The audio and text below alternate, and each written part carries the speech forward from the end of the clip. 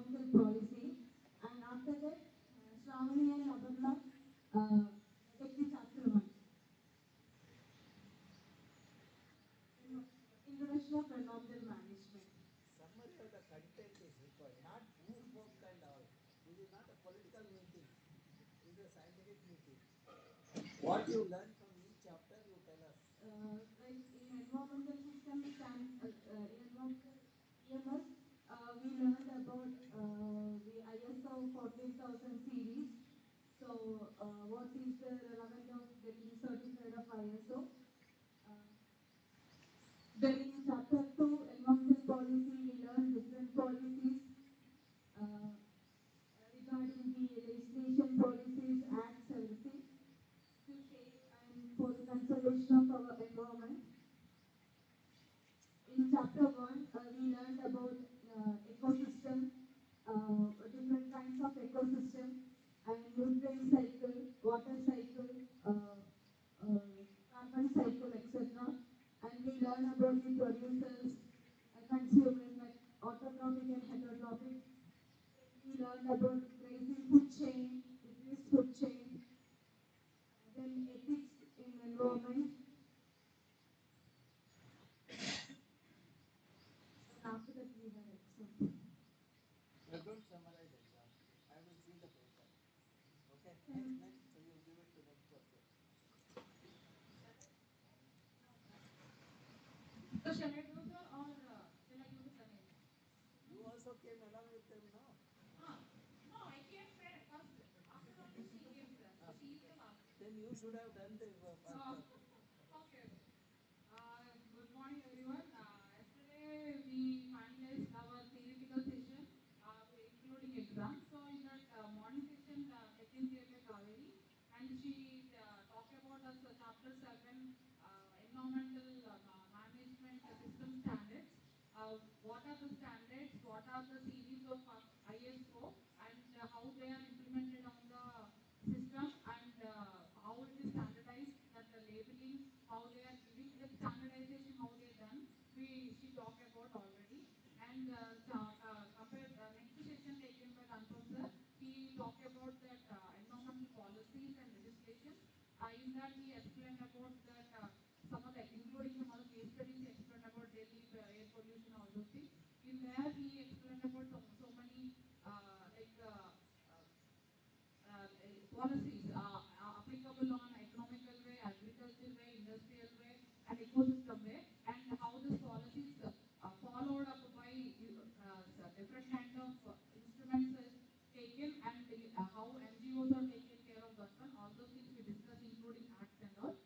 Next chapter 1 taken by Shravani and Aparna. And in the chapter 1, we discussed about environmental management introduction, like how environmental management came out, what the tools is taken care of, and what is the, in that, what kind of things are coming, like food chains, we are telling about the system, ecosystem, how it will be, and their ethics, the climate things, and all, we all have discussed about that one. And then after that, we closed the section of theoretical. Then after a very good lunch, we took the exam You session. used the thing, environmental ethics. Yes, sir. Can you emphasize that? What it In my means? perspective, ethics is a certain amount of rules. It is we are keeping some rules that we are following, because if there is a no rule, people won't mind that one. So that in environmental wise also, our traditional wise also, from ancestors wise also, in my perspective, it is a certain amount of rules that we have to follow. That's why we are keeping ethics in a separate way. Superstitional things are separate, so that this ethics will lead to us in a proper person, or proper, create a proper environment to maintain our daily or our continuous, intervals of life, so that we have Let, to. let me understand simple word. You are a faculty at Mysore University. Taking class, assigned class every day is ethics or non-ethics? It's ethical one only, because I'm taking legally, and I'm taking Legally. certainly. Yes, sir, I'm taking legally. That's what they are saying. So that everything will be in a certain. Okay, I hope from now onwards you'll take properly. Darshan won't complain. Sir, he didn't complain, but he have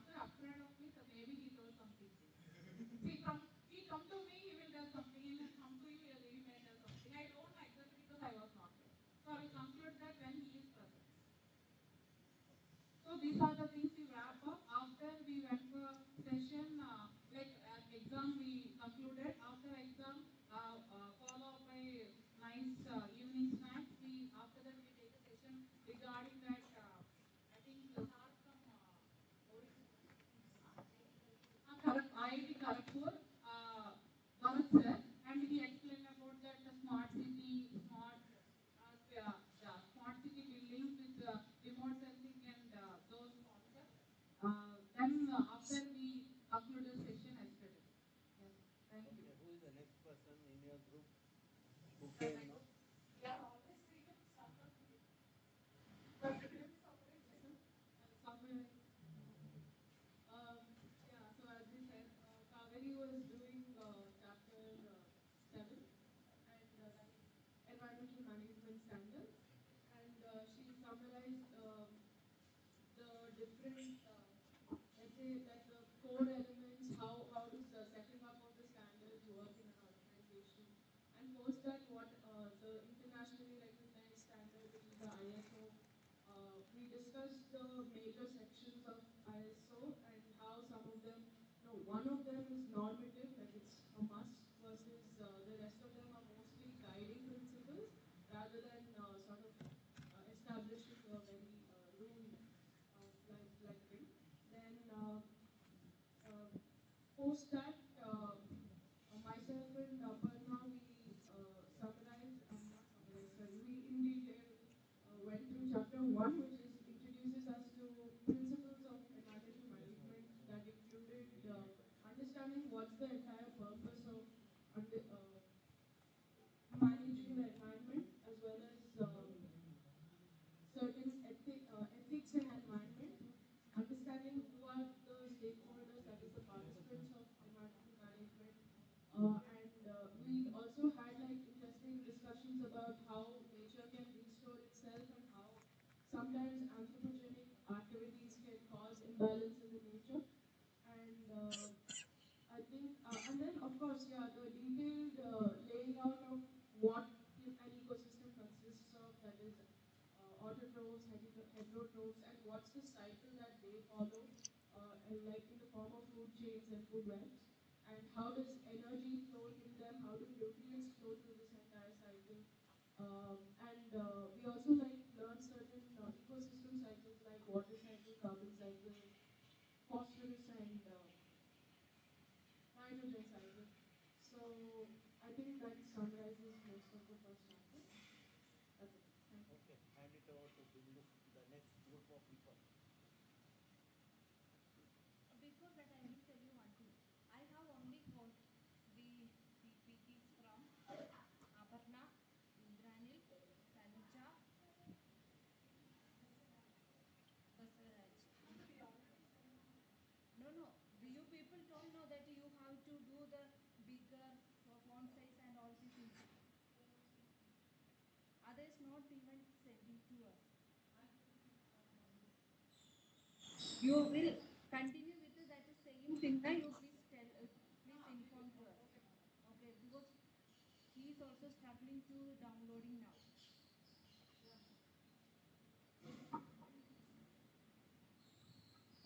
Yesterday first presentation was done by Kaveri ma'am. It's chapter 7, which is environmental management standards, and which includes the core elements how environment management can be happen with the standard procedures, and also some of the ISO 14,000 series were all summarized by the explained by the Kaveri ma'am. And next, Anupam sir were like presenting the chapter 2, which is policy, legal aspects of environmental management, which includes all the policies and all. And also, next presentation by Aparna RM, chapter 1, which includes the principles of environmental management. In that includes the ecosystem and what concepts of ecosystem and structure of ecosystem, and also the brief explain about how the biotic and abiotic components are interrelated each other, and also nutrient cycles like carbon cycle, phosphorus and nitrogen cycles, and also ethics of environment. And similarly, next Shravani is also presented same chapter, and after that we had lunch, and then we had exam. After that, final session, expert session was related to the smart city, where Bharat sir had explained about the how 3D plan with the help input RS remote sensing data, you can either Okay, give it to next person, Ganesh. Good morning all, good morning sir. Yesterday we have Kaveri ma'am has done the summary of environmental management standard in which we learned about the scope and the goal of EMS and finally the main part that is the standard in which the ISO, that is international standard. There are 9,000 types of ISO. Among them it has been categorized according to different categories or scale. Among them ISO 14,010, ISO 14,010 for environment, um, like different categories. ISO 14,020 for eco-labeling and ISO 14,030 and ISO 14,040, etc. And also we learned about the clearance procedure for it and like how to apply for it. And next chapter is done by chapter presentation is done by Anupam sir on environmental policy, in which we learned about different policies category, that is environmental policy, uh, forest policy, agriculture, and various types of policy. And what are the problems, and we also learned about the different international movements, even the with respect to India also, like the Chipko movement and Silent Valley, what the effect has caused and how the action was taken. And at last, the chapter one session was conducted from Shravani and Aparna, in which they dealt about they gave introduction about environmental management and components of ecosystem and factors which influence ecosystem. And we also discussed about energy flow and food chain. We have two type of food chain, that is grazing food chain and decorative food chain. And we also learned about environmental ethics. And at last session after examination, Bharat Haikar sir from IIT Kharagpur has dealt about like how to build up a smart city using AI and digital. Thank you. Who is the other person in the group? He is there. Give it to that person. No, nature came independent of you people. You three came, no? I saw three heads rolling in. Which head people?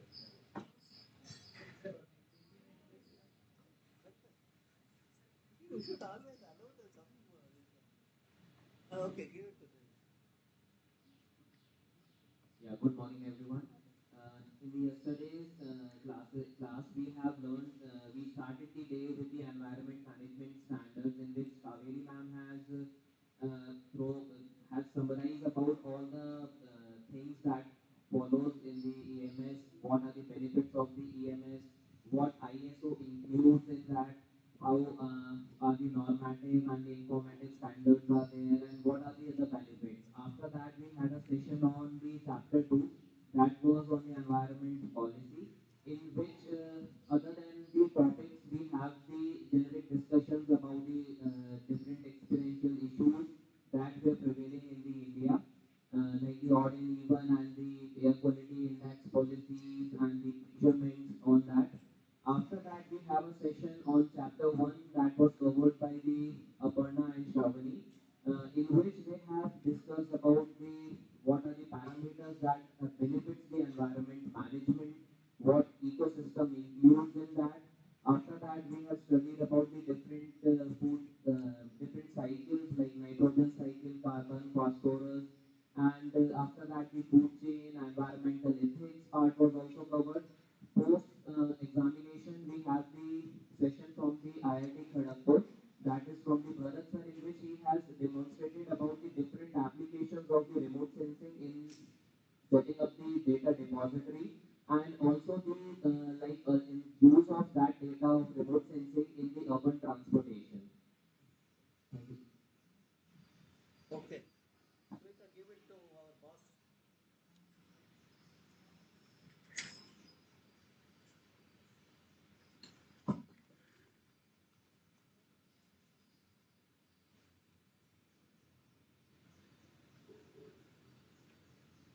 That's okay, man. Take attendance.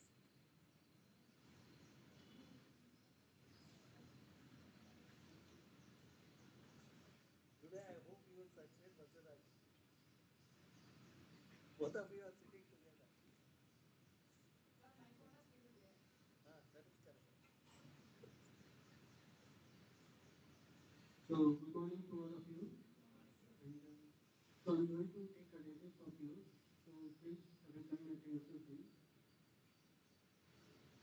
Gagana, Nancy, Kaparna, Shravani, Monica, Kaparna, Adidas, and wish you a happy birthday to you. Vashraj, Karthik, Niyamit, Tanuja, Nirja,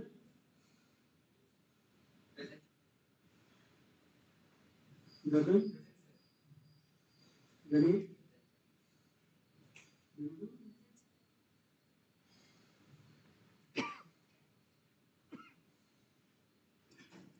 Anupam, Taman, Kaveri. Okay, thank you. Thank you.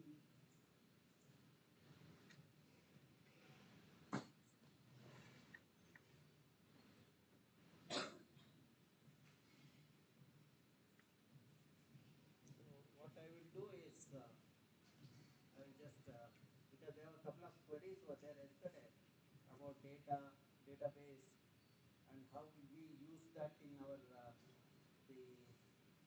the day-to-day activities. Whether you are in industry or whether you are working professional in any other organization, how the data would be useful. We will discuss about that. Okay. So after that, I will hand it over to Indrani. So now this is the portal where you can see that the data what we have compiled over the last 2.5 decades. They what happened? Not audible. No?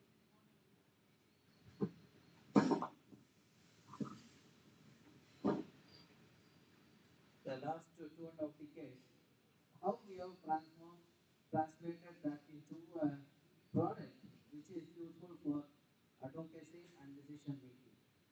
So now when you look at this portal, you will see Western Ghats Spatial Decision Support System. So wherein you can visualize eco-sensitive regions at the village level. What we did is we divided Western Ghat into 5 minutes by 5 minutes grid or a 9 kilometer by 9 kilometer grid, and for each grid we have pulled in the data related to the land, water, then the biological aspect, ecological aspect, environmental aspect, hydrological, climatological, all those data. See, you can see that all those things we have put in here. What are the data we use for designating a particular region or a village as ecologically sensitive? All this connection.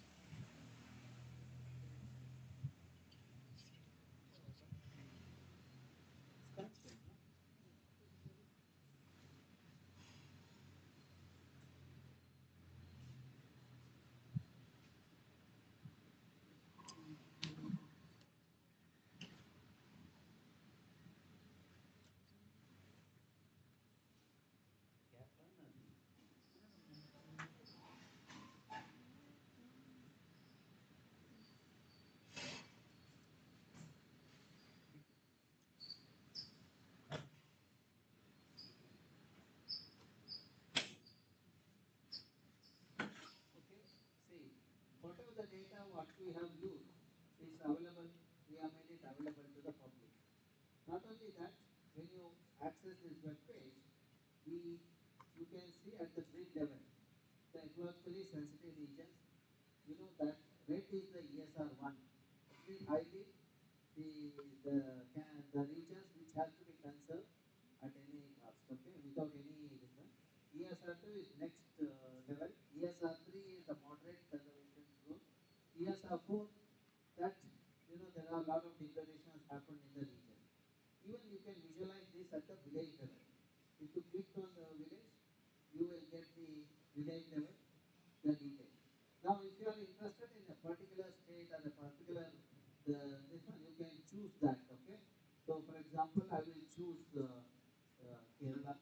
because Aparna's birthday, no?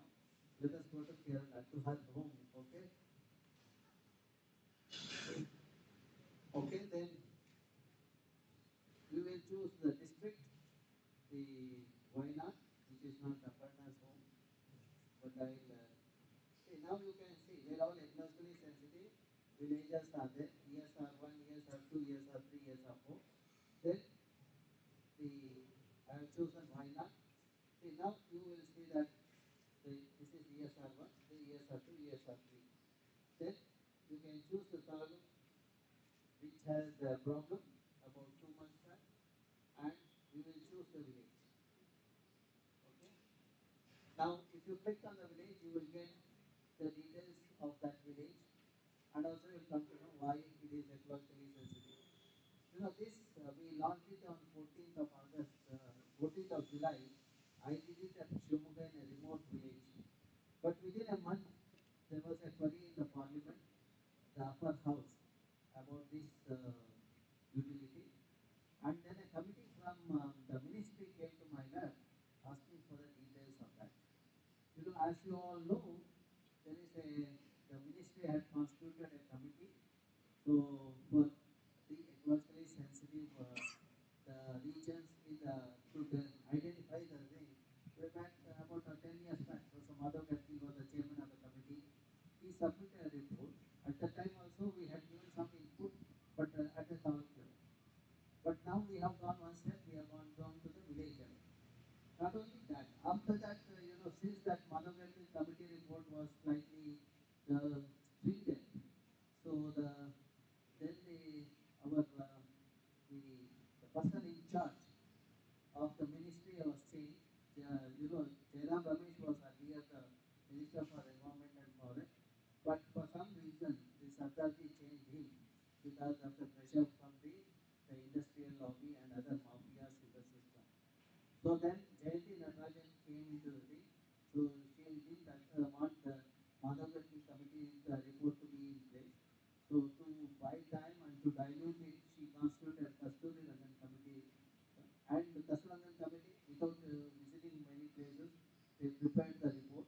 Of course, I went for the thing. I told them that this is not the way to do it. Kasturi Rangan was not comfortable with me.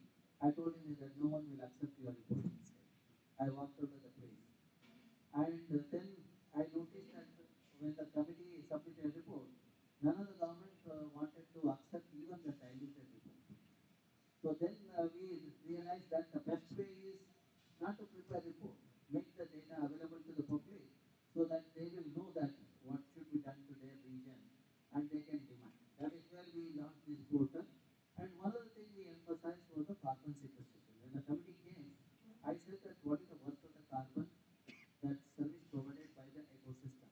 You know, when I mentioned it is amounts to about 1.4 million gigagram, and every year about 37,000 gigagram of carbon gets sequestered, which amounts to about 100 billion rupees. Then immediately the committee chairman told me, sir, this is a very important information. I am meeting the minister in Karnataka, so I will explain to him. Then he met minister. The next day, the committee met minister, and they said that IISC has already put it online. So now the details are available. So NGT or the Supreme Court will not wait for your data. See, earlier as per the NGT guideline, each state was supposed to identify the villages and submit it to the court.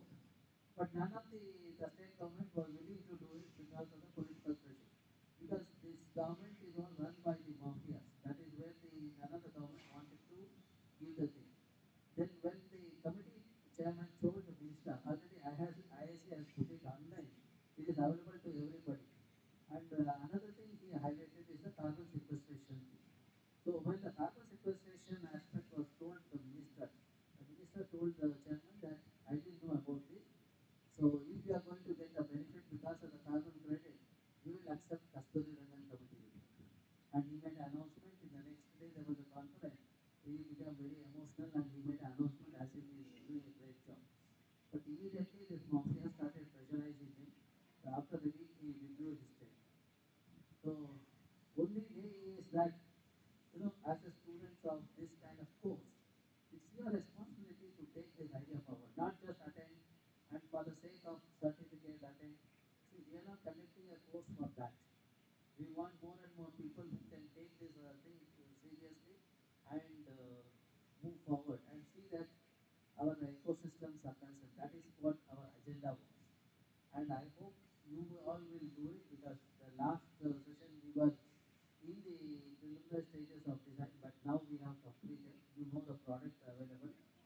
one of you should write to NGT saying that there is something like this.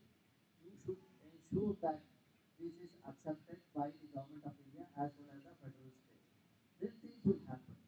You don't have to say that you are an institute student, you did the course and all those things.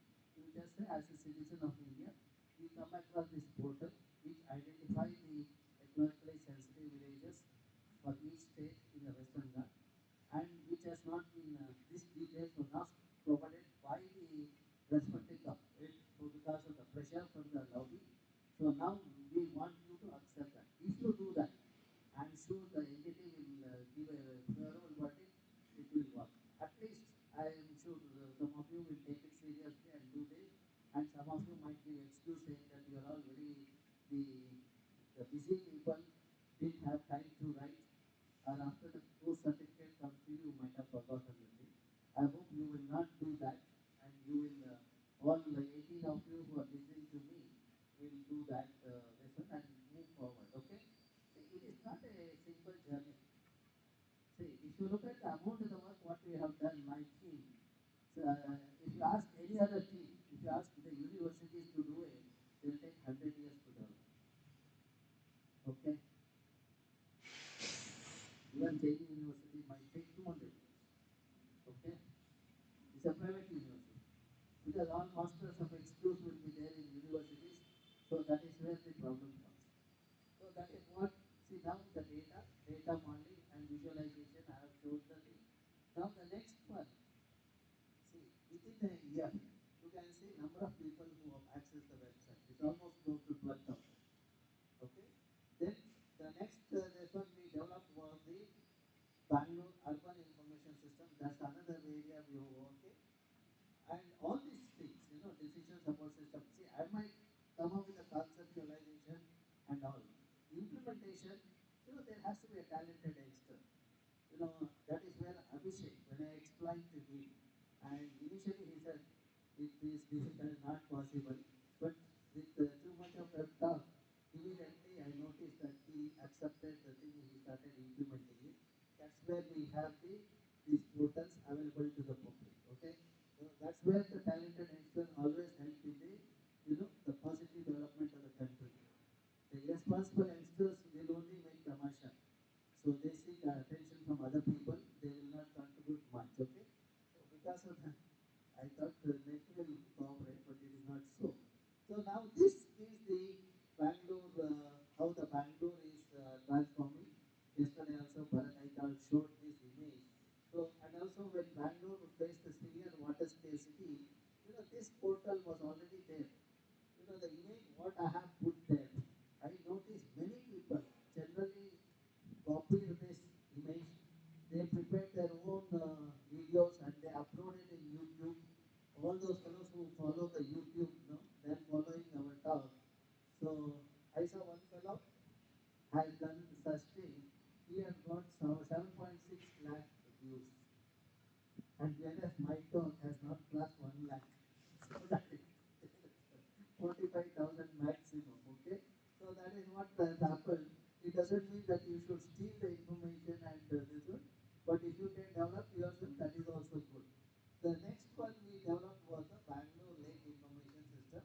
See, this is based on the work what Bharat Aikal and the lot of researchers work, Sudhira, Uttam and all these people, their contribution has gone in there. So then we moved to the Bangalore Lake Information System. As you all know, I've been telling that we have about 216 lakes in Bangalore, and our team has monitored 193 lakes. When we took up the studies, we have been working on lakes for the last 2.5 decades. But we were taking a group of lakes, 5 lakes, 6 lakes like that. But two Germans landed in our lab. Okay, they said that you Indians always do small work, 4 lakes, 5 lakes. We will show within a year going to all lakes and get the water quality of the thing. They collected the seasonal data. So the two Germans and one Indian who hardly works, if you give him a responsibility alone. But when you put him along with the girls, he becomes very efficient. So that is what you should find out. That's how you should handle the student difficulty. So now see, all the 193 lakes which are monitored, we have put the data available to the public online. It gives the water quality, it gives the algae, zooplankton, the fish. You can choose the lake, you will get all the things. Now Basaraj is doing the research. He might even submit the thesis without going to the field because the data is available. But after attending environmental management course and understanding our environmental ethics, probably he will update the data and then submit the thesis. So, what man? Your boss. Okay. So now we also have put encroachment details on this one. Who has encroached the lake, how much they have encroached, as per the government record. What is the encroachment, and as per our analysis, what is the encroachment? Okay. So, in fact, when we were planning to launch this, somebody told me, "Sir, you do not put all this detail on the web. Now we want to see you also for a longer time." I said that you will continue to see me. I'll put it online. Okay. And it's almost we launched this current year. In 4 months, I see about 3,000 people have access to our database. And Basuraja has visited quite often. Huh? Instead of going to lake, he is visiting our.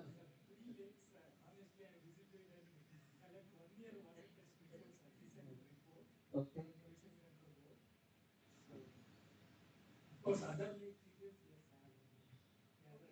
Then recently we also worked on natural capital accounting and valuation ecosystem services to tell what is the worth of forest and water bodies in our state, the district-wise that information.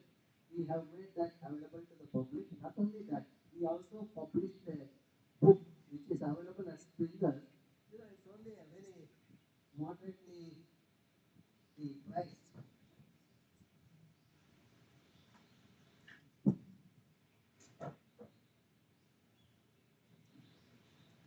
It's only $180. Okay. For a researcher like me, it is slightly expensive. 80,000 rupees, it works out for me. But I'm sure people like Tirupati and all can buy that. So, huh? Only middle class. I can't afford that. One might. No, no, sir, no. Seeing you, anybody will think that you are a middle class. Huh? How come we can describe the person with the physical appearance? Physical appearance, the way you are. The other day in a mobile now, for continuously you are talking for 3 hours. I was in CC for 3 hours. When I entered the thing, I heard your voice. When I left, after 3 hours, I heard your voice. Only Sir, I rich have people, energy. only arrogant people will be on the mobile all the time. No, no. Mobile can be used for good and bad also. Okay. I will That tell is you. your interpretation. Good thing is, it is only few minutes. See, when a person talks to father or a mother, they speak only 4 to 5 minutes. Maximum. So girls will speak, sir. Girls will talk to the Yeah, boys. everyone will. No. Sir, you Girls are will. very close to the parents. No, So no, if girls you will. know me, I know. How close the girls are to the parents, you I do know. smack, Hmm? sir, in the home. So, okay, now back to, and we all understand that, Mr. Murthy, I understand, we all understand how the children are at home, okay? So, okay, this gives the Karnataka, you can choose the district, and you can see that what is the worth of the forest, what is the worth of the, that is where, whatever the work, what we have done, we have made it available to the public. So that's one of the things our group has worked. It's not necessarily all in IISC is doing it, but we have been doing it. Okay?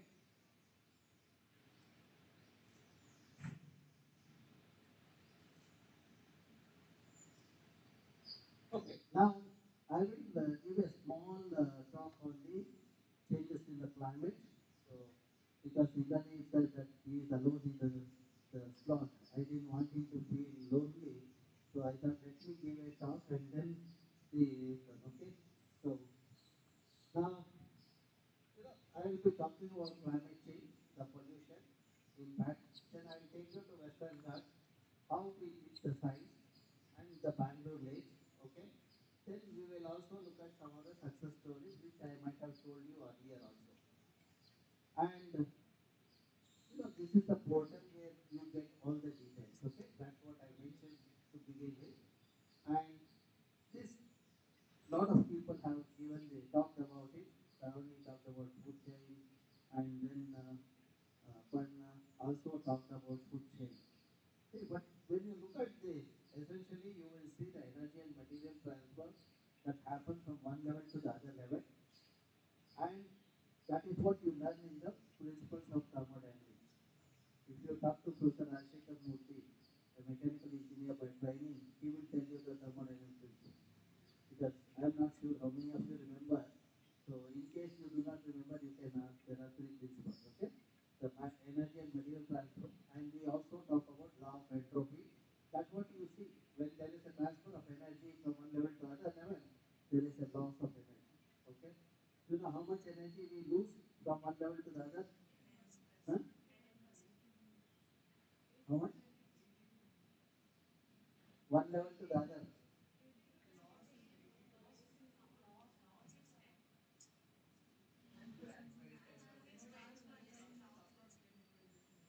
Okay. So what is the photosynthetic efficiency of plants or algae? I should have asked such questions. I'm asking different questions. What is the photosynthetic efficiency? What is the level of photosynthetic efficiency in any plant? I'm not saying C3 plant, C4 plant. Take any plant. Photosynthetic efficiency. Hmm? You find out. Hmm? And see, whatever is left in the system get converted into elemental form by bacteria and fungi. They are called biodegrader or a bioengineer. That's why when you look at nature, there is nothing called waste. Where do you see waste? Where waste people are. See, you go to the home. When mother is there, the home is clean. Home, mother represents the mother nature. So that's where, when mother has gone out for a month for some work, when she comes back, you will see that the status of the home. Okay? And some of you, when you go home, you might experience the same thing. That means you have not trained your youngsters at home. You have not transformed them from the waste category to the useful category. And you have shown a lot of affection. That's why the problem is there. Okay? So now we understood in nature there is nothing called waste. Okay? Now, what is the agenda of our science? See, our science is for providing clean air, water, and environment to the people. If you have to do that, you need to maintain the ecosystem integrity. So that is where to maintain the ecosystem integrity, you need to have the proper planning and the implementation of the project. That's where the responsible decision making is required. That can happen only with the people who have the environmental knowledge. Those who do not have the environmental knowledge, but they are in the decision making, you see the disaster happening there. Okay? So now let us see what is changes in climate. What is climate change? I'm asking a question.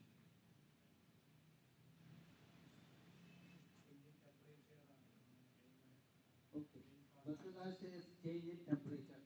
Okay, let us look at the historical data of temperature. It shows there is an increase in temperature. Consistently, there is an increase in temperature. If the temperature increases beyond certain range, what are the implications of that increase in temperature?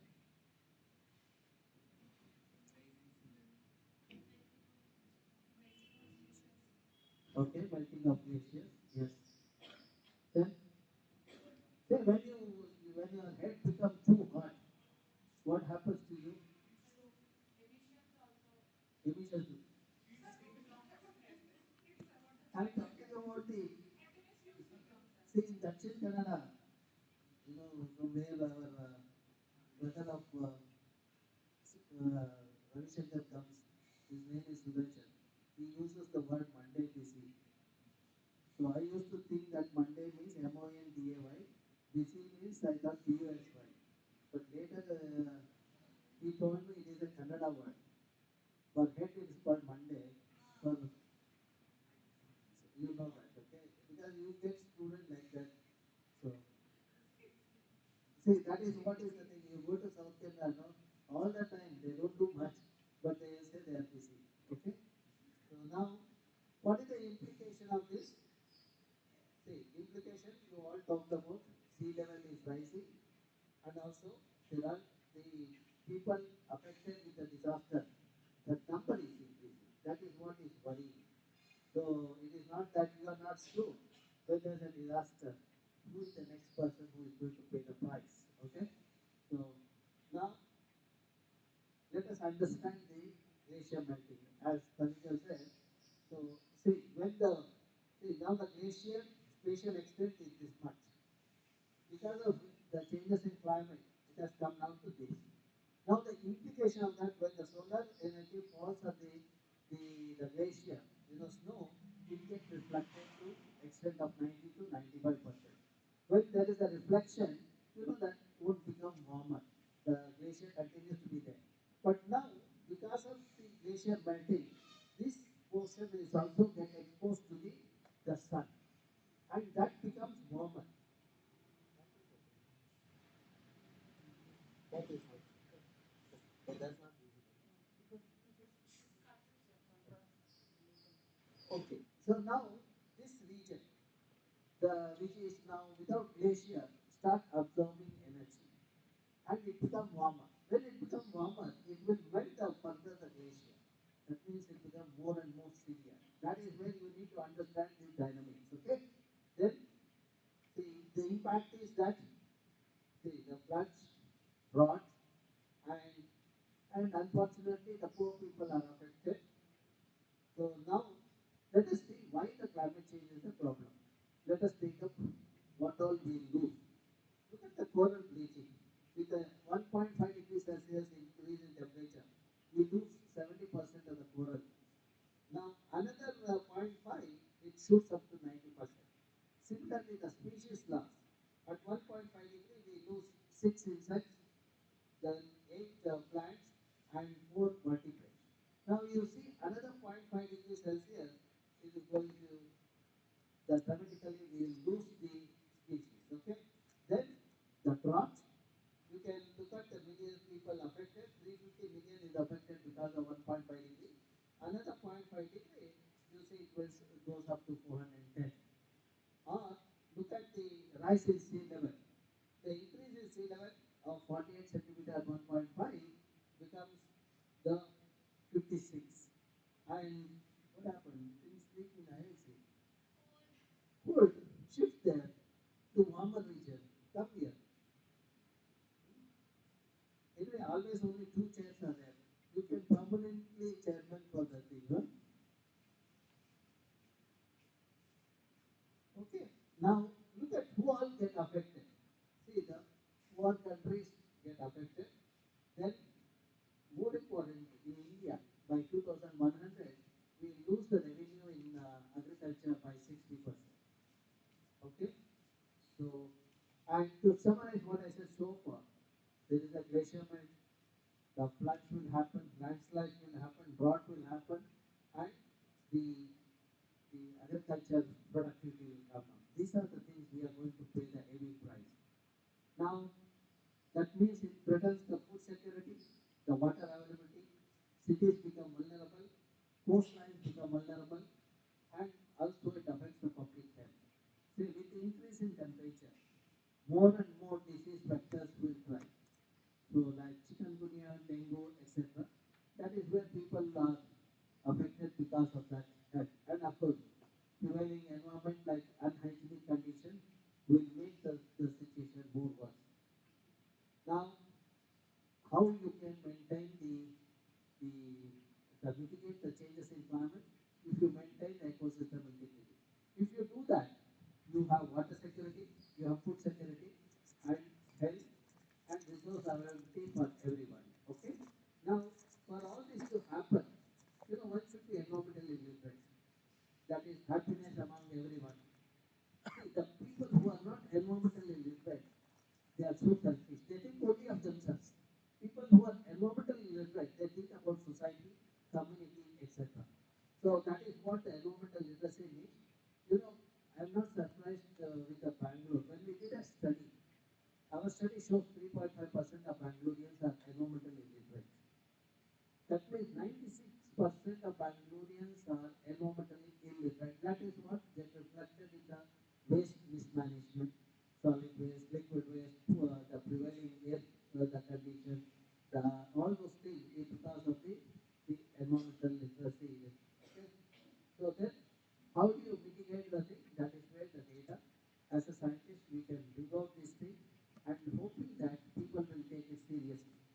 So now let us look at the data. Let us first look at the Earth. We have only one Earth. Do we have one more one Earth? Madam? Do we have more than one Earth? Because when you took class, you said there is one more Earth. See, that is the thing. Okay? You understood. This is how she confused her students. Huh? Some of your students.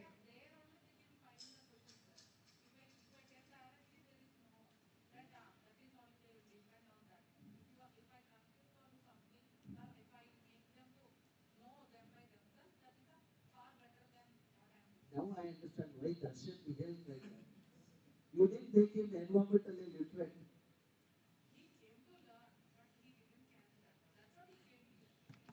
You sent him here, but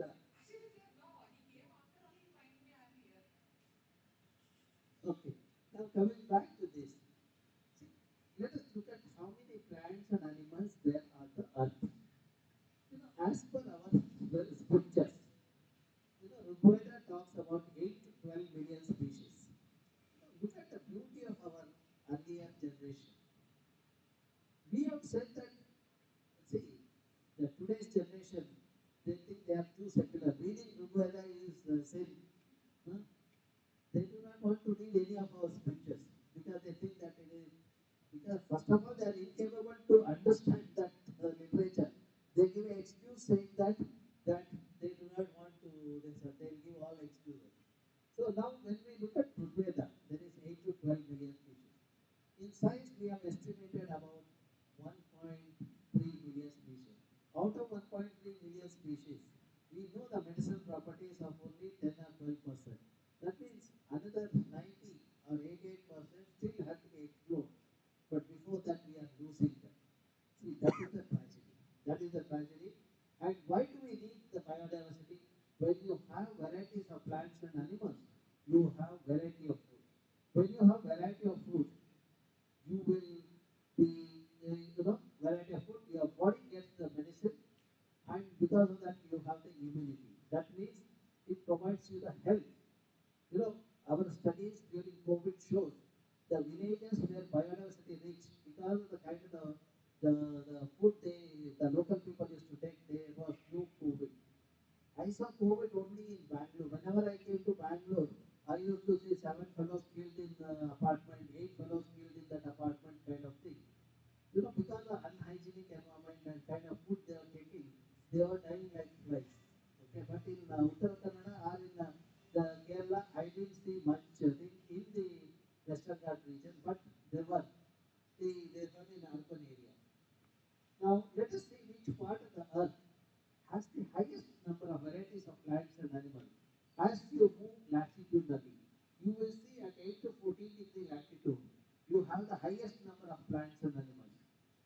8 to 14 degree latitude corresponds to which are the regions 8 to 14 degree latitude? Sorry?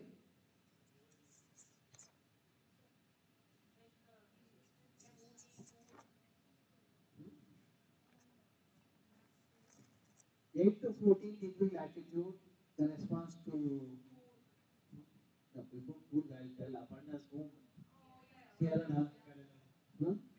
Then you are from Andhra, no? Okay. The Karnataka, our Ganesh and Gajalgiri. Okay.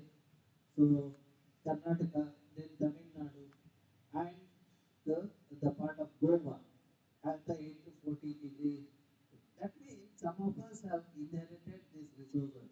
It is our responsibility to protect that and pass it on to the next generation.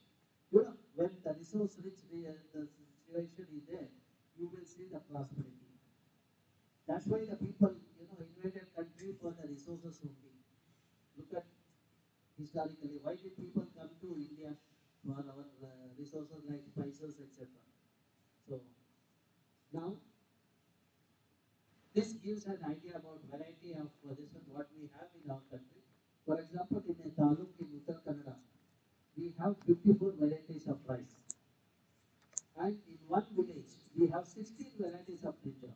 See, it has the one variety is good for fragrance, other one is best resistant, the third one has a higher yield. If you hybridize it, you get a better product. But instead of doing that, you see our fellows are all slaves. They get a genetically engineered, genetically modified product, which are alien to our environment, create the best in our country. Look at agriculture universities. Of course, I am resisting that. Dharwad allowed the brinjal, BT brinjal. In fact, I was in the committee. I told them that you fellows don't even know how to do research on Badnekai. And you want someone else to send you the Badnekai essay. And we also, our committee finally recommended for jailing the Vice Chancellor of Dharwad University. Okay, that's how the science can bring out the anomaly. But of course, because of the political reasons, that didn't happen. Okay, now let's look at how data helps. You know, we launched the satellites way back in 70s. Every 21 or 30 days, we get a picture of the Earth. Okay. Now, when you have the picture of the Earth at every 21 or 30 days interval, what is the use of that? Suppose you have your picture 15 years back and now. See, let us take, please don't take it negatively. For clarity, I'll tell. If you take Tirupati's photograph when she was in school, okay, she was so slim, okay. And today, when you look at, you can see how she has transformed herself into biomass rich the system. Correct? No? I've seen your school day photograph. I'll show you. Okay? See, I caught this guy also with photograph. Okay, now see, when you look at this picture, it all depends on the number. Depending on the amount of energy reflected, it gets converted into digital number. We have the number. Finally, we analyze this number to find out the patterns on the Earth. When you look at the data of 2 times, you get the temporal pattern. Within the data of 1 time, you get the spatial pattern. You can find out the signature corresponding to agriculture, forest, etc. Okay. Now, we use the remote sensing data along with the Survey of India topographic map and the field data. You know, that is where the field data helps. You know, today's ecologists, so-called ecologists, do not want to go to field. They say they are busy. When we were students, no, I'll give an example. While doing PhD, we used to have 2 papers, but still we used to go to the thing. Okay. But today, PhD students, they have only 1 paper called methods. They have to. But they claim that they are too busy. To test them, no, our Paras called 2 youngsters, I don't know, 3 youngsters, and asked them, I'm going for field, do you want to join? They said, we are very busy, we cannot attend this one. Huh? That is the excuse. Today's youngsters means excuse. But earlier, when people invited us for this kind of thing, when I was young, if somebody says we are going for field, I used to rush. But I was slightly disappointed even after attending EM course. They didn't know the importance of field work. They thought that Paras is too dependent on them than this, and they gave an excuse that method paper is there. Look at the method paper. 2 days preparation is enough to score 98% in method paper.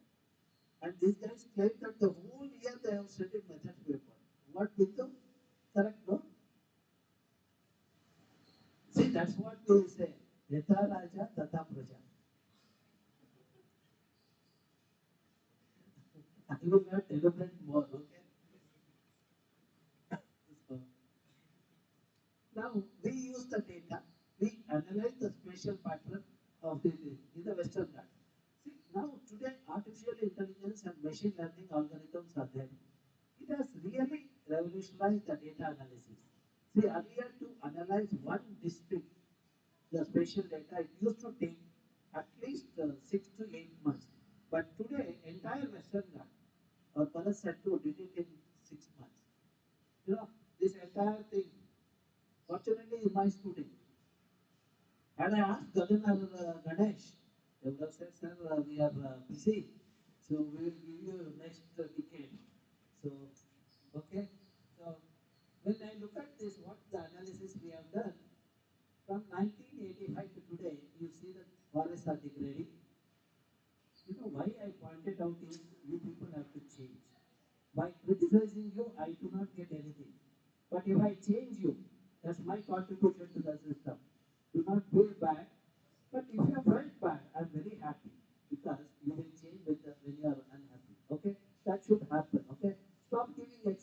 and take up the responsibilities.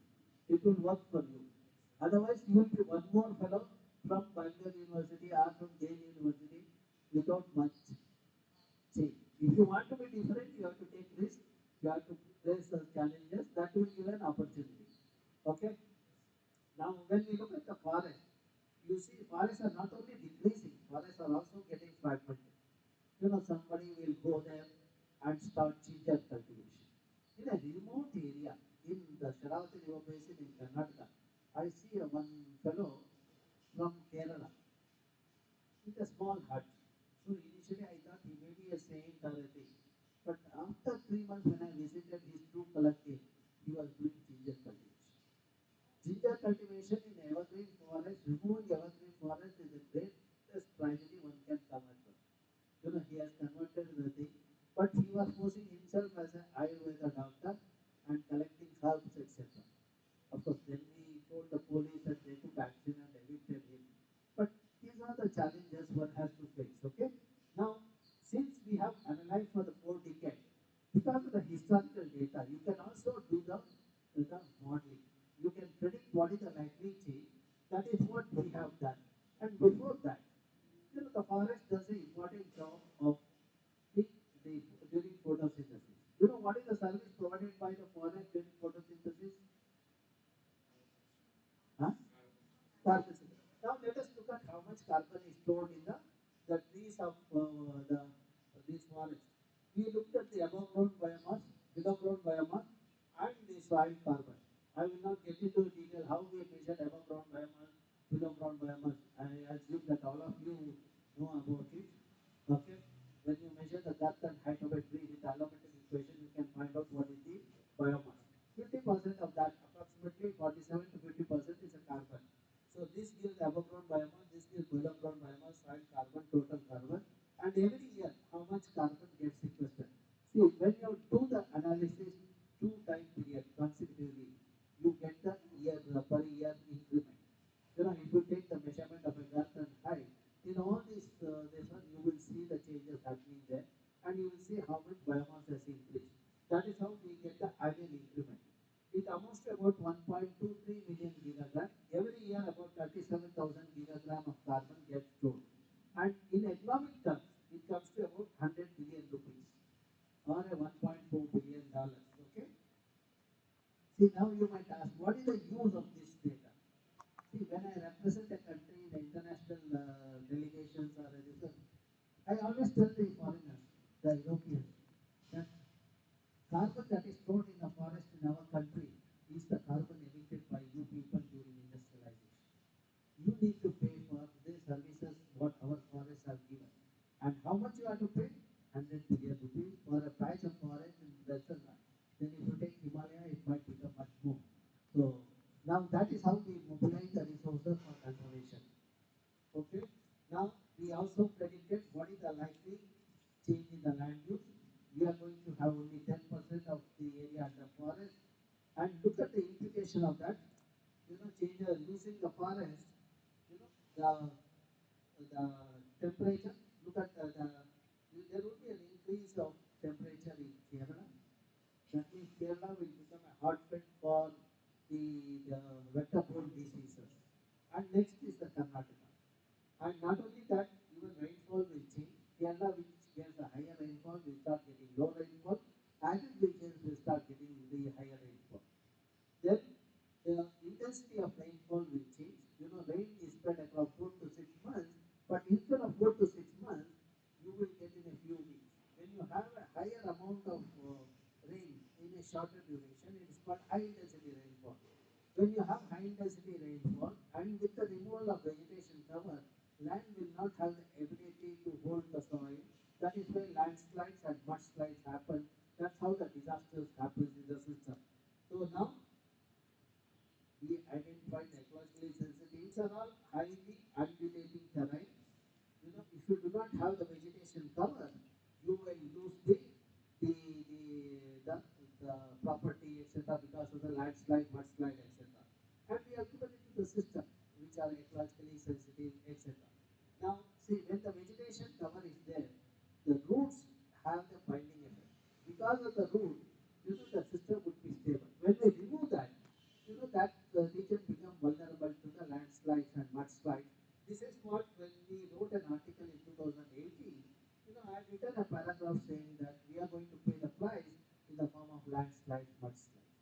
2019, when landslides happened in Kodagu and the Kerala, Wayanad, etc.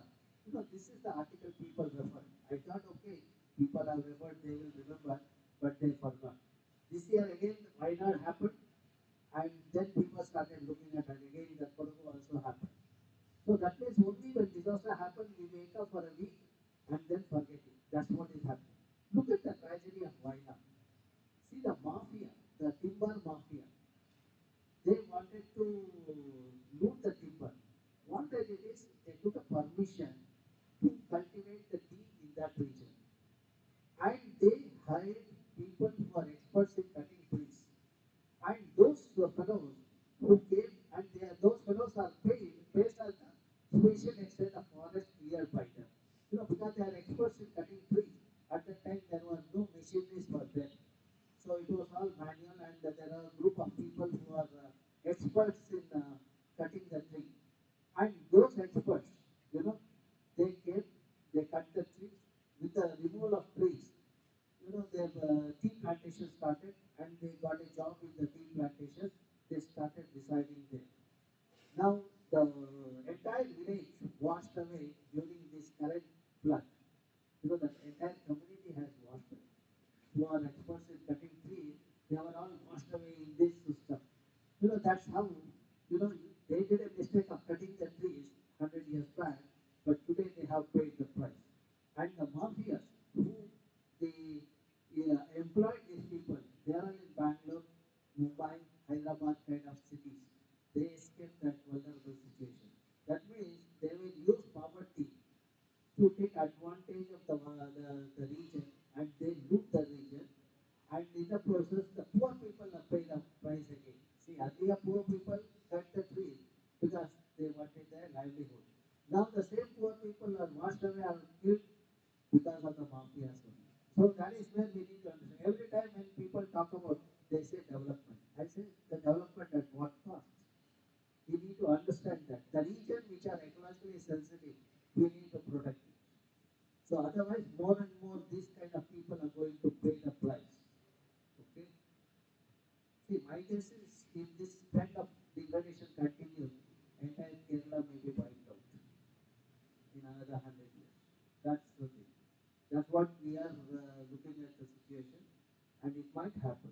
So, and now we develop the decision support system. Okay, now with that, let me take you to the Bangalore, the wetlands. So let us understand this I had talked about. I think some of you will remember my presentation of the catchment thing. I think Ganesh or Gagan can summarize. There is no method paper exam now. Okay, one of you can explain.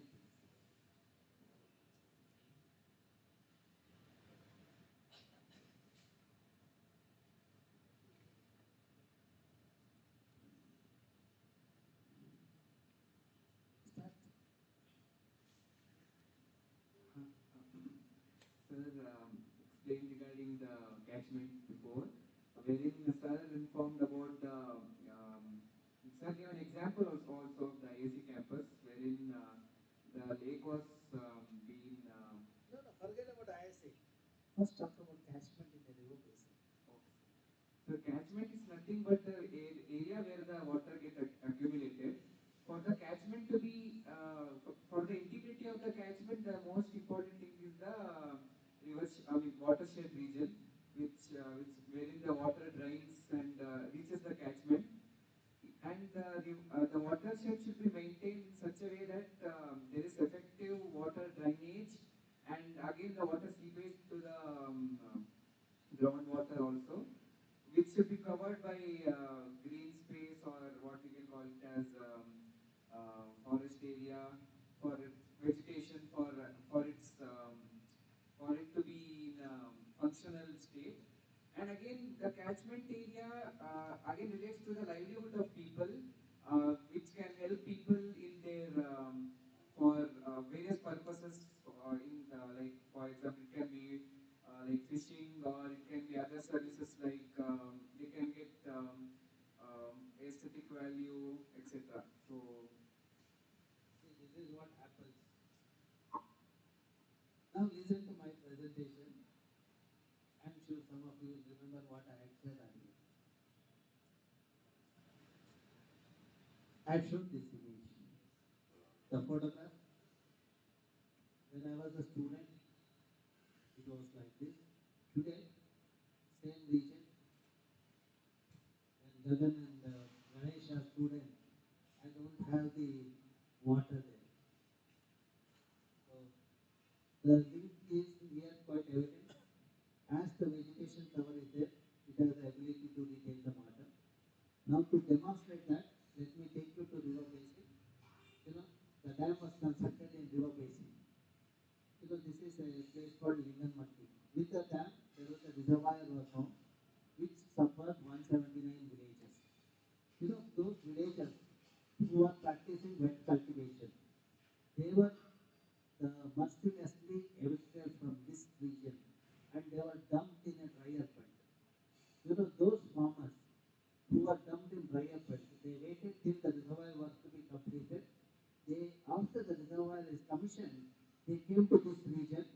They converted forests in this region into agricultural land, and today there is the barren area also. One part of the sun looks like this with a dense forest. Other part where people have come and enclosed the forest and converted agriculture looks like this. Now, see, when you look at the stream network, wherever forests are there, like this, you see that dense network of streams are there. Wherever forests are degraded, you see that the stream network density has come down. You just overlay the vegetation at the land cover, you see that wherever forests are there, you see the network of tree. Wherever the zone is removed, the forest is removed, you see the density of trees has come down. If you go back 100 years back topographic map, you will see that the network of drainage is same as here, this region also. Now let us try to understand how it has affected the various hydrological variables. Let us take up the rainfall. You know, rainfall today you have 124 years of rainfall data. You can download. In my opinion, you are getting only 1 year rainfall. That too with a lot of things we have to do that. And most of them are in a ledger. I used to go and note down from the ledger and then come to the lab and key in our desktop. Because at that time laptop also was not there. But today laptop is there. Not only that mobile is there, but people have lost the mobility. So that is the tragedy. Okay?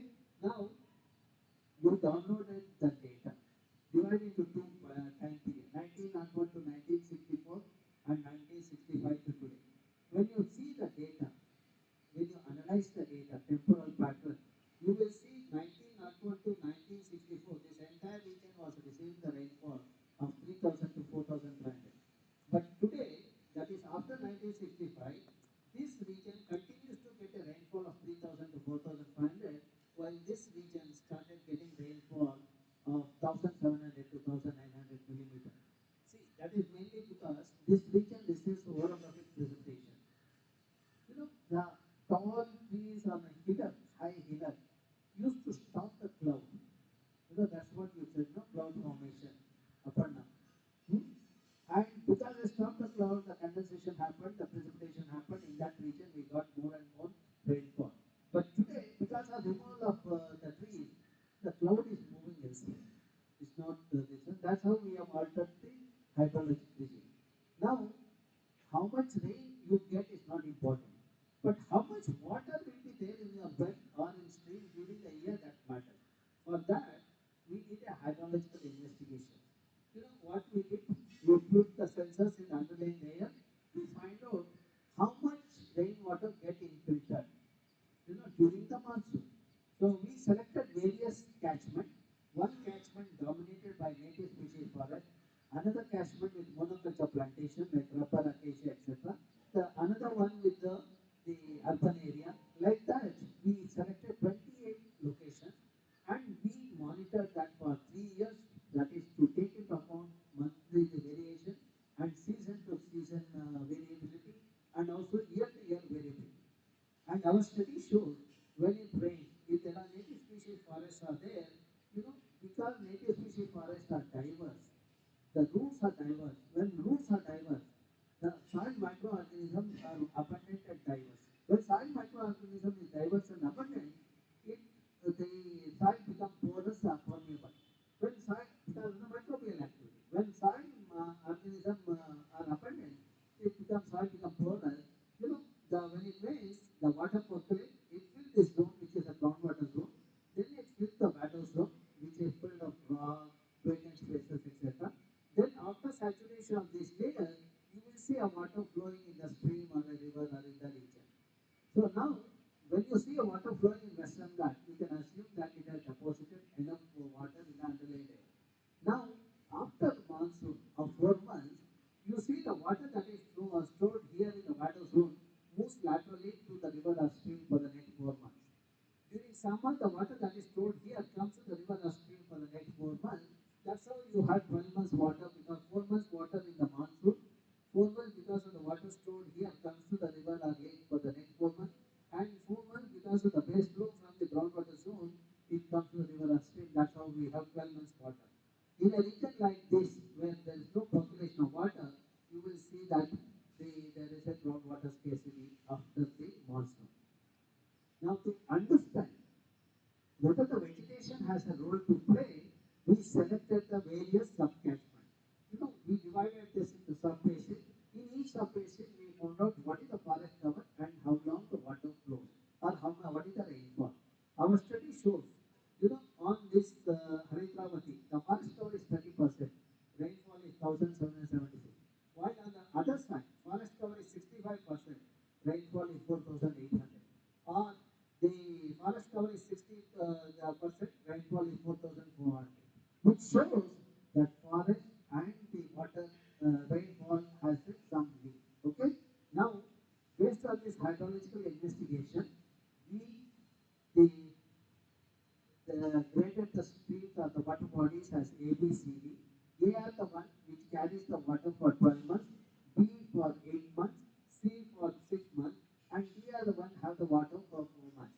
Now, when you look at A type, if the water bodies are perennial or carry water for 12 months, when the catchment has a native species to a special extent of more than 60%. When we convert it to monoculture plantation, we will have 8 to 6 months of water. That means somebody in the name of development convert the forest into the rubber plantation because of their action. You know, the surrounding villages will lose the water for 4 to 5 months. And where the forest is degraded less than 30%, you see that water is available only during 4 months. Okay? So now, to summarize what I said so far, this is the region 12 months water is available. Green is 8 months, yellow is 6 months, red is 4 months. Just overlay the vegetation cover. Wherever native species forests are there, you have water for 12 months. Wherever forests are fragmented, depending on the inclusion of rubber plantation, etc., you have 8 to 6 months of water. Wherever forest is less than 30%, you have the water for the 4 months. Now, how much water gets infiltrated? Our study shows wherever forests are there, more than 60% of rainfall gets infiltrated. Okay? And here it's about 28 to 30% where forest is degraded. You have 28 to 30%. Okay? Now, we also quantify how much the water is required for the people, for the agriculture, horticulture, the livestock rearing, drinking, etc. You see, wherever forests are there, there is enough water to meet the demand throughout the year, and there are surplus situation. Wherever forests are degraded, you see scarcity of water. Okay? Now, let us look at the livelihood of the people. The farmers in this region, because water is available 12 months, they grow multiple crop or a cash crop. Whereas in this region, the farmers can grow only one crop because water is available for 4 months. Now, if you look at the earning, here if the farmers earn 1,54,000 rupees per hectare per year, farmers in this region earn 32,000 rupees per hectare per year. Okay, now you look at the data. And another interesting thing is in this region, pollinators are abundant and diverse. Because pollinators are abundant, pollination becomes efficient. When pollination becomes efficient, yield of the crop is higher. When if you look at yield of the paddy here, runs to about 12 to 18 quintal per hectare. Whereas in this region, because of the poor environmental condition, we have less pollinator and yield of the crop is 6 to 8 quintal per hectare. Double the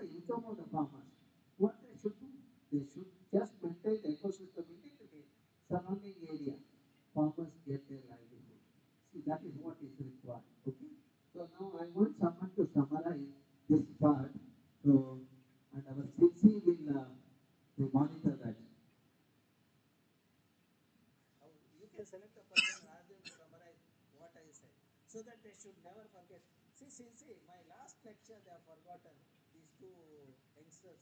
Huh?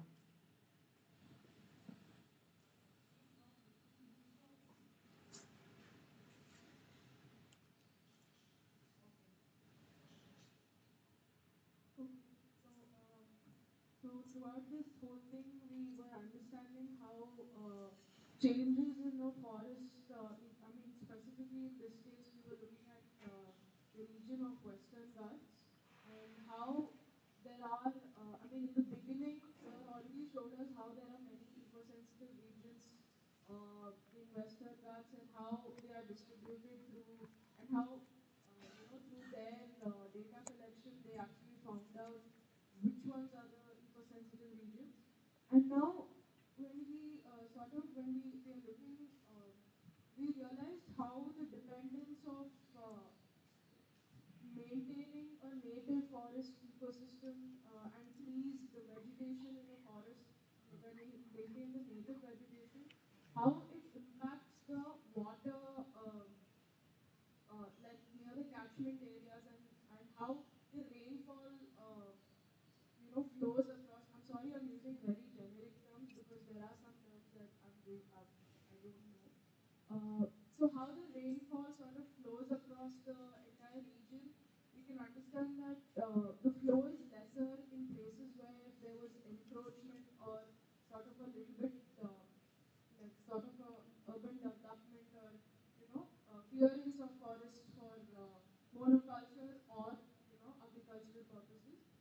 Now, one is the water flow is affected. Two is even in case there are some farmlands within the forest area, as in the highly vegetated, sorry, yeah, the yield is affected mostly because of the decrease or increase of pollinators. So there'll be many pollinators in an area with rich vegetation. So that's where the yield is higher, as well as the water percolating around it, which we get from rainfall, is higher. The quality and the quantity of water both are good in such areas compared to the urbanized or where the forest areas were cleared in even a little bit. That's as far as I can.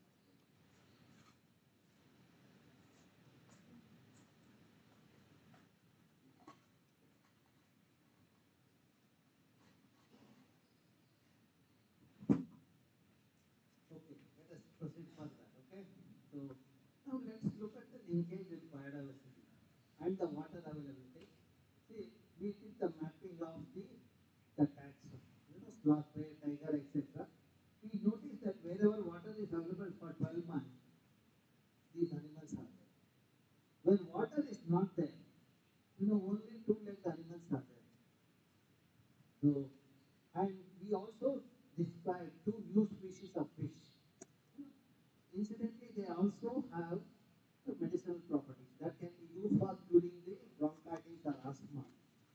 Now we named it as Cichora nagodiensis or Cichora shaladiensis, depending on the place. It's available in the stream Nagodi or the Sharavati. Now the significance of that, it has a medicinal property. We thought that okay, it has a medicinal property. We brought it to the lab in Bangalore. We analyzed. Then we cultured. The next generation in Bangalore didn't have medicinal property like Bangaloreans. Okay. Now the message here is to get medicinal property in the fish, it has to be in its habitat. For that, the water body should have water 12 months.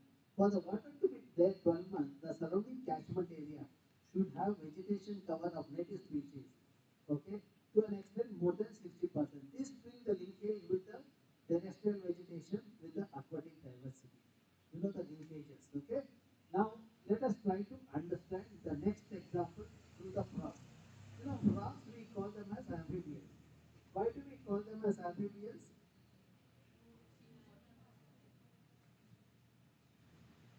Okay. Any better this one?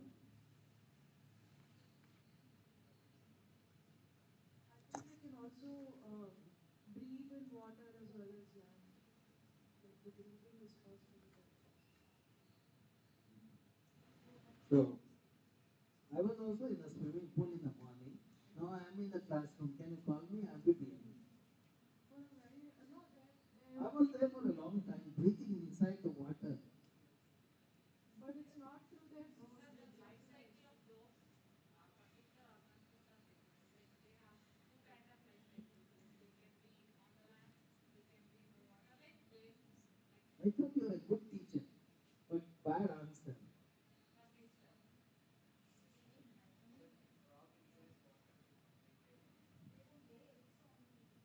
Yeah, Kaveri is answering. That's good. She is a silent learner. See, it has a two stages in the life cycle. First is the juvenile stage, is the tadpole stage, which is in the water. Next stage is adult stage, which is on the land. So it is not that they can breathe this one. Okay. Now, if there is no water in the region, tadpole stage cannot happen. Frog cannot survive.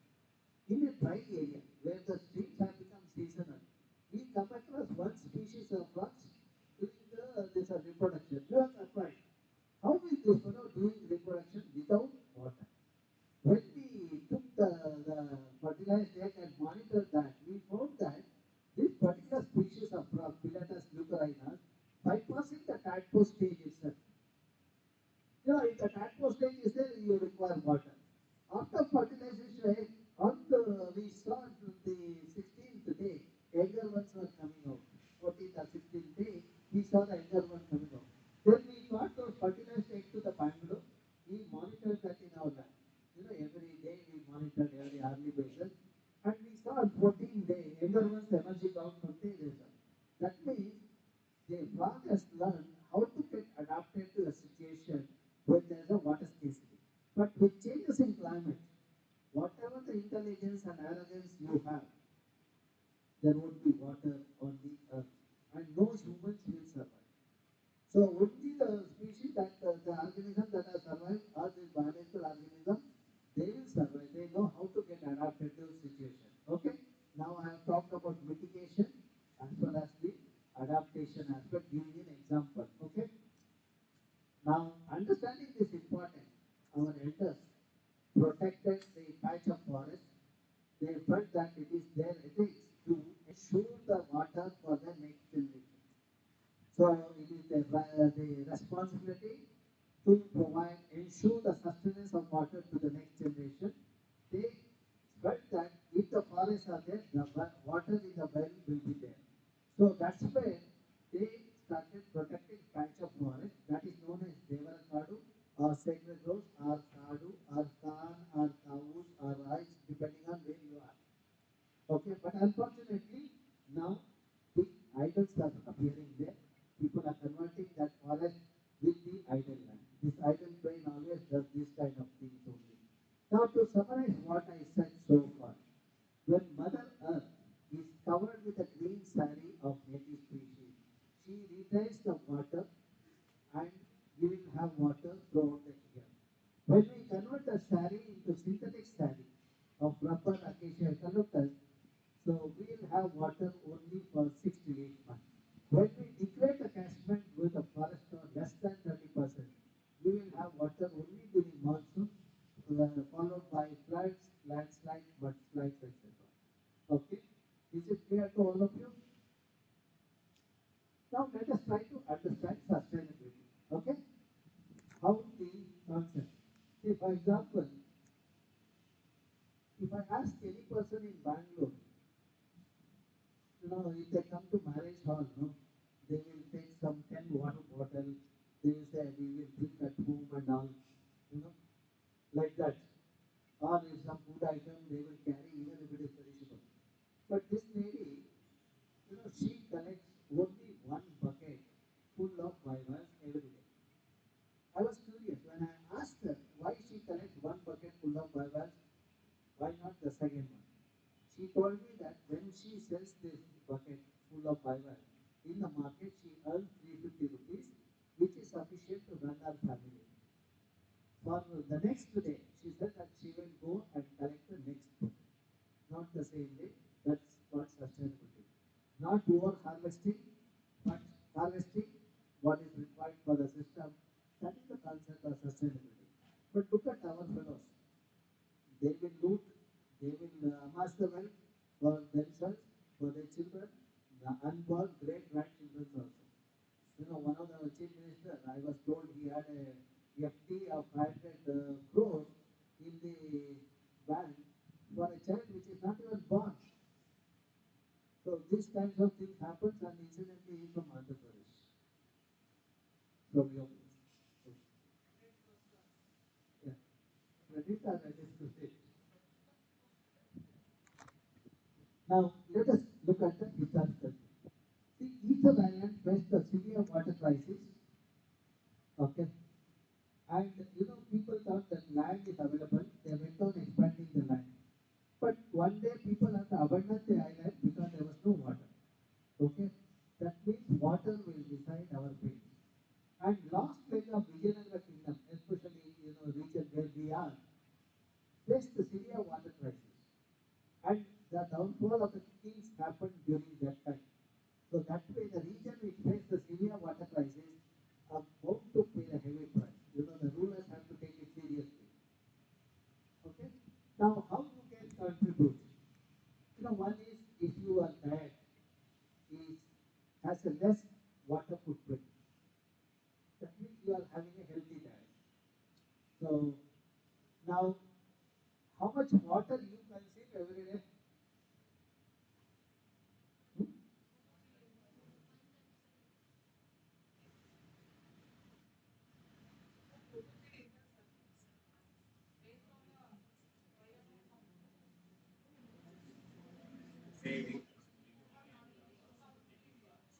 Sorry?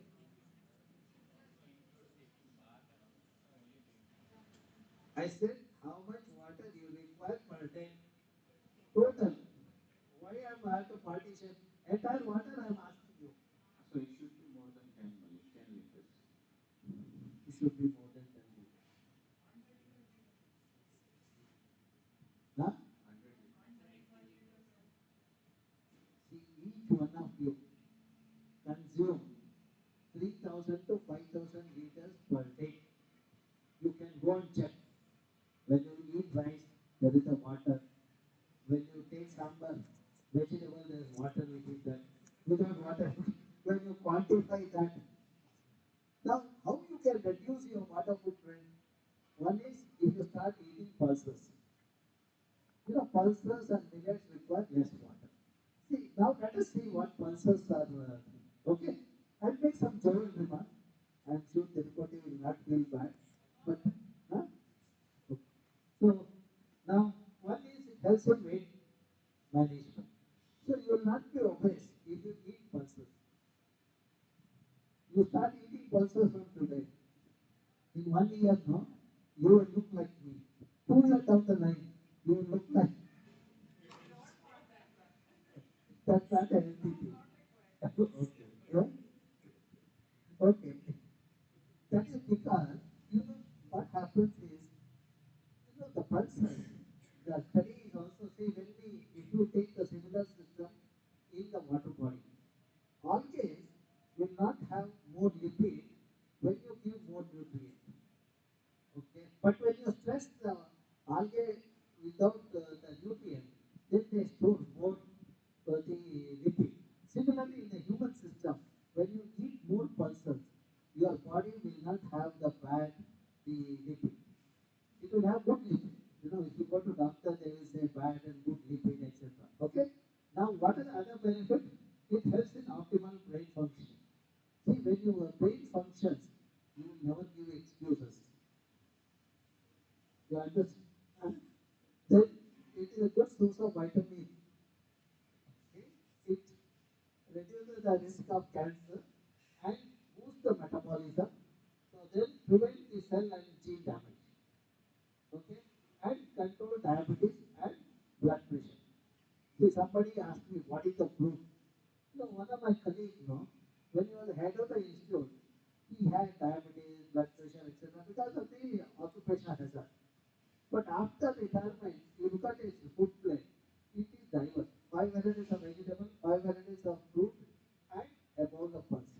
The diversity of food plate will ensure the health of your body. And pulses give the stability. It doesn't doesn't mean that you should eat 1 kg of pulses every day. What is required, and also it helps in the muscle generation. Those who want to have 6 pack, 8 pack, even all that. Okay. So now let us look at the water footprint. Okay. So see, to grow a kg of pulse, we need 200 liters of water. To grow a kg of rice, you need 3,000 liters of water. To grow a kg of wheat, you require 5,000 liters of water. To grow a kg of sugar, you need 50,000 liters of water. Not only that, pulses and millets, the plants are not eaten by the wildlife. Now, in the villages where that human-wildlife conflict happens, if we incentivize the farmers and they promote the millet cultivation or the pulses cultivation, you will not see human and wildlife conflict. But unfortunately, ours is a subsidy-based system. Everybody is want to cry and get compensation, and that is the thing we are paying the price. We can address many ecological problems also with the innovative ways of managing the system. Okay? See, when you have a system like this, you will have a harmonious state of mind, body, and spirit. That is called holistic health. That can happen only with a system like this. See, in urban system, what happens? In a rural system, when you come to Western Ghats, nobody eats biscuit. Biscuit only the hospital beggars will eat. Bread also. But in Bangalore, some people eat everyday biscuit. Morning breakfast with only biscuit. So that is the problem. Okay. Now let me take you to the Bangalore. There will be some overlap with the previous paper. So now, how was Bangalore 1800 and today? In 1800, we had 1,452 water bodies and about 80% greenhouse. Because of that, temperature in Bangalore was 14 to 16 degrees Celsius. And in December, we had temperature of 0 degree.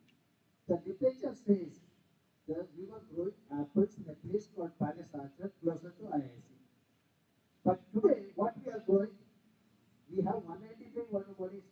The green cover is less than 3%, and we have irresponsible people. We are growing waste. Earlier we were growing apple, but now we are growing waste and waste people in the city. The city which was a garden city became a garbage city, and today is a dead city. Okay. Now, when you look at the topography of Bangalore, you see that this is the highest point, and there are 3 watersheds. There are river passing through, and our enters to meet the irrigation water requirement, the flowing water body, which was seasonal, they just put the points and regular into it. That's how we converted the river into the lake system, but we had the interconnected lake system. And that, because of that movement of water, etc., there was a treatment was happening. The aeration used to happen because of the treatment of water used to happen. Not only that, the flooding was not happening in the region. Now, this is the glimpse of this. This is near city market. See, this is the port. Next to that, there was a lake.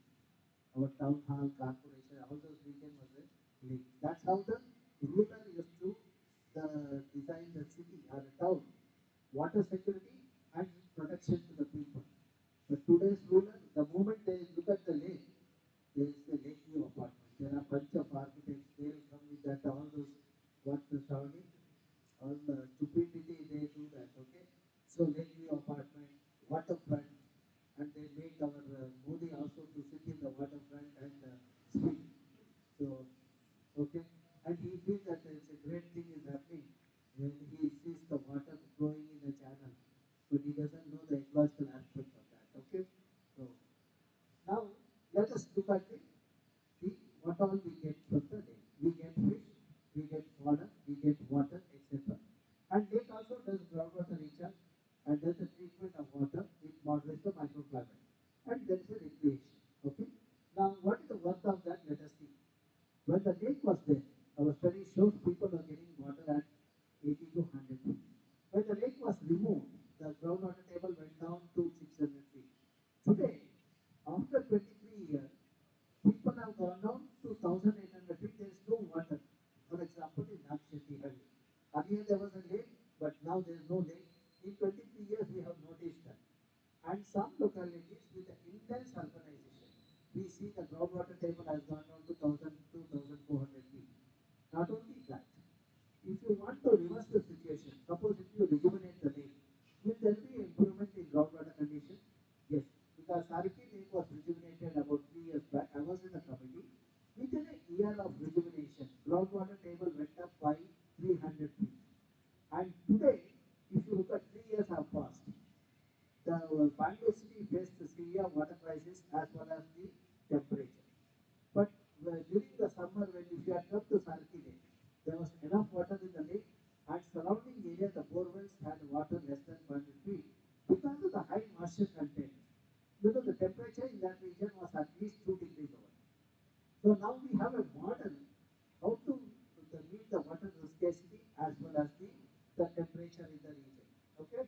Now, if you quantify the fish, the border, water, etc., what is the worth of the lake? Let us look at. This is what in the 10th chapter I also deliberated. It amounts to about, if the lake is good, it amounts to about 10,000 rupees per day per hectare. But if you pollute the lake, it comes down to 20 rupees per day per hectare. Now, who are the people who depend on the lake? Fishermen, washerwomen, and people like us who do the science with the lake, etc. But who are the people who deprive our livelihood? You know, the arrogant section of society, without the treating the sewage, the untreated sewage is let into the lake, industrial effluent is dumped into the lake. Okay. Now, what are the trends? Let's look at. One is unplanned urbanization. If you look at in 70s, 68% green cover was there in the 70s. Okay. In 90s, with industrialization, changes happened.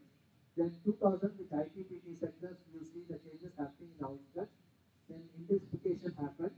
Then further intensification. Now 2023, about 86% of the landscape is concretized. You know, the transition from forest landscape to bare land surface led to the groundwater shortage in the region and temperature increase in the region.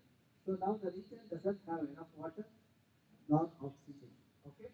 Now, if you want to see that during the last 4 decades, we have lost 1,055% increase in the built-up area. We lost 88% vegetation, 79% of the water bodies. Okay. Now, let us look at the trees in the Cameron Basin. And before that, this is how the urbanization happened, the paved surface. What was 8% in 70s, today is about 86% is the paved surface. See, this is what has contributed to the water scarcity in the Bangalore, and we face the severe water crisis because 65% of Bangaloreans gets the water from Kaveri. Remaining water comes from the groundwater resources. You know, because of this, the shortage of groundwater, and also Kaveri didn't have water because of the erratic rainfall with the climate change. So that is where we face the plight. Now let us look at what will happen to the neighbors. See, not only we are dying, we are making the surrounding area also get the transformed into the paved surface. Okay, the rural areas are becoming more and more concretized. Okay, so now that's where we develop this Bangalore urban information system to for the advocacy and decision making. Then we also looked at how many trees are there in the region. This is our campus 400 acres. We map using GPS linked with the remote sensing data. We got the spectral signature for the vegetation. With that knowledge, using remote sensing data for the entire Bangalore, we did the mapping of trees in Bangalore. In Bangalore, of 40 square kilometers, we have 14,78,000 trees for a population of 95 lakhs. Now, do we require trees? Why do we require trees?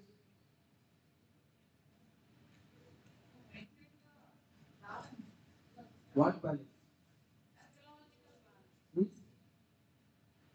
Sir, we can see that urbanization now, just you showed us that how the changes happened from 1970s to the current situation in Bangalore. It is because of the urbanization, like we are telling, but it is the internal meaning is that we loss of habitats, we loss of like habitat means matlab Now I understand why Darshan ran away from your class.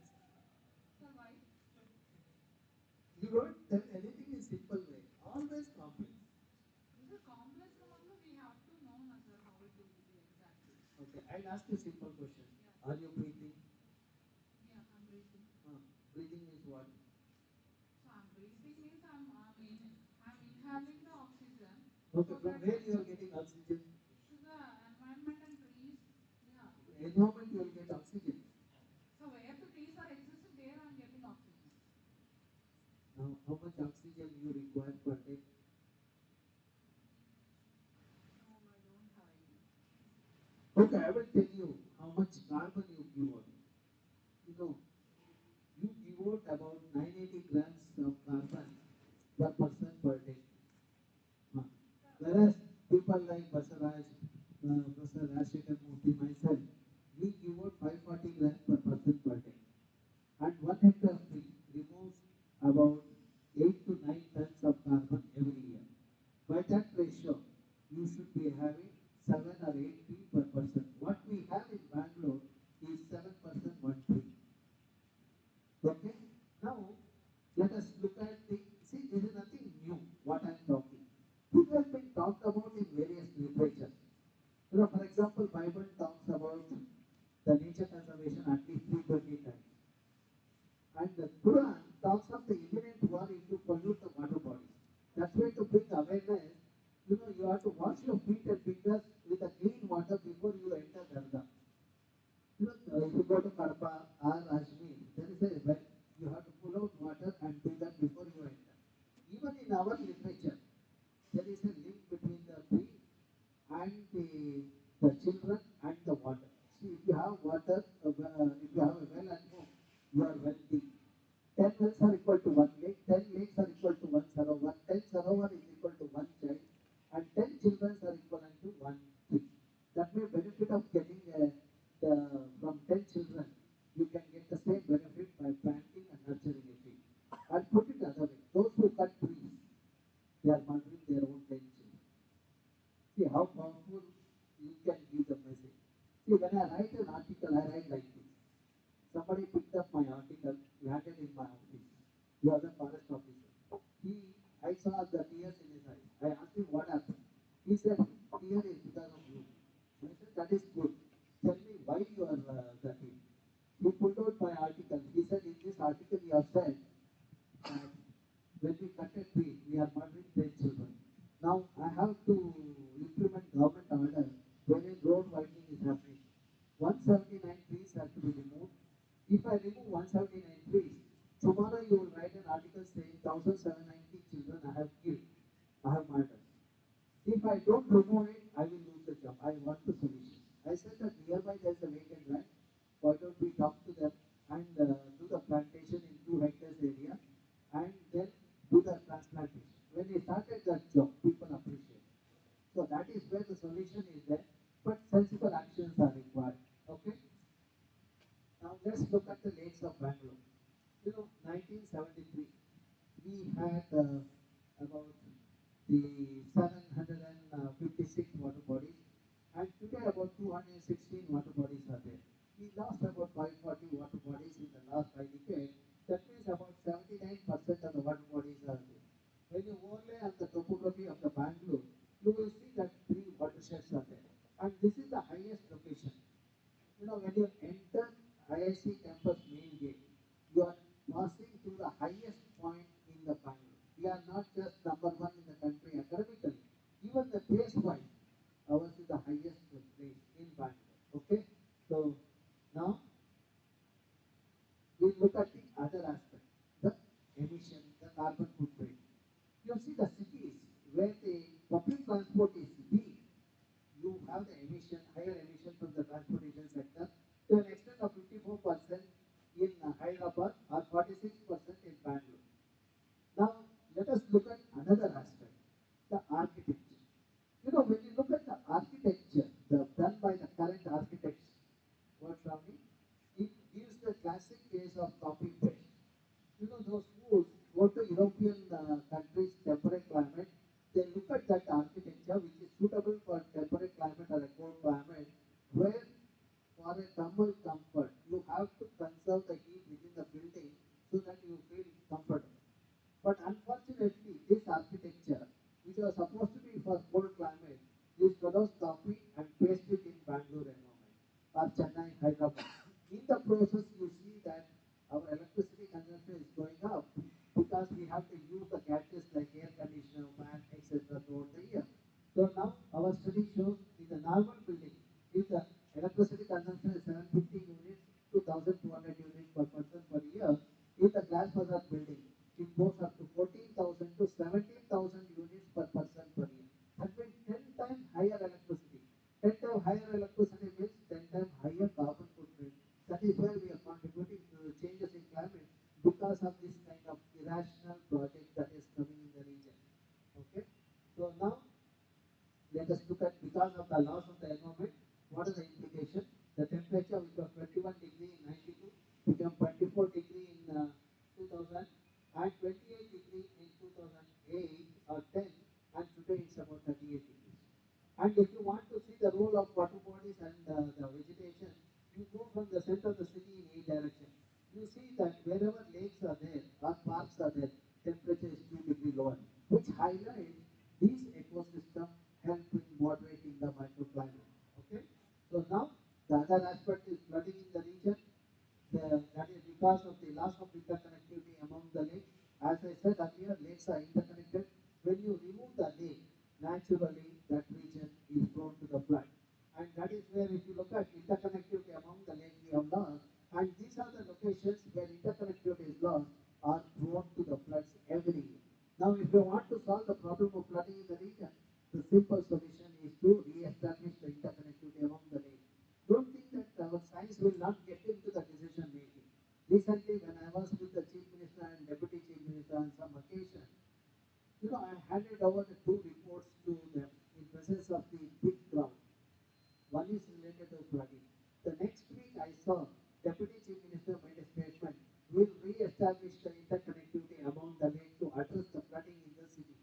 They didn't talk about releasing 1,000 crore for flood mitigation. They said that we will re-establish the interconnection. That means the science can get into the destination. That is what one has to understand. Okay? Now, what are the other problems?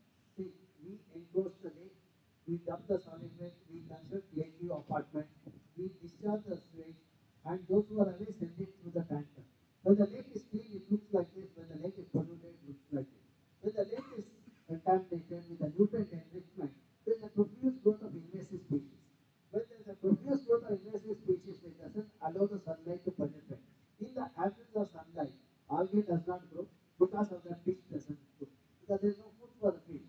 So now that's how the worth of the lake come down from 10,500 rupees per hectare per day to 20 rupees per hectare per day. Now what are the things? We have the froth, we have the fire. Fire shows the presence of hydrocarbon, froth shows there is the presence of nutrient phosphorus in the water. Now what is the solution for this? You need to treat the wastewater. But unfortunately what our decision maker did, they just put the barricade, they claim that they solved the problem. Because the froth was coming to the road. Since it was coming to the road, it has become a very international news. So then I wrote an article saying that this is an ad hoc decision and it will solve the problem of 5 days. As I predicted, froth passed over. On the fifth day, we saw that the froth on the road. When I wrote an article, one of the bureaucrats called me and said, "Sir, we used to your criticism. We have solved the problem of frothing. Don't worry," he said. Then I told him, "For 4 days you have solved, but I want a sustainable solution," I said. Okay? Now, how this contamination in the water affects us? See, we did a sampling. We saw the people use the fish they consume, and the vegetable that is grown in the downstream is also getting into the people's food plate. We collected those food samples.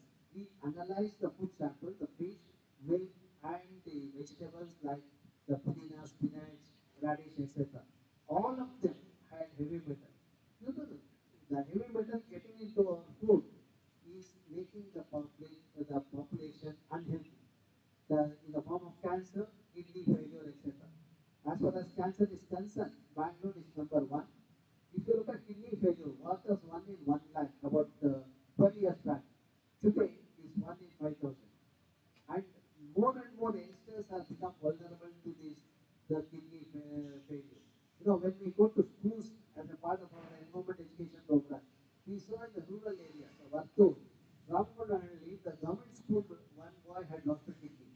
I thought that's a problem in the government school because the low income children come. Then we went to the another private school.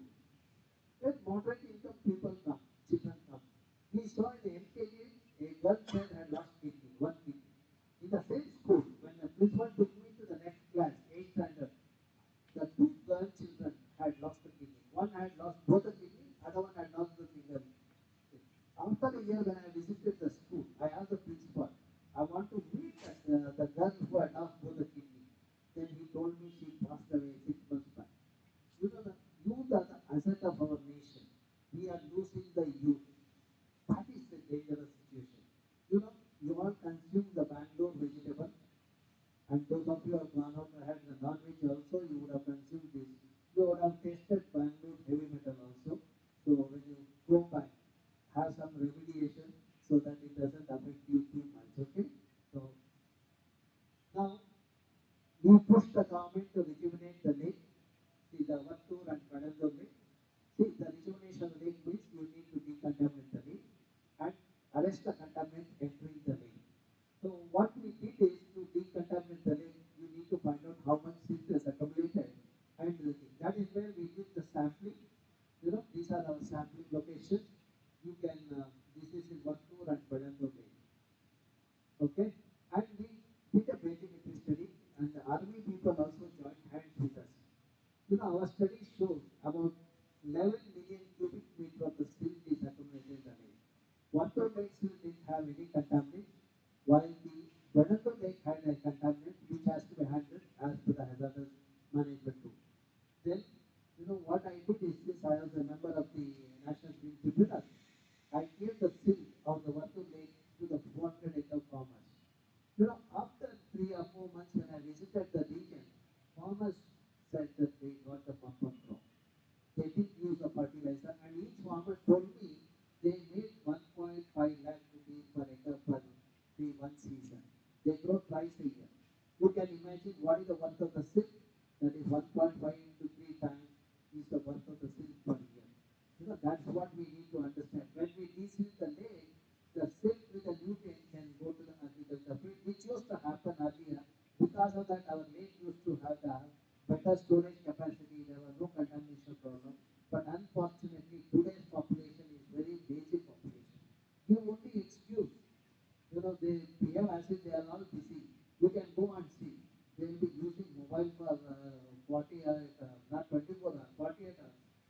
They will be using continuously. So such irresponsible population we have in the system.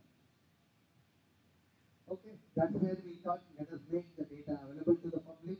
Depending on the quality, they can visualize what is the quality of the lake, etc. And it has revolutionized the system. Government says that because of this data, everybody is demanding for rejuvenation of the lake. That is a good sign. I also jovially told the minister, I don't know how long people will demand, but before that demand ends, you please rejuvenate the lake so that we will be happy as well. Okay? Then we also came up with the treatment option. This is what is the Chakur Lake. The 2005, our study shows Chakur Lake and surrounding there were 25 wells were there. All of them had nutrients. The nitrate was there in the water, both well water as well as the lake. Nitrate is a carcinogen which introduces cancer. That time I pushed the government to rejuvenate the lake. And the committee was constituted. I was a member of the committee. So, but the money given by the government was not sufficient to have tertiary treatment plant.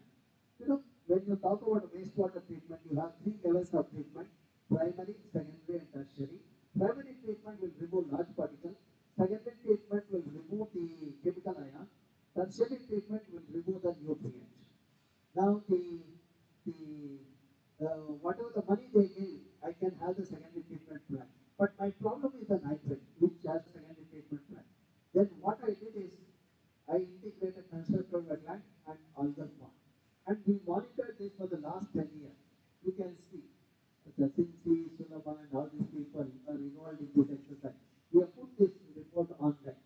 There is a removal of 85 to 90% removal of nutrient happens when the secondary treated water passes through the constructor wetland and the algal pond.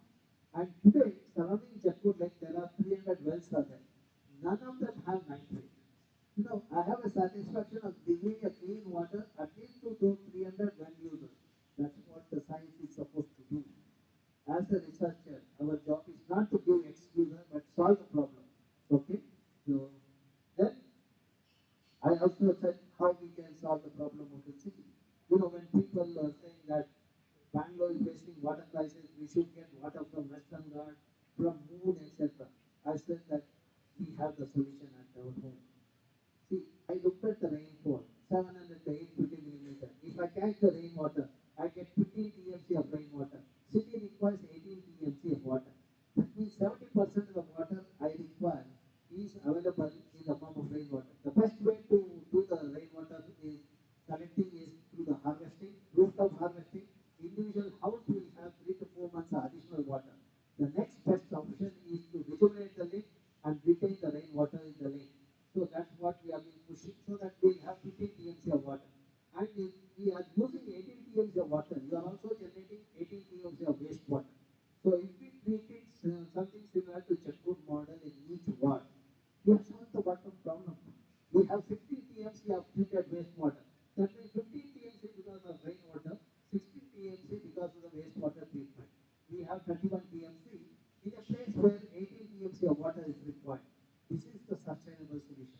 But for that to happen, I have 5R formula. First R is the responsible citizen. Who are responsible citizens? People with environmental knowledge. See, they do not give any excuses, they will implement the thing. And people are responsible means they will rejuvenate the lake. So when we rejuvenate the lake, I can retain the rainwater. And they also allow the reuse and recycle of the wastewater.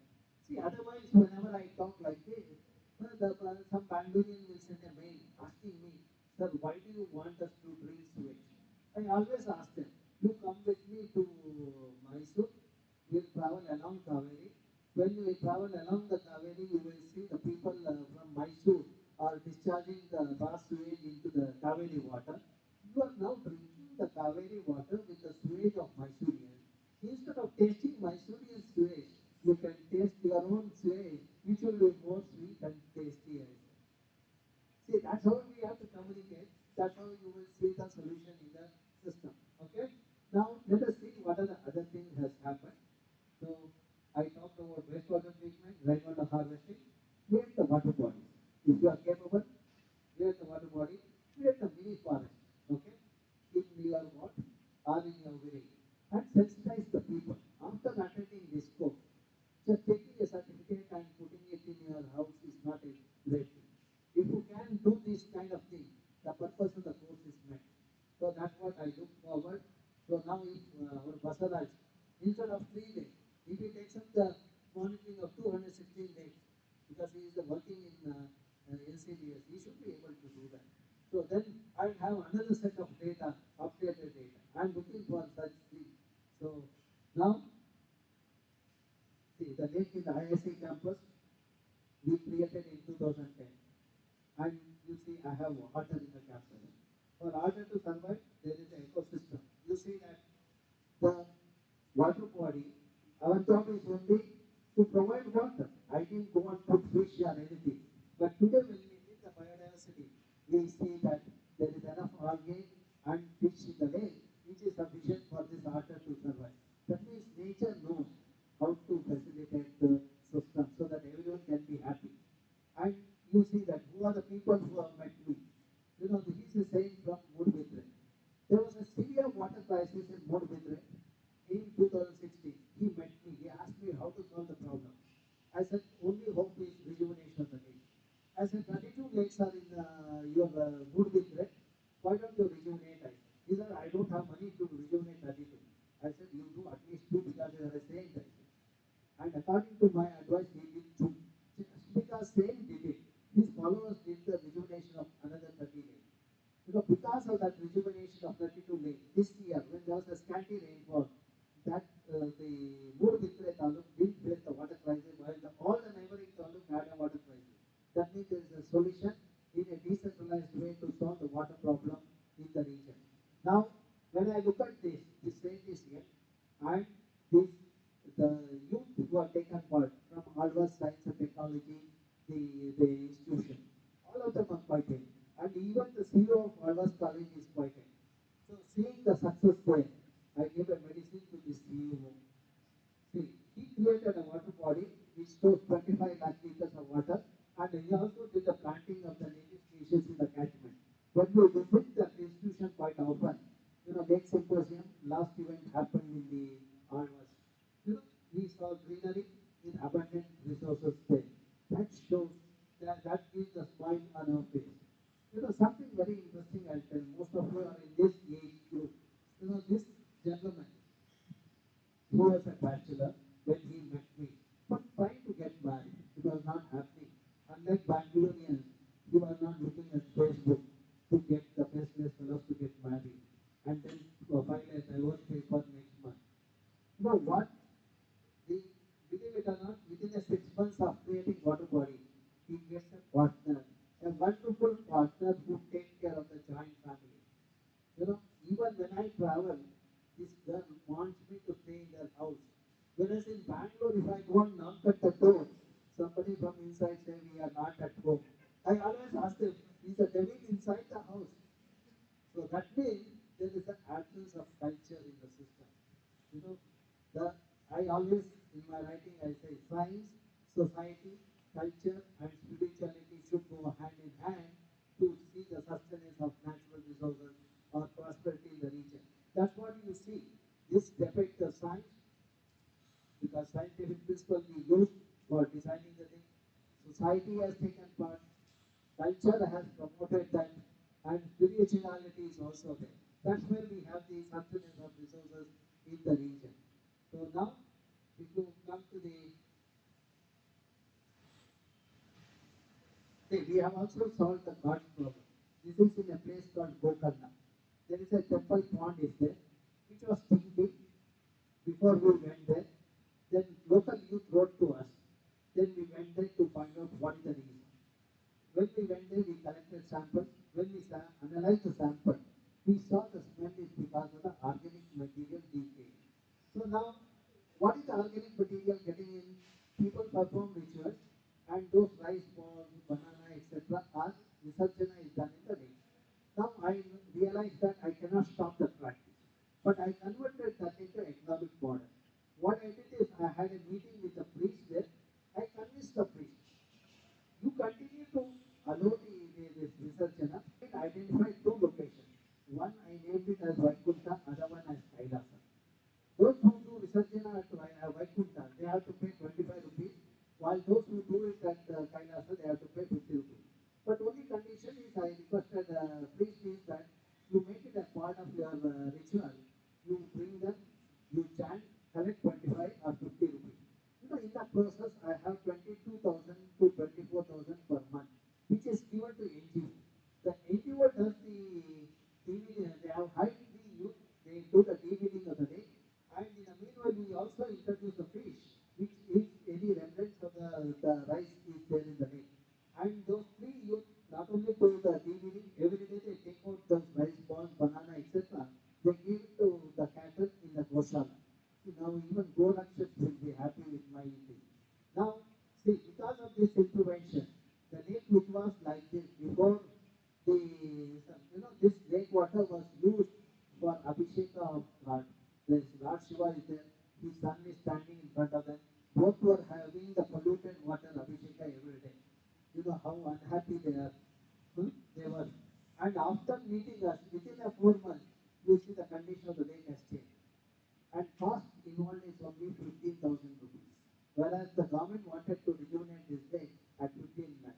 Every time when I went there, they said, sir, you scuttled our revenue with your model. I said, I didn't. I gave nature-friendly solution, so you must be happy. They said that we will show that your model is failure. 5 years has passed, they didn't succeed because of the active participation of the local youth. Now God must also be happy. Look at my profile last 5 years. All the awards is coming there. It's searching me and coming there. I didn't go behind the award. So that is what one has to do. Okay? Now, you see, when you do somebody, we don't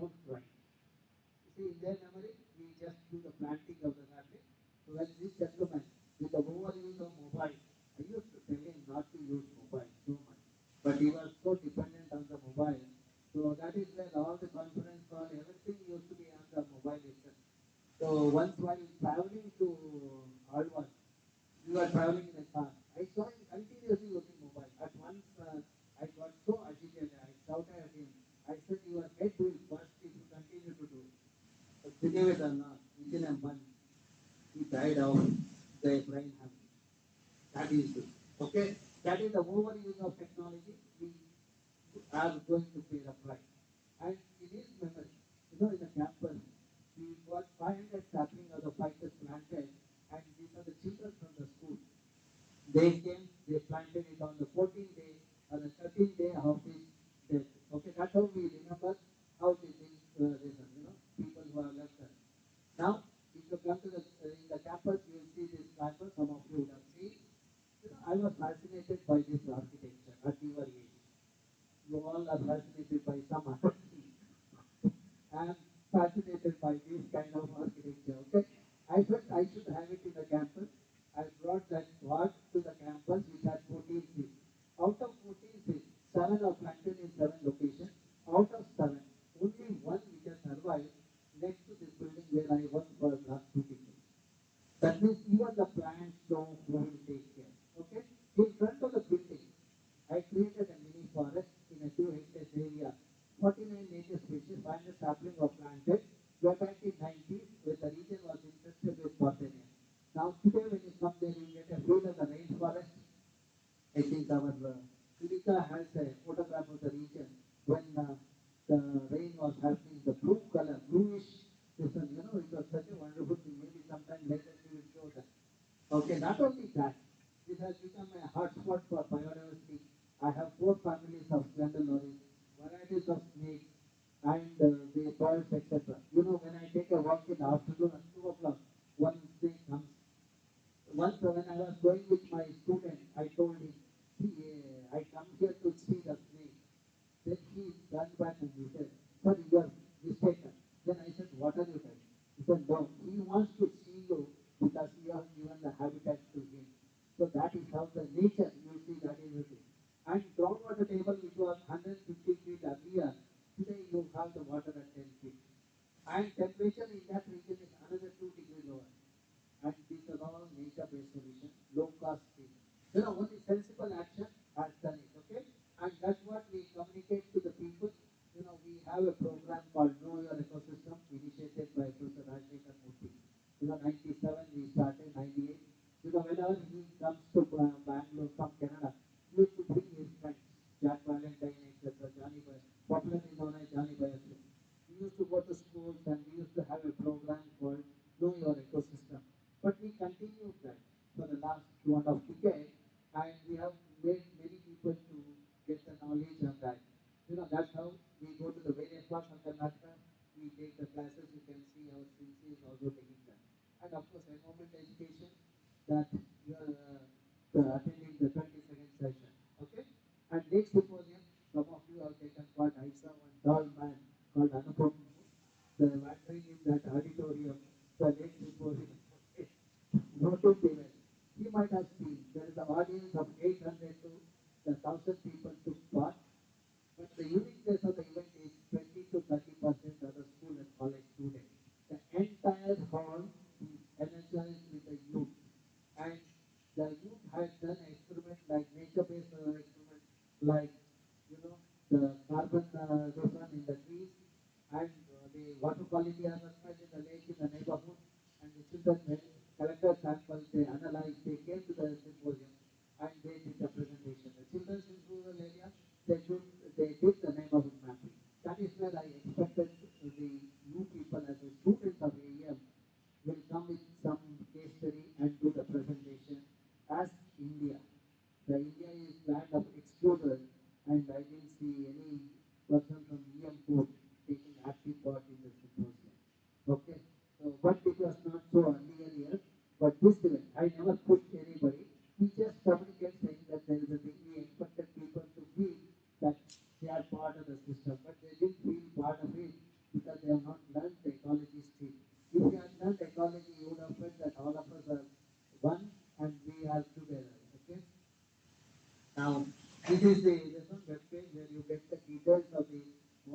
thing what we talked about. And in the web page we have put all the documents. It's, our publications are available online. See, in Bangalore University, you should see people do PhD. And if you tell them that we want to see the thesis, they say, no, no, we want to publish it. Till then we won't share. And one fellow I have come across, last 30 years have passed, still he has not published. But still he thinks that is the water quality thing, what he has done in Bangalore, like, is still a very precious thing he should not share. So that is the attitude of some of the faculty in the university, some of the students, research scholars in the university, masters of excuse. So we need to remove that excuse. Okay? See, our agenda is to show the state of knowledge in the main way so that they become asset to the nation. When they do a good job, there is a smile on everybody's face. See, we are like a family. Actually, if you look at the way my group was, we shout at each other, we affection is there, respect is there, but at the end of the day, we are all happy. So, thank you all. So what I did is that something is connected to your project. I would like to see the similar kind of the quality and the presentation from you all. Because I have given sufficient time and we need knowledge from you all. Because you have done a fresh project and without excuse, you should give a good presentation. We are looking forward, myself, Rajshekar Murthy, looking forward for the knowledge. We too are quite aimed to acquire more knowledge, whereas you all now with some experience, you can come and give us the thing. Before that, we can have light snacks and come and start the session. Okay? So come back in 15 minutes, okay? What was?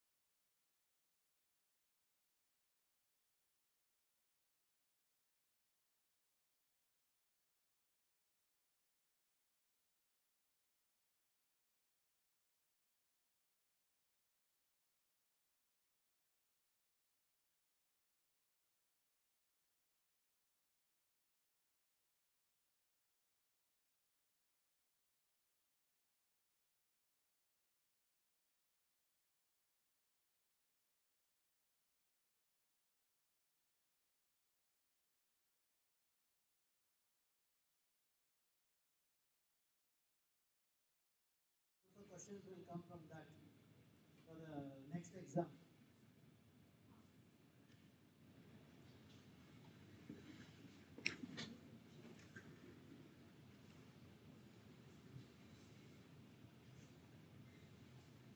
Ready?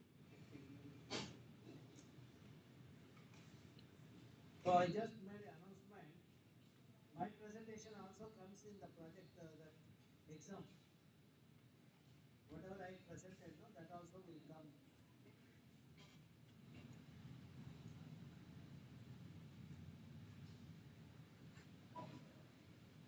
Okay, we'll ask Karthik to summarize my presentation. Use this microphone.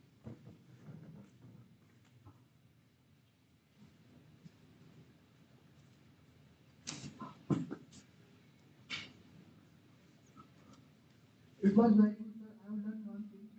I don't want appreciation, I want somebody first. Yeah, it was very good. I have learned one thing about Jaipur Lake. I was talking in the news, sir. I want to implement this model in my city. I will ask you yesterday also. Sir, I want to know one thing about Jaipur model. If I want to implement this model in my city, let's say the capacity of wastewater is 100 gallons. So how can I implement this model? There is an article called Constructed Wetland in my website. Yeah, I have read it, sir. In that I have given the design. You can have a look at it. I'm asking about the post benefit analysis because I don't know about. Actually, I asked CC ma'am about this. She told me that in urban buildings we have to implement rainwater harvesting. Instead of rainwater harvesting, we can go for wetland where we can store the. No, you can do rainwater harvesting also. Along with that, you can do these two are two different. Rainwater will give you fresh water, while the wastewater treated you can use it for other purposes. Sir, is it possible this model for 100K area? In villages, people have done.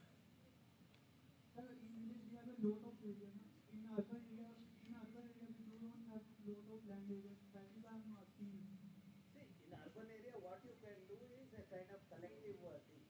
Instead of each person having it, if it can be routed to one place, then it is possible.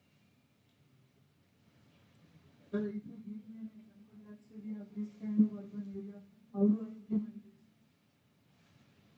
You know, what I meant is you should find out what is the kind of wastewater generated from each household in the and required you will get to know. So that is why I asked you to look at the constructed wetland design. I have given that. Per MLT, 1.5 hectare land is required. Sir, I have read one article about Karnataka Pollution Control Board. They are not promoting this technology. That is why I'm asking because No. The thing is that community level they are allowing. Individual house level, if you have a land, they will allow. Not in your apartment complex, you will not have land to have the constructed wetland. sir, in basement we have a land. But you need the sunlight, no? For the plant to grow, sunlight is required, no? Photosynthesis, without that, how it will be? That's why they do not. Basement is not a place for the plant. You ask these two experts. Excuse master, they will tell There you. is another company even in Omos or Odmos. It has already come with a different technology. They are putting it in the basement area, but they are not putting plant and all. Actually, sir, I've read about. Actually, we are working with IIT Bombay. They are doing this research in basement, natural waste treatment. That is why I'm asking you, sir, because I'm very interested. The main reason is that while you look at any other technology, they are generating global warming because of aerobic. No. Nature-based solution requires the photosynthetic activity. Basement is not good because that's shielded by the sunlight. Okay. Yeah, you please summarize so that you can take over. Yeah. No, you have to summarize. Your learning is one part, but you have to summarize my presentation. I have learned about trees that sir mentioned about whenever we have trees that it is helpful for infiltration as well as like one good point I tell you.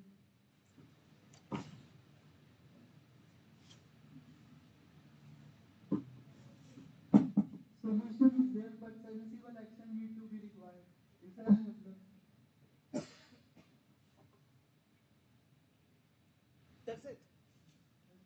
why did it take 1.5 hours to? Sir, I have one question regarding last what presentation of about the wetland or reservation of lake and all you told us in advanced knowledge. Sir, it's okay. That is not rejuvenation. That is a new lake was created New in lake order. was created. See, actually, my perspective, if you come to the Telangana, those states actually, for water storage or water scarcity, they are constructing. Last government did that one, but it become a disaster about that, again, that sustainable management, that area, it become a disaster. Because he took a good way, but it happened in a some sarcastic way that when heavy rainfall is came, like something happened in that particular Telangana state. So my question is like when we want to correct the lake, like we need to modify the lake is better option. What you suggested? My question is like otherwise you have to create a new lake and give the new sources to the environment is better. Which one is the better option?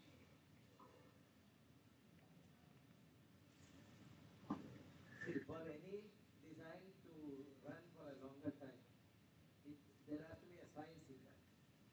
So if they had designed based on the inflow of rainwater to that particular thing, not just because there is a government scheme, dig some pit and call it as a lake. See, you should look at the topography, then you should look at what is the inflow into the system, then based on that the storage volume should come. Okay. So if the failure is there, it is mainly because people have just dug a pit in their agricultural land and they call it.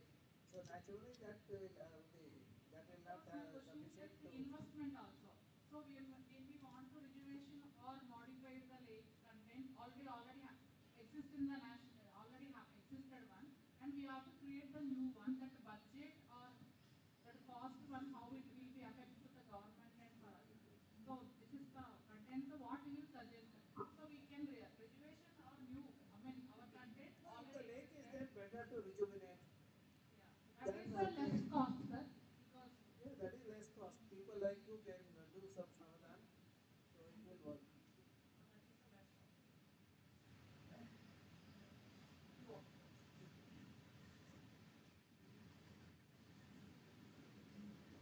that is the best option.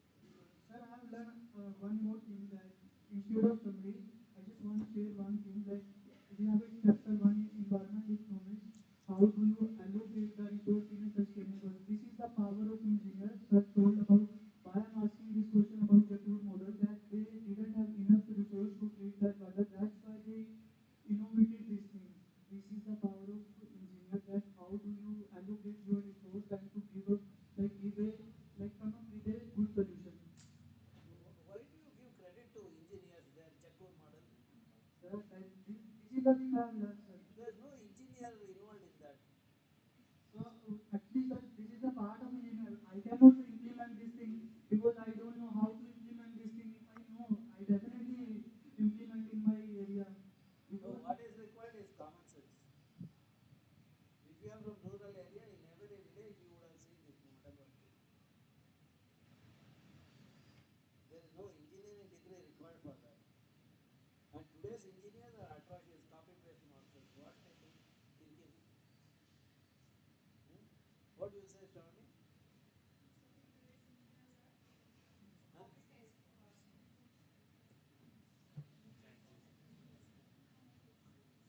Did I answer your question? I thought I'm provoking you so that you will give a better answer, but instead you have taken a back seat. See, you didn't understand why I am doing it. But it worked. it's required common sense instead of engineering. See, it is like this. I'll narrate one small incident. One fellow of your age looked at this one, the envelope that series, there's a machine now. He was so excited. He said, oh, every day he has to send some 10 posts. So why to sit and he said that he told his mother, I will buy that. Then mother said, give that money to me. I will do that 10 envelope and give it to you. You don't have to. Then he turned out to be a better economics than his investment on the machine. He brought the machine. He called that vendor to come and do the demonstration. For his bad luck, that glue was not working, that thing. Then mother said, forget about this fellow, you give that money to me, I will this one. Then she started buying 1 liter additional milk to the son, and she started giving him the milk additional. She said that is what the nutrient you require, not that machine. Okay? Because sometimes overuse of technology also backfires. We have to be careful. No, there are good engineers, sir. There are some bad engineers.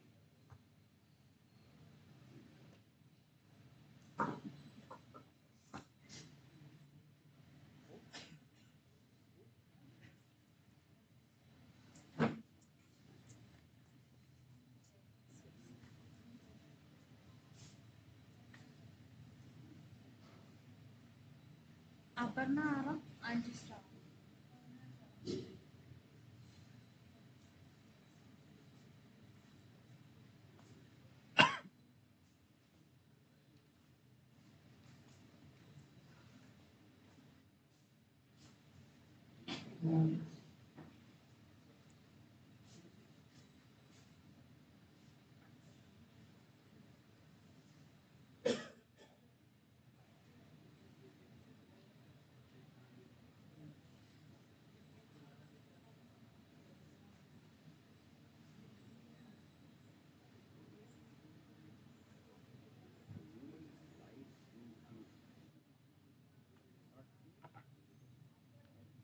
Engineer the light that is not available.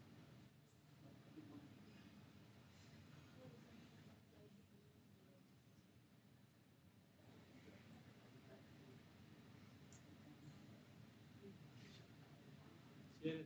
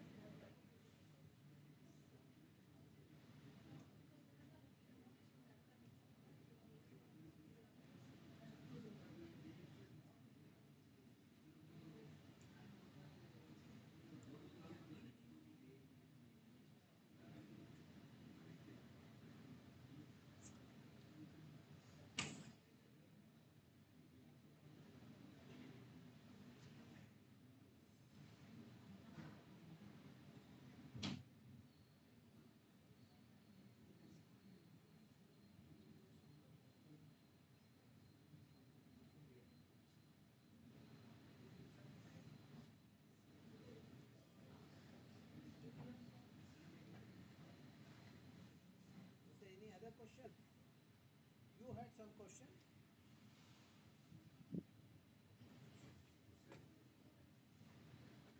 Huh?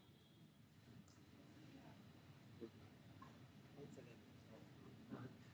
Sir, I have a question like in the presentation that you have shown, the Bangalore city is growing in the horizontal way.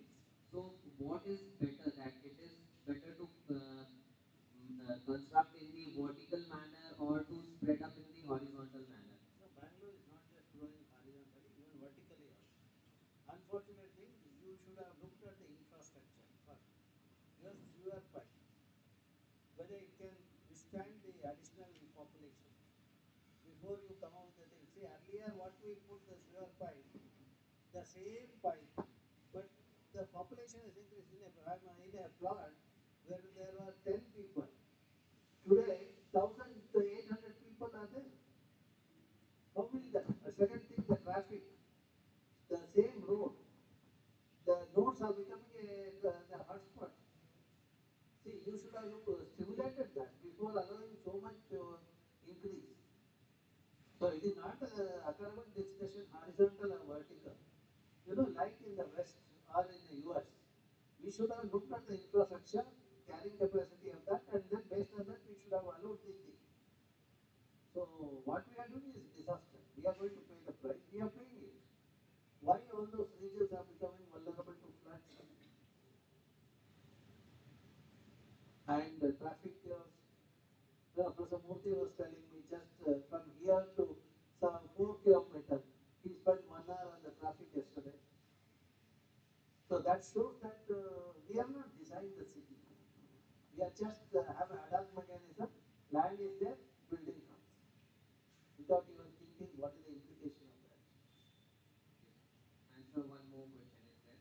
Like if we were planning to have the same like lake, what you have done the lake study, but for that, like if I am going to do that, I am zero in that remote sensing.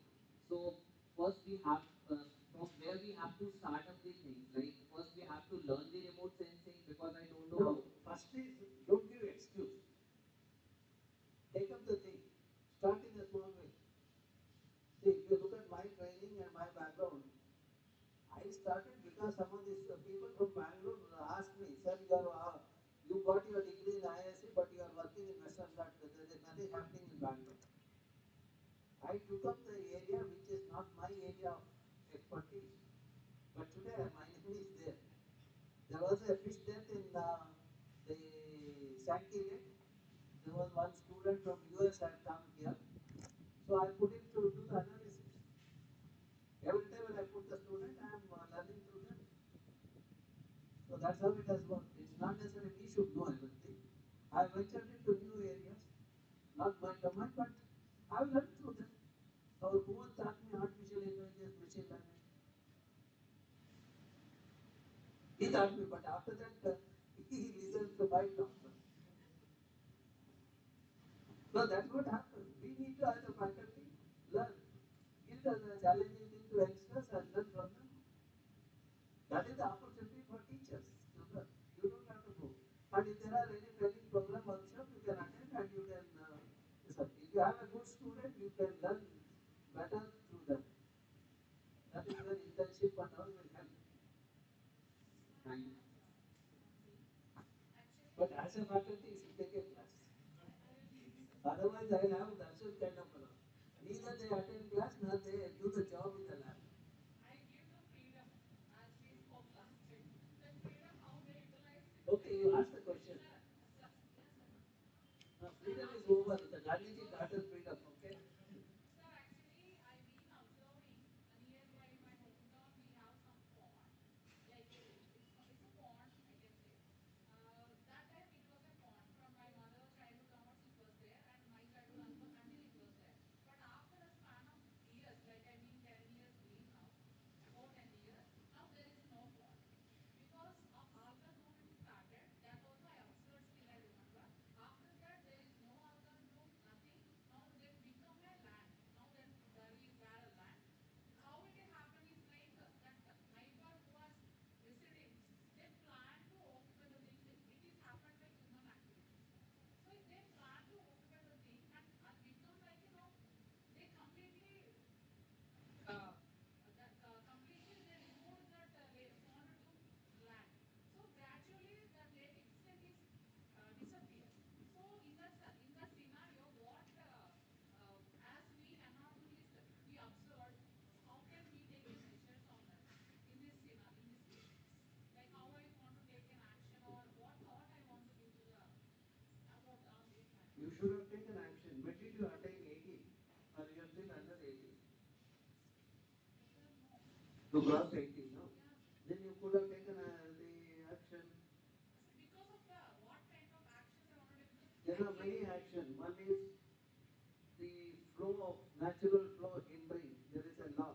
No one can block that. If you have done that, you can do that. Second thing is for killing the lake, you can take action on it. So these kind of activities, like I No, observed, no, that is where it you is need to happening. know the environmental legislation, the policies and legal things. There are many laws are there. You can take action. Or even if a group of youngsters of your age get together and shouted at that fellow, he would have realized that the implication of his thing. Because in this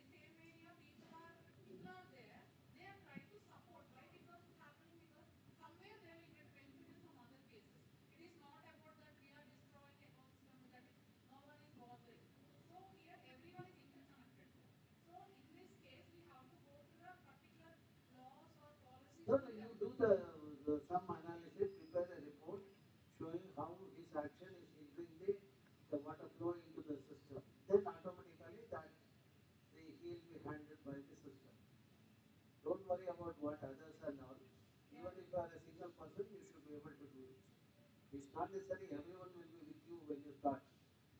Only when the the kind of recognition start coming, then many people will tag to you. Till then you have to struggle a lone battle. Okay.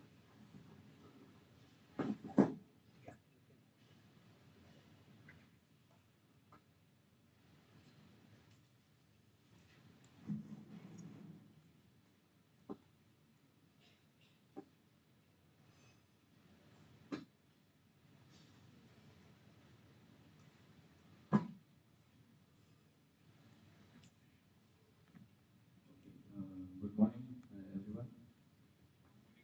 Good morning. I welcome everyone to the start of our project session, and I will start with my project, environmental literacy in Bangalore. So, as such, that you need motivation to start the things which is not comfortable for you. So I myself, me, who comes with a background of market research and business consulting and allied profession, took a 1% motivation from this course and was joined to completely change my this my the profession, and I wanted to carry forward. I hope that. So let's see with this, because it's about literacy, and now I think I am changing incrementally each day and passing the course here and taking a lot of motivation to see. Because the same enthusiasm, this the project I took, and spoke to other stakeholders as we understand in the first chapter, the participants in the EM, the different stakeholders. So I spoke to various stakeholders regarding to capture the essence and the the how the literacy rate in environment is happening in Bangalore city. So the summary I will not read much. The main point is environmental literacy is the need of our, and Bangalore faces significant ecological challenges, as the first showed a lot of case studies in this session, that how things have depleted from 700 plus lakes. We are in almost 250 plus lakes, and most of them are not in good shape. So the ecology and the water EMC is from 335 to 1 EMC in Bangalore. So we need a lot to do, and it's only happened with literacy and sensitivity towards environment. So the objective of this paper is to assess the effort such institutions, private communities, residential units, schools to analyze gradually increasing the environmental literacy rate in Bangalore. As per scientists of IISC, environmental literacy rate in 2022 was around 3.5%. The paper tries to find if there is any incremental change in the literacy rate in Bangalore, and also concerns and impact of environmental education since then. So introduction is that literacy rate is the percentage of basic population that can read and write, often linked to the number of out of school children, as they would gain literacy skills if they were enrolled in primary school. Okay. So environmental literacy refers, as per Flying Hassan and Lee Page, refers to the individual's understanding, skills, and motivation to make responsible decisions that consider his or her relationship with nature, communities, and future generations. So this is one study done in 2023. Then there is another point of view by Bill K. Environmental literacy is not only about acquiring factual knowledge about environmental issues, but also about developing critical thinking skills, values, attitudes, and behaviors that enable one to participate in environmental problem solving and action. So as was Paigu and Satar in 2020. And the last one is, it can be conceptualized as having four integrated dimensions: cognitive, effective, behavioral, and experiential. So there are a lot of studies in the same topic has been done. So I went to a lot of literature to understand exactly the nuance before doing this exhaustive study, which is still open, because a lot of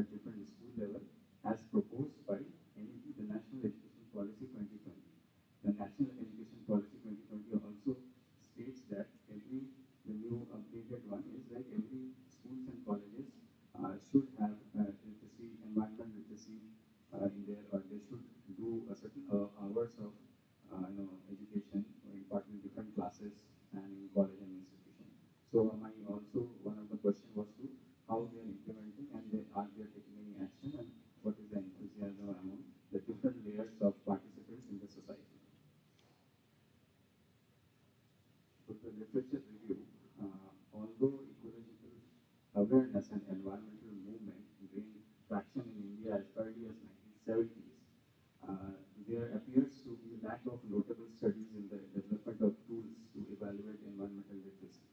In India, vis-a-vis urban cities like Bengaluru now, Bangalore, to understand the critical importance of the environmental literacy.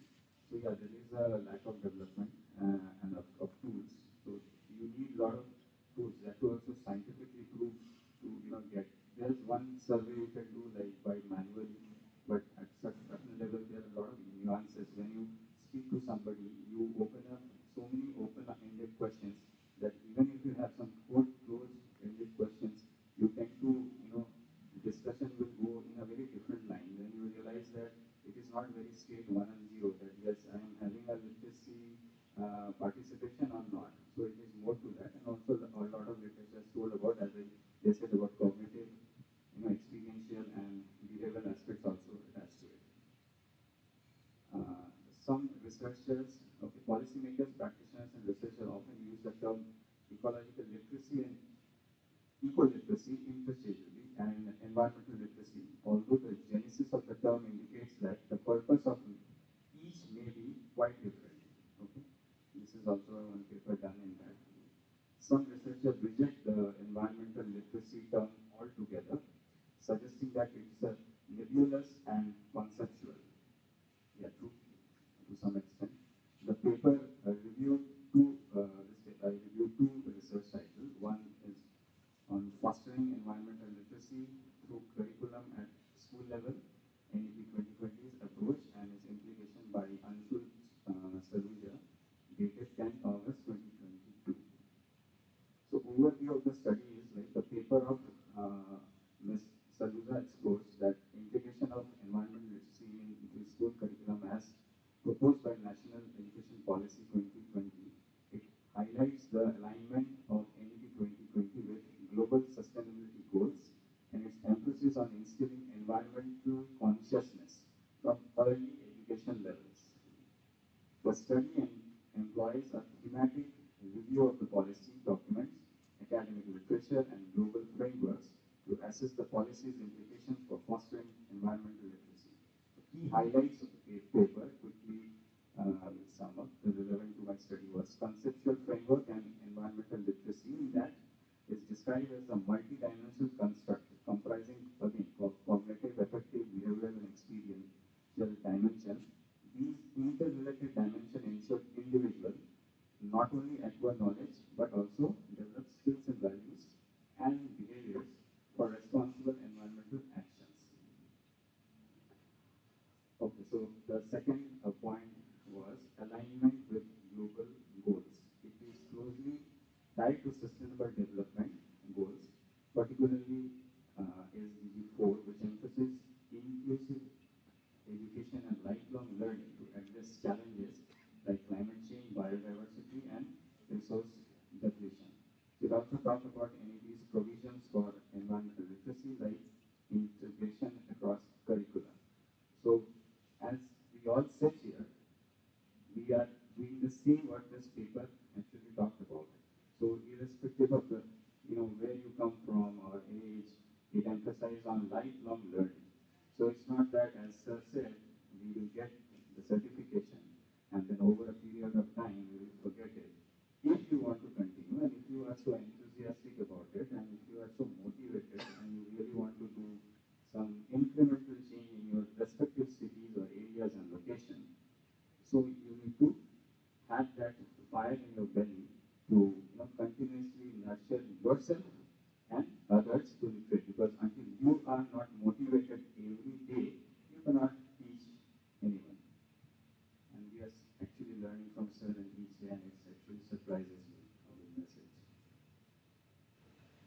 The gap of the scope, for further research is the research article concludes that while NEP 2020 has the potential to transform environmental literacy in India, its success hinges on overcoming key challenges, including resource constraint and educator readiness. Hence, the paper concludes that NEP 2020 addressed gaps identified earlier in the education system, which he talked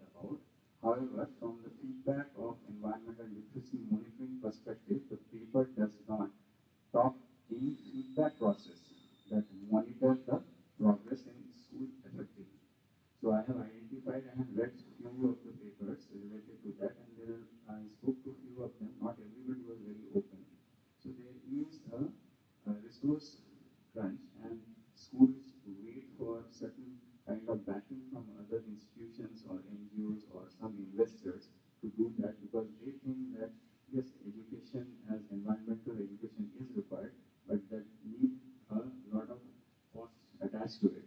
And even though they are spending, they are doing a lot of environmental activities in their colleges by putting up, water treatment or solar, but there is no, monitoring system. Say, for example, every year in particular school, if 1,000 students passed out, and then again next year comes, the literacy level of our is not monitoring system. Again, it's not very easy when I use this term monitoring system, because again there are a lot of layers to it.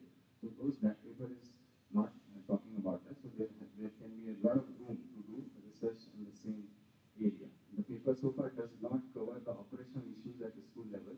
If the school has proper infrastructure to follow NEP 20 norms, how the feedback monitoring system should work, and if there is a contingency plan to mitigate operational issues. I also felt that spoken to that KK school, which I will take the case study later, and Dr.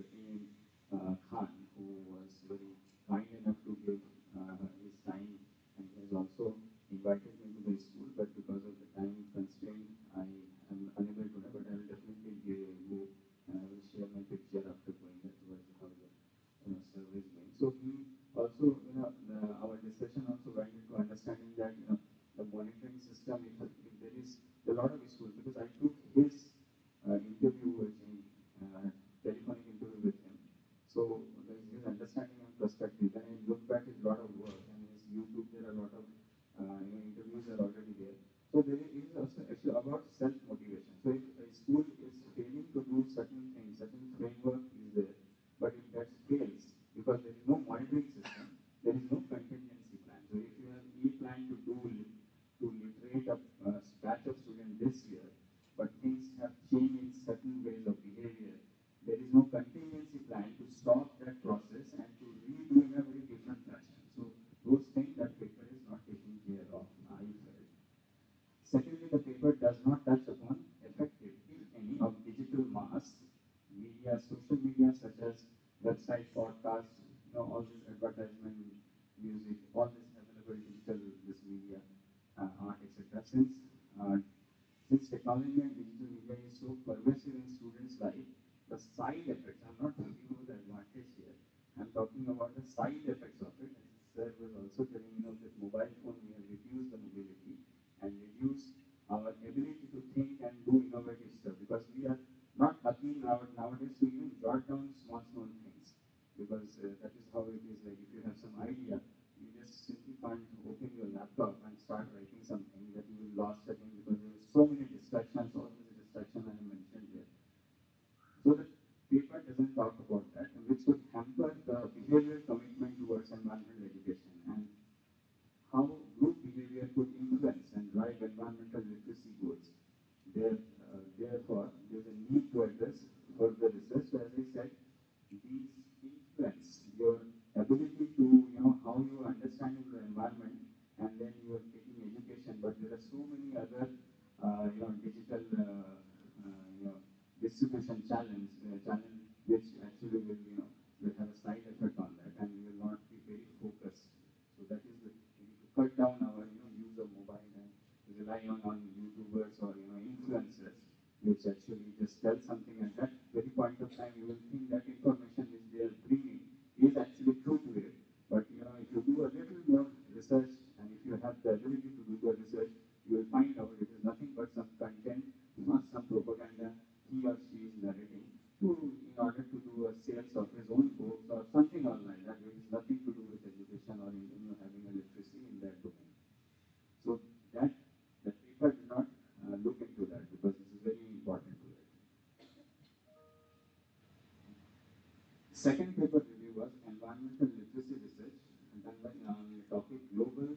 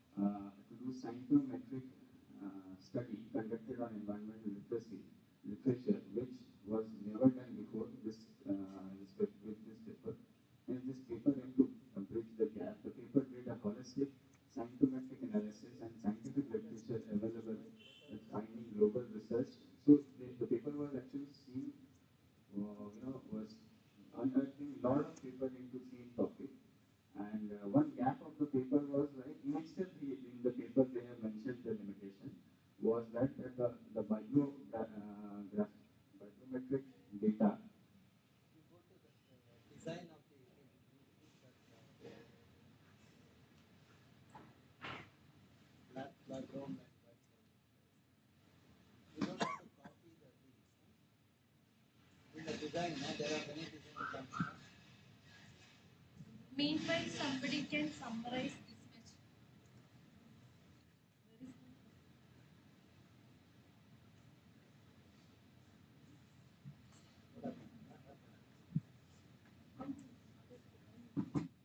So, sir is starting with the topic environmental literacy in Bengaluru, and the report came in 2022 by IISC.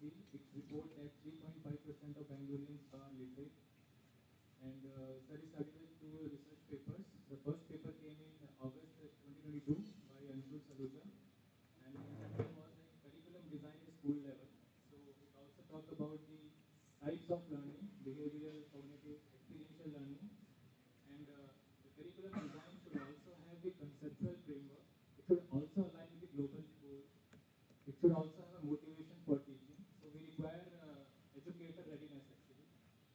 Anything has a potential to transform the education in the country, that is for sure. And the paper doesn't talk about the role of digital media and how the group behavior can change the literacy rate in the particular context. And the second paper, sir is taking from August 2021. This is the old paper actually. But it also discuss about the psychometric study, so that you will see later now.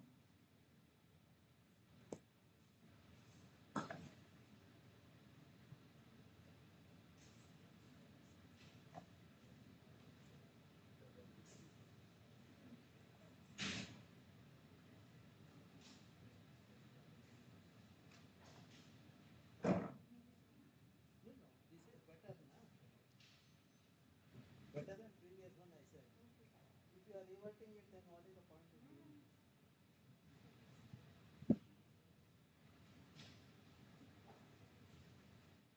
This is visible or white and black is better? Visible. From here it is not visible. You please sit and speak.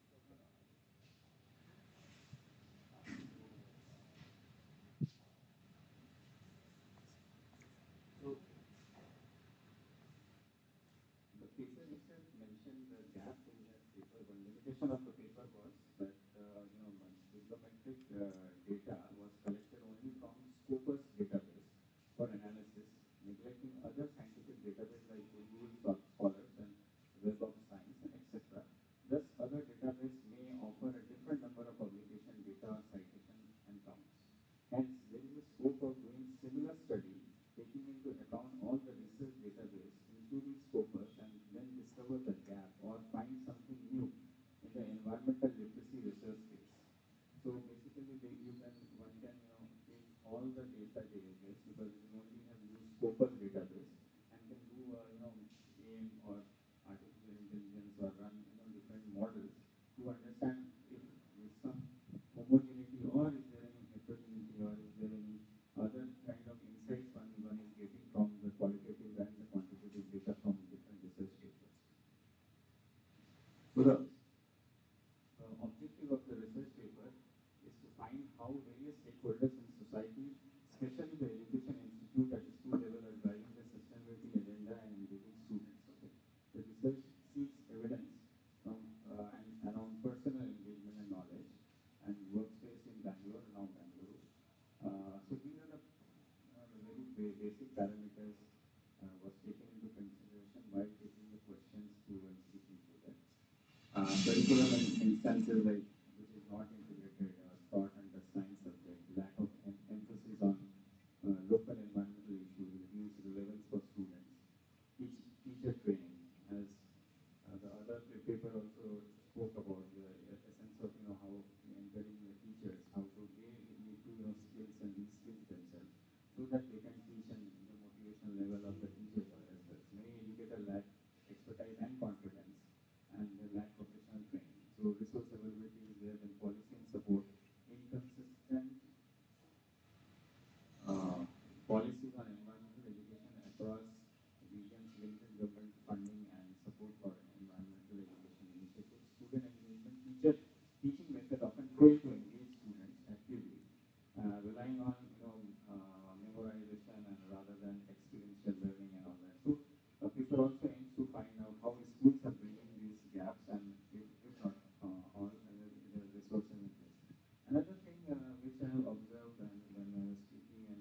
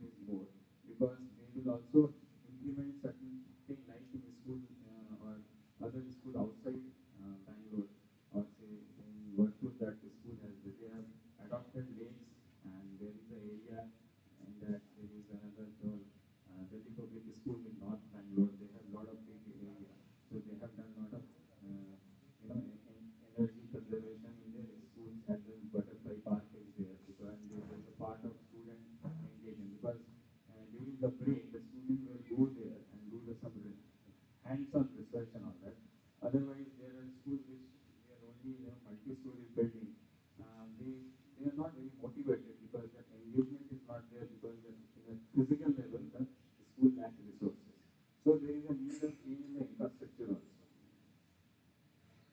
So the study used to quantitative and qualitative approach.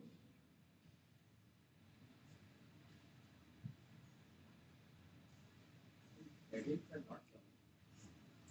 Edits are not coming. Little brighter or a little lighter.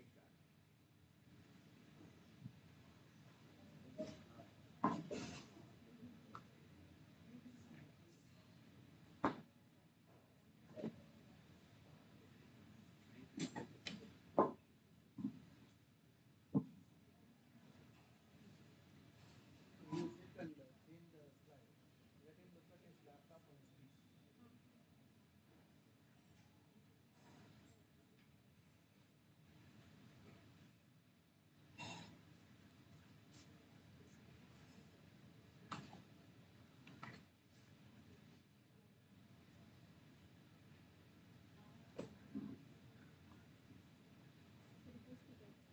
So this is under the methods. So in the method, this study used quantitative and qualitative approach to research research employing comparative and correlation analysis using Microsoft Excel.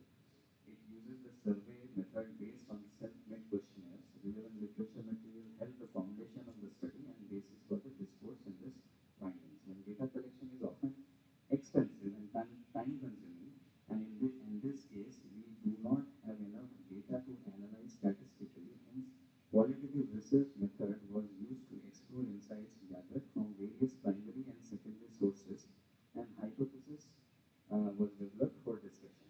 Also, limited data due to lack of participation in the survey of target audience could be the subject of further analysis on the behavioral aspect. Because, as I said, not participation does not mean that they are not keen in discussion. They have various other reasons and motivation levels to engage myself with me.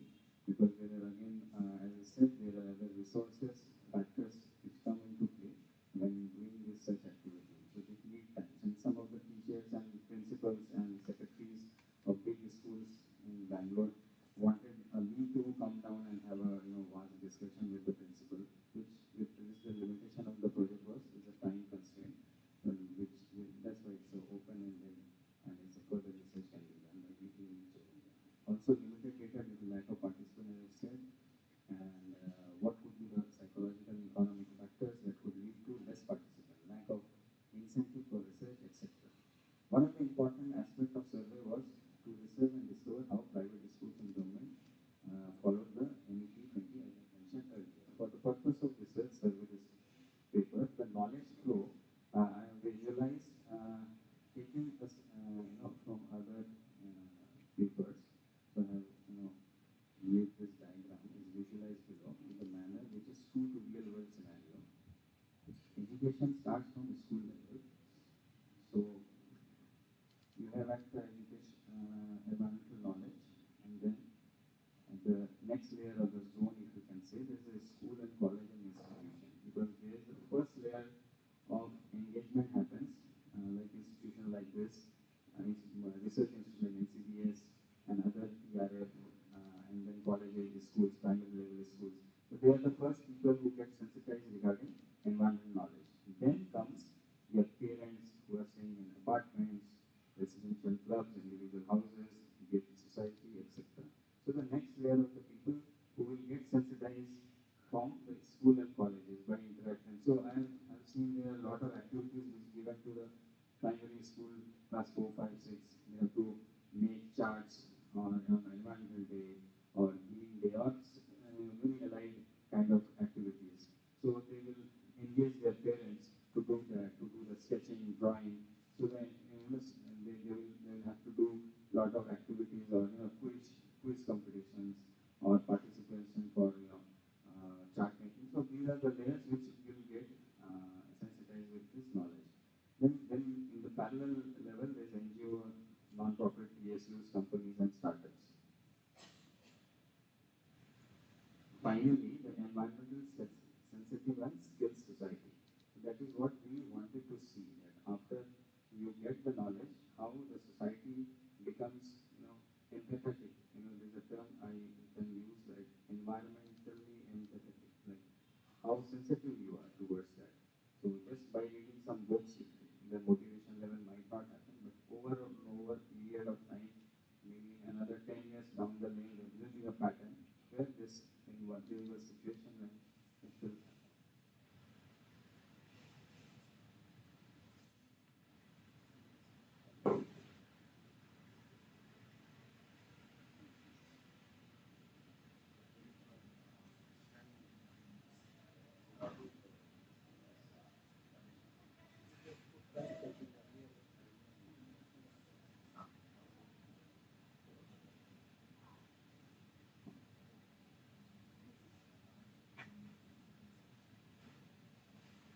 So the first zone are the children in the school and institution, then the second are the parents, as I said, the dotted line is the ideal society, which we all wanted to live.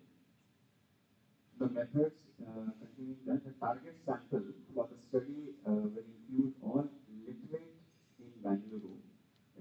That is, like, I have taken 88% of total population, which is according to the census 2011, who are potential people to discuss the subject around impact of environmental studies.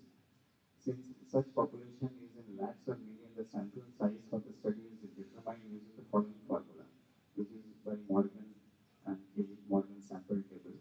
So, as per this is the standard equation, where Z is the confidence level, P is the estimated proportion of population that would be interested in environmental literacy discussion, and E is the margin of error. So, assuming a confidence level of 95% in Bangalore, so Z will always, as per the table, will come 1.96, and E is 0.05 I have taken in this with the margin of error, and that 5 to 7% of the overall literate population will be interested in the survey, conservatively taken, but not that conservatively.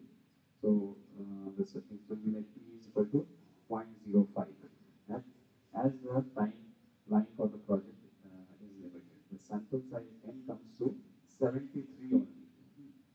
So the critical value for 95% confidence level is 1.96. As I said, the survey target a sample size between 25 to 50. Again, from 73, I again brought down to even lower number, because convenience sampling will be used to collect the required sample. The convenience sampling is nothing but as per the convenience of the target audience, I have done the changes in my target audience and the number of people I will be serving. With more participants, the number will incrementally change. The study area was is Bangalore. I have taken this picture from University of Science, this one of the research papers. The source is given that side.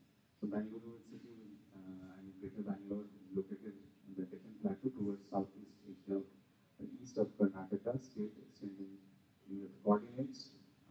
Then there's some statistics.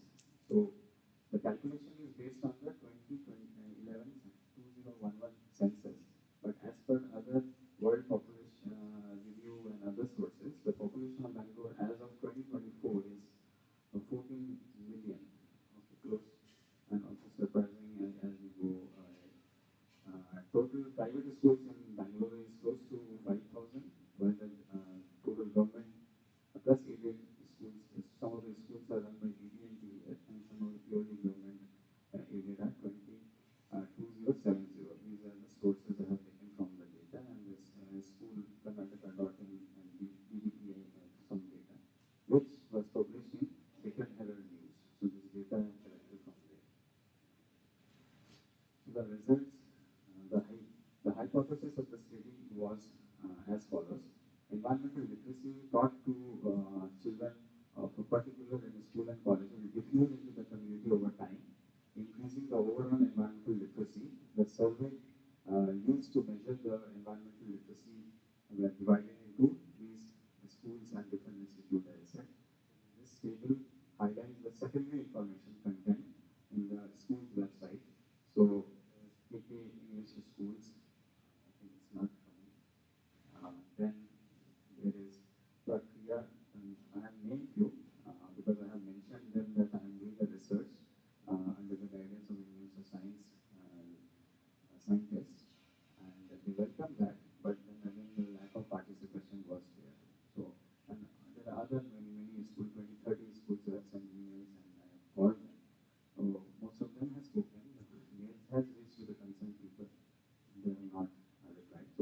also leads to open research. You can further change the data as per the inputs I will get. So this is the secondary information. Then the primary inputs were also taken participation in the survey. Most of the schools did not revert back the feedback or survey form due to different reasons as communicated by the school representative. Hence becomes the limitation of the research, which could further research. Which could be further research means that the data in this, which will alter the percentages and the insights, as well as why they are not very keen to participate at the first point, because they will have their different reasons. So that reasons cannot be judged. I cannot judge. They are busy people. But since they said they are following NEP 2020, what are the reasons that they are not participating is also one of the reasons we could take up in that. That can become a psychological and behavioral study as well. So as I said, KK school, high school has given their inputs. So I'm not coming here. So yes, they are doing a lot of activity. I will do the case study. It's okay. I will do anyway. I'm showing the exclusive case study of KK in high school.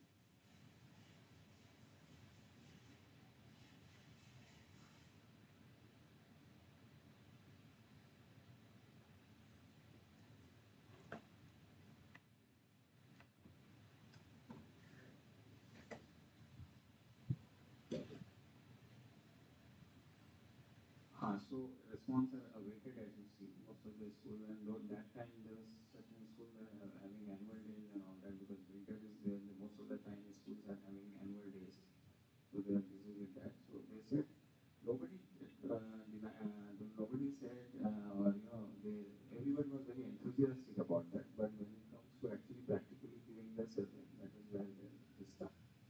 So note that, as I said, not availability doesn't reflect any information due to various constraints, and etc. etc. And school requested to visit campus when a student restriction. Hence, in such cases, the paper is open for further research on the same topic, and you observe the participation of various schools and subject to different motivation factors, which itself is a topic of research, and exploratory or also exploratory research. Then again, I took some specific secondary information from other institutions like NCBS, National Arts Schools, and the TRF, and other few are other Bangalore universities related to that. So yes, they are doing. In fact, I was very surprised to see National Law College, because they have a very big campus. They have done quite a extensive thing in water treatment and using fossil free fuels and things like that. So it was eye opener that they are doing such thing. And NCBCS, once I visited that, Basaviran sir has given me a quick tour of the institute, and I saw a lot of other works. And sir himself is in the civil department. He's doing a lot of initiatives there. Another few participating fuel by taking time, which is opportunity to research further. So the results are like National Center for Biological Science has an academic partner. This is continuation with the institute thing. I'm giving some example. Like academic partner to Science Gallery Bangalore, which we went that day since 2015, with the directors of NCBS serving as a member of SGB board. The gallery offers space self-explanatory. These are the certain spaces like carbon 101 series lecture they are doing, teachers orientation workshop they are carrying out, capturing carbon writing workshop, maybe data training, carbon submersible. So why I mentioned this, as we are having a course like this, there are several institutions and science institutions or private aided institutions or galleries like the science gallery. They are taking their own initiative to sensitize the different layers in the society. The maximum layer which I have told is when the zone 1, which are school and colleges, then comes to teachers. So if a parents who happen to be in the science gallery will take advantage of such schools and get sensitized in the society. So some of the picture I took that day, posted here.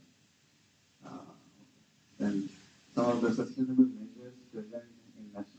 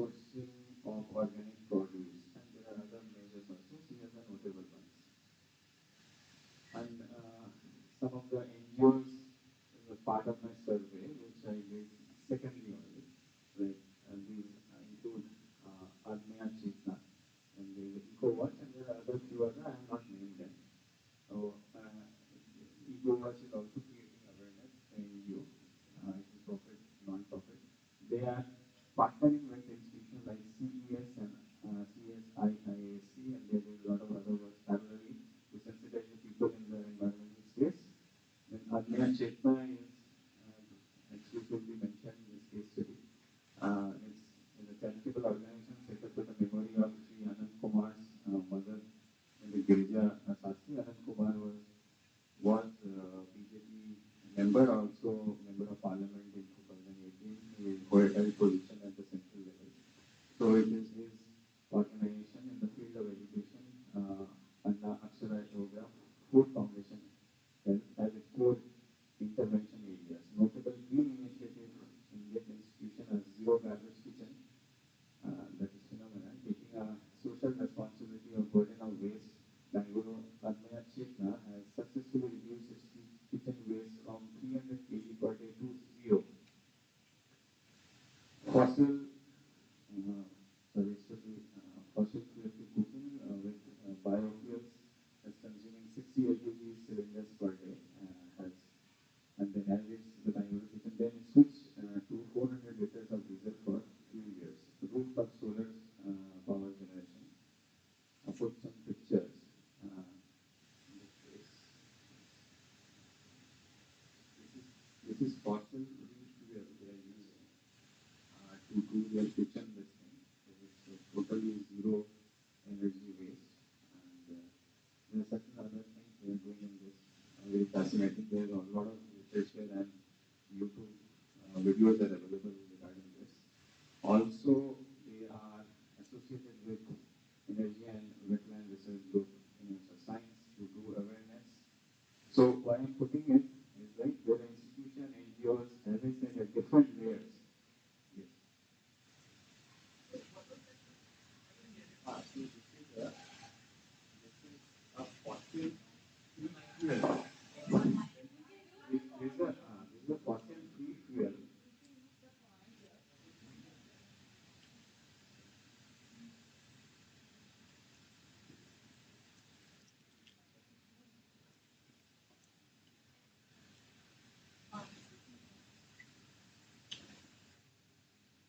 We're talking about this, right? We're talking.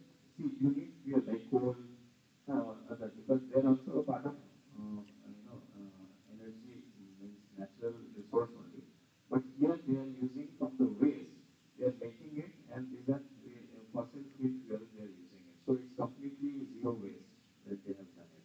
So there is some pallet from garbage they are making, and this this feels like a chunks of bricks kind of thing, and they are putting it in their making food or other things for heating, water treatment, and all that. So they are using this raw material. So as it says, it's fossil free. Means one of the example I give you is coal is a fossil. Okay, so you take out coal and you're using for burning, for cooking and all that, or wood. Okay, but what they are using is they're using the same thing as a fuel to burn their kitchen, burn in the kitchen means making food and all that with fossil free, means they're not using coal. That means they're not even using the natural resources. So if everyone, at least 30% of the people in Bangalore or other urban cities starts doing this, so the natural resources will be there. So yeah, so you don't have to take out coal at certain level to do this. I think It is a solid waste of the city converted into briquette, which is used as a thing. When you have lack of knowledge, you will camouflage like fossil fuel, this one. That's the thing. I'm sorry you didn't visit this place also. No, I didn't visit. No, time constraint cannot be the excuse for everything. It is not even a 1 hour from here. No, Bangalore. Yeah, it is in Bangalore. This is near that Ganesha temple, Hanuman Nagar. No, sir, I was expecting a better job from you. You are giving excuse after excuse. Even KK High School you have not got. No, sir, the day I No, please. you asked me, so the You next look day at my schedule or Professor Murthy's schedule at this age. How he has this one. No, sir, There no, was no I, need for him to I come will to go. India. I will He can visit. have a royal thing at Canada. But with the interest of communicating to the youngster people, he keeps traveling.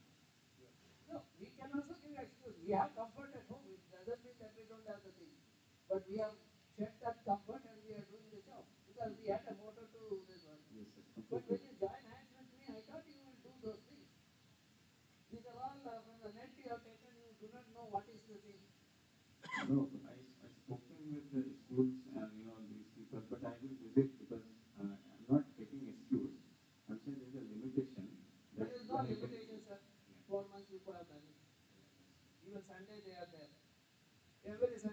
go there.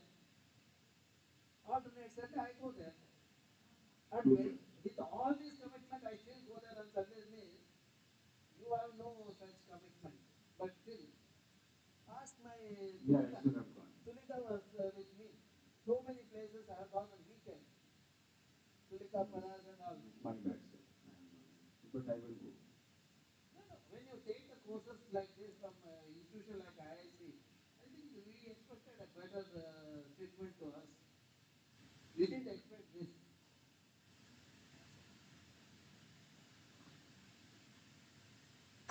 Okay, so the results, out of all the communities and all that over electronic media and over telephone, the literacy and evaluation progress, but clueless if it has reached the mass adoption in the school or institution. It has, some of the, responses, very early responses from of the communities that students should have more. These are individual apartments who are, giving me some inputs. The students have more knowledge. It's important to understand the nature, and it has become a mandatory topic, so much compulsory. And better, it should be start from schooling and end in higher education to know the awareness of environmental ecosystem. Initial sample response, which are via Google Forms, rest did not participate.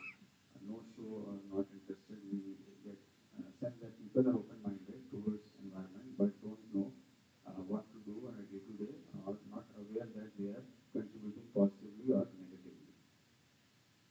Discussion. The primary objective of this to determine whether the environmental literacy could spread through a community by educating only the children.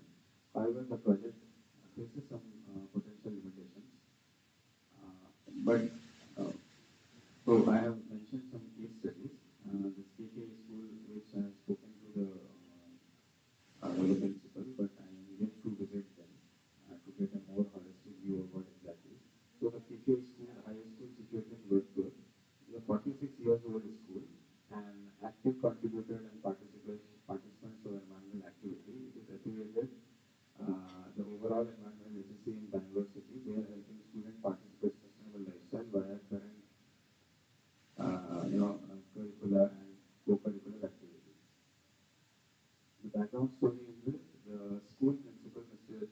M.A. Khan, and concerned staff were triggered with the statement once, an analysis of respected Dr. TVRAMACHANDra of University of Science, because this is what he narrated also, that 3.5% of environmental literacy rate in Bangalore. So the information as a challenge, the school took the information as a challenge, and they decided to educate the student and encourage young generation in the school about environmental and how they could implement the environmental steps to reduce environmental impact. So active for past 20 plus years consistently, the school objectives to create agent of change by educating and motivating students about real life cases and motivational aspects. Some of the notable initiatives of the school is to promote literacy. This is lake adoption and conservation. This is butterfly conservation they have done. The school had analyzed the economic impact of Vartug Lake and how downstream economic activities are dependent because of this lake. The impact is close to 1.5 crores in 1 year. Pipette methods to treat grey water. This method is again a scientific method to treat treatment system. They use in plant physical, biological, and chemical processes treat the groundwater. When I will visit, will have more knowledge on exactly how this they are doing this pipette treatment method for grey waters, removing and making it clean. These are some of the groundwater recharge system in the school. The picture is taken from the wetland for human beings. They recently did the symposium October 2024. Ask the permission and ask you to take the pictures from there. Then another was like Delhi Public School. As per again secondary green initiative practice in BPS, that they are doing biofuel, organic farming, vermicomposting pits, tree plantation program, free plastic zones, sewage treatment plant, environmental counseling. So there is also a butterfly park as they claim that in the schools. So they are doing it for education and experiential learning, where students and teachers learn to de-stress and unwind and we learn together. Scope of further work. So there are a few couple of things which I think, but again it will change once I visit and speak to more participants in this project, because this project is still open for me. Incentivize environmental practice at a school level to encourage research and practice and engagement with translate into lifestyle. There is a scope of research of behavioral aspects if the environmental literacy commitment is enhanced among students and parents by introducing incentives, like the monetary or other ways. What could be the impact of literacy rate reduction should be the matter of further research.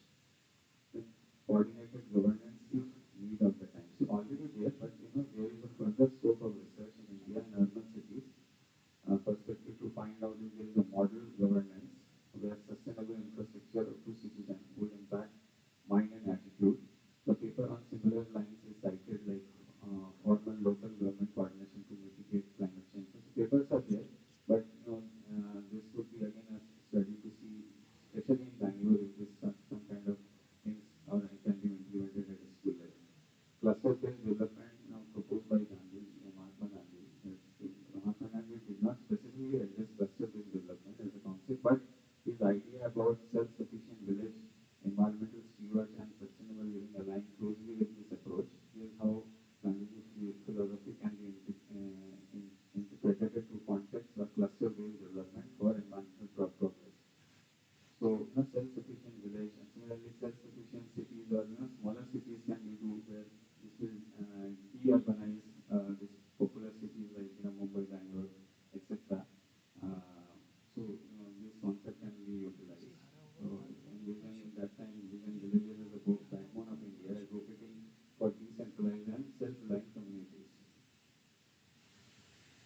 Hold that there is a scope for research to explore possibilities of location and space in the school, as I mentioned, that as one of the key drivers of environmental practices and other sustainable initiatives. So, if the schools which are having more spaces are actually doing better, or maybe not, so that is also research, because there is another school in Whitefield area which is again having a 1,300 130 acre of land and all that, but there is no mention of environmental teaching as such, and nor they are very excited to learn more about it, and participation was not also. So I was also wondering, I was thinking that since they have a huge space, is this one of the things, but the pattern was also not there, because few have, 60% of them who are having a large space are showing a lot of interest, but there are other schools who are motivating in other aspects like games and sports rather than the environmental teaching. So green GDP and its impact in the environmental literacy rate in India, an interesting research area where institutions and independent researchers should work, and I believe is a huge potential. That is what is the environmental impact caused due to economic growth in different markets, potential to become household term and awareness. The green gross domestic product or GDP is an index of economic growth with the environmental consequence of growth factors in the country's conventional. So GDP monetizes the loss of biodiversity and accounts for costs caused by climate change. And sir also said in his new book, the same thing he wants to, the capital, environmental capital is being calculated. So you know what exactly the opportunity cost or the actual valuation of the land or the biodiverse region. So if the GDP is being considered, then it will have an implication in our tax system. And once it's done, people will take seriously.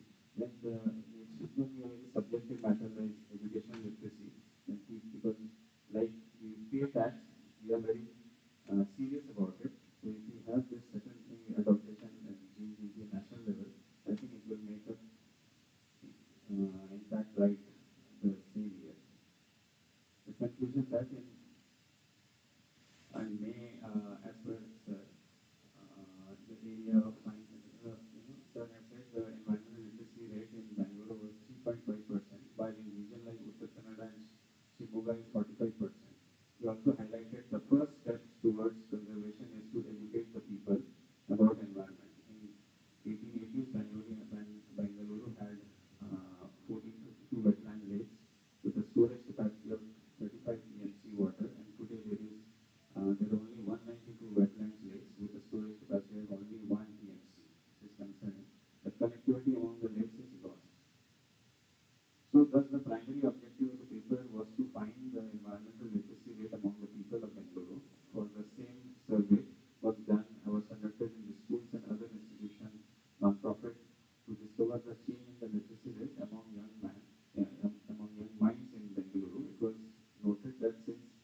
There are several schools and various institutions at different levels have taken good initiative to sensitize the population. So, through the research initiative, a short timeline, it could not be possibly statistically conclude the exact percentage of environmental literacy among the people of Bangalore. However, it could be extrapolated hypothetically that the literacy rate should have increased from 3.5% since 2022.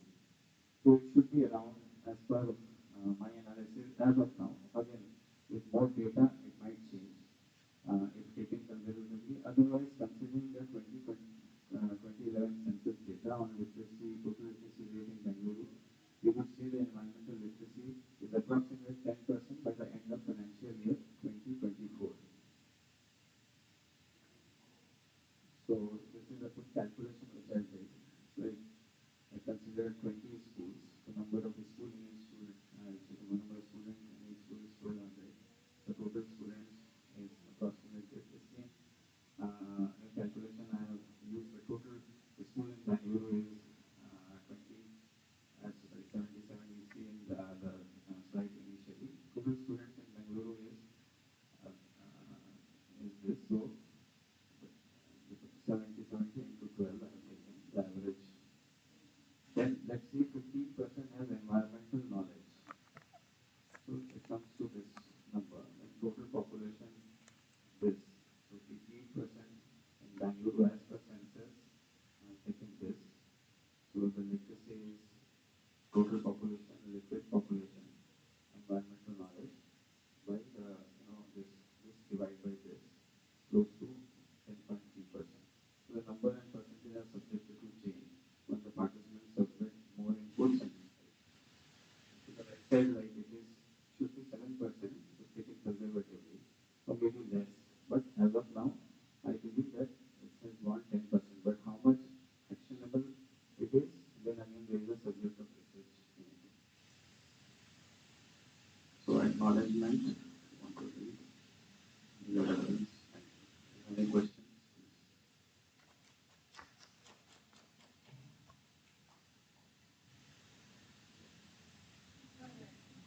Anupam wants to ask.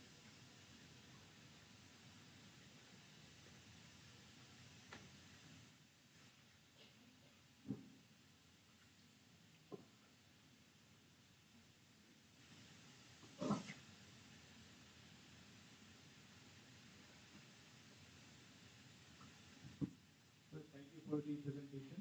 The topic of project was literacy in Bangalore, relation to environment. So sir studied two articles. The first one came in August 2022, and the second one is 2021. And both the articles are from Scooper's database. The first one explains about the curriculum design at school level. So it also includes the learning type. We have the behavioral skills, cognitive learning, experiential learning. Later we have the curriculum design in detail. That also includes the conceptual framework aligned with global goals. Sir also discussed about the motivation in teaching. We also require educator readiness to implement the NEP schools. And also the paper does not discuss about the role of digital media. So that is actually a missing point, research gap in the paper. The second paper also designed the curriculum, and it also includes the teacher training ability, resource availability, the policy and support, student engagement, and the workplace level. We have done the analysis, comparative analysis, qualitative and quantitative. So I could see the mathematical model here that includes the sample size and also the confidence level of the students, the population, and the margin of error.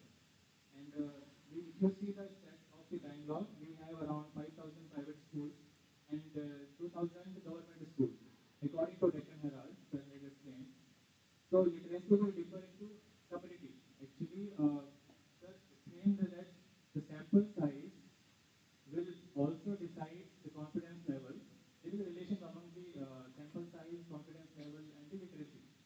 So, sir tried visiting different places, for example, NCBS, Science Gallery collaboration they have. They also organize carbon lecture series. They also have a workshop for teachers. They also train teachers for environment. And sir also visited NGOs, Adami Chetna, Eco Watch.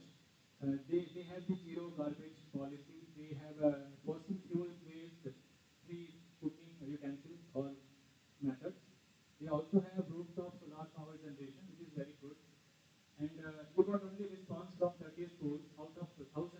You have tried a lot actually, but they have not responded to you. And sir has included two case studies about the AK school and the GPS Bengaluru. AK school has a butterfly conservation, which is very good. They also treat grey water. DPS Bangalore has organic farming. They have a free plastic zone. They also have a SCP in the place. The scope of this study is we can incentivize the education. Can you please repeat that is KK school? Sorry? KK school, butterfly park, where? Yeah, so KK school has a butterfly conservation in the school. And they also have the lake adaptation and conservation activities for water recharging. Yeah, water recharging, sir has shown that, right? It is a slide for that. The 5 point method they are doing for this. Yeah, this one. Yeah, this slide, if you can see, right? The left side, sir has written groundwater recharge system by school. Okay? And the scope for study is we should incentivize the education in relation to environment. We can coordinate the governance and the cluster-based development, and the location and the space of the school is also important. The green GDP impact on the education. Now, sir is concluding that the literacy rate in Bangalore can go till 10% by the end of 2024. Still, sir is not sure, but it will happen for sure. Thank you.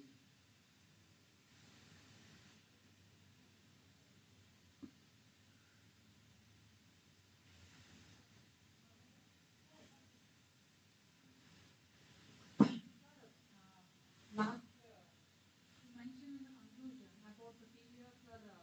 In that you told about the environmental literacy.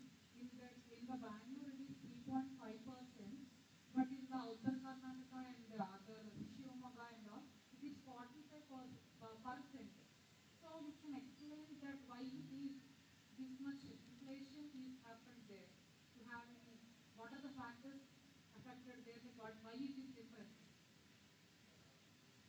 So this is a news which has started with this thing, but I have not. No, sir, I think there is a serious flaw. What do you say? That's what you are asking, no?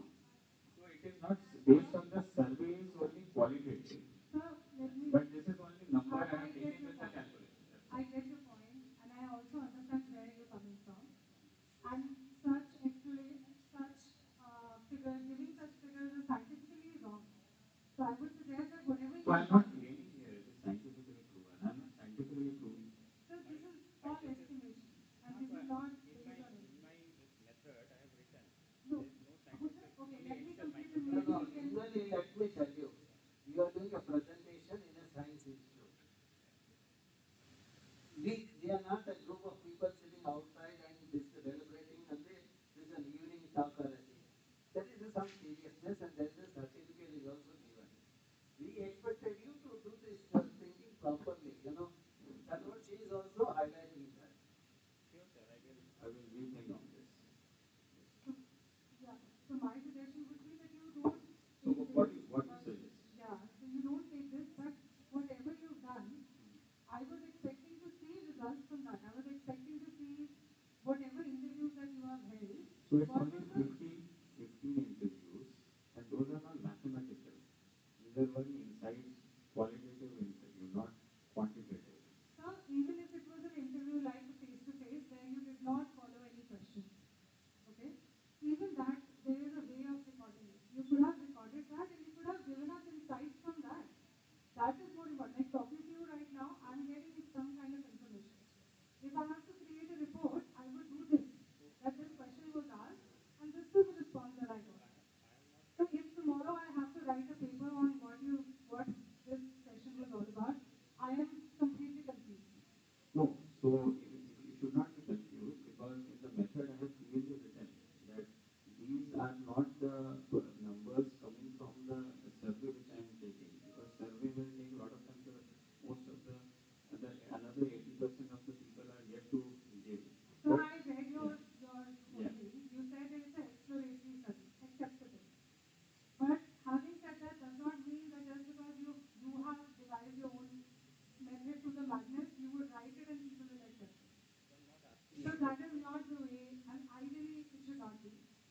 I'm not asking anybody to accept it. You can, as you are doing right now, you are free to do that. That's democratic process. I'm not forcing anybody. And as I take the input from sir in a very positive manner, there is a, my approach of that. I will rethink on that. I should have done accept it. But I'm not asking anybody to accept it.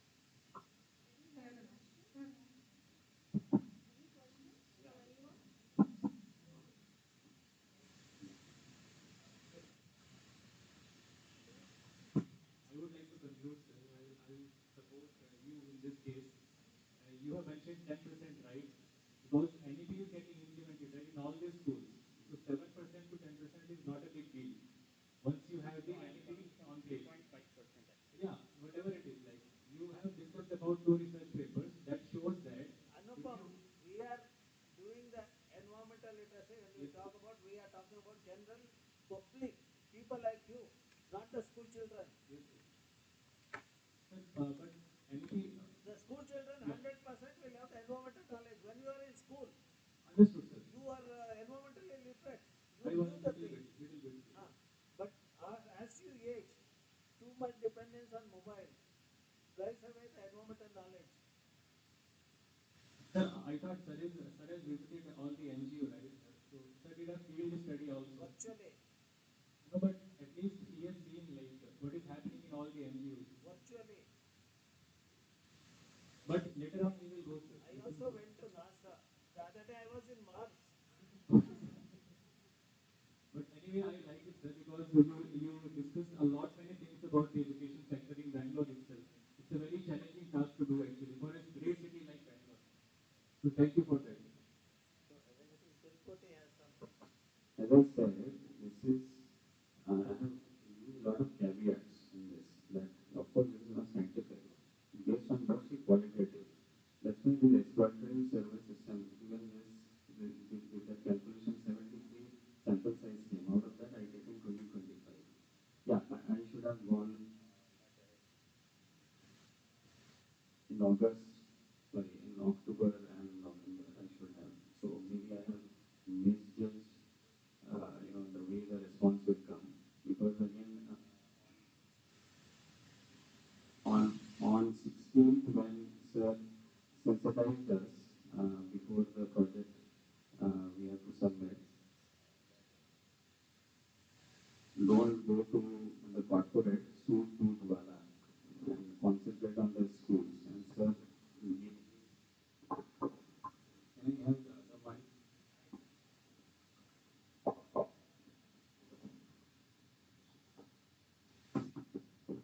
So as I suggested, and sir gave the phone number of the principal of KK High School. So I started with that, and I stick mostly with the school information itself, because sir has categorically mentioned you don't speak to the corporate people, because they are the one who will only talk and they will do nothing. So if we have to only take the schools, so yeah, the percentage will be more. It's very high. But again, again, I'm not this thing. I should have thought a little bit more about the percentages. But this percentages has nothing to do with the survey which I have done, mostly with the schools and other places. Because when I visit and see virtually the other lot of, so there are other websites also. There are a lot of NGO which are doing work in this. There are a lot. So there's another Excel sheet which is in my rough thing that runs like 7 to 8. This thing I can show you, that has captured a lot of information which man is talking about. Those information was actually other exploratory research, so I have not included in that. I have actually reduced the number of USA in that.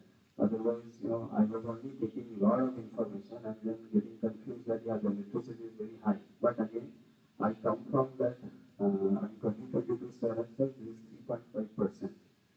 So yeah, from that, I have that bias of seeing that what is the percentage change. Obviously, from May 2022, when sir gave this percentage, I am also not aware of the method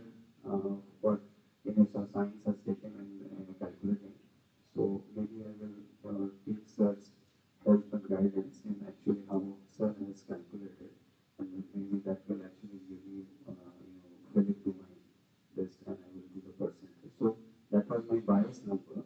So in order to get some number which is close to 7% in 2 to 3 years, obviously from 2022 to end of 2024 financial year, March 2025, it will not have a very high number. So I have done a calculation, maybe managed the calculation in a such a way to get, but yeah, these are the numbers are already there. So I have taken only school numbers because I feel that they are the first, uh, students who will actually have the literacy, that will reflect the literacy rate. But if, yeah, and I have divided by the total literate people, in general literate people. So otherwise, what is my denominator? I was wondering. So maybe it's wrong. Maybe other numbers I have to take into account, and then finally say these are the people, or maybe like 7% or less, or maybe more. So I don't know. So that was the bias I had. So is there any other question? Sir, we have another one question. As per your school survey and all, so you mentioned already that primary school children are exactly from which standard or which class or not, people are getting educated from these concepts, and what are the activities, what are the parameters they are taking so far? And my other question is like, what is the comparison of government schools to private schools? Like, what is the difference happening about this environment literature, how it is affecting? What are the awareness programs from the government side? What are the impact on it? So in the kindergarten also there are a lot of initiatives, but obviously the level of schools is very different. From kindergarten also I have seen people are making posters regarding environmental. Yeah, so if I take 1 to 5, there is sensitization, then 5 to 7, then 7 to 9, then 9 to 12. But 9 to 12 is mostly doesn't happen in that way because the board exam and the stream doesn't change. Because biology, science, and mathematics and different areas. So yeah, it is part of the syllabus, but some are again dilute. I have noticed and noted there, but it's not reflecting because again it is saying you have to go deep into the content, as Anupam also mentioned. What are the, so I can go deep into the research will only check what are the contents of that, which should be done. That's what that paper I have taken by Ms. Saluja who is talking about the NAP framework. So, so there is no exclusive subject called environment. This this thing. So in science or in civic or in other, it's called IDP, some subject, I don't know this full form and all that. They have these chapters regarding environmental, how butterfly, what are trees and all that. Very generic things. What is great, what is this thing. So through that, the literacy is going. But in a deeper level is happening in institutions. If somebody is taking, environmental science in Bangalore University, they are having a very exclusive course, like we are having an exclusive course. Then again, there is a scientific side to it, and there is a generic side to it. Yeah, so all these things are there. So again, taking a percentage of is again a very difficult time. Also in North Bangalore and Sahakar Nagar and Kodigalli Constitution, there are few BBNP schools. Near Trio International, and I have not visited that, but over a period of time, I stay that side only. I've seen during they are having some march past and all that. Yeah, so they will have a placard with environmental, and during say World AIDS Day, during Environmental Day, or in the similar types of, they will do a march. So I was very surprised and it's very heartening to see even in government-aided school, the initiatives are being taken. So is whether such an NGO that schools also they do. I didn't observe in these 2 months, I will be honest. But over a period of time I have seen. Previously I was there in south of Janagar, and there also there were in Rajarashmi Nagar, there are several schools are there in government aided. So they used to do a lot of this thing, workshop with some NGO. They used to do activities and all that. So, I'm not sure. But yeah, in the government website it's mentioned that they are promoting, and there are newsletters, but they are not updated and all that things here. Sir, as per in your family, you have said, some have you got anything about this? So one day in the group, I have shared one video, right? So I have there were like 7 kids from class 2, 3, 6, and 7. So I asked them to come in my living room. They were sitting, and then I randomly asked them few questions. And one of them explained me what is water cycle. The kid was in class 2 and he shared a video. So those things I have done. I should have gone to KK school and this thing I have not done. But in the community and other WhatsApp group and all that, few people have revert back. Mostly parents, because parents are very actively participating in class 4 age. There are certain activity and workshops which are not age appropriate. That is also to be mentioned in this, but I have not mentioned. So in class 3, not all mental levels are very creative. So if you will be taking it seriously, 4, 5 class and all that, you will be like just doing it for heck of doing it. So then ultimately the parents will do. So the busy parents might not do.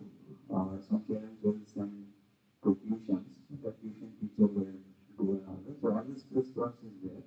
So this is very deep work we can do. But as I shared that video, I had an exclusive interview and that man was telling me you have to do recording.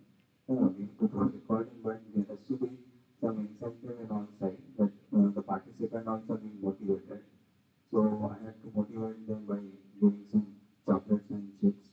So they got motivated, and one of them was telling about water cycle. They were very surprised. The class 2 guy was explaining water cycle.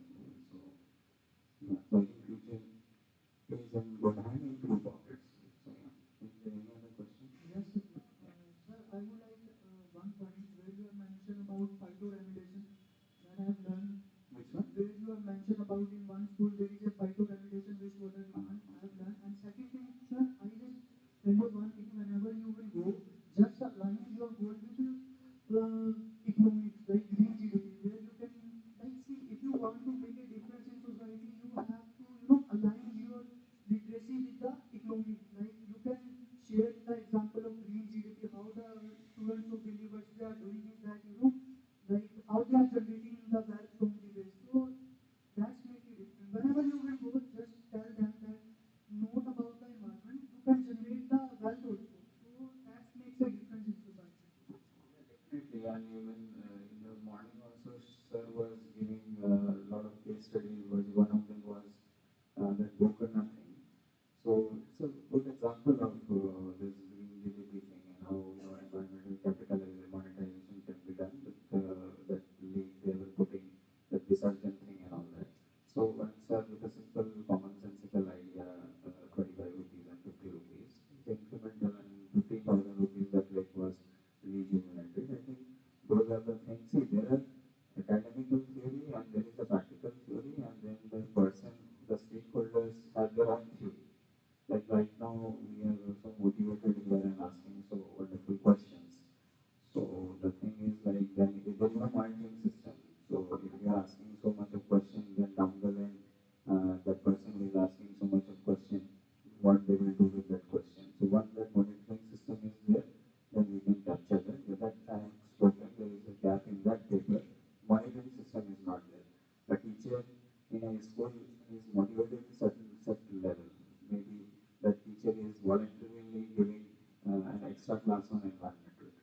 So similar things are happening. But again, the monitoring should be system should be there, and then it requires a cost. Who will bear the cost?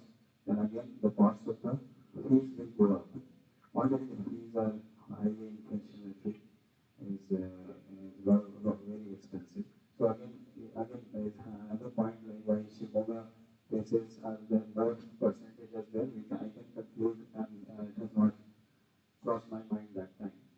So yeah, so maybe the education cost of education in small tier cities, where I come from a very remote places in coal belt area, my education was done, and with a very nominal fee when I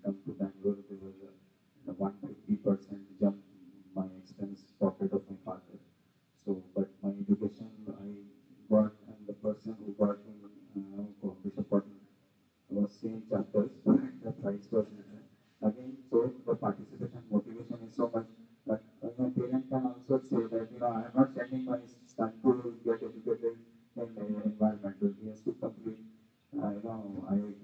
So he is more interested in binomial theorem or L hospital rules than, understanding the thermodynamics of ecosystem. So all these things are there, but then again, it will go in a deep level. We have to actually sit with principals and teachers who are academically made contents.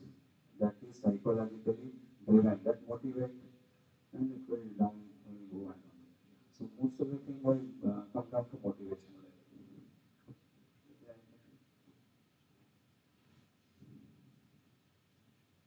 Sir, can I conclude and no more questions? Yeah. I would like to know if there's some time for me also to ask a question. I had a doubt. Be on the chair. You should have interviewed much earlier. You can still listen. So I wanted their doubts also to be clear. First step. Okay, let me quickly ask you, sir. So since you have, my doubt is nothing to do with your calculations as of now, but since you have said you have spoken to a few people about this, how many ever it might be, were you also able to find out if the curriculum part of environmental teaching that they're doing, is it updated? Because I realized that by the time I was studying, I had subjects called EDS until I was in Yeah, sixth you grade. is there, still there. Yeah. So until I was in sixth grade, also I had them telling me about how ozone layer depletion is probably the most breaking issue of the world. Whereas by then already the ozone layer was pretty much recovering, and there were like new issues coming up. And right now it's like No, ozone layer is still a big issue. The top, the no, sustainable GDP is only to no. restrict the Ozone layer 1.5%. is pretty much considered a little lone priority because it was resolved to a very great extent. So now priority of issues are, yeah, yeah, ozone depletion is no more one of the biggest pressing Sorry, issues. change. Okay. Yeah, I'm just saying. So back when I was learning, when it was already recovering, they were still teaching us like that's the biggest issue. Whereas by then they were already like new issues emerging, and they were not really educating all of that. That was me learning through my own self teaching, but that's when I realized there needs to be some curriculum update. So were you able to find out if they have actually done that and stopped teaching things that are Yeah, so irrelevant? private schools, there is again the CBSE, ICSE, now international, they are following, there are another two, another board, I don't know, international IB, they are following UK norm and all the regulation system, we call that. Federal. So, yeah, so the private schools books are every year getting updated. But what they are writing, I mean, I don't know exactly the content. I have to follow class 5 to class 1 to 5 to see exactly. But yeah, there are updates in very small pieces. Like at one, we will only talk about how plants grow, what are stems, what are types of roots.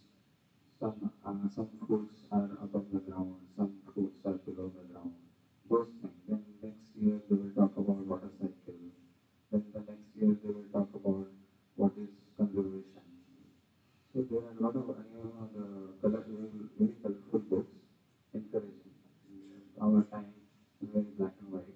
CBSE, NCRT books are not very colorful. I don't know now the status. So all these things are Got it, sir. yeah, no.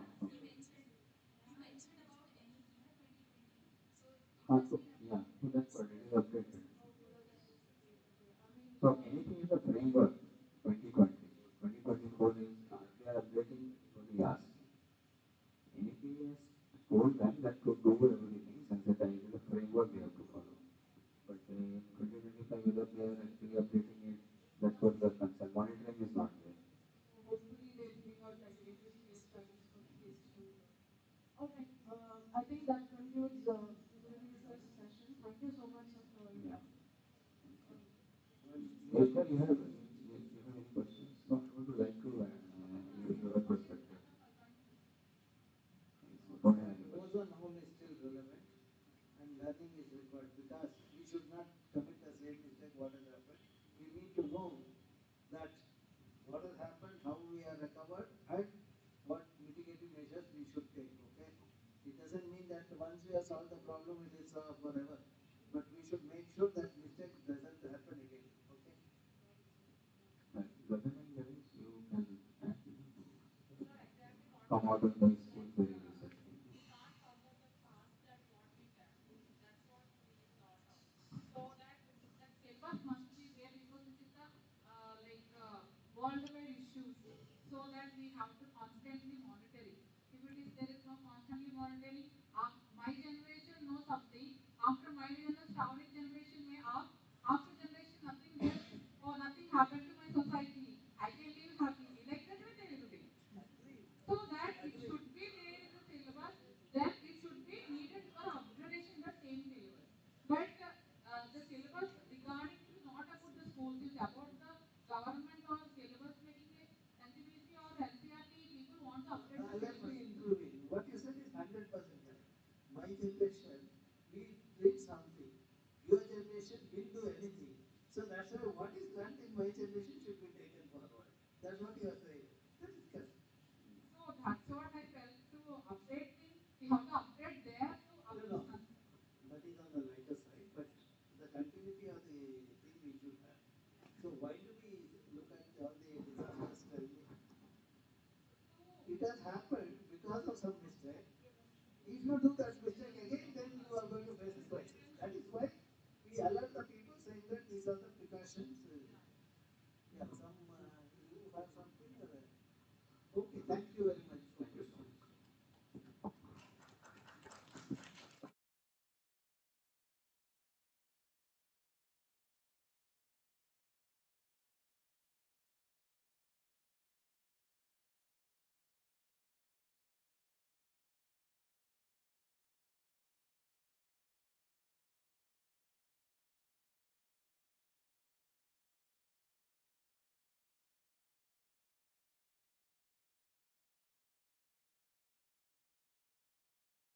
Because it's involved in environment education program. No. Think if you can, if you are thinking to visit there, then visit those places, study again, and present. Yeah, I will. Now, sir has said that says hit me all over. I will. It's not I think you are mistaken. No, I'm not mistaken, sir. Actually, I'm thinking that why I was so busy that I could not go. Because no one compared you to take this course, and no one compared you to do those certain works. Exactly. That I started with 1% of motivation I came here. So I think if you want to do something for what you for these courses to what if you your conscience to do this course, then I think when you do this work, then you will achieve those goals. Yeah, correct. Yeah, I understand. You're asking me to reassess what My exactly. talk will be more comfortable, I said. Then I took the excuse of Aparna's birthday. I said,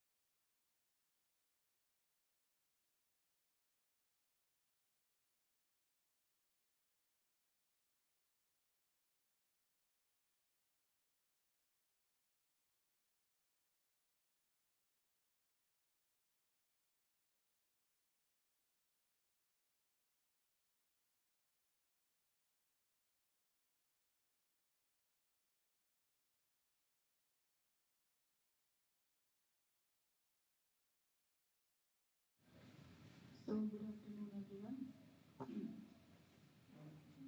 My topic for the project was to assess the environmental performance indices in the Delhi NCR, that is Delhi and Greater Noida.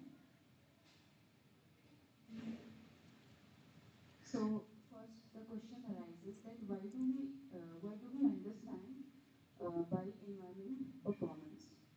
So by environmental performance refers to the measures of an individual organization or system's effectiveness in managing and reducing their impact on the environment.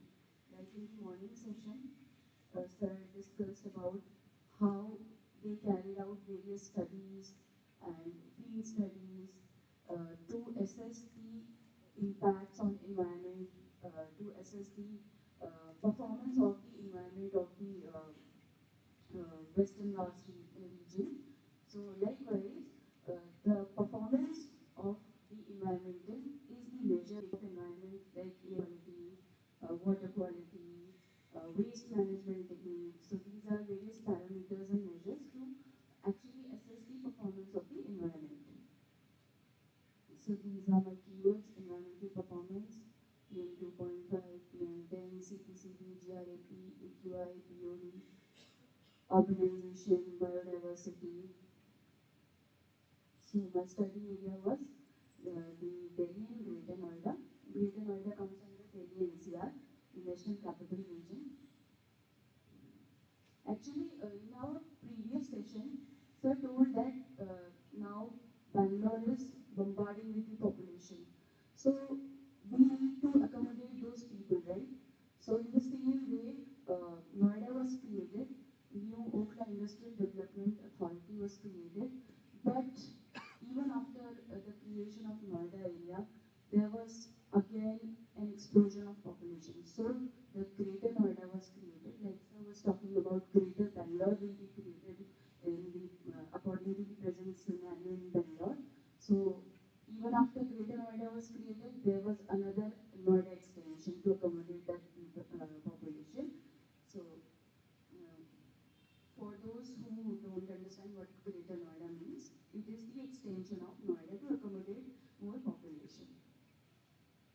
So my objectives were to analyze the current state of environmental health in Delhi and Greater Noida using different parameters. So I conducted a little survey in my society where I'm residing.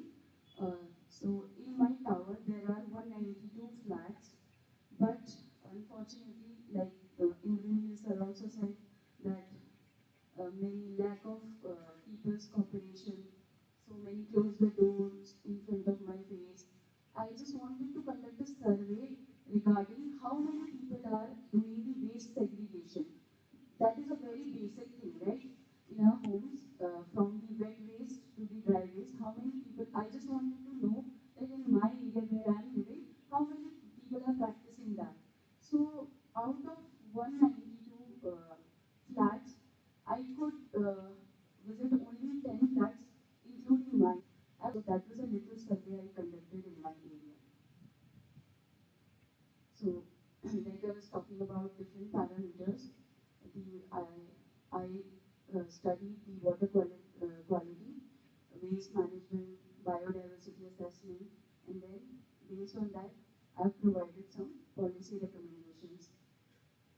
So the methods were the environmental performance of Delhi and Greater Noida is analyzed using a set of indices like air pollution index, in which I considered these parameters like PM 2.5, PM 10, NOx, CO, SOx levels, water quality index, the chemical and biological parameters of water bodies like BOD, COD. For those who don't know what BOD is, it is biochemical oxygen demand. For example, we have a lake and a lot of sewage is dumped into the lake, which is organic, dead and decaying matter, many things. So in order to break down that organic matter, the bacteria or microorganisms that are present in the lake, they will require some amount of oxygen to carry the aerobic respiration, so as to break the dead and decaying matter. So the more the oxygen they are requiring, that shows the more the lake is depleted, the health of the lake is depleted. So that is theory. I guess I'm clear? Okay. So other water quality indexes are like total dissolved solids, total suspended solids, and what is the pH of the water. And I also studied the green cover index, the waste management, and biodiversity impact assessment was also done. So based on my study, some of the results which I came across, and for the reference, I have taken the data from the Central Pollution Control Board, Delhi Pollution Control Board, UP Pollution Control Board, Delhi Development Authority, and I have mentioned all those sources. So, coming to the air quality, according to the CPCB, in 2024, air pollution in Delhi and Noida reached alarming levels. Like you might have heard, we were discussing also that it went up to 1,000 in some places in Delhi, like Paharganj, and I'm forgetting the name of the place. So it reached up to that level, which is termed as hazardous. Okay. So this dire situation was attributed to various factors such as emissions from the vehicles, industries, stubble burning, which we have been discussing a lot now, from the neighboring states of Rajasthan, Punjab, Haryana, and unfavorable weather conditions. Like in winter, it will deplete more and more. The reason is the temperature inversion. Because of that, the cold air is trapped on the ground level, and the more particulate matter and the smoke and all those things are trapped on the ground level, and we are unable to see, we see a smog kind of situation. So it will be more, it is expected to become more or increase more in winters. So also the effect of burning of crackers, like we mentioned day before yesterday's class, that how firecrackers contribute to the air pollution degradation. So the consequences of this pollution spike were great. Over 75% of households in the region reported health issues, including persistent coughs, which I am having till now. So, asthma and headaches, according to a survey, schools were shifted to online classes. So, these are kind of immediate measures that were taken, like yesterday Anupam sir was discussing about odd and even scheme. So, similarly, most of the schools were shut down and online classes were there. And for those who could, companies who could afford the work from home, it was started so that less of the vehicular movement is there in the roads. Authorities also enforcing graded response action plan stage 4. Stage 4 means that now the air quality index has reached to a very severe level. So according to that, the stage 4 criteria or guidelines are being implemented in Delhi. So under this, they ban the diesel-powered vehicles, and they halt the construction activities, and also the commercial vehicles, the movement of commercial vehicles was reduced. So according to the Delhi Pollution Control Committee, these are some of the criteria, like I mentioned about the GRAP report and the air quality index. So if the air quality index is between 201 to 300, it is termed as poor, and this is stage 1. So based on this, some health advisories are issued to avoid outdoor physical activities as much as they can. The stage 2, where it is mentioned as very poor, the air quality is between 300 to 301 to 400. The health advisories are to avoid outdoor physical activities during morning and late evening hours, and remain indoors and keep activity levels low. Like seniors, like many of our parents, they go on morning walks, evening walks. So that was curbed. That was they were told to curb that activity because during the morning and evening the temperature is less. So the particulate matter or the air quality is worsened at that time. So the stage 3, which is severe, and in the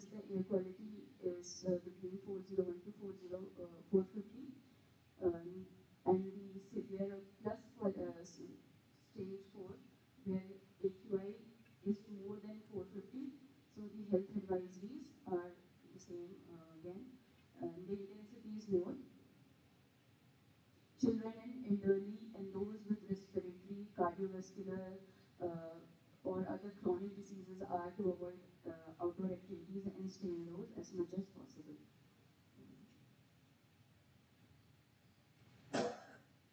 So, for my comparison or for my study, I took the data from the Indian Institute of Tropical Meteorology, Ministry of Earth Sciences, the levels of PM10 and PM2.5.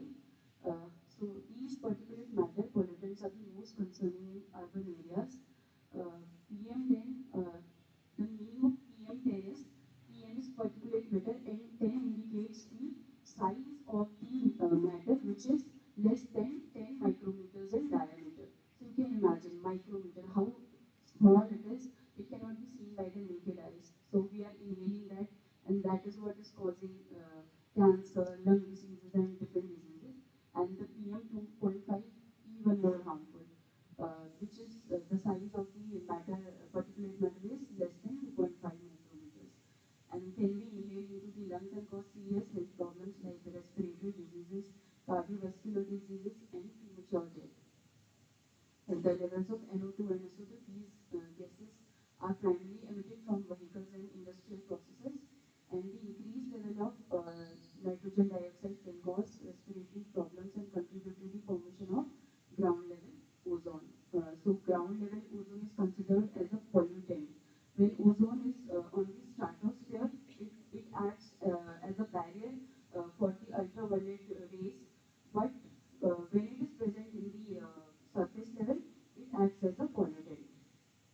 So NO2 contributes to the formation of ground level ozone. So carbon monoxide and ozone. Carbon monoxide is mostly produced from molecular emissions and can interfere with oxygen transportation in bloodstream, while ozone formation near the ground exacerbates respiratory issues and smog. So this diagram shows the PM2.5 intensity of PM2.5 from January 2024 to September 2024. How you can see in January there is a point where it has reached between 700 to 800. You can imagine the level of pollution. See in January, why I am focusing, because this is the winter time. As I told that in winter it will be automatically in the higher side.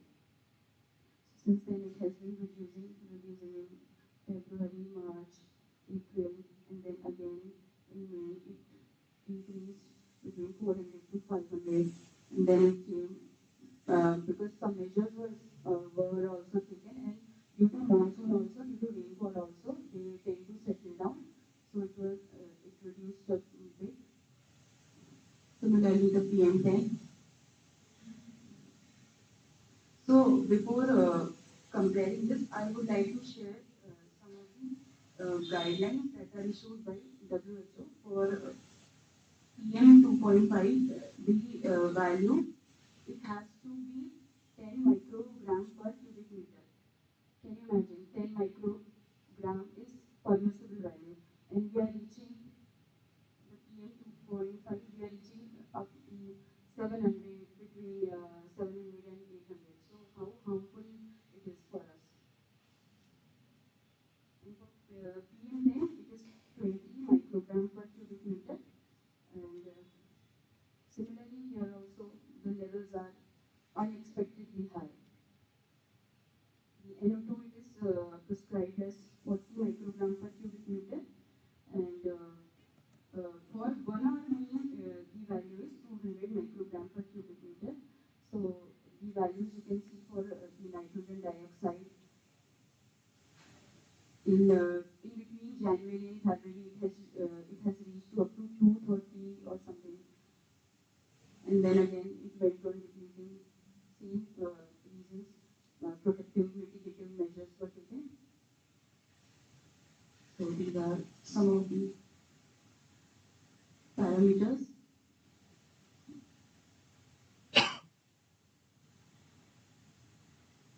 This is the ozone percentage. Sorry, this is the ozone value. Now, this is the aggregate air quality index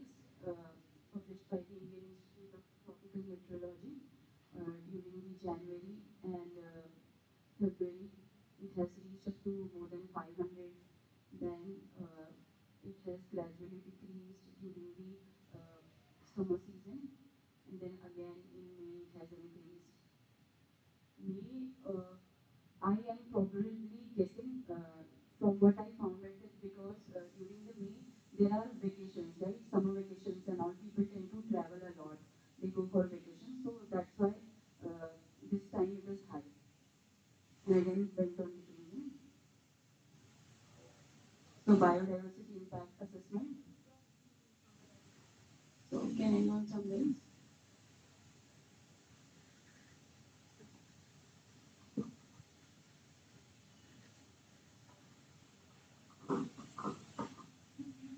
So, topic is environment performance indices, assessment of Greater Noida and Delhi.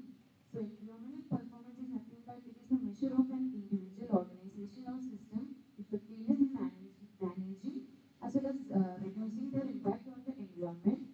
And this performance can be assessed by using several indicators, can be air quality matrices or water quality index, everything. So the study area, which is Delhi, Greater Noida, and the major objectives, which includes the to assess the health of environmental health in Delhi and Greater Noida using the different parameters, and then the air quality evaluation, which assess the key air pollutants such as the particulate matter, especially particulate matter 10 as well as particulate matter 2.5. Then comes the nitrogen dioxide, sulfur dioxide, and carbon monoxide, as well as the ozone. And then the other objectives include water quality analysis, waste management, then biodiversity assessment, then policy recommendation. Then the method for environment performance include a set of indices. Then air quality indices, which include the PM 2.5, PM 10, then NO2, carbon monoxide, sulfur dioxide, all these analyses. Then water quality include all the chemical as well as biological parameter analysis. Then the green cover indices, which proportion of the green areas and the afforestation activities. Then the waste management assess through the matrices for waste, segregation, processing, and recycling. Then also the biodiversity impact assessment also carried out. Then coming to the result, so the air quality it found highest during the November, January, okay, January. Then it was mainly due to the emission of vehicles, industries, the stubble burning from nearest states, then unfavorable weather conditions, then the burning of firecrackers during festivals. Then around 75% of the household noticed several health issues such as like the cough, asthma, headache, several other diseases. And the schools conducted online classes. Then also, then they recommended the graded response action plan, that is GRAP, stage 4. It is a critical situation. Then also they banned diesel powered vehicles, and also the Delhi pollution control board, they released the quality list like poor, very poor, severe, severe plus indices values. Then PM10 and PM2.5. To explain what is PM10, it is nothing but the particles less than 10 micrometers. Similarly, 2.5 means less than 2.5 micrometers. So it can be inhalated or lungs and cause several serious health issues.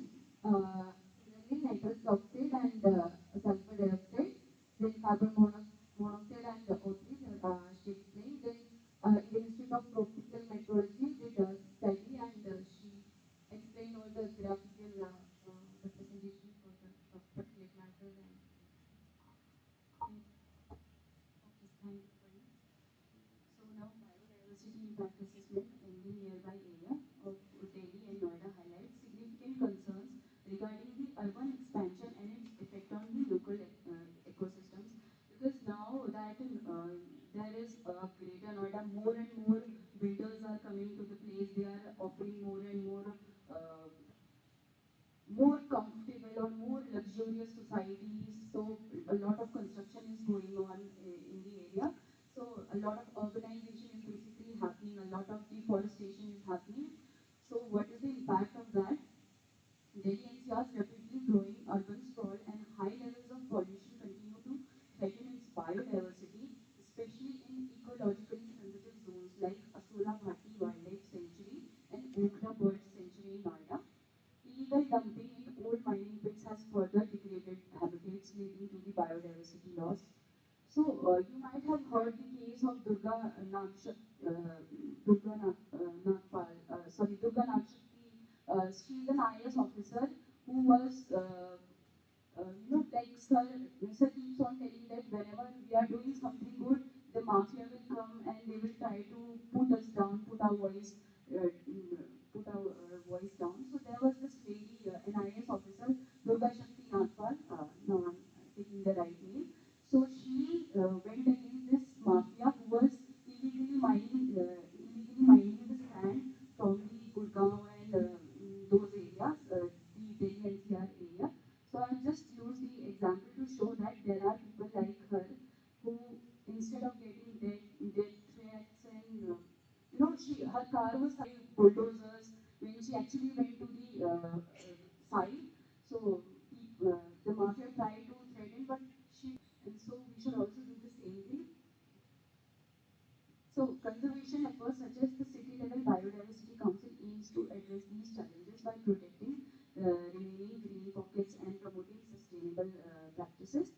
In Noida, urbanization and infrastructure projects, like I told you, there are a lot of societies being developed, a lot of real estate and builders are there now.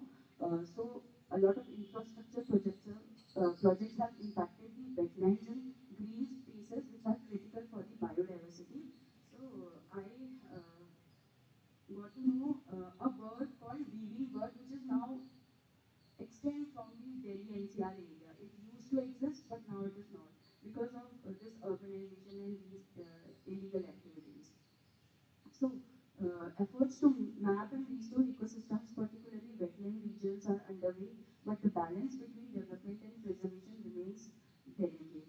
Collaborative initiatives between local authorities and environmental organizations are key to mitigating the negative impacts of industrial and residential development. So this is the Yamuna River and this is the Okla Bird Sanctuary where I visited. I could not get the data because they told me that it is already available online. But I just saw the Yamuna River and a little bit of birds where I could spot an owl and the common kingfisher and baboon trees, the local flora and fauna I could spot that. So I put a map of this area. Here it is situated the Okla Bird Sanctuary. So the biodiversity status in Okla Bird Sanctuary, it has recorded over 320 bird species, including 20 common resident water birds, because it is on the Yamuna River. So there are a lot of water birds and lot of water plants are there. 44 common resident woodland species, 43 migratory water birds, and 26 migratory woodland birds. The sanctuary also hosts over 1 lakh migratory birds during the winter months, which now will be seen. Some of the birds that have been spotted in the Okla Bird Sanctuary include the shoveler duck, northern pintail, common teal, Ganwell duck, and blue-winged teal. And the plant diversity, it has recorded over 188 plant species, including 121 herbs, 10 shrubs, and 30 trees. Insects, over 30 species of butterflies as well as many other insects are there. Mammals, it has recorded 10 species of mammals, including nilgai, which I was lucky enough to see, Indian mongoose, and black nut hare, and jackals. Reptiles, like it has recorded over 8 species of reptiles. Amphibians, it has recorded 2 species of amphibians. And the source is the website of Okla Bird Sanctuary for this data. So here you can see the flora and fauna which is present in the Okla Bird Sanctuary, like green bee, etor, common teal, grey leg goose, babool tree, This is the common in the Greater Noida and Delhi belt. This is the most common tree you can find there. Cluster fig, Eurasian spoonbill. So these are some of the flora and fauna of the OVS. Now coming to the green cover index. So as per the India State of Forest Report 2021, the forest and tree cover area increased to 342 square kilometer in 2021 in Delhi NCR, increasingly thereby the share of forest in the total area to 23.06%. Delhi has the second highest tree cover as percentage, 9.91%. Area of the state's UTs after Chandigarh, which has, so this is the comparison between Chandigarh and Delhi, and because of the efforts of the authorities and local people, there is an increase in the forest area, and which is in percentage, which is 9.9%. So Noida, part of the NCR, has also made strides in improving its green cover. So like in the society where I live in the Greater Noida, it used to be a barren land, but now because of the efforts of the local authorities, they have planted a lot of neem trees along the roadways, and because of that, a lot of which I daily witness is that a lot of dust pollution has come down because of those neem trees. Efforts to combat urban heat islands. So what is this urban heat islands, you might ask? So urban heat island effect is nothing but when there is a lot of construction, concrete or cement has a tendency to dissipate or heat. So when there are a lot of such structures, concrete structures, a lot of heat will be dissipated and it will be accumulated in that area. So if that area does not have enough vegetation, it will remain comparatively hot. So that is the urban heat island effect. So because now when you come to Noida, you will see that it is just a concrete jungle. So because of that, there is a increase in the urban heat island effect. So these initiatives align with the broader regional goals of enhancing the NCR's ecological balance. So this is the data from India State of Forest Report 2021. So you can see that since year 1997 to 2021, the forest and tree cover, how it has changed. So the percentage of total area, it was 1.75%, and due to the efforts, it has now come to 23.06%. You can summarize. Summary or whatever you got from the slide.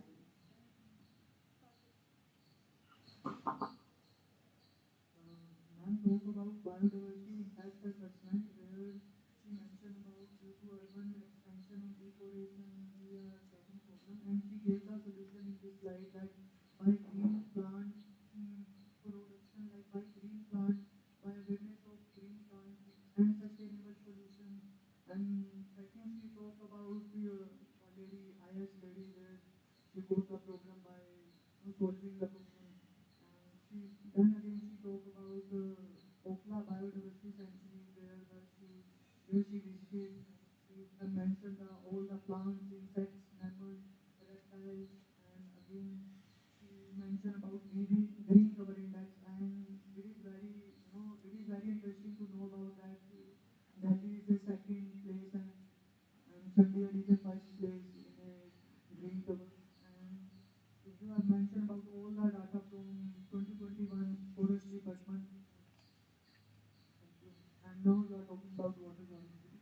Thank you, Karthik. Thank you so much. So now we'll talk about the water quality data of the river Yamuna for Delhi. A stretch depicts that out of only two locations at Palla and Wazirabad are meeting the primary water quality criteria for outdoor bathing notified under the Environment Protection Rules 1986. So these are the two places, Palla and Wazirabad, where you can use the Yamuna water for outdoor bathing, not for drinking or personal use. It has depleted to such a quality that even for bathing or washing hands, that are meeting the requirements. So the dissolved oxygen is nil at 4 locations in downstream of Wazirabad and at 5 locations, namely ISBT, you might have heard on Bihar, ISBT, ITO, Nizamuddin, Okhla upstream, and Asgarpur are non-compliant with respect to BOD, fecal coliform, and fecal streptococci. So fecal coliform does anybody have any idea?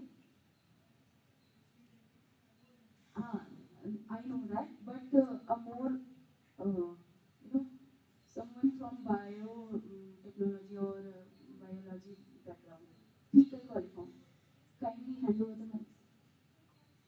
Fecal coliform. Coliforms, if there is any fecal contamination, coliform will grow. Coliform bacteria, right? Coliform bacteria is a bacteria microorganism like Escherichia coli. In the fecal matter. In the fecal matter of humans or In animals. the water, it is contaminated by fecal matter. The disease is Escherichia coli. And take the salt and look at test on this like agar, and we can identify whether it's there or yes. In the for Escherichia coli, then we will identify whether that water or the lake it is contaminated or not. Actually, fecal coli and E. coli is different actually. So it's the procedure is the same. Like if you want to isolate both, the procedure will be same throughout. So if the water is contaminated, if you want, so we usually go for physical chemical analysis. So what you mentioned before, BOD, COD, everything comes under physical chemical analysis. If we go for biological, we can able to tell by say like by doing the microbial analysis. So by using like for the microbiology, we prepare the agar and we will isolate the bacteria from the water sample, whatever sample. That is more of the technical part. More technical part. Then we will count. There will be a count will be there. Based on the count, we will like this is contaminated or not. Right. Good. Karthik, you want to add?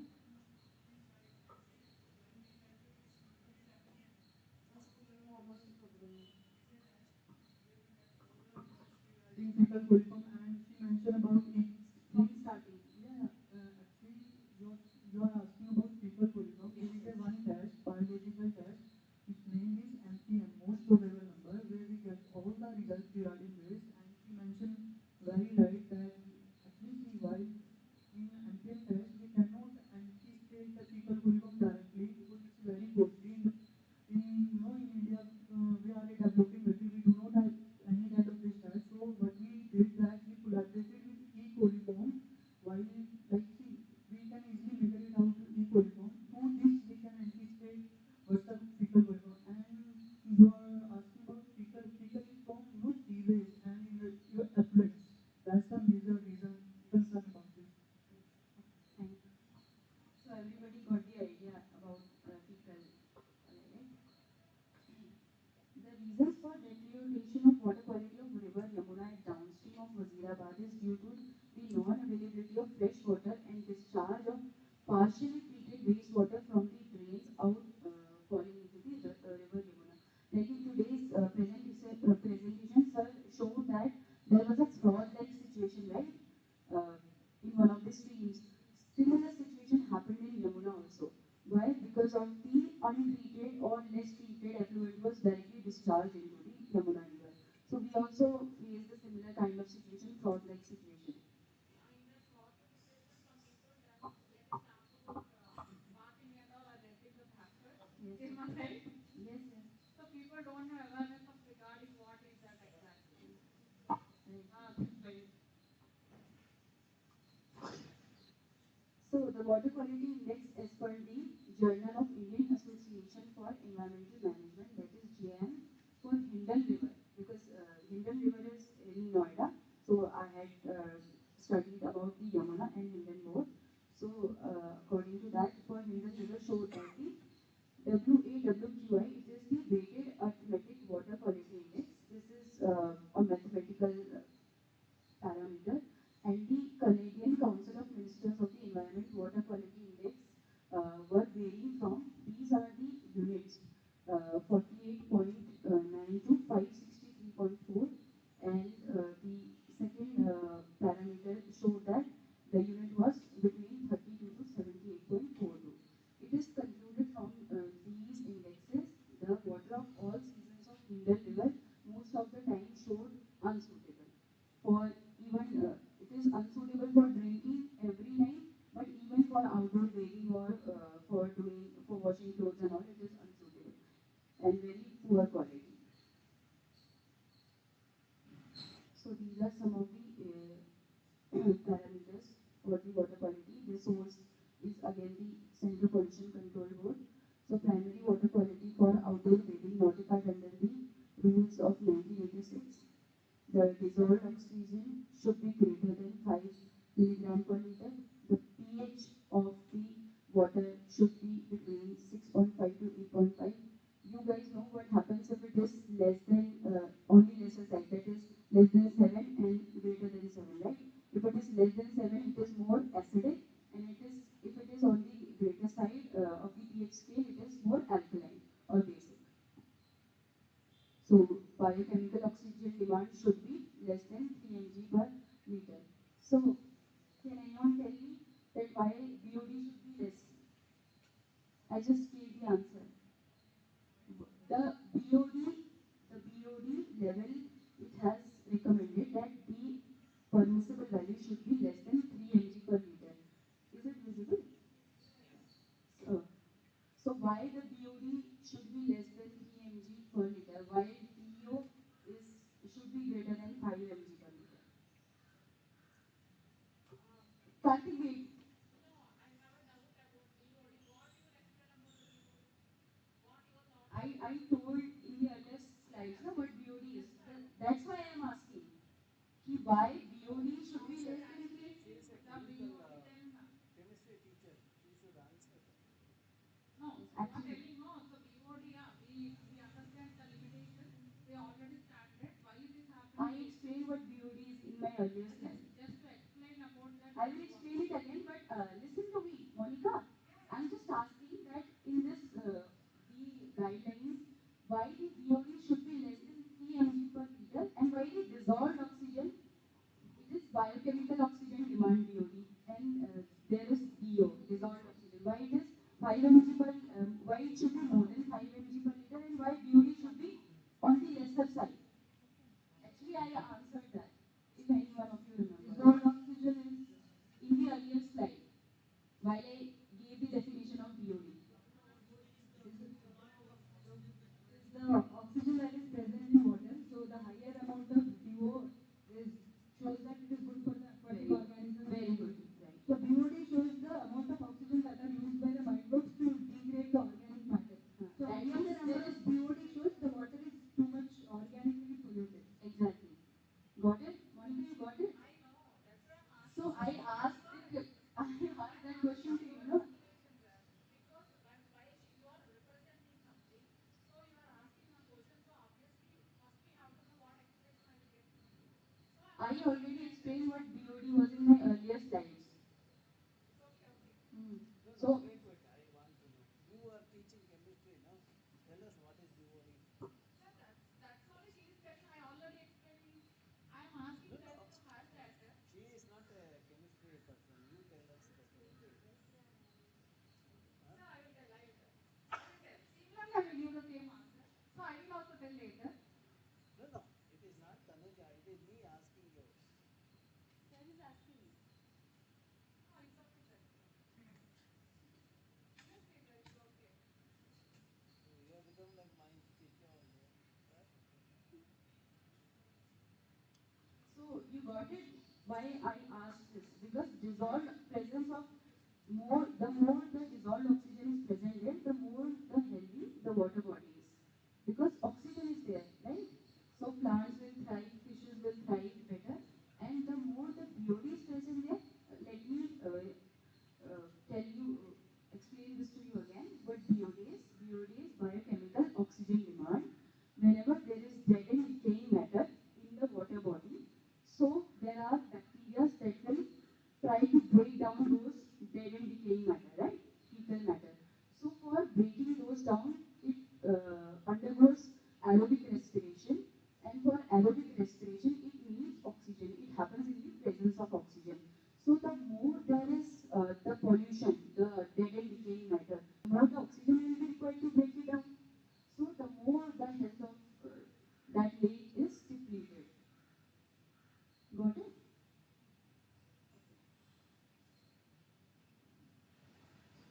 like Karthik was telling what MPN is, most probable number. I did not have this idea. Actually, I read it in my course, but because of the gap, I'm unable to recall. So this is most probable number. The fecal coliform, like Kaveri also explained, fecal streptococci. These are the units. And fecal for fecal coliform, the standard guideline or parameter is it should be less than 2500 mpn per 100 ml of the sample. Okay. So there is a criteria for heavy metals also. So for Yamuna River, we have taken 2 points, that is Palla and Asgarpur. So for arsenic, cadmium, cobalt, these are all the heavy metals. Uh, we have the guidelines for these also. So like chromium at the river Yamuna at Palla, it was found to be 0.03, and at Asgarpur it was found to be 0.04. So similarly, these all heavy metals are also there, which are secreted or which are released by the industries and they pollute the water body. So now coming to the discussion that Delhi NCR as one of the largest and most populous metropolitan areas in the world faces a multitude of environmental challenges that require urgent attention, like the immediate effect or immediate response to curb down the population was the even and odds, like we studied in our first chapter, right? First chapter about the ad hoc approach. So these are the immediate steps which we were discussing yesterday also. That's why it did not succeed for a longer time, but yeah, for that shorter span of time, it did reduce the air quality. The city's rapid urbanization, increasing industrial activities, and high vehicle density have led to significant air pollution, groundwater depletion, and waste management issues. Despite these challenges, Delhi NCR has made notable strides in addressing some of these problems through various policy initiatives, public-private partnerships, and technological innovations. However, the road ahead is long and requires consistent efforts, greater coordination, and proactive governance. So I came across a technique of planting trees which is known as Miyawaki method. So has anybody any idea about Miyawaki technique? Which, except you. Miyawaki technique. It came from Japan. In a short, area, they try to implement more of native tree species and grow them. Sorry, come again. In a shorter area, they try to grow a forest. Now you said one word. That is the key here. Native. Exactly. Very good. So what we, because we know that native trees grow rapidly and fastly. So to green the area, we should plant such trees which grow at faster rates. So under the Miyawaki technique of Japan, they used to plant native trees that grows quickly. So in Delhi NCR area, we have neem trees, babool trees, jamun trees, amaltas trees. So this is one of the measure we can take to plant more native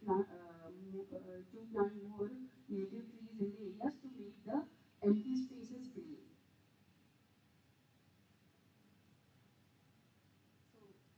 What I found, there can be a scope for further work.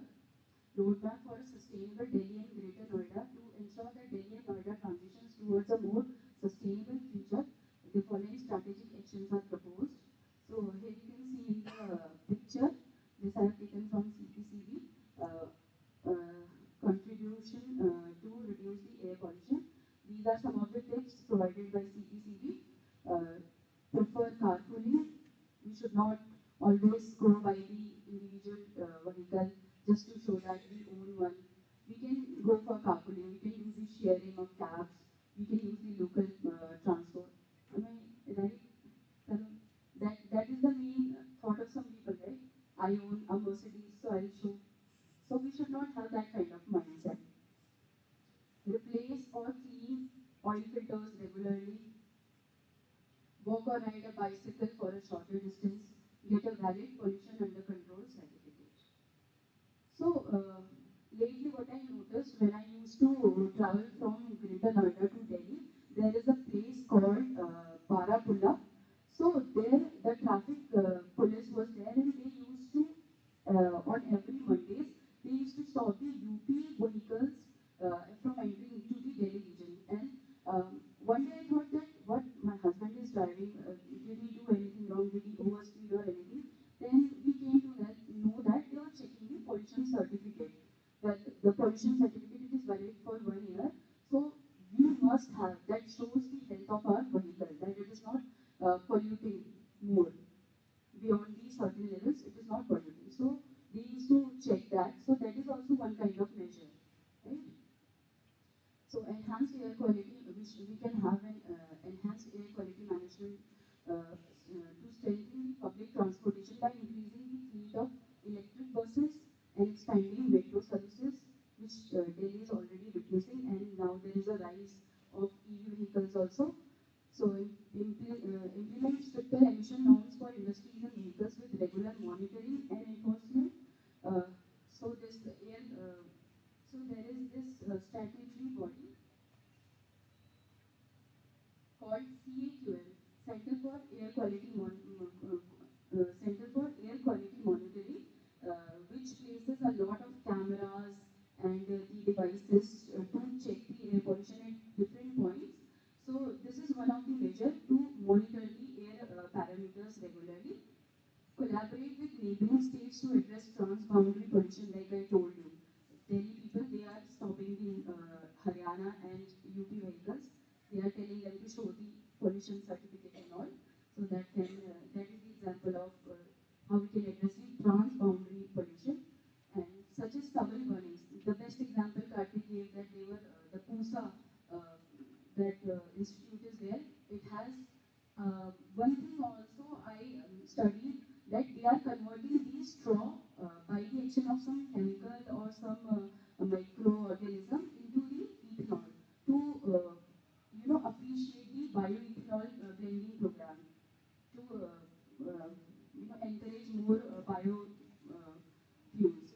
Okay, so this way we can curb the stubble burning situation, and we can invest in air purification technology in high pollution areas, water resource management and restoration.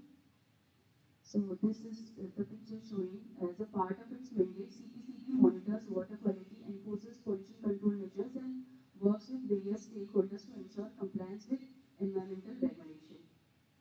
So for this, complete the expansion of sewage treatment plants to meet the city's demand for treated wastewater. Like I told you the example of Yamuna River.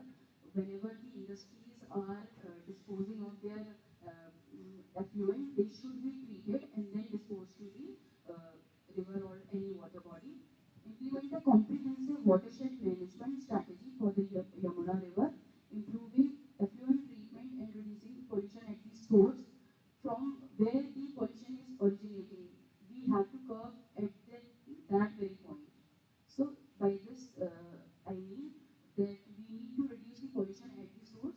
We need to first segregate the waste, see what type of waste it is, and treat them accordingly, and then discharge to the water bodies.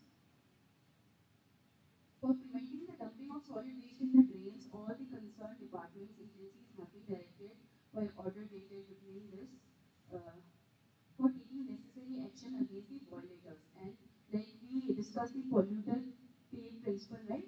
The one who is polluting is liable to pay the fine, and accordingly, those who are polluting, there is an imposition of environmental compensation of rupees 5,000 on dumping of puja material, flowers, etc. I think I will tell them the sir's approach, like sir discussed today, that how they have managed in that area, no? Puja and all material. So I think I will have to whisper them in this method.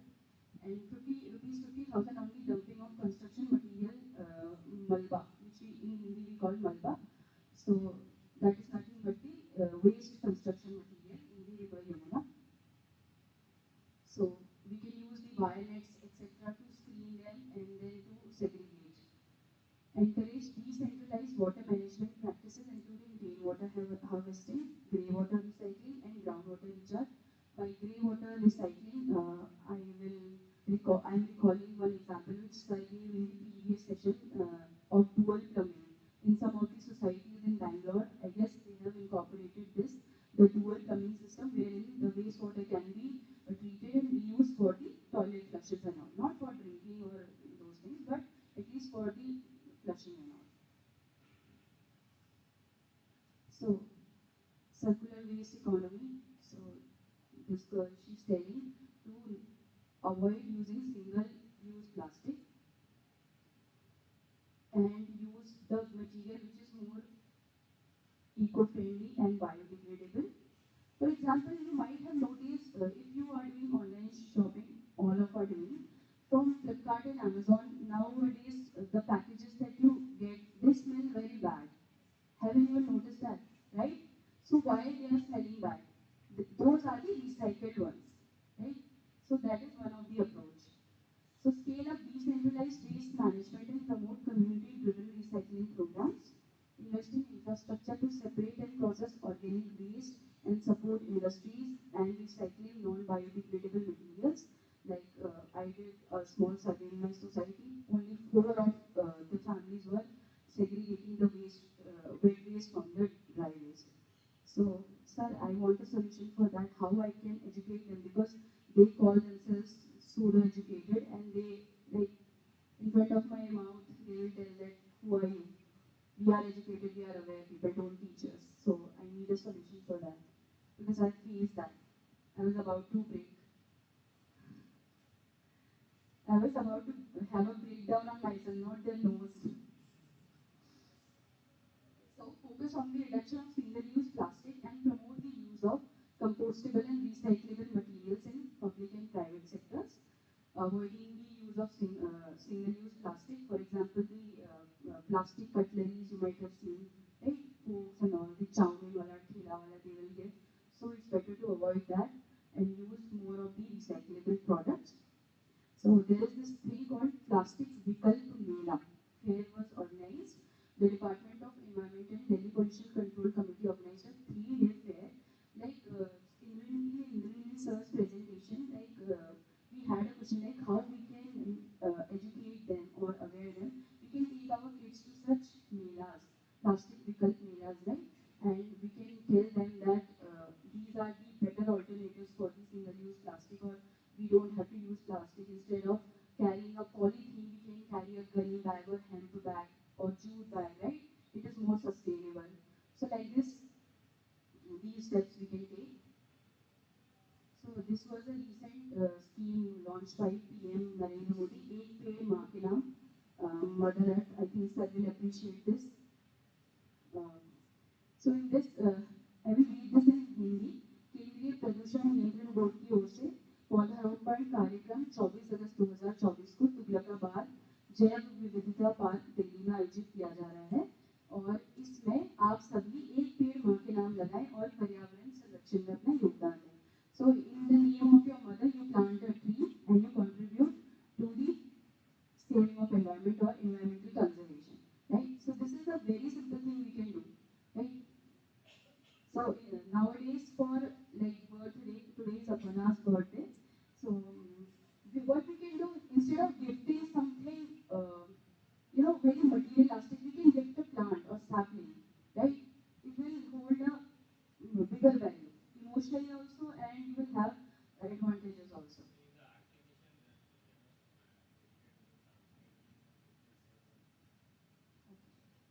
That's good.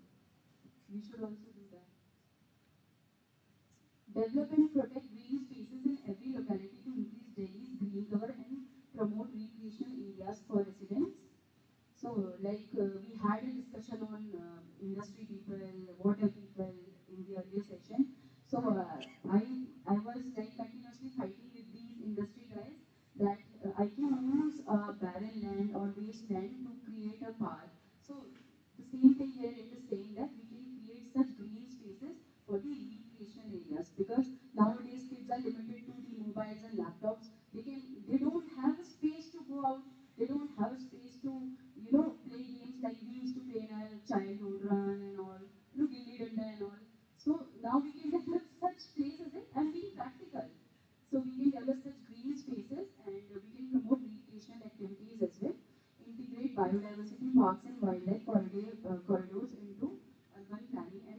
native flora and fauna. So native flora and fauna, again it is focused here, native flora and fauna. Can anyone tell from the search presentation why it is necessary to plan and protect the native flora and fauna? Native.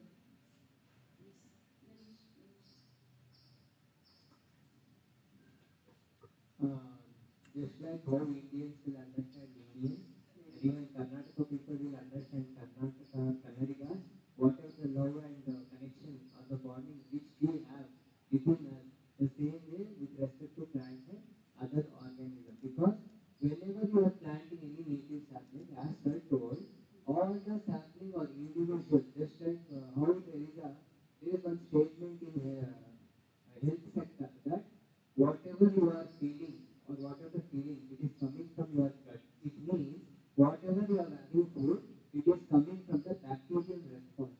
So if you are very good from inside, then it shows in your face. Similar way, if there is a very native biodiversity, not only like anywhere in any place in Bangalore, if you see there is no native plant at all. Because all in each roads they have planted all these cherry blossoms, the pink flowers, wherever you see, or mahogany. These are the different plants which are brought from other countries. Because of this, some important uses. But still, you should always look for native, because only native will understand native. That's it. Great, great insights, Ganesh. Thank you. So on the governance and institutional strengthening part, we can improve. I will just finish this and then improve interagency coordination.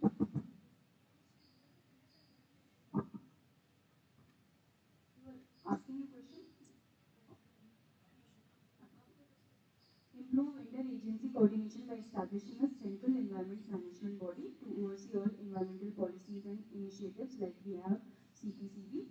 Increase community participation in environmental decision making through public consultations, awareness programs, and incentives for sustainable practices. Like we can encourage our children and kids to plant trees, to make posters on these issues and spread awareness. Even they can tell their parents also that we don't have to use this, or we don't have to every time use our vehicle. We can go with some other kids' family. It will be healthy socially also. They can get to know each other well, and also it will help in reducing the pollution. Strengthen the implementation of environmental laws with the use of technology for monitoring and enforcement. So conclusion, achieving environmental sustainability in Delhi NCR is undoubtedly a challenging risk, a challenging task, given the rapid pace of urbanization, industrial growth, and population pressure. However, with focused and coordinated efforts, substantial improvements are possible. Delhi has the potential to serve as a model for the Indian cities facing similar challenges. The key lies in implementing the right policies, engaging communities, and leveraging technology to create an environmentally friendly and sustainable metropolis. By committing to a cleaner future, Delhi NCR can not only improve the quality of life for its residents but also set a benchmark for environmental performance across the nation.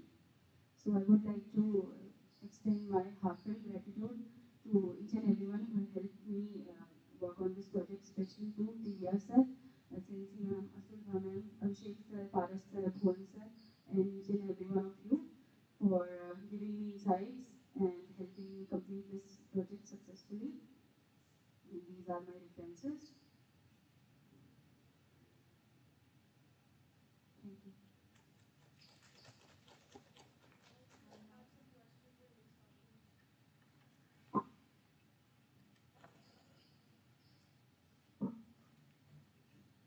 Nice presentation, ma'am. Ma'am, you have mentioned that there is increase in the forest cover in Delhi, if I am not wrong. So although there is an increase in forest cover, why there is a greater amount of pollution in Delhi? Like carbon dioxide, the trees are taking back the carbon dioxide. Although there is a high level of carbon dioxide or other what all you mentioned, what may be the reason, ma'am? Compared to the area of the whole Delhi NCR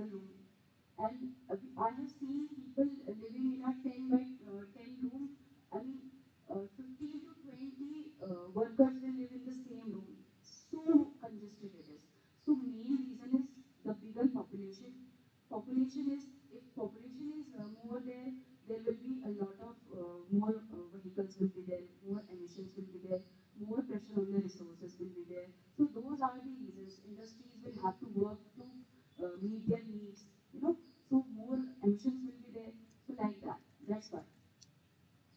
Ma'am, in that case, And also, Ganesh, sorry, Gagan, uh, Delhi is not well planned. It is, Greater Noida is a planned township. Like Chandigarh, we discussed about Chandigarh. Chandigarh is a very well planned city. So there are proper drainages in Delhi, Gurgaon. It has just become the hotspot now. The people have started to migrate because of the industries and companies, but they are not planned. So there is always a problem of pollution, drainage problem is there. Even if it rains for 30 minutes, the whole Delhi or Gurgaon or the NCR region will be clogged. like, if there are more people coming to Delhi, ma'am, then there should be urbanization and the people moving, the space should increase. But according to that, the green space data, is drastically increasing. I guess it's from 33%, 23% of total area. So how come it's increasing, ma'am, like that? I had a doubt regarding that. Because if more people come, it should get more congested and there should be no space for green something. So those areas that are already degraded, or like you can say brown fields areas, right? So they have been now identified. I will give you one example of Yamuna Biodiversity Park. It was earlier a dump site. So by the efforts of Delhi Development Authority (DDA), it has now been constructed into a wetland, wherein they have planted the trees and more migratory birds are there, and it has also become a tourist attraction. So like that, identifying those wastelands and then converting them into the green areas. Yeah. Yes, Yes, Delhi yes, has a lot of nicely said. You also, I'm quite similar to you the way you have the area here. We have surrounding areas. In the surrounding areas, we have a lot of spaces right now, and now they are developing.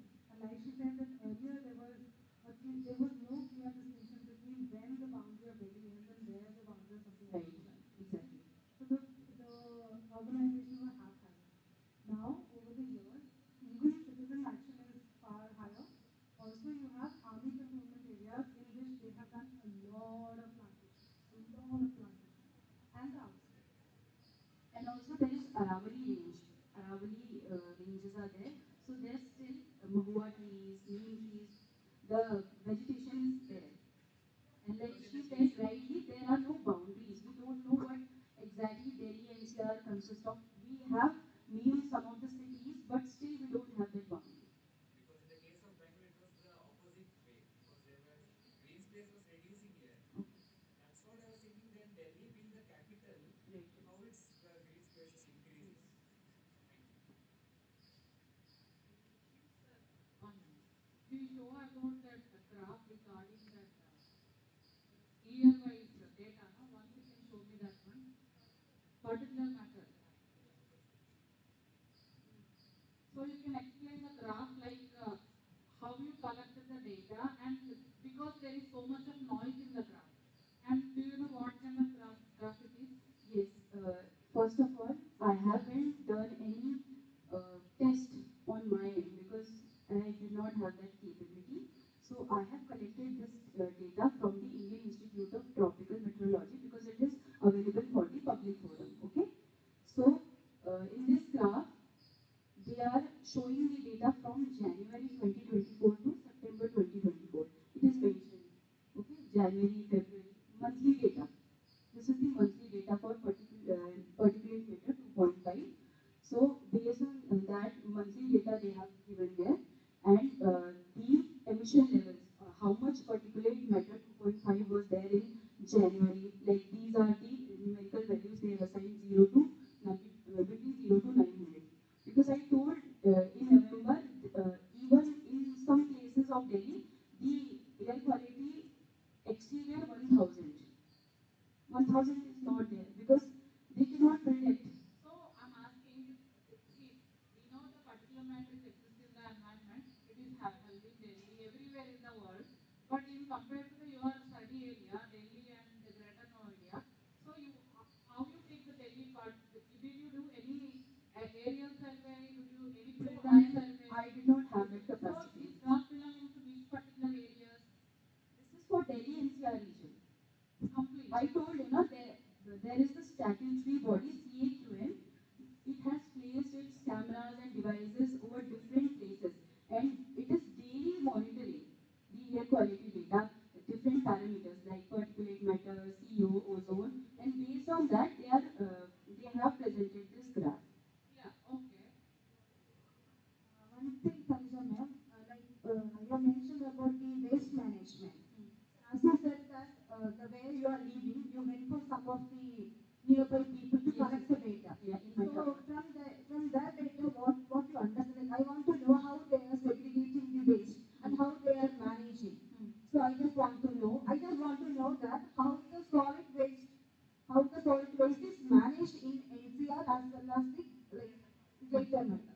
Okay, so I'll tell you that in my society where I went, I could, out of 192 flats, I could only visit 10 flats, okay?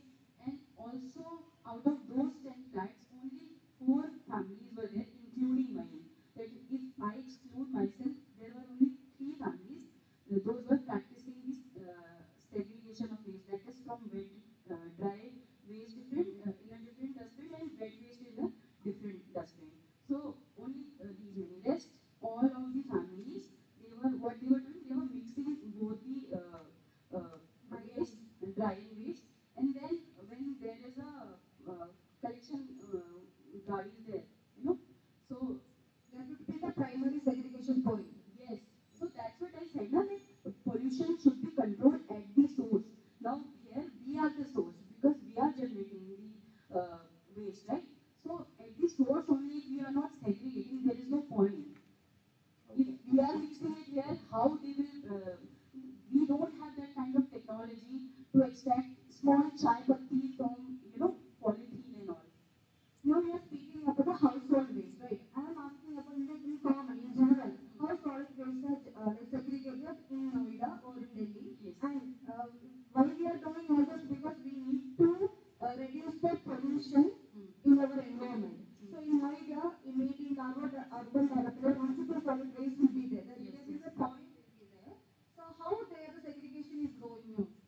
After the segregation, we will get some remaining will be there now. So Yes, what yes, yes. they are doing? So your question is very valid. So what I observed, there is a pahad, mountain in Delhi. If you are going to visit Delhi for the first time, you will feel that it's a mountain, it's a place, but it's a garbage dump. So now, because the population is such huge in Delhi and NCR region, there is a huge mountain of this dump site.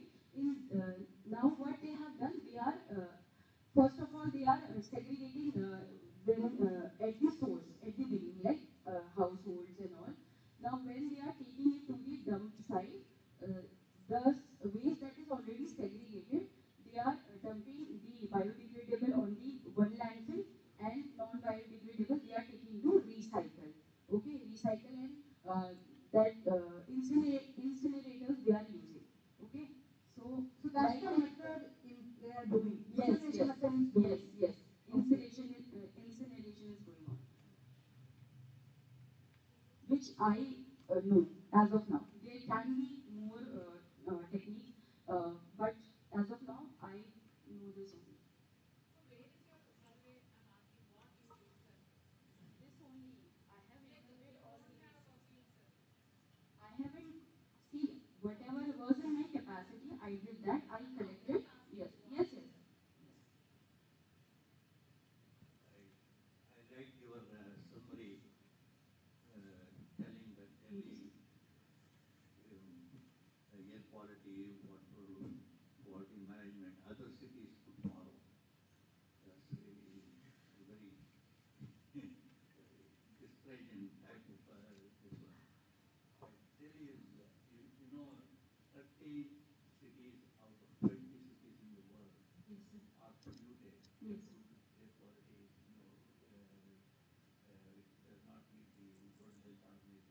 when Delhi leaks. Yes, sir. And not to speak to the water quality at Yamuna, there also it leaks. Yes.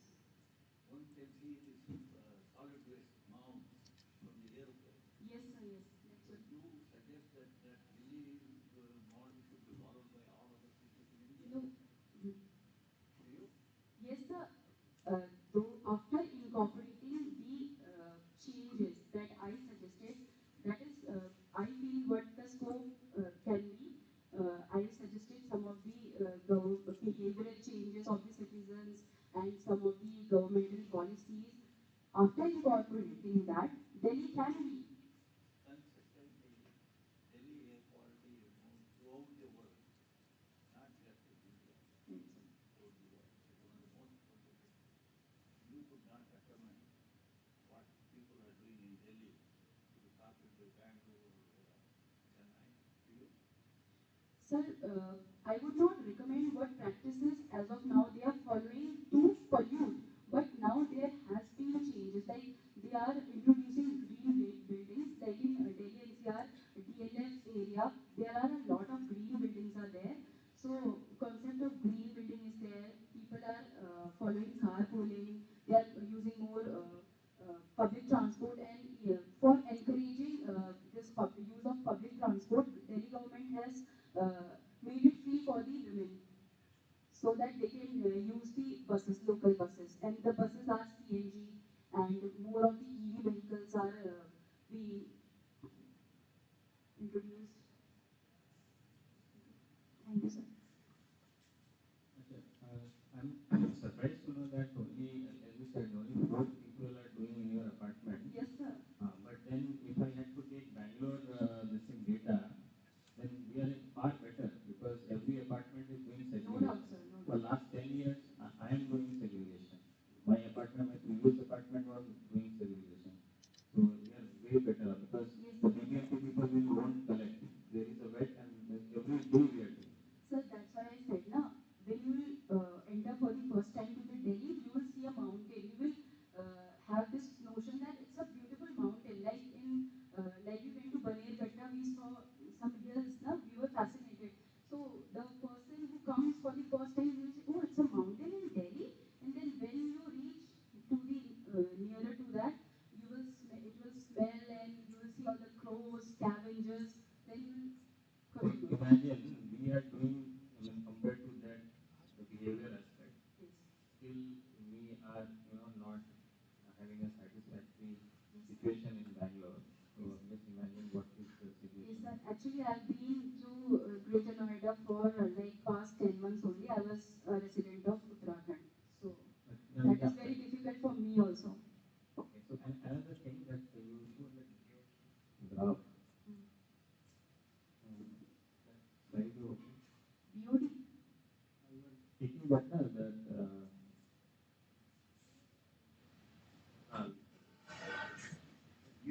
biochemical oxygen demand. So in that primary water quality for outdoor drinking notified, this is a law policy. Yes, yes. This is given by the CPCB that the permissible value should be less than 3 mg per liter. But now, like I did the study on these 2 points of Yamuna, the Palla region and the Asgarpur region, it was found to be 16, while it should be less than 3. No, I'm just asking because 1986, maybe that time it is introduced. Yes, 1986. yes. These are So the norms. it is not updated. This is the recent data. From like 1986 and it is 2004, we are following These the are the same. rules. These are the. No, I understand. I'm not telling you, but I'm surprised that they should do that. I'm confused with that because 1986 is the time the rule came, or it is the update, I don't know. That is like census. What I got. Till 2011, we are calculating because that is the government census data. Right. But otherwise, there are a lot of other data at 24. But then, if you are following the norms of 1986, the particle level will have been increased actually. That's what that should be your recommendation. Now we can extend the table like this one about the values based on standards.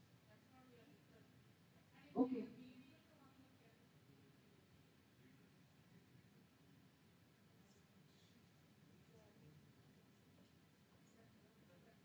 now you can listen to me.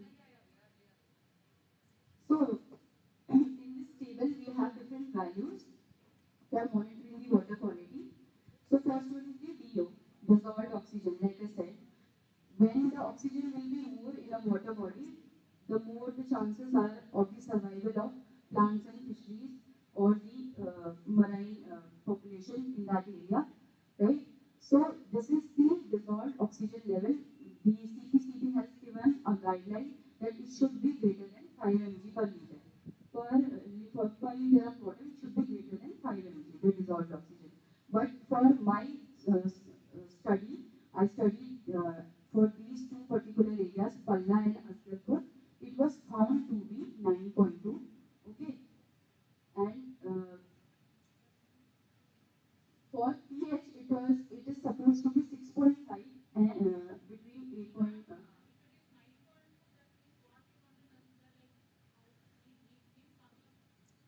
If it is 9.2, the level of dissolved oxygen at that region is 9.2 mg per liter. So what That is good. That is good now because it should be more than 5 mg per liter. Because now we are using aeration plants also now. Various aeration plants we are using. So it is improving the quality of dissolved oxygen. So what about Askarpur? We did not have the data for that. I have not compiled this data. This is government data. You can visit CPCB and verify it. If you have any doubt. Yes, yes. If the dissolved value is more, then it's good for the environment. Okay.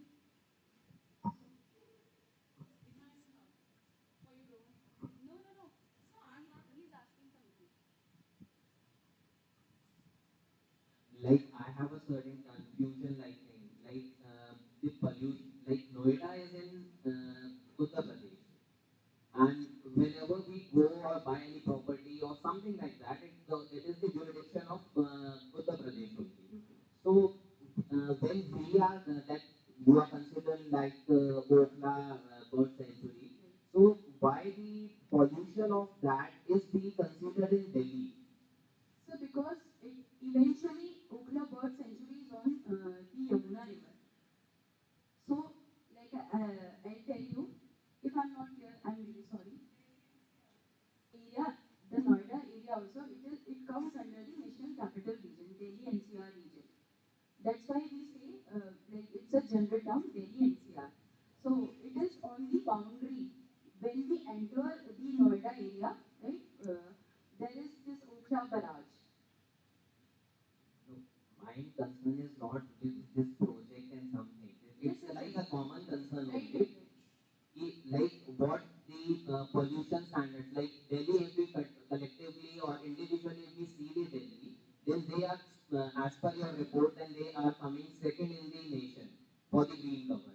And when you visit the Delhi, you will find that it has a lot of greenery also.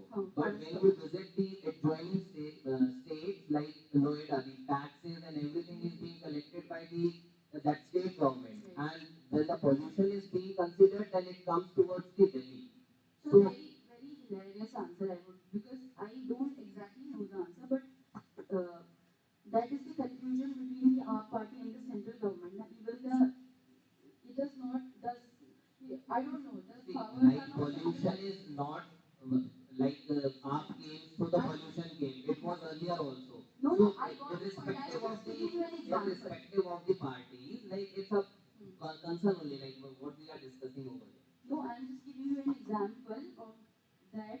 That is the conflict between the Union Territory of Delhi and the central government. So I don't know about UP and Delhi because that area where I study, I did my study, that comes under the Delhi NCR region. So that's thank you.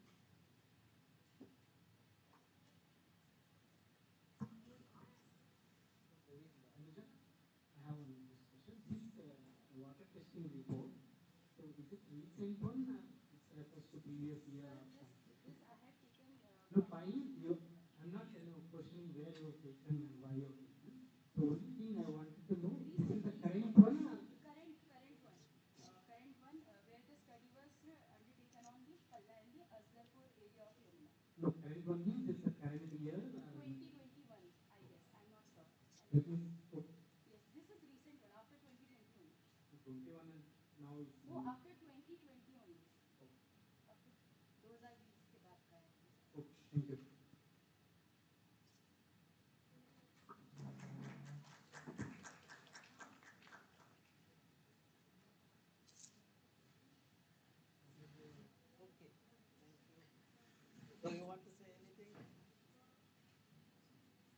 the presentations had a lot of discussion. I think that was a good part because I'm glad all of you actually paid attention to a lot of details from both of their presentations. And kudos to the efforts of both of you as well. Thank you so much. Okay, thank you. We'll move to the next session. This is chaired by Gagana and Monica Tirukoti. And Mahek Singh will do the presentation.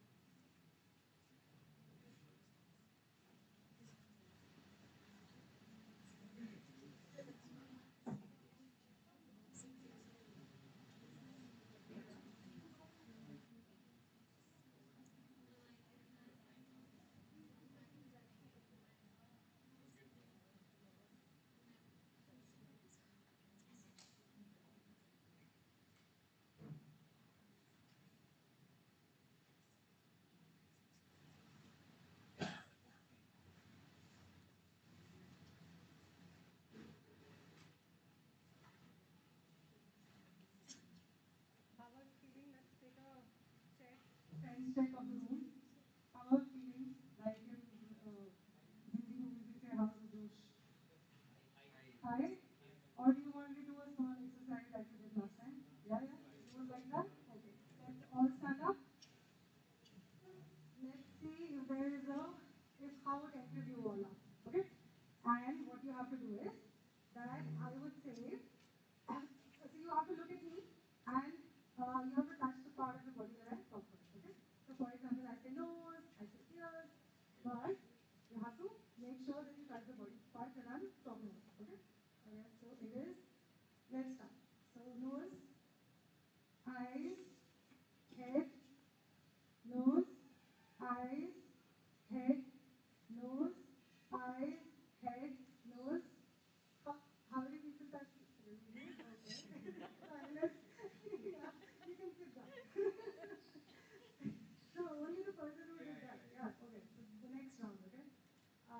Again, mouth, nose, head, mouth, nose, head, mouth, nose, head, chin, mouth, nose, head, mouth, head. Okay, ठीक है. Yeah, I think we're done now. Okay, so quite energized, relatively, yeah? Okay. So, before I start, I want to thank Tanuja and Nidhi. You both have set the stage for my presentation. Okay? And I think air pollution is the conversation here. Even I am talking about air pollution. Okay? But I'm talking in the context of social action. I'm talking in the context of how people can be motivated, or what happens and how is behavior related to all of this. What is the connection with literacy? Okay? And I'm trying to explore all of this. So the topic that I've given to my survey is behavior and environment literacy, exploring environmental awareness, health behaviors, and housing society's role in urban living. So I'll give you a little background to this, that why did I choose this, okay? So, like Tanuja also mentioned, so back when I went from Bangalore to Delhi, the air quality, AQI of that place was 200. Yeah, so the air quality was 200. And within a month, during the time that we were doing our course, the air quality started rising. And then we had Diwali. And during Diwali, it peaked to 1,000. And from 1,000, it reached to 500, came down a little bit, and then again it started shooting up. And can you imagine, like I had to send my mother back home because she has bronchial asthma. She literally could not breathe in that area.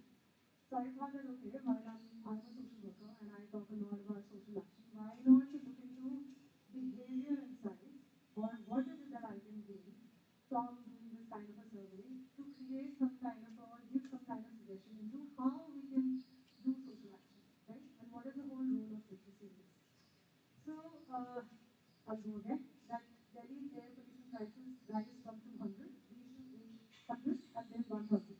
And right now it is at constant 500. There is a rise in respiratory illnesses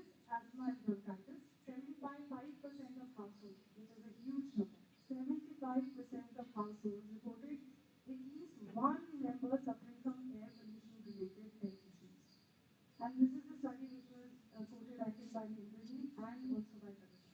Okay? And this is Das and Kushika 2024, did during the time that we were talking about it. And then we had GRAP 2, which was issued in October, in October, and GRAP 4 was eventually introduced. Now we all have been talking about GRAP. I don't think anyone here knows about it. Do we? Okay, I'll give you a background. Even I did not, and I'm surprised why I did not mention this example earlier in the paper yesterday. So you know about PIL, public interest litigation. Do you know about Incidenta, Taj Mahal case?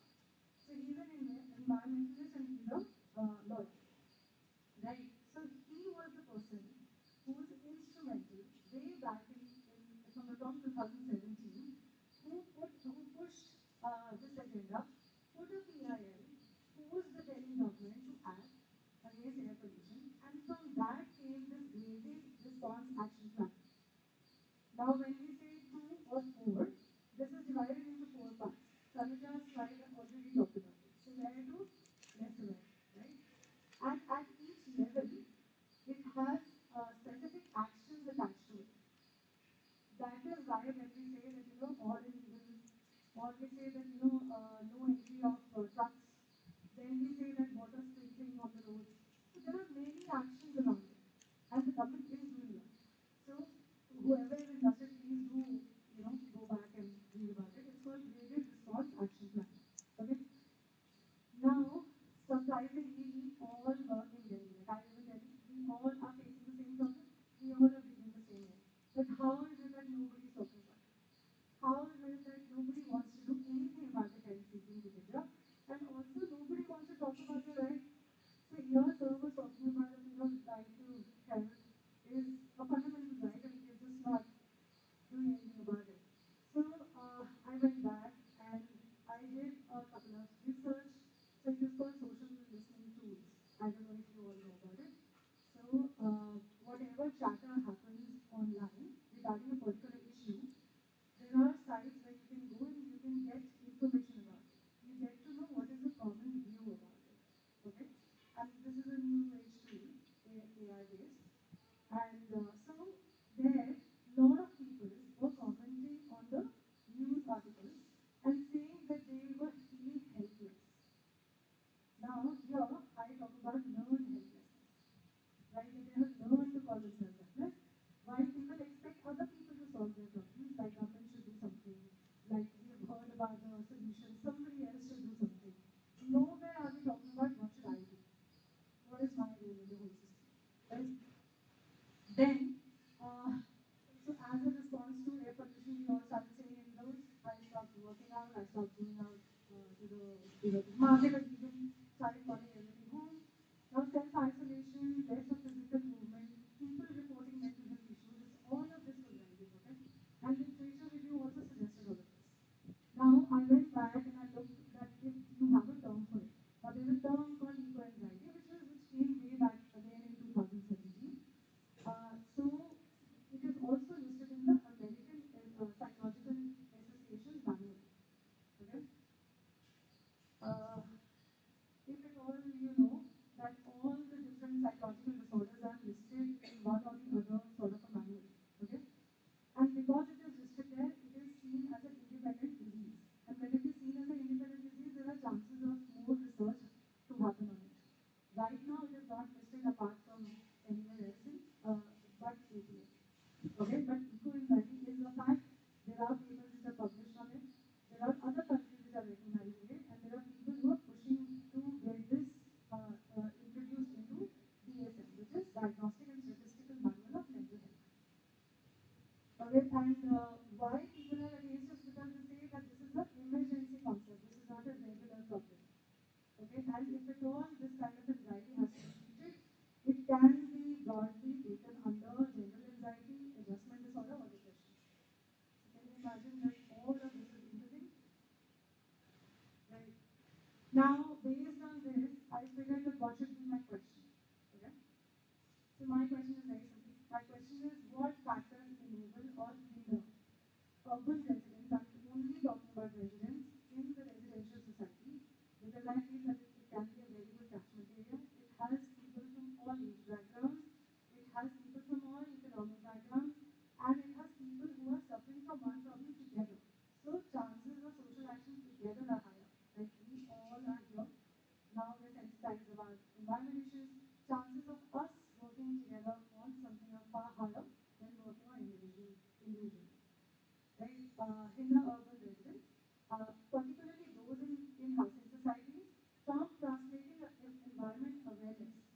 talk about awareness, we all talk about it.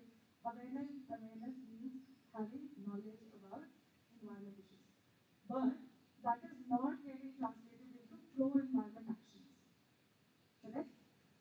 We all know about this, but it is not getting converted. And how can systemic intervention bridge this gap? What kind of intervention should come into place that will bridge this gap? So my whole perspective is based on that. And I want to understand the relationship between behavior, environment literacy, and social action.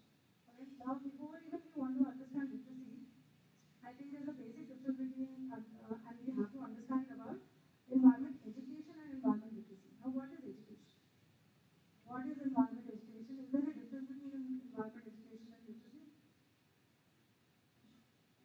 Yes, yes, there is. So, environment education is a process, and environment literacy is an outcome, right? And when we talk about outcome, we're talking about what are the things that people do that actually show that your education has translated into literacy, right? So now, when we read about literature on literacy, environment literacy, it is divided, like I think Indrajit also said, it is divided into three major categories: cognitive understanding, affective sensitivity, and behavioral competency. And this is a multi-dimensional approach, and it is not linear. Okay? Now, that various development theories, and I looked at various models of education. That are there any new age models? What is it that is happening? And there's a lot of material, so I try to concise myself and keep myself to two. One is Roth, and the other one is Hungerford. Okay? Now, why I was interested in Roth? He also talks about sensitivity, knowledge, skills, and values. That if we have all of this, chances of us being flow higher. But he also talked about, he focused on individual capacity to make informed choices. Right? And the next one is the four-level model by Hungerford. He talked about how education, what kind of competency or what kind of competency framework can be developed to meet or to impart environment education. So he talked about that there are levels that people go through, that people need to go through. One is ecological foundation, that is understanding of the environment issues. Then conceptual awareness and issues and values, developing your own attitudes towards this.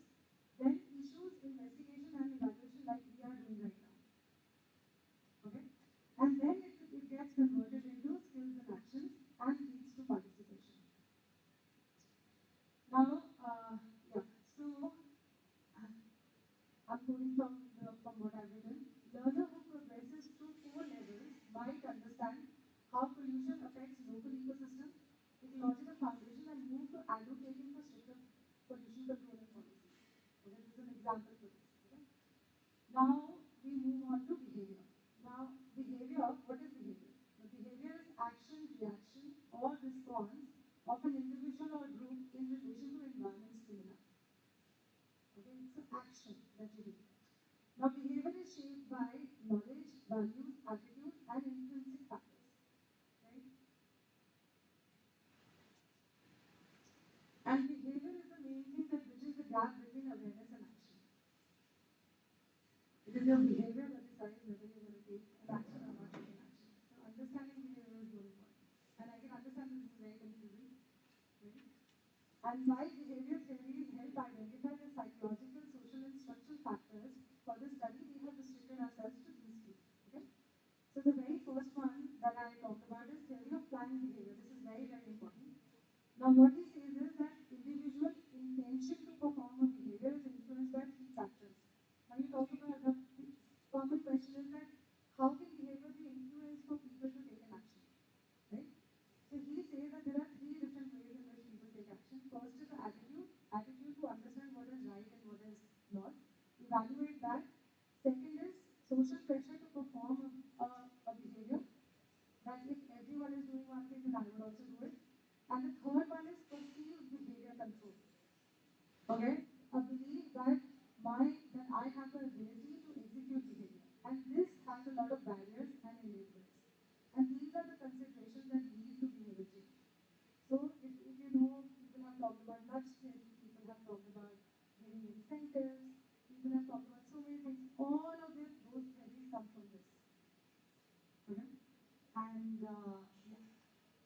one of the key barrier is the health-seeking behavior.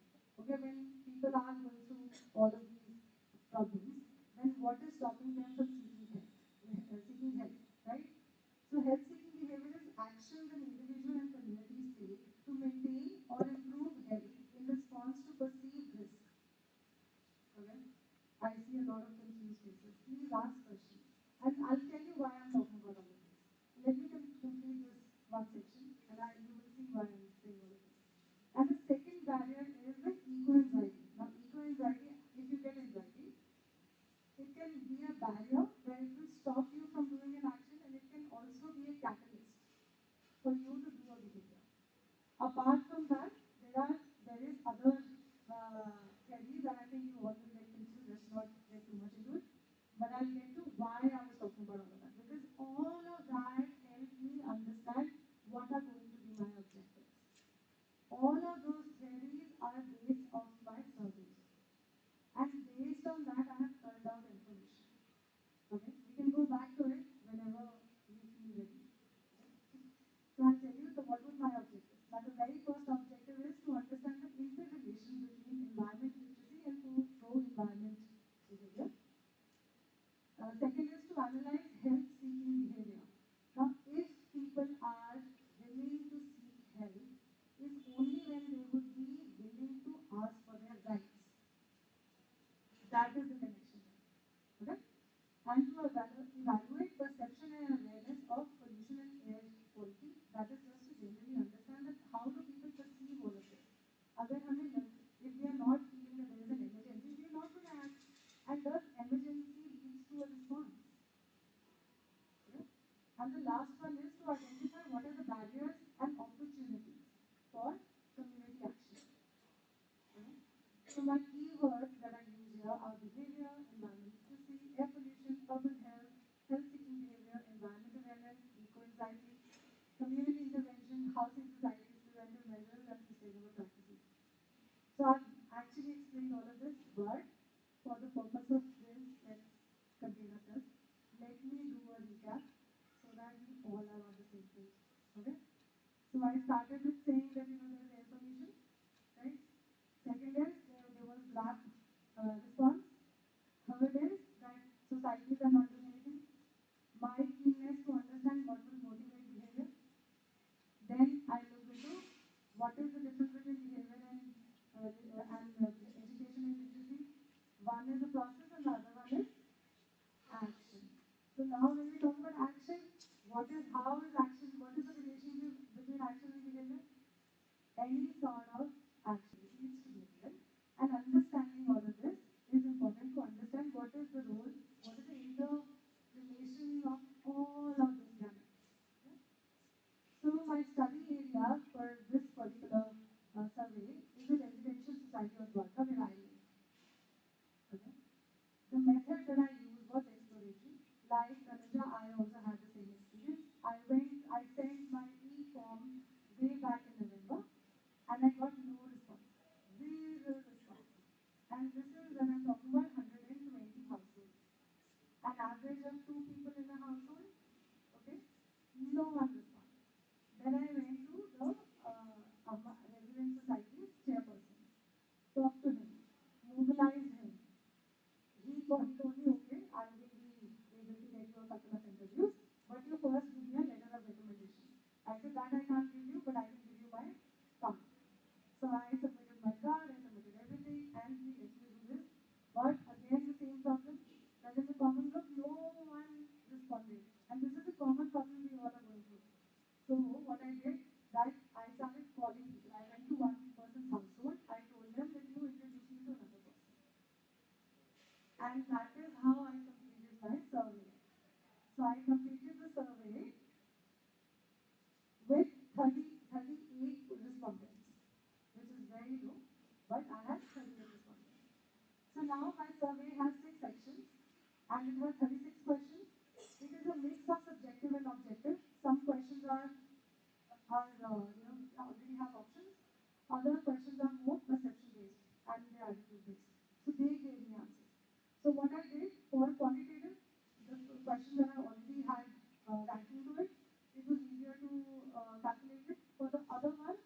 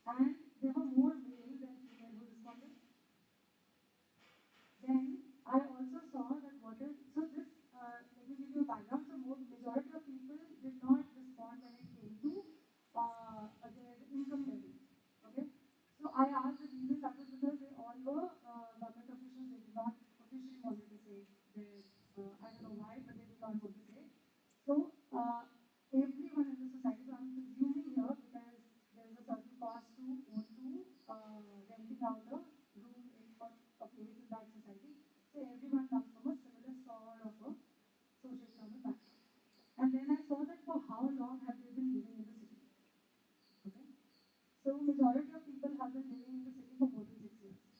So chances are that they would show more effect, the conditions would show more effect on them than on others. Then surprisingly, I had a representation from 11 states. Okay, so Delhi, Haryana, Jammu Kashmir, Kerala, Maharashtra, MP, Punjab, Tamil Nadu, Uttarakhand, UP, and West Bengal. Okay. Now I asked them what is the reason for relocating to these places. So most of the people said employment, education, family reason. No one mentioned better healthcare access. Okay. So UN, a study done by UNEP in 2021 said that younger people are more aware and there are more chances of them entering into a social action program than elderly, which is also the case here. We saw more younger people. Second is that a very important study talked about that the elderly hold untapped potential for leadership in environment action, and nobody is talking about it. And even in my study, I could not capture that. Then long-term residents, which is 73.7%, lived in Delhi for over 6 years. Chances are that they provide insights into prolonged exposure, aligning with eco-anxiety theories and stress, cumulative psychological and health impacts. Okay, this was a study done in 2017. Now we come to the second part. First part was the demographic profile. What did we see in demographic profile? We saw, yeah, careful not to ask about the centimeters and centimeters, but if somebody wants to do it, why not? We can do summary and we can do because subject is we know. Less we can understand. Then we can get more Sure. detail. Anyone?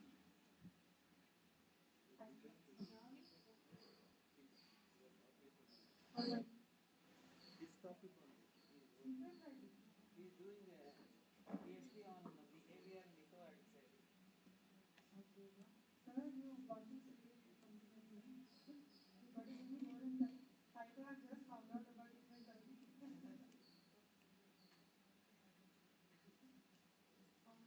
Shall I summarize then?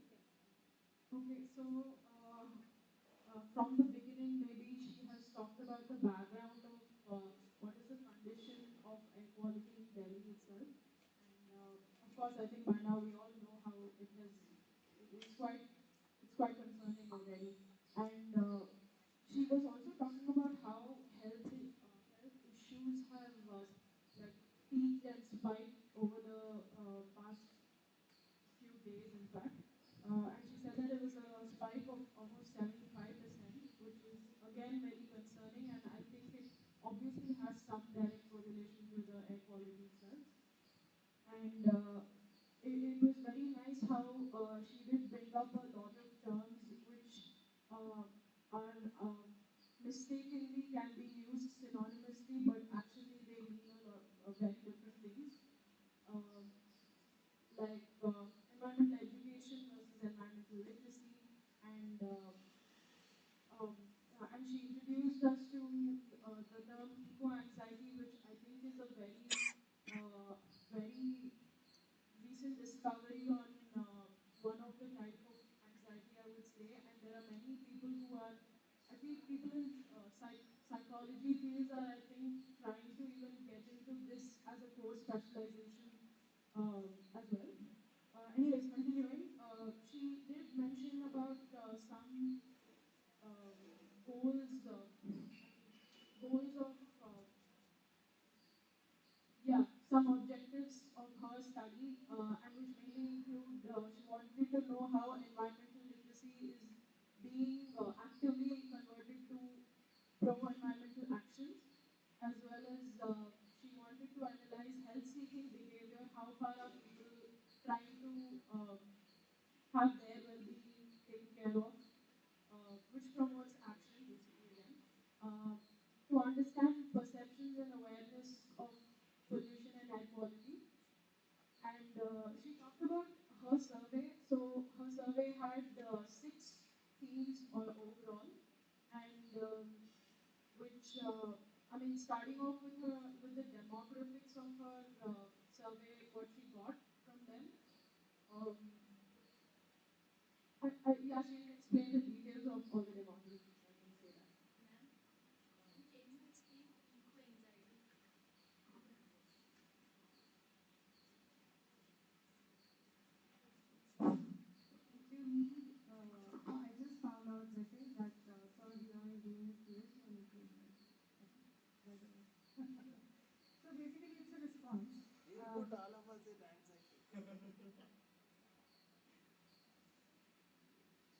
looking for, sorry, I'm looking for the right term here, but I can explain it in my own way, I guess. That would be easier. Anyway, so eco-anxiety, it is a behavior response to the problem that we are facing in the outer world. It's a distress that happens to somebody, right? If you read through, we talked about that eco-anxiety can be a catalyst and it can also be a barrier. So imagine if you have, if you're stressed, chances are either that stress is going to lead you to no action. Okay, it's going to make you crippled. And the other side is that it is going to motivate you to do Wait, something. I'll put it in simpler way, okay? Don't feel bad. No, no. I think I have it. Here it is there. Okay. See, when you have gone to some other places, okay, which are very pleasing, okay, you feel so comfortable. You do not feel any distress, okay? But if you are exposed to the pollutant, but while returning home or a thing, you will be thinking negatively. Your anxiety increases. So that is something to do with the ecosystem condition. You know, the anxiety, you know, it's induced by the ecosystem condition. So that's what is trying to highlight. Okay. See, it happens to all of us. When everything is pleasing, we never think of negative. But when we are exposed to suppose you see the accident scene, the pollution in the surrounding, then you will start thinking whether you are also part of that.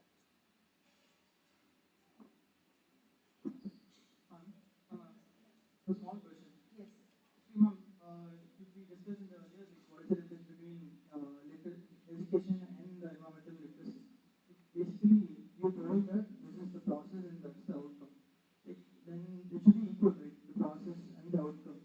So, what is the relation between that? If you can name like this. So we would really, really wish that it was that simple. Okay. But like I said, that it is a process, education, and I'll give you a definition. So it says that it is a process of recognizing values, clarifying concepts, to develop skills and attitudes which are necessary to understand and appreciate the relationship between human culture, biological and psychological environment. Nowhere does it talk about action. It says that it would give you enough attitude, values and perceptions and also enough knowledge for you to act. But it is not giving you those kind of skills that would make you act. Okay? On the contrary, when it comes to literacy, it's the outcome. It is when people are actually acting it out. You are making those sensible decisions. You are doing pro-environment behavior. That is the basic difference. So education is what we do in the schools. And literacy is what a child does when he comes out of the school. Then, how can we achieve the 100% success of the process? 100% success, so I even I don't know if that is even possible, but studies like or surveys like what I'm doing, you will probably get a lot of insights which are based or backed on some kind of a foundation can help. That means when we applicable only, it will be as the outcome, no? Correct? For it, If it is applicable, after you educated, go through the process, like through the process, then you applicable that Then you apply. apply after only you will get outcome, like objective.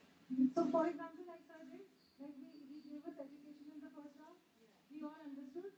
Then we were all asked to go out and do a course work for ourselves. We came back, we applied our knowledge, we came back and now we're discussing it. Very simple example. Now, can I say that I've become an environment expert? No.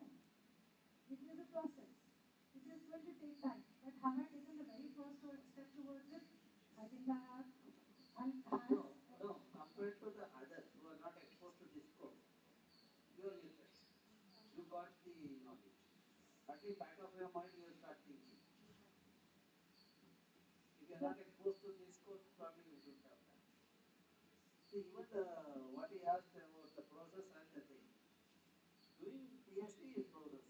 Then getting doctorate is the It's like a literate. For example, like many are get environmentally educated from it is part of their life cycle, like from school, from their no, no. That is where what kind of education? Who has given that? help in literacy level. I'm You not. talked about perception interest, right? I did, but I did not go in depth yet. But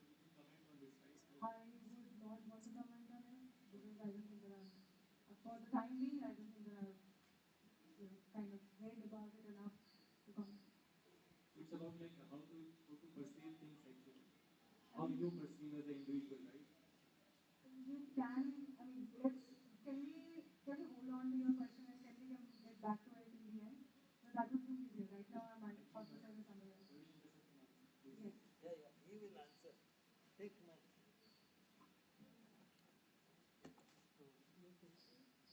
Switch on.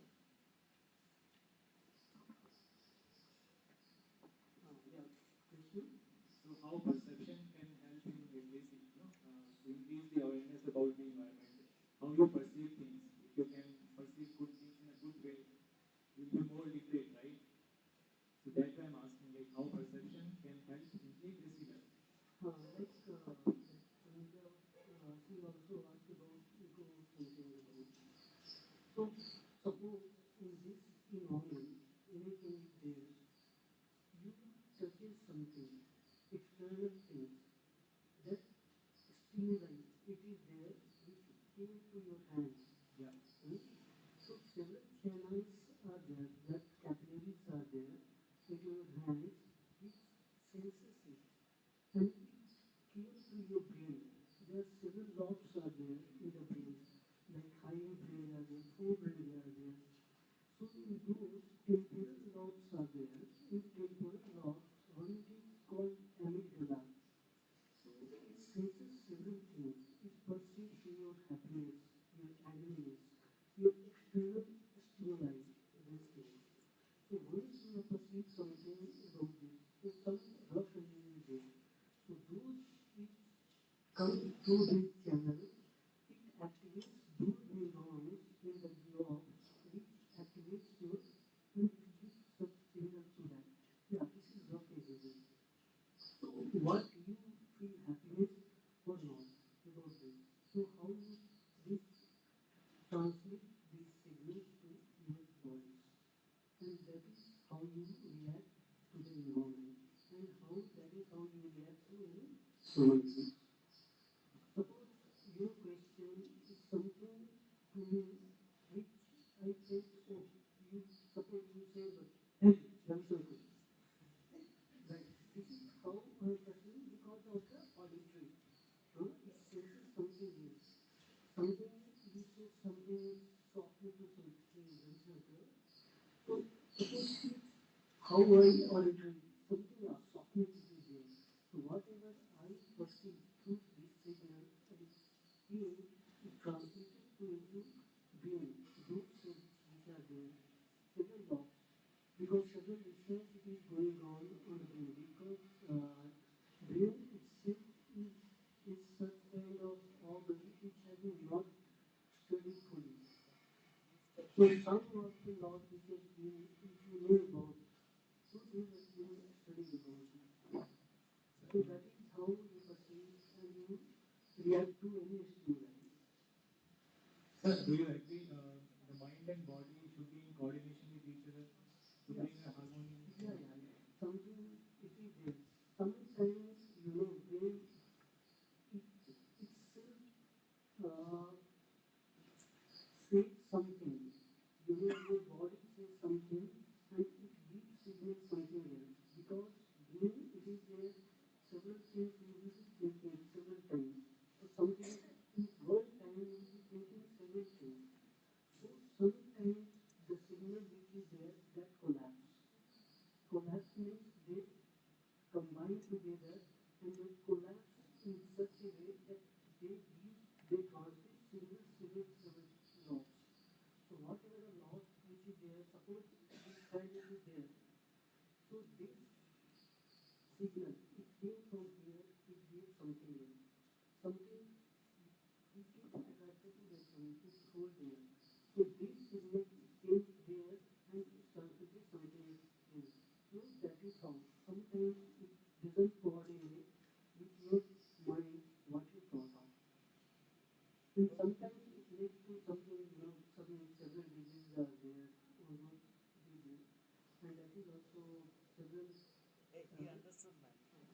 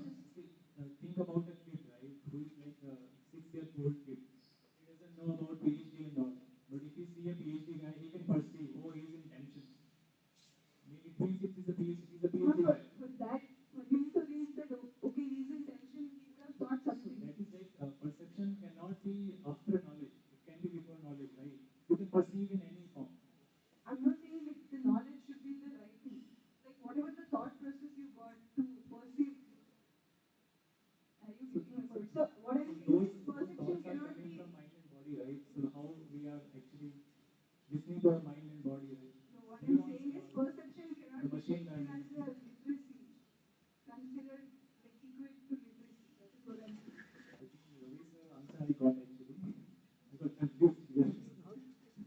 You attend his lecture. You will become more No, I judge. think we should have a lecture from No, him no. also. You attend his lecture. He gives lectures actually. Thank you, sir, for your answer. Yeah, no.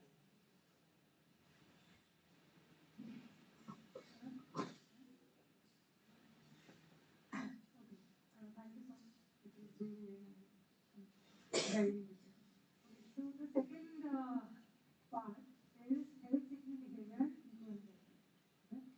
So here I asked about general health rating, that how do people perceive right perception, how do people perceive their own health at present, then frequency of respiratory symptoms, how frequently are they reporting it, health-seeking behavior, how actively or proactively are they seeking medical help if required, then perceived severity of health impact on the family members. Okay? Then eco-anxiety and level of concern about the impact of air quality. And the last one is what are the preventive measures that people are taking and how the lifestyle adjustments, what kind of lifestyle adjustments are they doing. So the very first one, 60% of people rated their health as good and 29% reported as fair and poor. Male had more tendency of reporting that their health is better, whereas female, majority of females said that their health was poor. Then 50% reported experiencing symptoms occasionally. This is gender agnostic. Okay? And 18% said that they experience it often, and 15% face them quite often. The next category is 63.2% had not sought any medical help. And these are, if you remember, we already talked about that these are the people who are living in that area for more than 6 years. And for the past 6 years, the air quality index has only been rising. Okay? Then you have 63.2% rated health impact of air pollution as moderate, early severe, or very severe on their health, on their family members. So I asked them, do you think that your family members are at risk? Right? And this is what they responded. And then 63% said that they are extremely worried, very worried about pollution's health impact, and this also reflects in the eco-anxiety. Okay? Now, for the last part, what did they do out of this? Okay? So 76% avoided going outdoors, very intuitive. 50% used air purifiers. Okay? Air purifiers are being said like anything in Delhi. I think somebody should do a study on it. 47.4% started using N95 masks.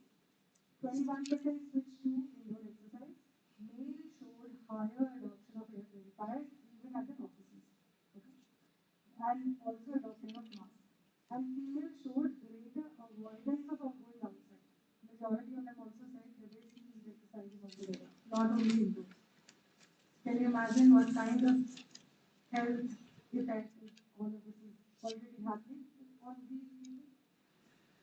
So key invite is that procedural literacy. Now UNESCO has listed 13 different kinds of literacies. Okay? Out of which they say procedural literacy is knowing what action to take when an emergency happens. So here it reflects that people who are a part of the survey actually reflect procedural literacy, that they did what is asked by the government to do.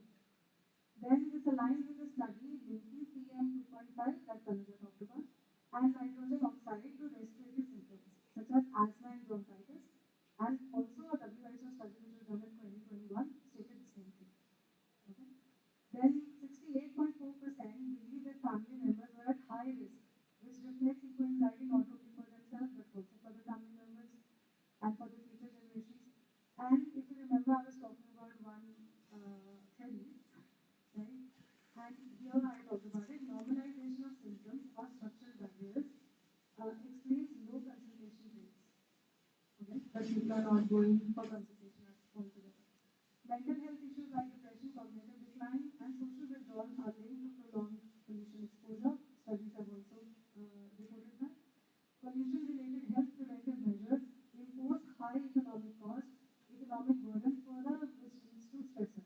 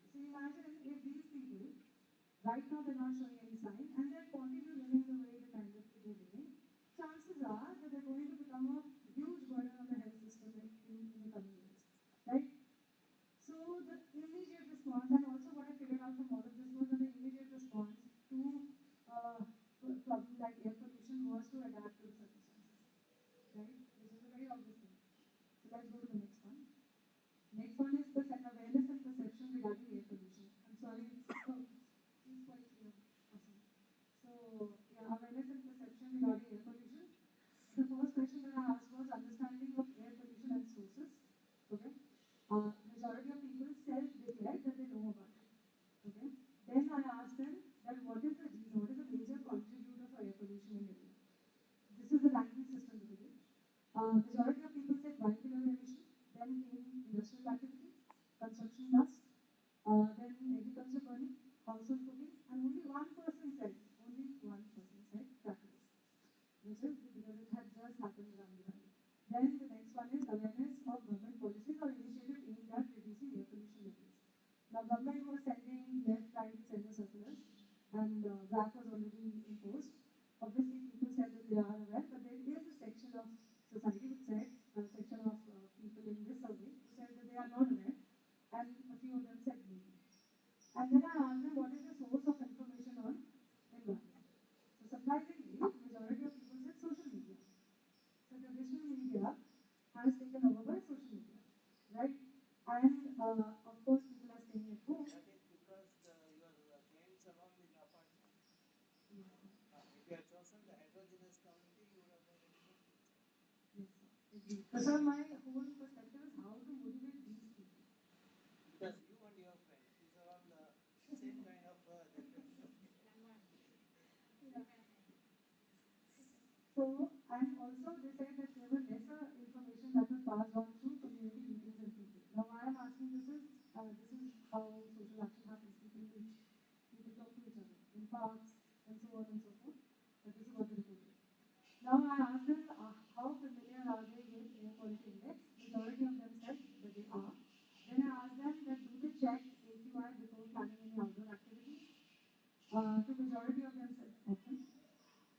Now, after that, I asked them that, in their opinion, what was the most effective way of reducing air pollution in Delhi? Surprisingly, people said increasing green cover, people said it was stricter industrial regulations, then they said promote public transportation, some said educating the public about it, and the last one said reducing vehicle use. So you also asked that if vehicle use was how many of people support the regulation on vehicle use. So majority of people said yes, but majority of women said no. In the category no, majority of women said no. So next I asked what is about responsible behavior, challenges and barriers. So I asked if people who are in this survey have participated in any sort of awareness campaign on environment or on environment. Here, majority of people said good number of people said yes and no, but a little bit more said no. Then I asked that clean air and health care isn't a fundamental right as per them, and majority said yes, but there were also a couple of people who said no or maybe. Then we asked that what are the challenges faced in adopting environment-friendly practices. Majority of them said that it was convenience. Then followed by lack of infrastructure, lack of awareness, and then comes the cost. Okay, this is the ranking that we did. Then I asked that who is responsible for air quality, and majority of people said government. And then I asked the most effective approach to tackling environment challenges, what would it be? So I got a reply. Majority of people said it's a combination of both. Like they place equal importance on personal action and also action by the government. Next, I asked recommendations for local government and community organizations to empower citizens in combating air quality. Here, a majority of people said that monitoring and data transparency, enhancing public transport and incentives, strengthening policy and enforcement. So all of these answers were quantitative answers. I have tried to bracketize them and put them in one thing, but if anybody needs to know more, I'm happy to share. Then what are the key insights that we have received from all of this? Now, one is that there is an awareness gap. Majority of male respondents and female respondents, 56%, reported no prior campaign participation. And here we are thinking that people are literate. Here we are thinking that people are educated.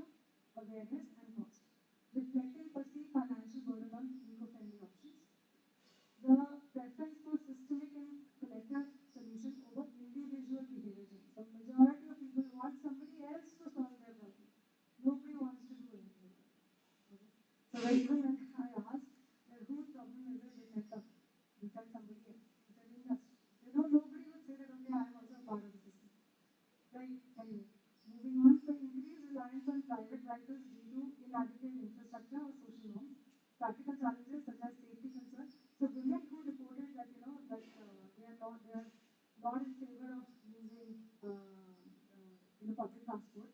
I think for them the main concern is safety, right? And of course cultural constraint as well, but practical challenges are there. Then scope for social action is 50% viewed air quality improvement as a collective responsibility involving government, industries, citizens and housing societies. Now, a very effective environment message could integrate functional literacy, which is immediate actionable insight like AQI level, because majority of people actually said that knowing about AQI has actually motivated them towards behavior change, towards some kind of behavior motivation. Then conceptual literacy, which is understanding systemic causes of pollution. Procedural literacy, which is skills to mitigate personal exposure. Practical literacy, which is step-to-step learning. For example, pairing their mobile app data with community-led discussions could amplify both awareness and action, enhancing overall impact of environmental initiatives. In the end, I asked what can be the role of the housing societies. Okay. So here, I asked that if the housing society is initiating any initiative, then do we know about it? And majority of people said no. So in our society, there is a whole group in which carpooling had been started. There was also conversation on dropping the water droplets early in the morning and in the evening.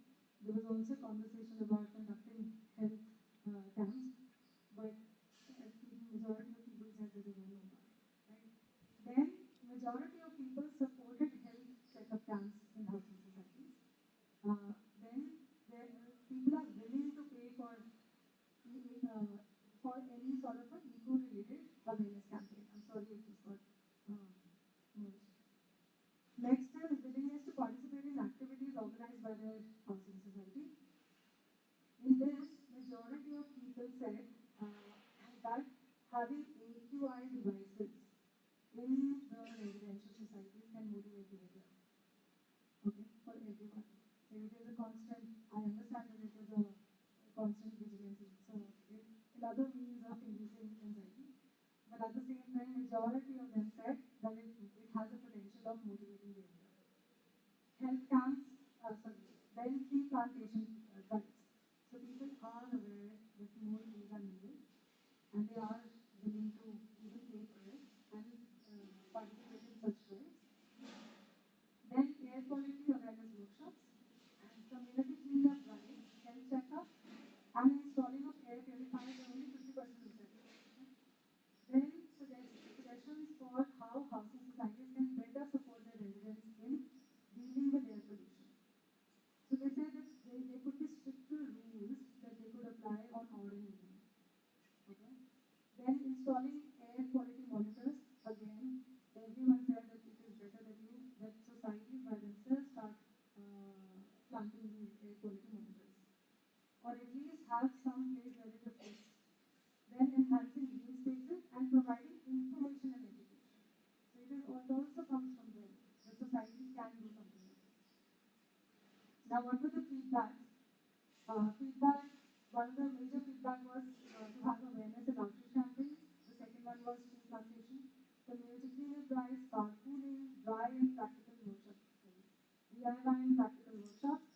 Majority of people said that the problem with adopting any sort of behavior change is that they don't make it easy for us. The convenience is a big factor. So if step-by-step guides are provided into what kind of behavior is expected out of us, it might be easier for us to understand. Okay? And public recognition and citizen engagement. So if somebody is doing good work, they should be appreciated for the particular work that they're doing. And last is low emission zones and car-free routes. That they should be in their locality, because this is a residential society where there are families who are living. So they are very pro car-free routes. Majority of them say that. Then I asked them what kind of education initiatives can address the gap between environment, knowledge and behavior. Majority of them said make it practical, make it actionable. Okay. Next said awareness and information sharing. Third said that you need to have behavior nudges for us, and only then the social norms can be broken. Emotional and ethical engagement, incentives and gamification. Majority of them said make it interesting for our children to adopt. So our children learn it in their schools, but they come back and they don't apply it. And even if we want to do it, they don't. And when you talk to children, they say that parents, because the parents' behavior is not aligning to what they learn in school, it is becoming difficult for them to do that. School policies and environment. Then the last one was lifelong learning and community engagement. When I asked that what are the policy changes and initiatives that you can suggest for reducing the air pollution, similar responses. They said majority of them said stricter enforcement of laws, promotion of green spaces, public transport, agriculture, renewable, public awareness, air quality, waste management, and no one said that I can do something about it. And then what are the barriers to participation in voluntary action to curb air pollution? Majority of them said we don't have awareness. Right? Convenience and time constraints, perceived lack of impact. If they don't understand what is going to happen if they do a particular kind of activity. So why all of this is important is that when you create a awareness generation program, you need to keep in mind these are the very insights that people are looking for. I mean, that is the information that has come down. So it's not a random survey, it's not a survey that just done. These are the kinds of information that you can potentially get through a survey. Economic constraint, lack of communication, mistrust in systemic issues, complexity and overload. So let me summarize. So there was equal representation from both men and women, and there was very less representation from the elderly and very young population. Okay, so maybe we need to figure out a way, because studies do say that there's a lot of potential which is there in the elderly and in the younger population to curb environment issues. Economic dependency on the city. Majority of people have moved to Delhi for employment. For them, they have the skill in the game. They want change. These are the people maybe who we should target. So when we talk about creating a program, who should we target? These are the people that we should target, right? Because they have the skill in the game. Then perceived health effects of pollution. 50% reported experiencing symptoms occasionally, while 80% said often, and another 15% said very often. So now the people who have said 50%, chances are that they are your target audience. If tomorrow you organize a health camp, these are the people who will be the people. So this is how you do. When you design, you think of it like that. Low health-seeking behavior. 63% had sought no medical help despite frequent symptoms. However, and mental health burden of air pollution is 63.2% were very worried about health pollution impact, reflecting a significant eco-anxiety. Economic burden of air pollution that we already discussed.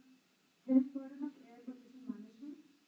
So shift towards a sedentary lifestyle increases the risk and awareness gaps that we have already talked about. Now social media can be a key informant. We can use social media. Insights into the barriers is that we need to make our programs more convenient for people. We need to think about how to make it easy for them to adopt this behavior. Sensitivity towards government and collective initiatives. There are a lot of people who are willing to even contribute economically. So if an organization tomorrow starts a program like this, chances are that they will probably not have too much restriction when it comes to people paying for such courses. Okay. 92% supported health camps. So if an organization,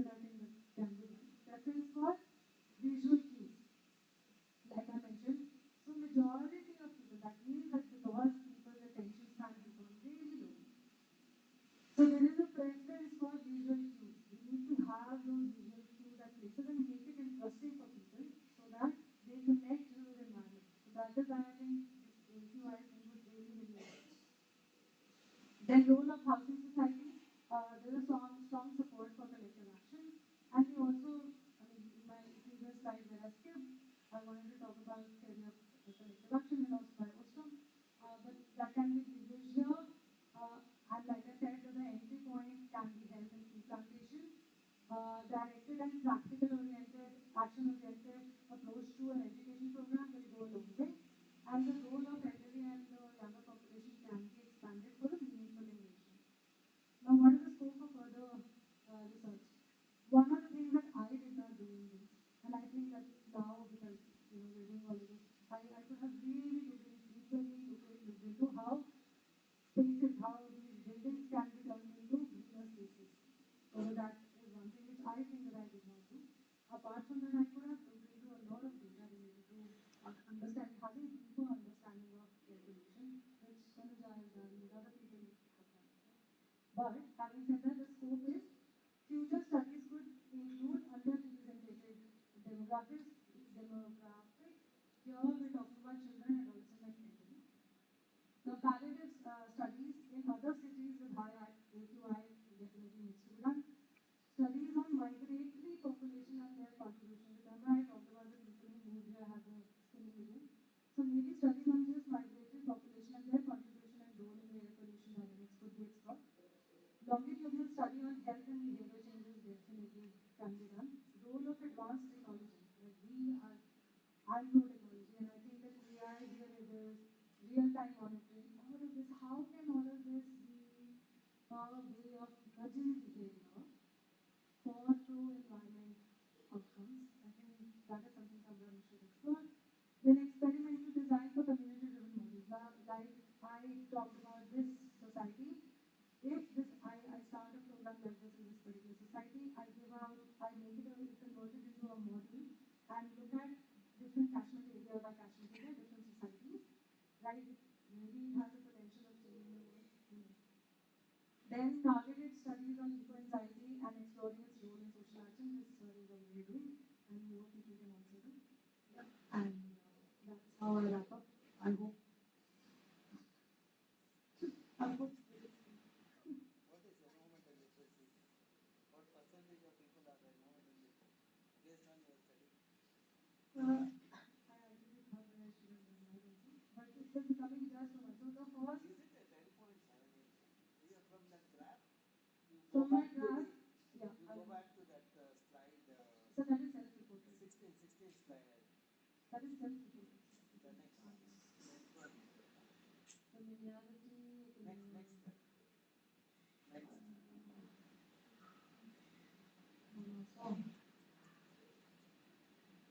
You have a slide.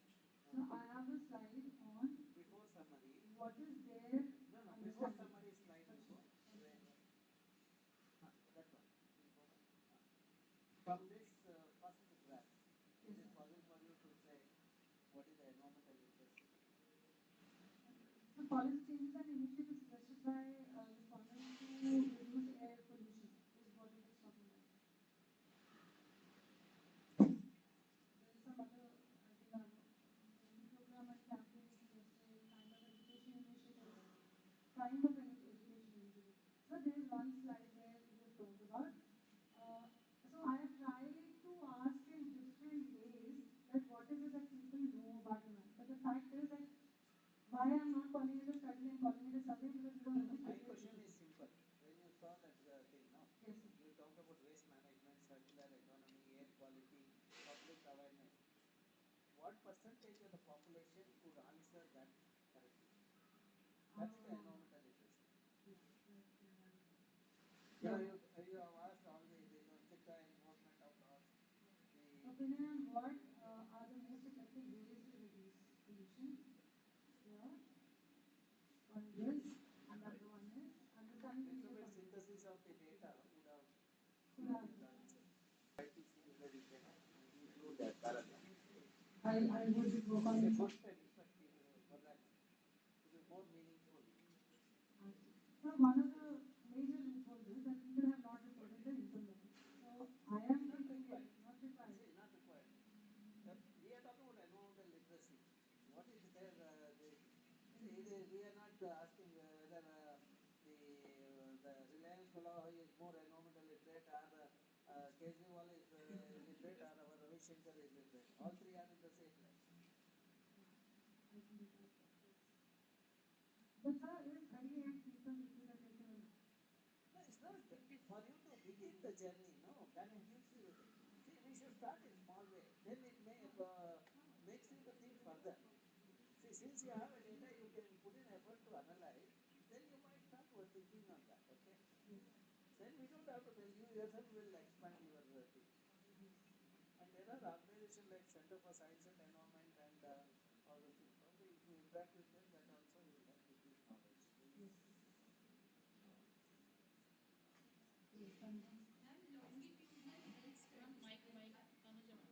I could not get the term longitudinal health spread.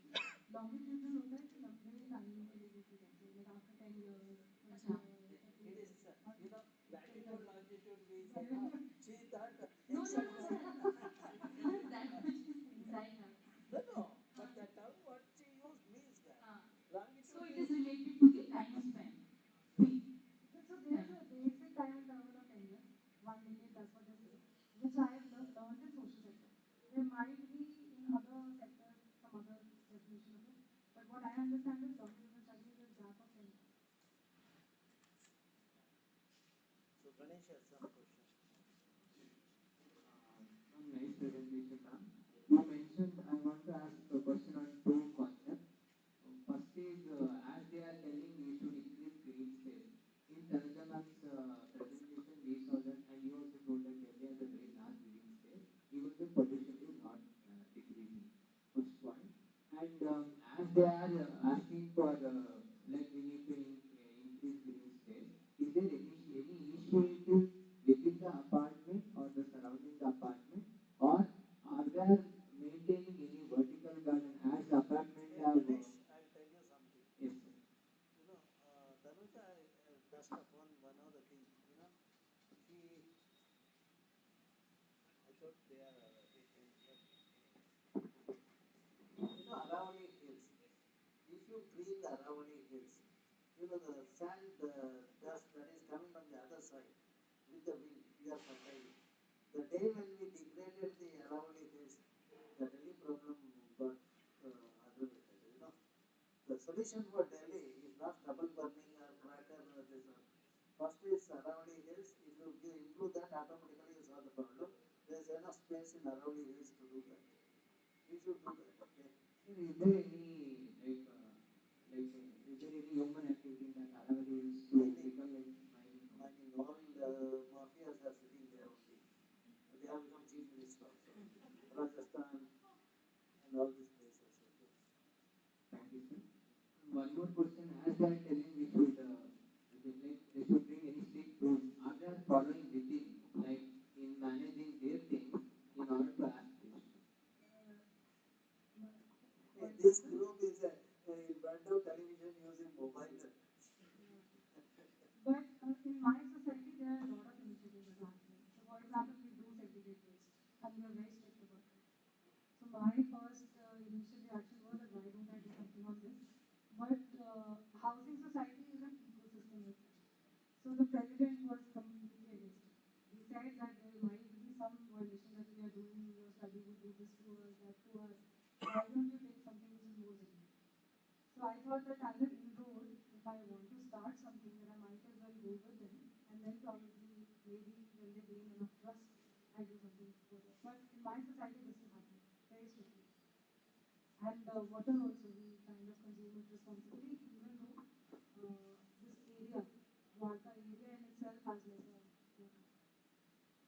But even study shows women are more sensible than percentages and all.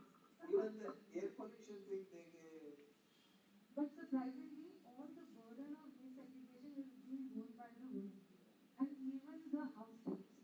So men have nothing to do with it, and that is why they're not sensitive. With respect to any type of pollution, what they are facing, and many as results showing in the graph that they are speaking about the air quality, and everyone is sitting inside.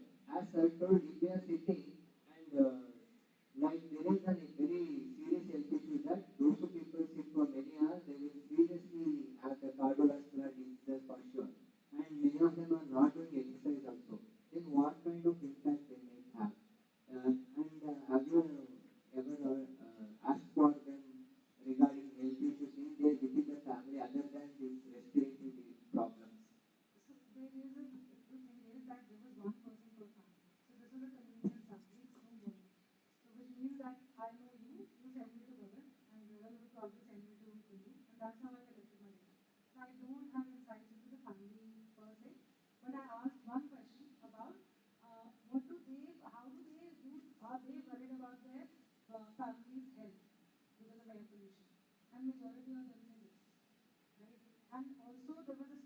I talked about 2024 only, the study has come, even Tanuja has mentioned it.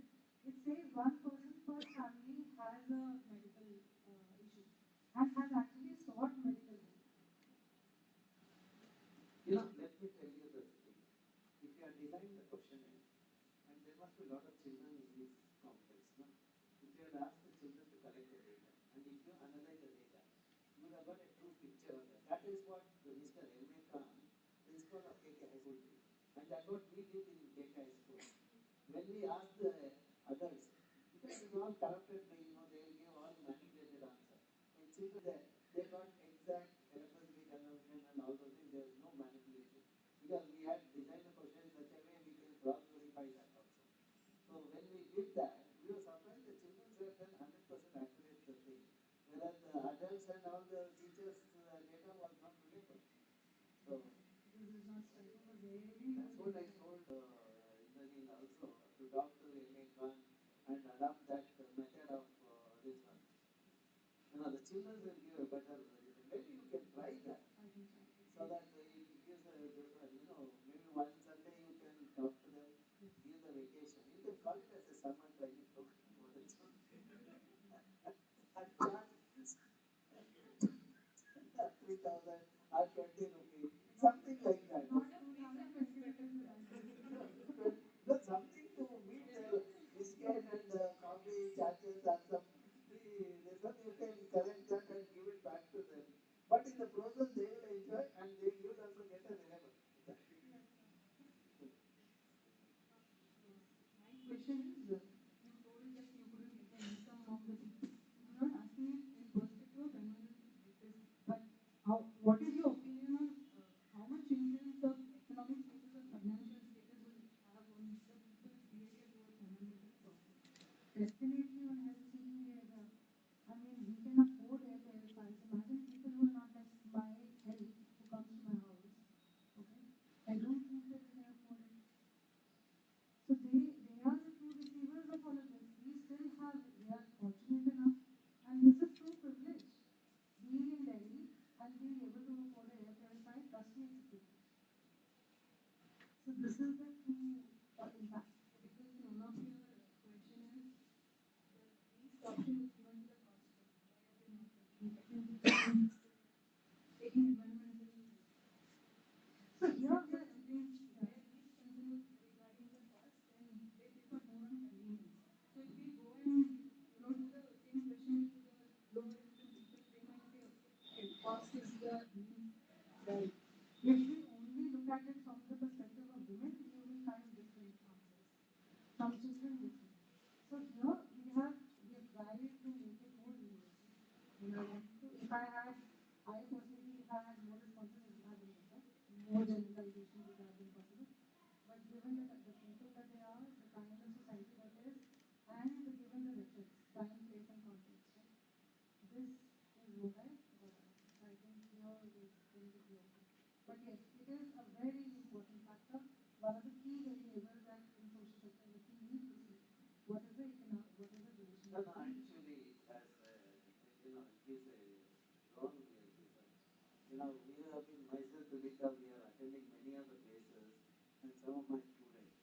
We went to one program, Professor Murthy also went. All rich people were there. Okay, plastic bottles were all, and they were doing the talking about environment.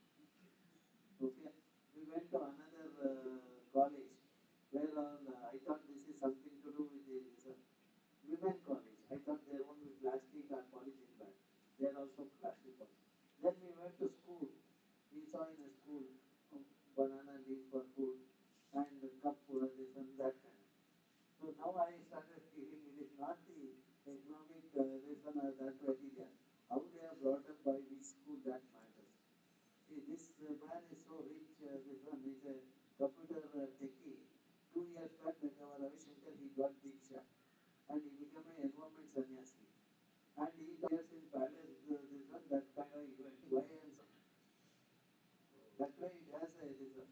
As they accumulate, they start disregarding Mother Earth and Mother Earth home. So that is the thing. See, if you are too rich, no, you will be more arrogant to your mother and your parents. If you are not rich, you will be humble. see any family. What, Tirupati, you agree with me? Yes, sir. You are very harsh to your mother?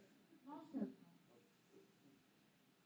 And the maintenance of vehicles is an important part of the economy. If the vehicles are not properly maintained, emissions will certainly will increase. So that's one thing that has to be actually mandated by law that it has to be done. We have that one in Kerala. We have to take it check. Certain even when we go to the gas station to get mechanic to check it, he will say these are the things you have to do. And if I say no, I don't want to do them, then he said you cannot drive your car. No, we also have emission test is there. Every 6 months we have to renew it. If there is a problem, they will tell us actually. Another thing is to retire old vehicles. Investment.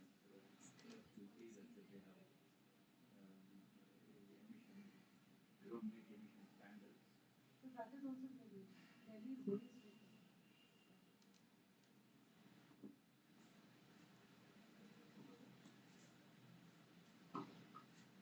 Okay, we can move to the next. Thank you. Tirupati, you have some concluding remarks? I think she wants to make some concluding remarks. Yeah. So I'm asking anyone is there, then we can wrap up now. So ask any question regarding the literature. Shavani. They're discussing, sir. That's why. No, I was discussing, I just wanted to know if my question will actually make sense or does it have a very obvious answer. So my question was, throughout this survey and what are all the interpretations that you made from each and every question, does it reflect on ignorance in any part, or does it look like everyone is just an expert in each of these little suggestions that they had to make, or does it actually also bring out some ignorance, like on a very what do you say, like latently does it bring ignorance out? Yeah, so I Actually, if her answer look at it, see, for example, maybe is the manifestation of ignorance. Yes, maybe. For example, familiarity with the air quality index. You see, there is an answer maybe. If all have said yes, I would have said that is a manipulated. But because of that, maybe I say this is a reliable answer. Also, there is a very famous theory, which is trans-theoretical model of behavior change, which talks about that behavior is staged. Our measure is behavior. Not impurity, 1% solid. Solid content.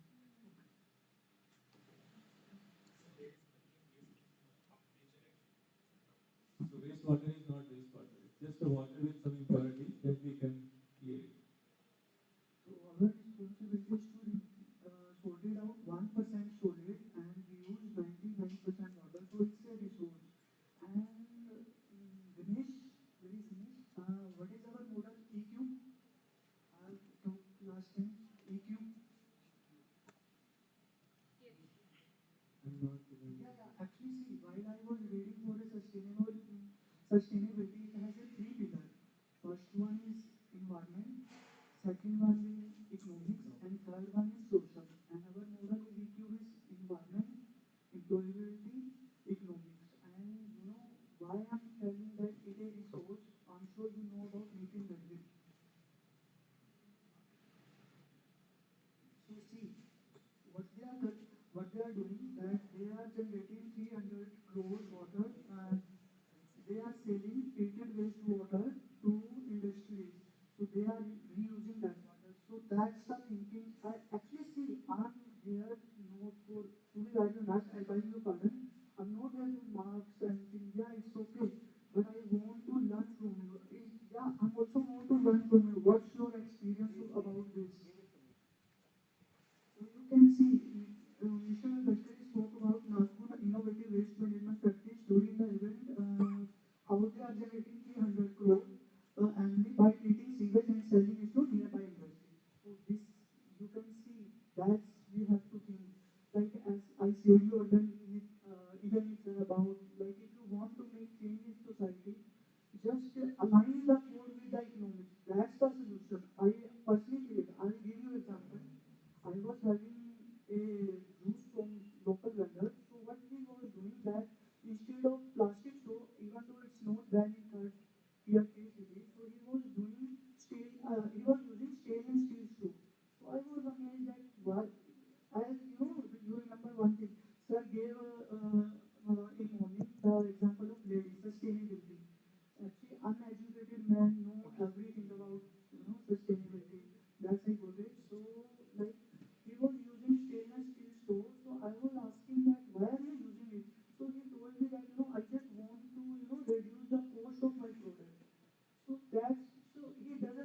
plastic waste. He doesn't know about anything, but he wants to, improve the cost. Like he wants to reduce the cost of his product.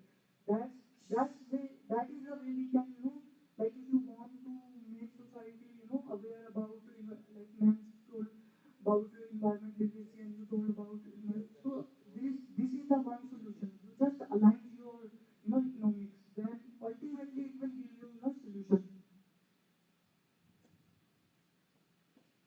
According to, yeah, this is a Delhi example. You can also see that cities like poor and about to take necessary steps to ensure sufficiency of wastewater, sweeping of road using treated wastewater from STP. So this is the another resource where we can generate our money to, like if you want to settle down the particulate matter, you just sprinkling the wastewater by STP water. So that's and now my subject. At least see, I have one question for you. Like sir said earlier, ma'am and ma'am also.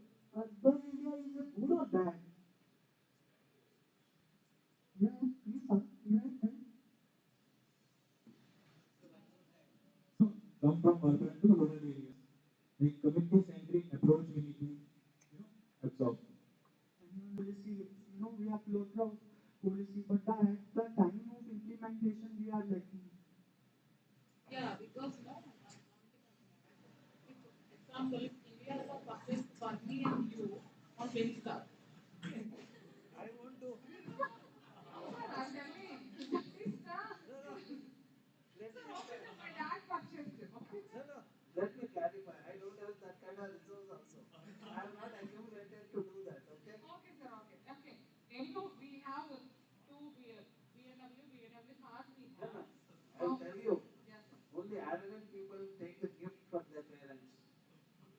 So what we have, sir, it is a parents or my source or whatever. You should earn and you should buy. So we had, so that I'm telling you both having managed that one. See, it is the costliest one. We know that one. We hardly afford for our own income. So when it comes to your own income, it comes to you.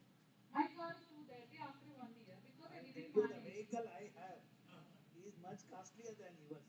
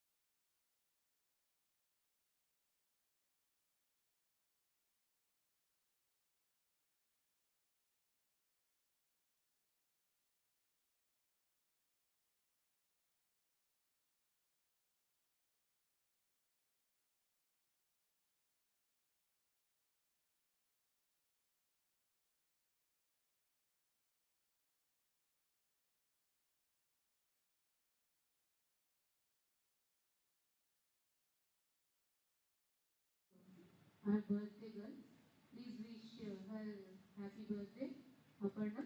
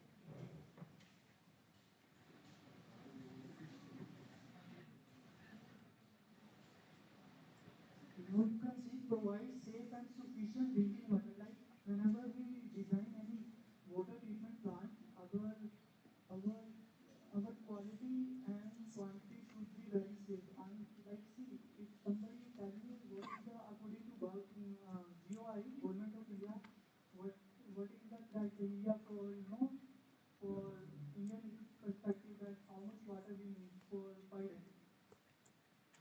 Anybody? How much water do we need for 5 days according to Government of India? 135 liters. Per day. It depends on the income level of person. It ranges from 135 to 210 ml. Yeah, actually in rural area it's a 55 also. Good. Yeah. The major challenge is to optimize the benefit of wastewater as a resource, both water as nutrient its content, and minimize the negative impact to use its use on human health. About 80% of urban waste in India end up in rivers. So you can imagine. See, you don't see as a problem, see as a opportunity. This is 80% of wastewater we have, and we are being disposed in rivers. It is not waste. We have the opportunity to take a wealth from it.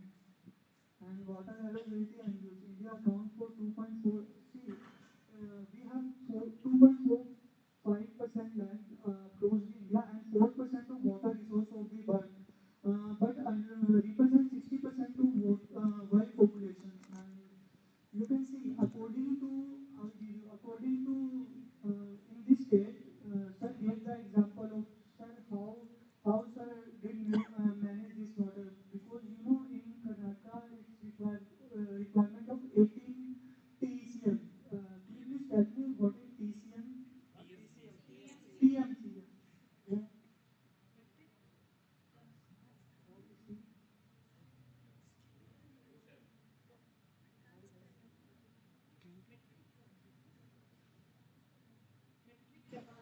Okay.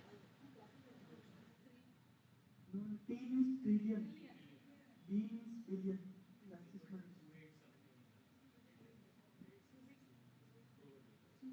1 meter cube is equal to 1,000 liters. So you this way you can calculate.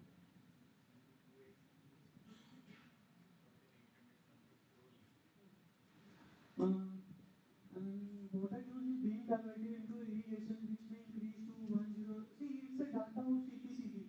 Like this much water we require for our population. See, center ground authority of TMC, this one, what did you say? 18? 18 TC, 18 TCM. Means what? This this much water we require in No, what is the TCM? trillion meter cube. So it is metric tons. We calculate the water. Billion cubic meter and trillion cubic meter is right. Cubic meter is correct. Cubic feet. It is cubic feet. The British way of doing it. 1,000 million cubic feet. But we call as TCM. It's and Here I said this one, 1,000 million cubic feet.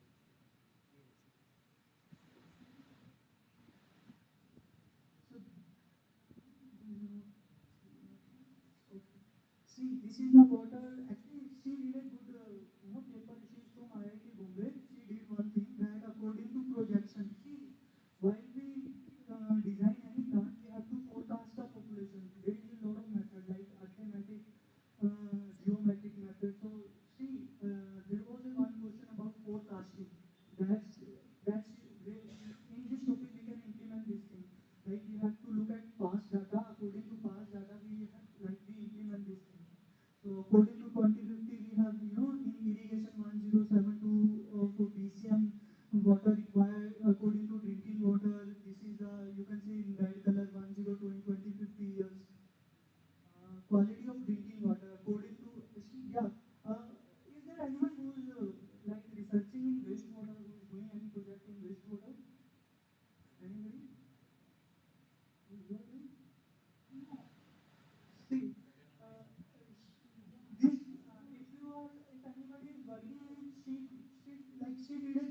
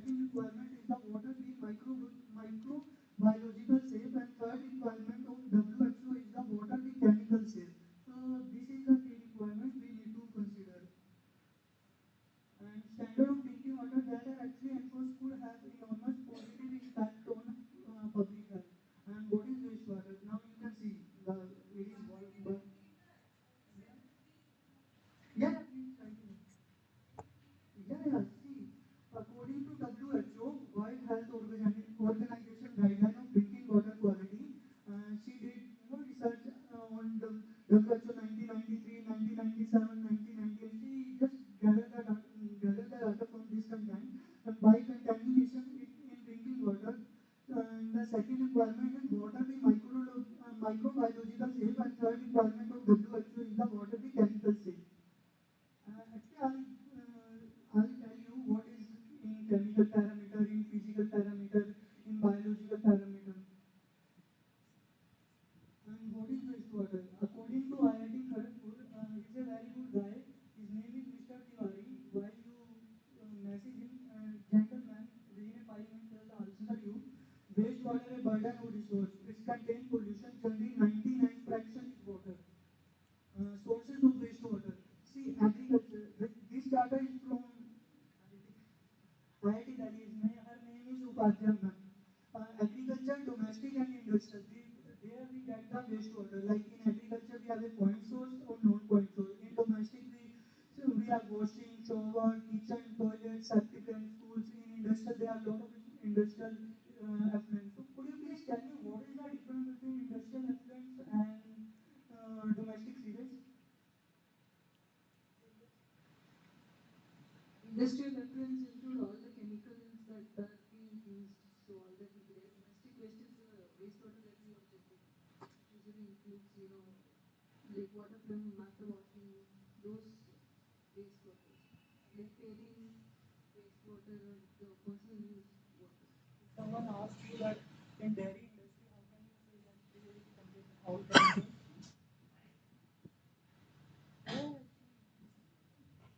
Chemicals is nothing but dairy water. In organic industry, in food industry, if I'm talking, like, if I'm asking about food industry upfront, how will you say that how much like impurity it has contained according to your point of view? Which kind of impurity it has contained? Like heavy metals, we can consider no if industry or processing parties and all it will come. Mostly industries means whatever industries you established, you can contain heavy metals in that. That is the major role in industrial effluents. And when comes to the domestic waste from the household, you can't see that much heavy metals in the domestic waste because what we are regularly using, if it is a processed things we are using, then it went into the domestic waste, maybe it contains some minimal level of heavy metals it will be present there. Apart from that, mostly high percentage heavy metals is present in the industrial wastewater effluents. See, being a benign and this time, we cannot predict or anticipate anything about it because we cannot see. It's a chemical thing. We only think physical. No, it's not seeing and not telling. So how can you say it has contained heavy metals? See, analyze the concepts are there. You can search in see research particles how you want to see life. If you search any industry, example I'm telling any industry from Bangalore, any material industry or any dye industry or fabric industry, whatever you search there is a contamination is there. That's what you are telling as effluents, right? If it is there not discharge is not coming in a wrong way, then we want to do any research there. So discharge in on extreme level, then contamination is happening. Because of contamination, we go for analysis. In analysis, you will find that what are the materials are present. So that is why we need testing, no? That's why we are doing testing, right? See, it is positive or negative, it will be sustainable or like the food we are eating, we can't if we put our input structure, we will find that even the food we are consuming will have the some content of heavy metals. See, we are using pesticides, herbicides, no. So we can't even we are purchasing from the market or we are purchasing from the hypermarket, wherever it is. Think about the food we are taking from the local right yeah. Like, for example, some like banana fritters or something like bhaji and all. If you really if it does no, there are so many tests like 100%, there's so many there. Actually, sorry to interrupt you. I'll ask you very simple. If there is a sample of wastewater, how will you say it has contained this kind of composition? We can't tell by your source, physical appearance parameters also, chemical parameters also. These are the parameters one by one we go to test. See, color appearance, that is physical parameter, right? So, and quality of the water, that is physical order by order. Order, all those things are physical parameters. First we have to initiate preliminary. Then we have to go for chemical analysis.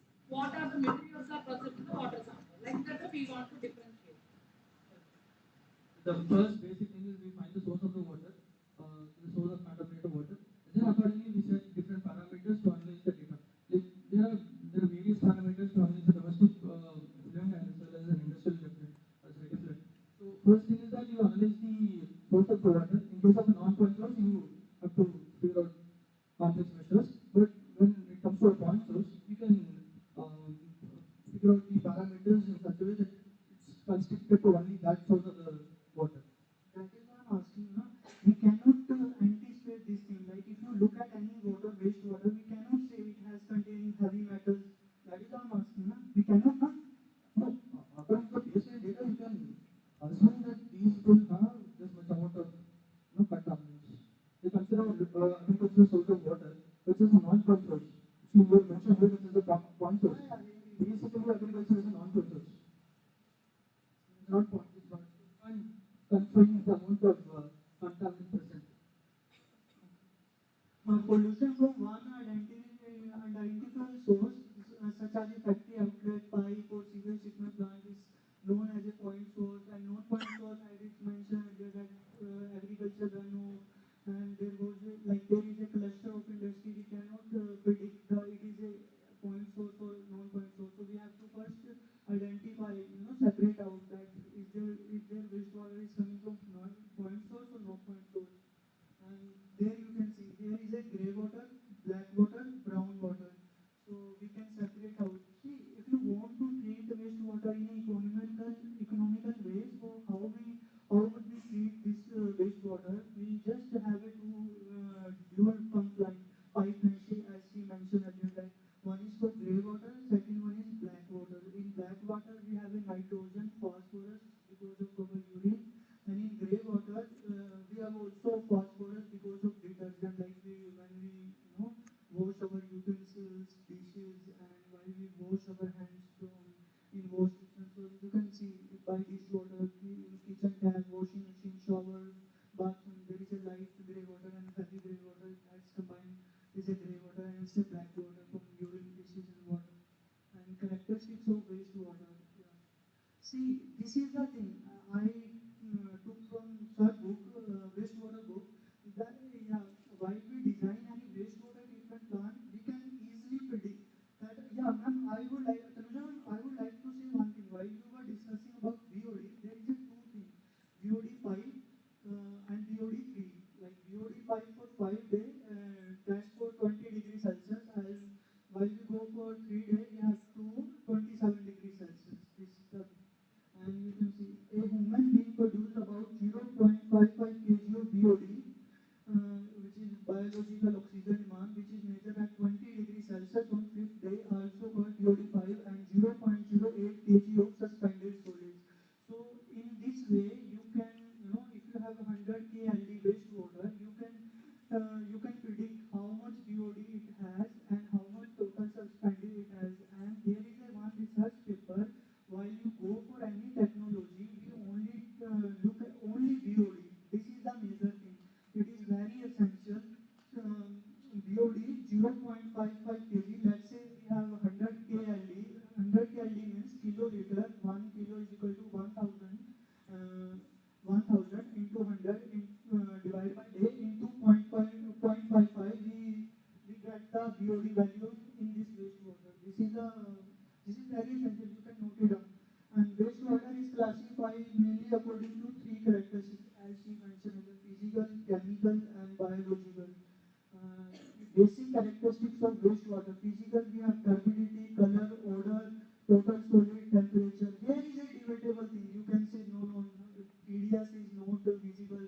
So how will you take it total solid? It's a suspended solid, not dissolved solid. So in chemical we have COD, TOC, nitrogen, phosphorus, heavy metal, pH. In biological, actually see, I tell you one thing. While I was doing my master, we always used to think that BOD is part of chemical. No, it's a part of biological. So this is the thing. And main physical characteristics of domestic sewage: temperature. See, here you can see. She mentioned earlier that we can by temperature we can see this kind of wastewater. It has like slightly higher in drinking water, variation according to season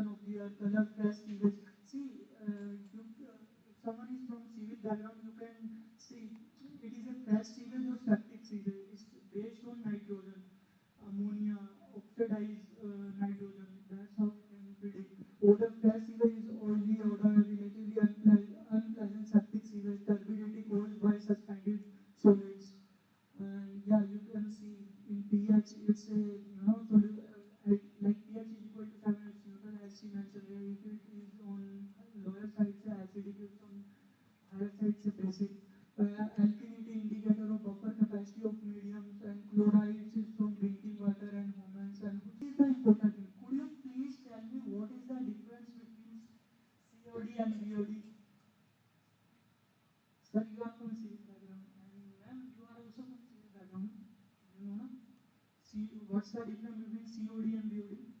So chemical oxygen, chemical oxygen demand is basically that oxygen required by the microorganism and mixed with the water to carry out the chemical processes to break the organic or inorganic materials present in the water. Which chemical we use? You know about that?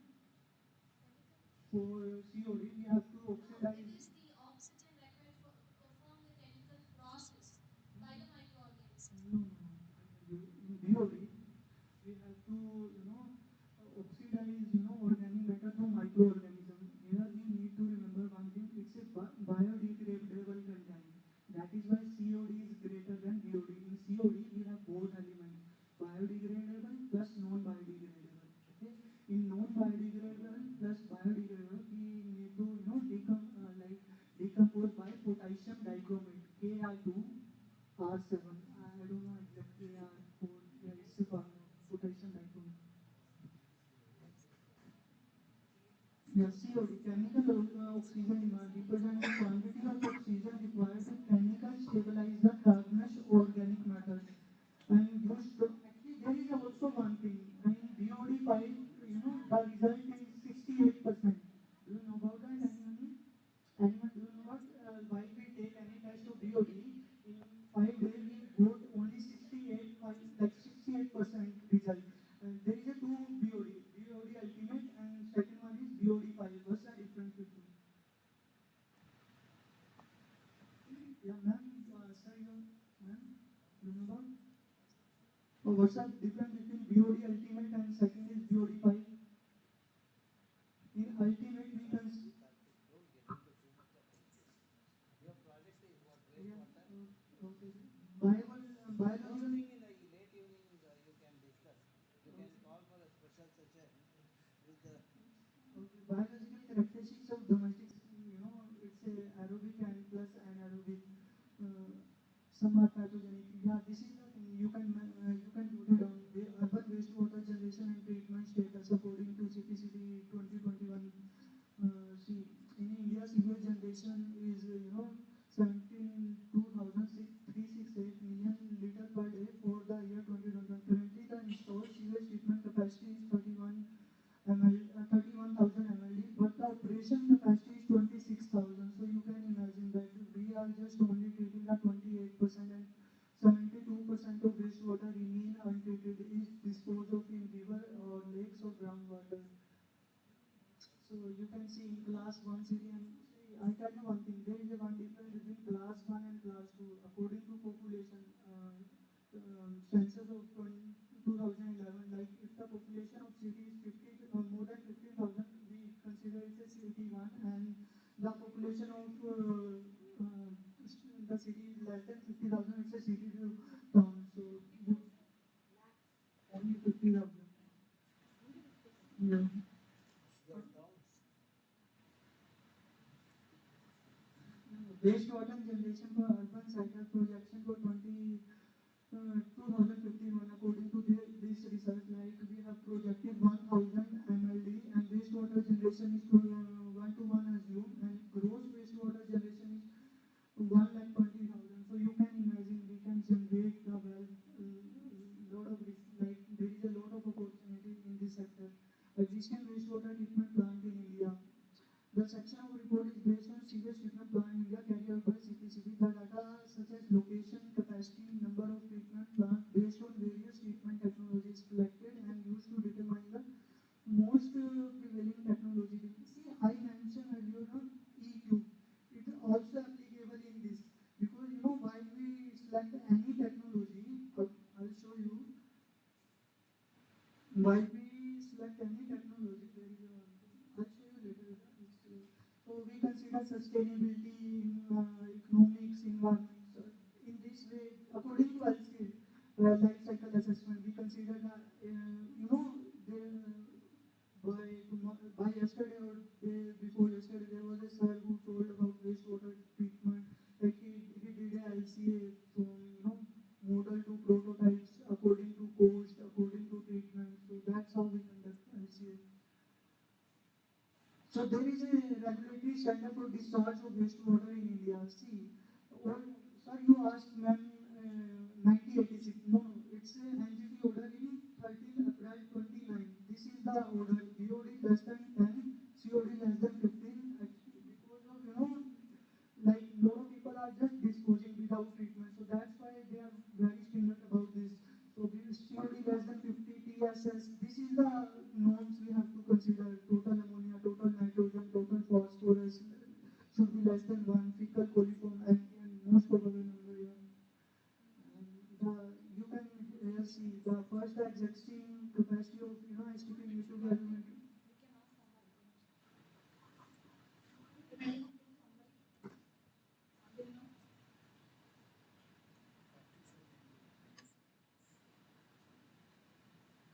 Yes.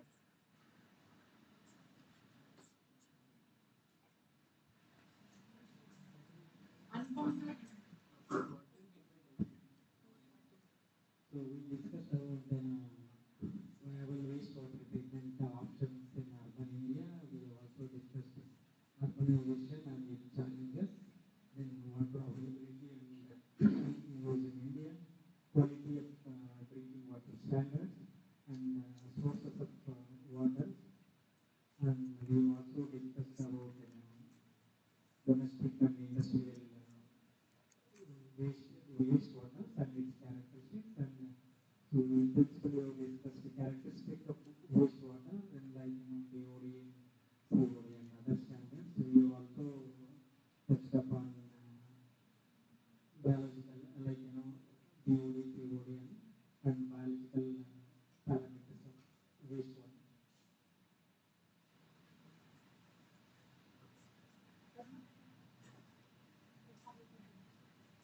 So you can see the actual cost of starting tertiary treatment plant are significant higher. That is why I was asking to sir the cost of Jaipur model. So you can see 3 crore per MLD and operational cost is 17 lakh for per MLD annually. So you can imagine that.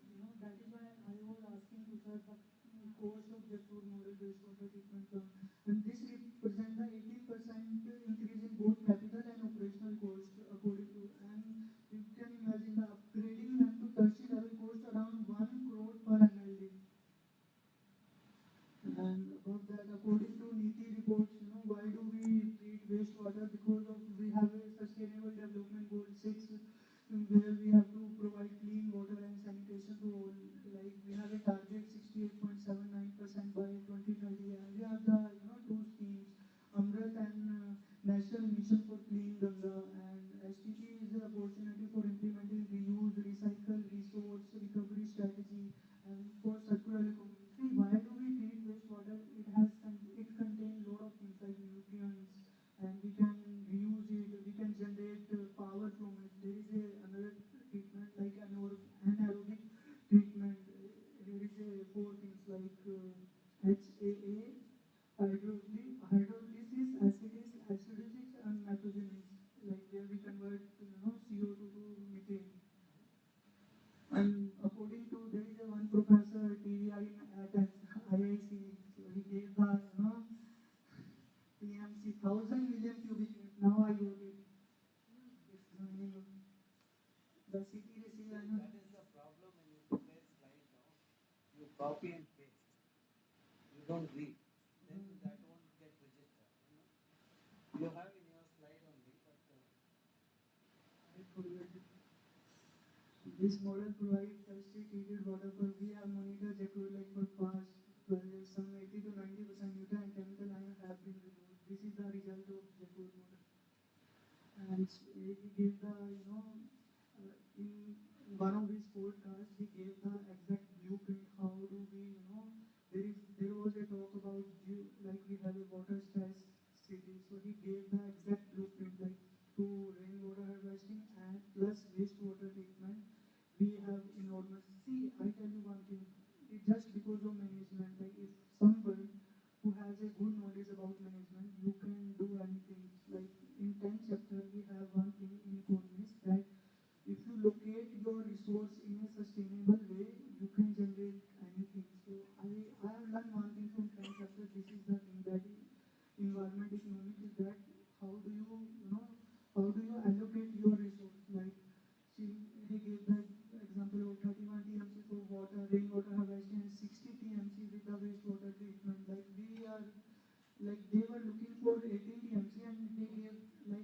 provided the 50 TMC with rainwater and 60 TMC with wastewater treatment. So you can imagine we need 18 and he provided 15 plus 16, 31. So you can see we have lot of resource. Literature review. According to water scarcity is emerging as a major issue in urban and pre-urban region of India, which is caused by low rainfall and high groundwater extraction. And there is a one report from decentralized, as she mentioned in their scope of work that we require decentralized wastewater treatment. So I made project only for decentralized wastewater treatment. Are very important strategy whose adoption can lead to sustainable management of wastewater. In this decentralization, and see, it's a study of USA. It's the name of Harare. It's a city town. So he mentioned that the incorporation of decentralization as a viable option for wastewater management in urban area. Do you know about centralization or decentralization? Anybody?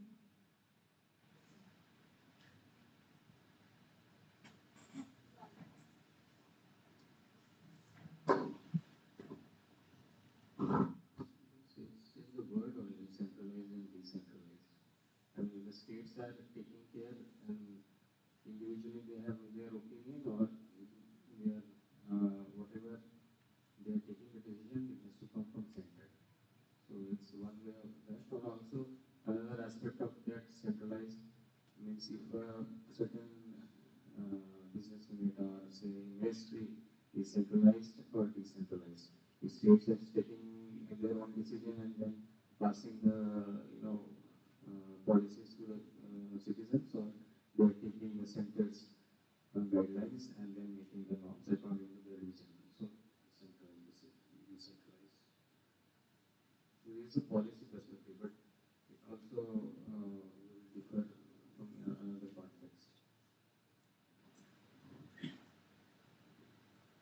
Sir, according to me, decentralization wastewater treatment plant is that, like we have IISC campus. Here we provide wastewater treatment plant. Like it's a decentralized. If our sewer is being is disposed in main sewer line, it's a centralized. Like whole city sewer is goes to one treatment plant. It's a centralized, and decentralized you have alternate option. Like in community there is a separate wastewater treatment plant. In other community we have another wastewater treatment plant. Yeah, there is a one study from IIT Chennai, but it is good. Like you have seen that Chennai was zero stress, zero water city, but they have provided a solution. In IIT Chennai needed water for campus. What they did, they just added SBR technology, sewage treatment plant plus ultrafiltration, because the wastewater is from sewage plus laboratory. That is why they incorporated ultrafiltration. It's mentioned 4 MLD sewage treatment plant of the Indian Institute of Madras. The way membrane have installed for UF membrane after the SBR clarifier from installation in 2020 with continuous operation. And you can see why did they use ultrafiltration? Removal of total suspended oil, turbidity, bacteria, virus, and there was some sticky pollution from lab effluent. So that's why we need ultrafiltration. And you can see here that your discharge is quite for even drinkable. The quality of water, treated wastewater is drinkable. So there is another study from, she mentioned about grey water. Instead of if you have two pipelines, one for black water, second one for grey water, it's also decentralized. We made it decentralized. So this mode has been adopted in India for several centuries, where bath and kitchen water have been directly used for growing coconut, banana, and the water has however not been reused for fishing parts. This may have now be a new option for further. And there is a one SBR technology. But I observed that there are a lot of technology, SBR, MBR. But what I found, from north side, Delhi, Karnataka, even in Karnataka, lot of treatment plant is based on SBR technology. There is also one study, I'll show you. The two criteria were derived from LCA. He mentioned about technology, that two criteria from dry from LCA, one criteria from LCG that cost ASP, SDR, MBR, and MBR was identified the most preferred alternative recycling high-rise building because MBR has low land requirement. But now if you go for MBR, there is a membrane, and it's a different from RO, like reservoir machine. How it's different because if you look at the pore size of this membrane, it's a very long, it's a very hollow. That is why it's different. And he mentioned that however MBR has higher capital and my project is on viable wastewater treatment technology. So I do not prefer this technology. And like India, problem associated with wastewater reuse design is lack of treatment. The challenge there is to find such low cost, low time, user friendly methods. So she mentioned about constructed wetland. And you can see here is a hybrid treatment system. You can see our Jaipur Lake model is also hydrated. We have first sewage treatment plant, then we have algal pond and constructed wetland. So it's also known as hydrated treatment plant. Yeah. See, in hybrid treatment plant, we have mechanized plus natural. Like see, if you have you seen Jaipur Lake? Okay. While you go over there, so you can find it out that there is a first STP plant, then we have a algal pond constructed wetland. I don't know the exact process to run. That's how it's based. Like first we have sewage treatment plant. It is mechanized plus natural system. It's a hybrided treated system. No. Please do not confuse in this.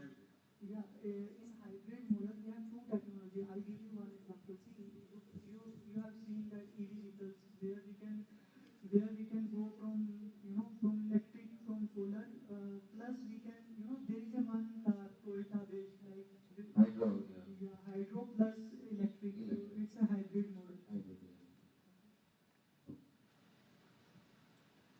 So identification of gap, decentralized wastewater system have been identified too. So there is a significant, adoption of such system in urban area, and hybrid, like if you look at hybrid treatment system adopted in India city, this gap indicates the paradigm shift towards integrated both and enhance environment sustainability. And according to policy, like is there any people who are willing to pay for treatment is lacking. It's my objective of project to assess the current status of wastewater treatment, to identify the viable treatment technology, to investigate the possibility of resource recovery potential from wastewater. And there is a methodology to outline a structured approach to identify and implementing viable wastewater treatment option. And this methodology focuses on selecting suitable technology and ensuring the sustainability of treatment system while considering social, economic, environmental factor. And I got data from literature, feasibility assessment like CPCB reports, and here is a data analysis like compilation of data from peer review studies. And studies area is, I just took the data from metropolitan cities like Delhi, Mumbai, Kolkata. This is the graph. And if you look at the which state is highly urban, it's Maharashtra. First one is Uttar Pradesh, second one is Maharashtra. You can see in this picture, we had 9.272% share of percentage in urban population. And wastewater treatment method with regard to 17 SDG, the SDG, as I mentioned earlier, SDG 6 is directly related to wastewater treatment, ensuring availability and sustainable management of water and sanitation for all. And in planning study for implementing of this wastewater treatment plant, see, while we go for any technology, there is a three objective: treatment objective, treatment level, removal efficiency, and environment impact study. I add one thing here. If you look at any model, any product, we cannot say it's 100% efficient. Please tell me what's the reason behind that? It's not 100% efficient.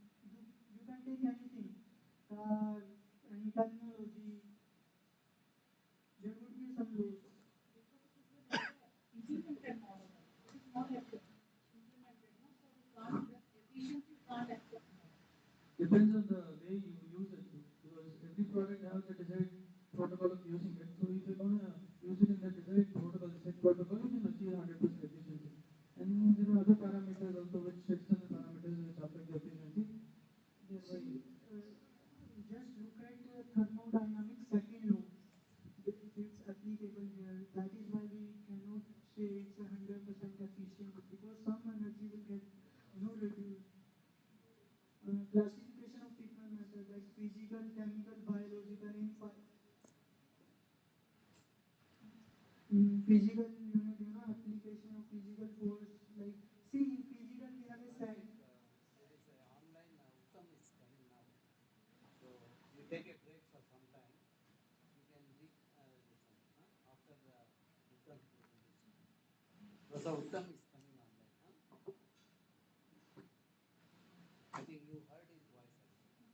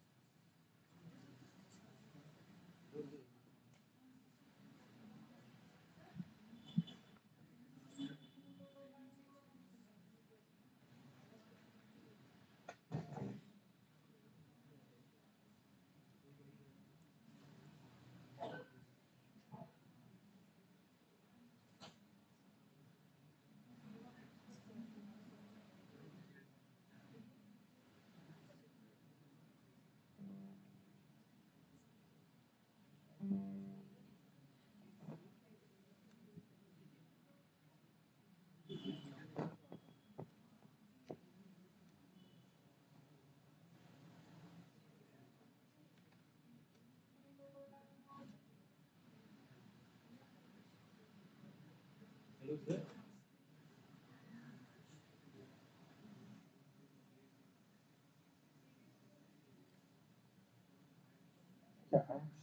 I'm sharing my slide. Is it fine? Okay. How many minutes approximately will start? 45 minutes. No, in how many minutes it will start? Now it's starting, sir. You can start. Okay. And I'll just be back in 2 minutes. I'll just take some water and come back.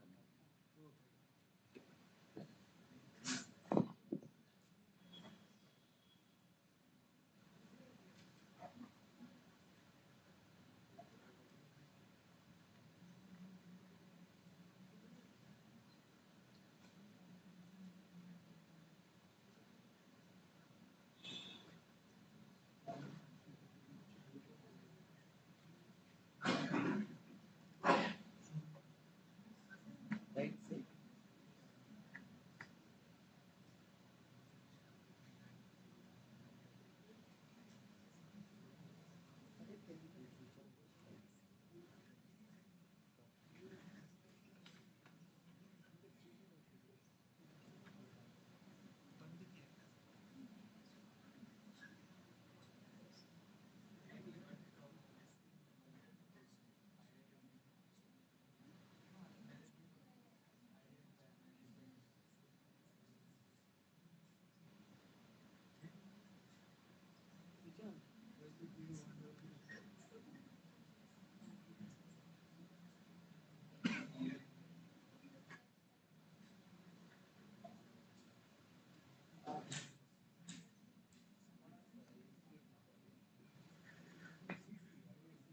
No, I know. But while keying in, you must have remembered this. Ravi Shankar, switch on those things. Oh, it is not there.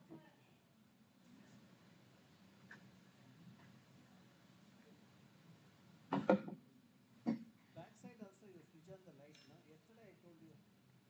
Then somebody will think the snake is there, rat is there.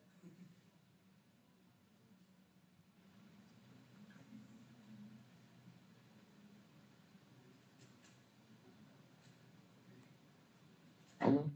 Hello? Yes, sir. Yeah.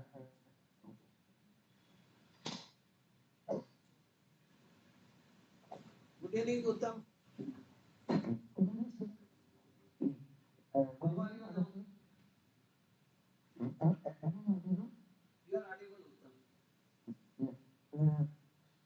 Apologies for not coming to the campus. So I got throat infection. So couldn't find the access to come there. Otherwise, I would have definitely come to the this EM course concluding session. So I'm just it from my home right now. So I have been part of previous EM courses. So I know that this is a very important topic for all the participants. So I'm able to join this. So let me share my presentation today online. Okay. So good evening everyone. Currently I am at IIT Bangalore, and I will be talking about few of my research papers that we have worked on in the last 2 years. So depending on the interest of many of you, I realized that these four papers will be of relevance to you.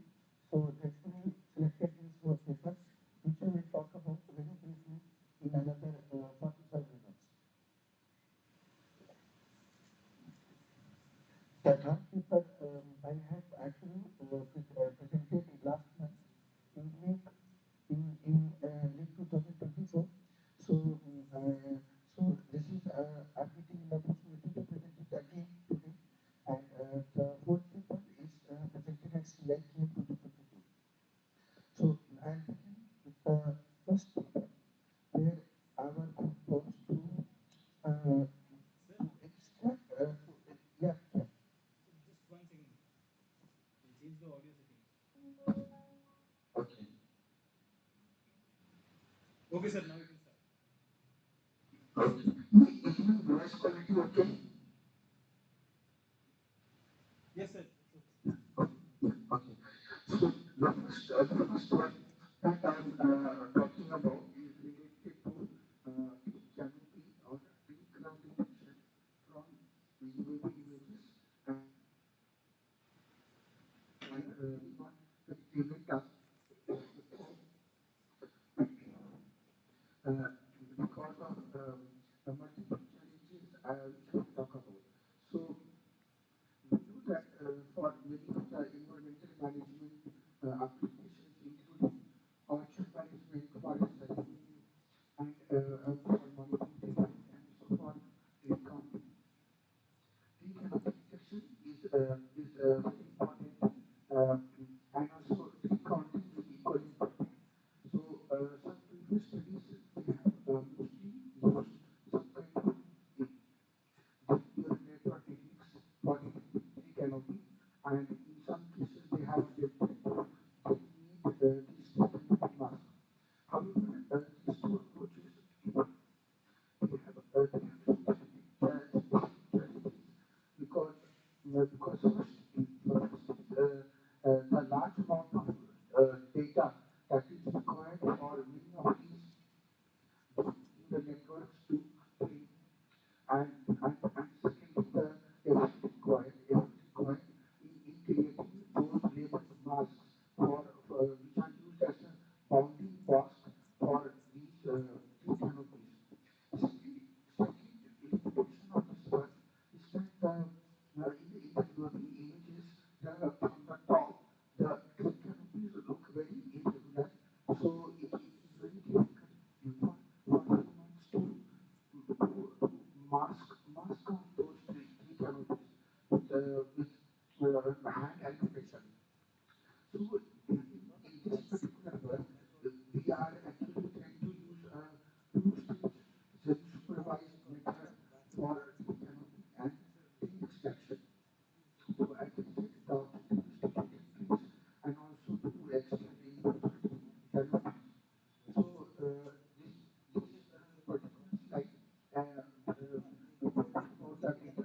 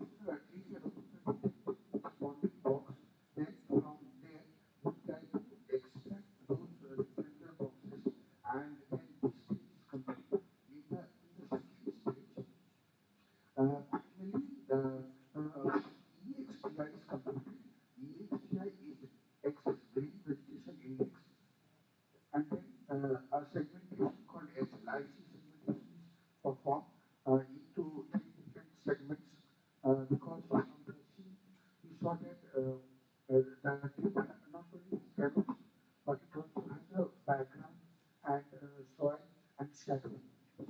So it was divided into three regions, and the mean EXGI was computed for each of the three segments. And when we look at this EXGI segment, highlights the green component in the industry component. So, EXGI was used as the maximum of the mean EXGI was used as the threshold to separate out green plants from the other background. And then on the other side, on the right hand side, you see some unsupervised segmentation being performed on the images. And each the unit, and then EXGI is compared with the threshold EXGI, which is greater than which is included as part of the ROI pass. So this is the overall methodology, and it's the same thing has been expressed here in the stage one, and then in stage two, the EXGI called excess screen index is computed as follows equation using equation 1, 2, and 3. This is given in the paper, and on the index here is used on the unsupervised tree canopy segmentation to separate out the green versus non-green trees in the background. So I will now go to the results and show you the results. So here you can see in the input 2A, and in this particular figure, there are two boxes shown in red color and in blue color. So the red color box indicates the output from the recommended model, and the black color is the one which a human or an analyst has labeled by visual interpretation. So then these rectangular boxes are further cropped and then used for the second stage or stage 2 analysis. In this slide,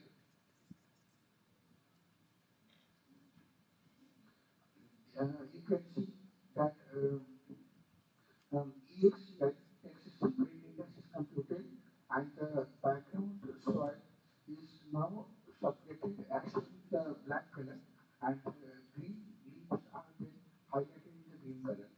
Following this, in this particular picture, the three segments are highlighted, which is the canopy, the shadow. This is the shadow. This is the canopy, and this is the soil background. And then subsequently, the threshold, the ESG threshold of the green plants are computed, and then in the next stage, this unsupervised segmentation is performed on the image, and by comparing the ESG threshold on the green plants, the green leaves are extracted, as you can see in this particular picture and also in this particular picture. So the accuracy of this classification is approximately close to 65% as well. So to conclude, in this work, semi-supervised approach of extracting tree canopy was proposed, and it reduces the supervision of leveling individual tree canopy, and also reduces the amount of data required to create to create a classifier or tell the network. So this particular approach was useful in the following two ways to overcome limitations of existing methods and extract the tree canopies. Next, I am going to talk about the second paper. This paper uses UAV data to detect high power transmission cables from UAV data using convolution neural network. This paper was presented in cars in 2021. So smart in energy production and also it requires more efficiency in power management. So the focus is on how to maintain the power lines and also avoid manual monitoring of those power transmission cables. So the is to add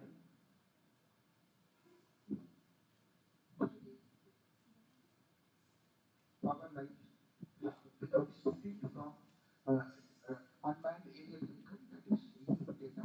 So here three bands RGB were used to separate out the cables. As you can see in the picture here, there are there are a few high power transmission cables here, and also here, and you can also see a particular electric pole in this particular picture. So the challenge is that the object of interest occupies very low space, and the background area is occupying large space, creating biasness in the classification process. So these are the data details.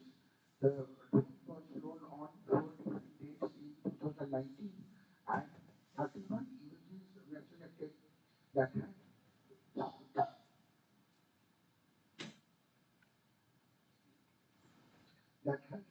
power transmission, high power transmission cable.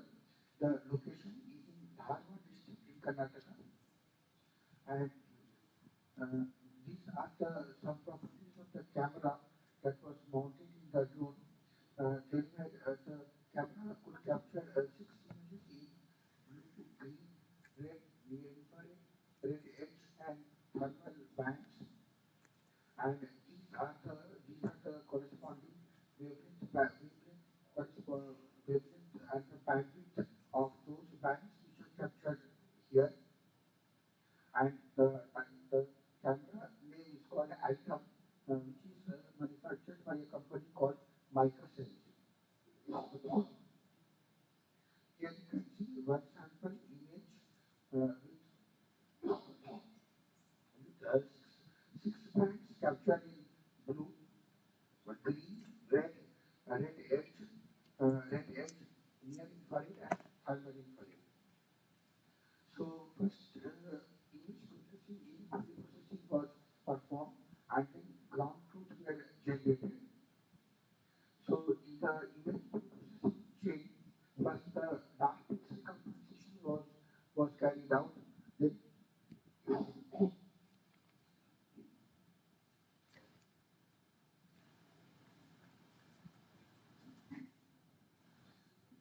this was followed by the camera calibration, which included row gradient correction and gradient effect compensation.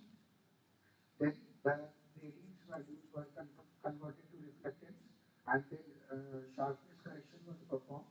On top of that, gamma correction was performed, and then all the bands, all the bands were due reference so that they can be aligned in space. So here you can see combination of RGB bands before the correction, and here you can see the output after the correction has been performed. Clearly, the power transmission cable area is now much better and can be clearly seen in the second image here. Next, ground truth data was generated using the blue band because it had a higher contrast. So, using a tool called GIMP 2.10, which is an open source image processing software. Basic image processing steps such as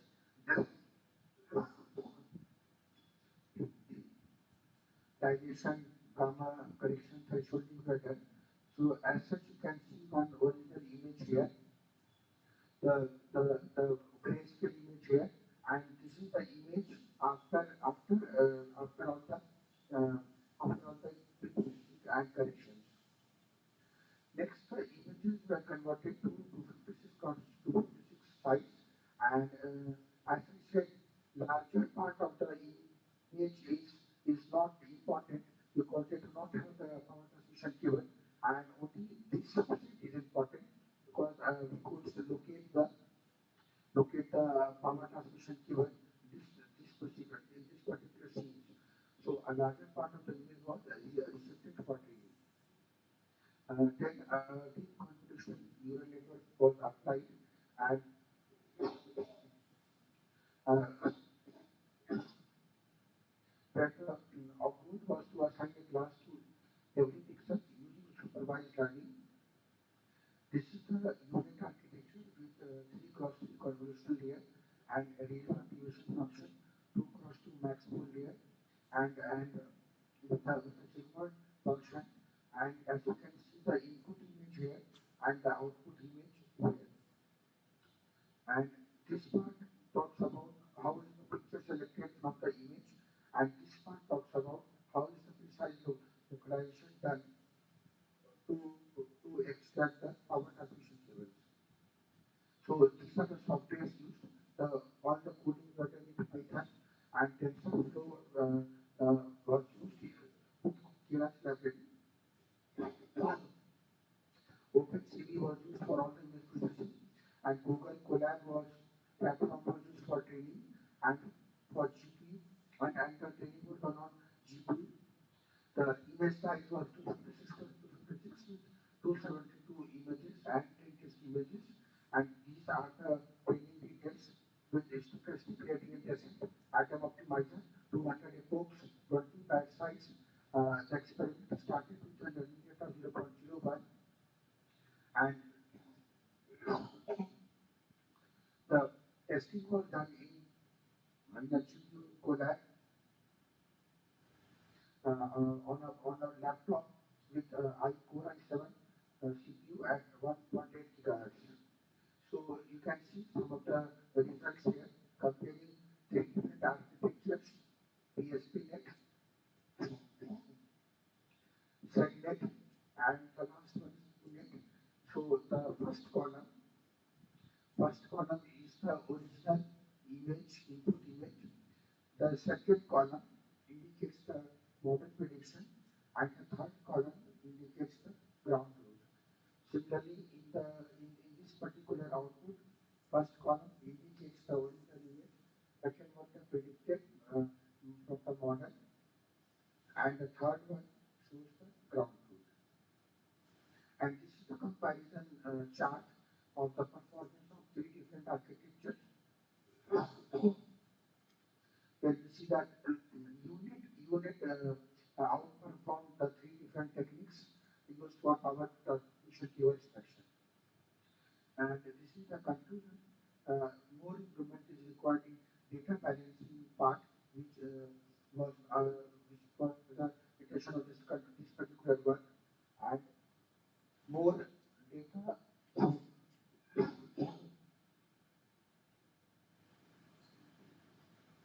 more data is required from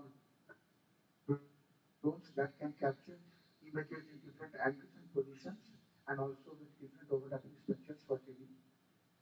And we also need to explore the effect of near infrared band and radiant band in power and estimation problem.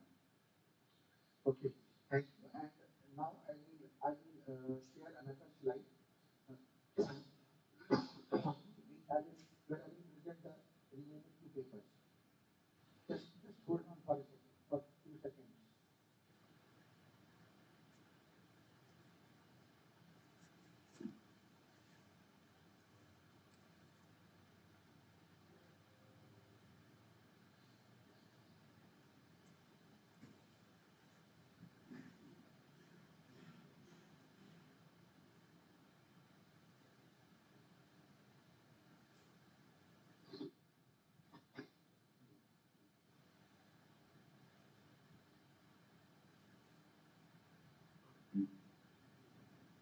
I hope the slides are visible now.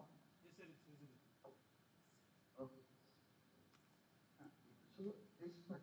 work was presented in late 2024,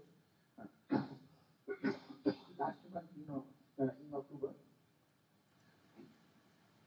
So here the idea is to analyze the urban pattern of Indian cities using machine learning approach.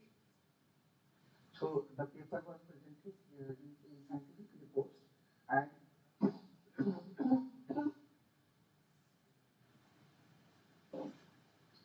we began with a very small background about the urban and rural population, where we know that currently more than 50% of the population live in urban areas, and this is going to increase to 68% by 2050. And we also are aware of different impacts of urbanization on the landscape and the interaction with transportation. So in a city, we know now that more people live in cities globally than in rural areas because of several reasons, including employment opportunity, education, etc.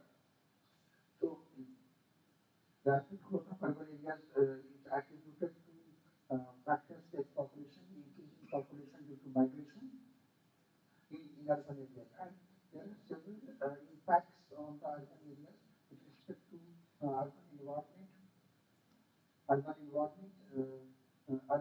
climate, urban population, urban environment, urban climate, urban population, and then urban land use, land cover, urban infrastructure, policy, atmosphere, ecosystem. So one of the important analysis is looking at the urban land use and also looking at the urban infrastructure. So this slide summarizes some of the effects, positive and negative effects of urbanization.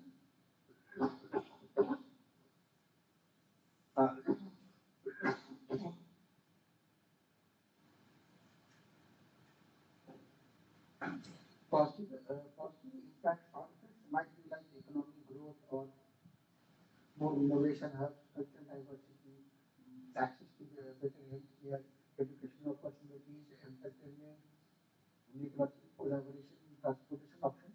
But there are many negative impacts, including housing affordability, traffic congestion, air pollution, scarcity of resources, social inequality, infrastructure strain, land management challenges, huge amount of loss in green space, waste management, water depletion, and also cultural displacement.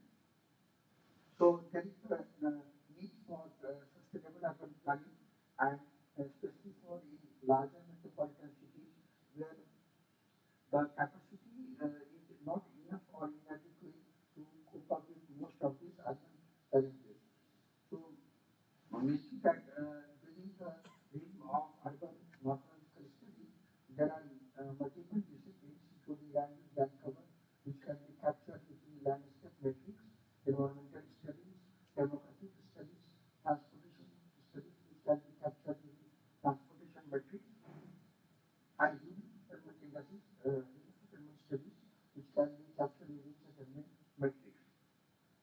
So there is a program by Government of India called Integrated Development of Small and Medium Towns, IISC, where the idea is to provide additional aid to those cities which have sizes small to medium and population less than 5 lakhs, and which can potentially be new growth hubs or alternate cities for close to the larger cities. So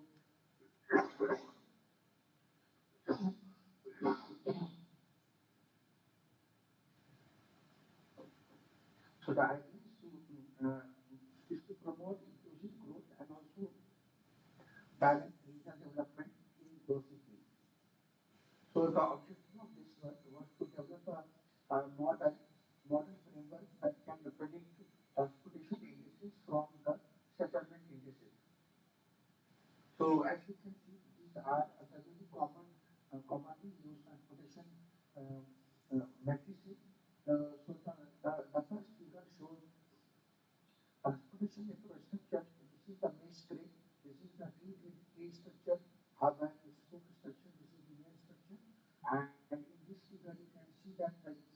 The letter E represents edges, letter V represents vertices, P represents the number of subgraphs, and from these vertices and edges, very important connectivity, indices, and coverage can be computed using edges and vertices. These are also used in graph theory for studying the network patterns of roads and streets in cities. So these are different metrics that are computed as connectivity indices, alpha, beta, gamma, and beta, and GP, ND,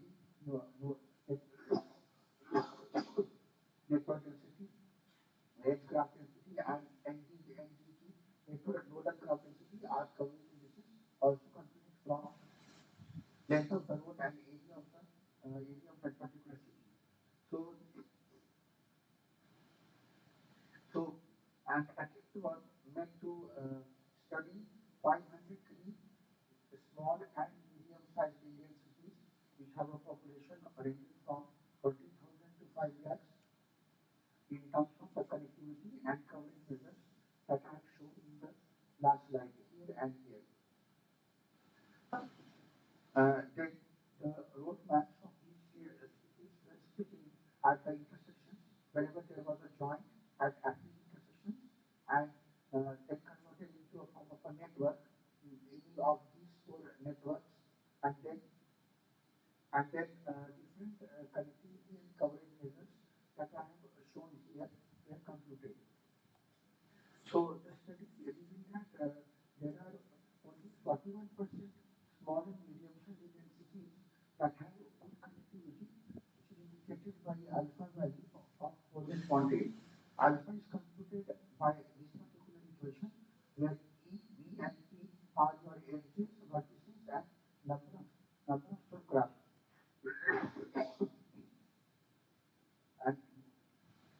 and and only 5% cities have network density higher than sub-kilometer. Further, another important conclusion is that smaller cities are located close to or are near large metropolitan cities that have higher connectivity and coverage, whereas those smaller cities which are far away from larger metropolitan cities have less development in terms of road transportation system. So this particular slide is a poster that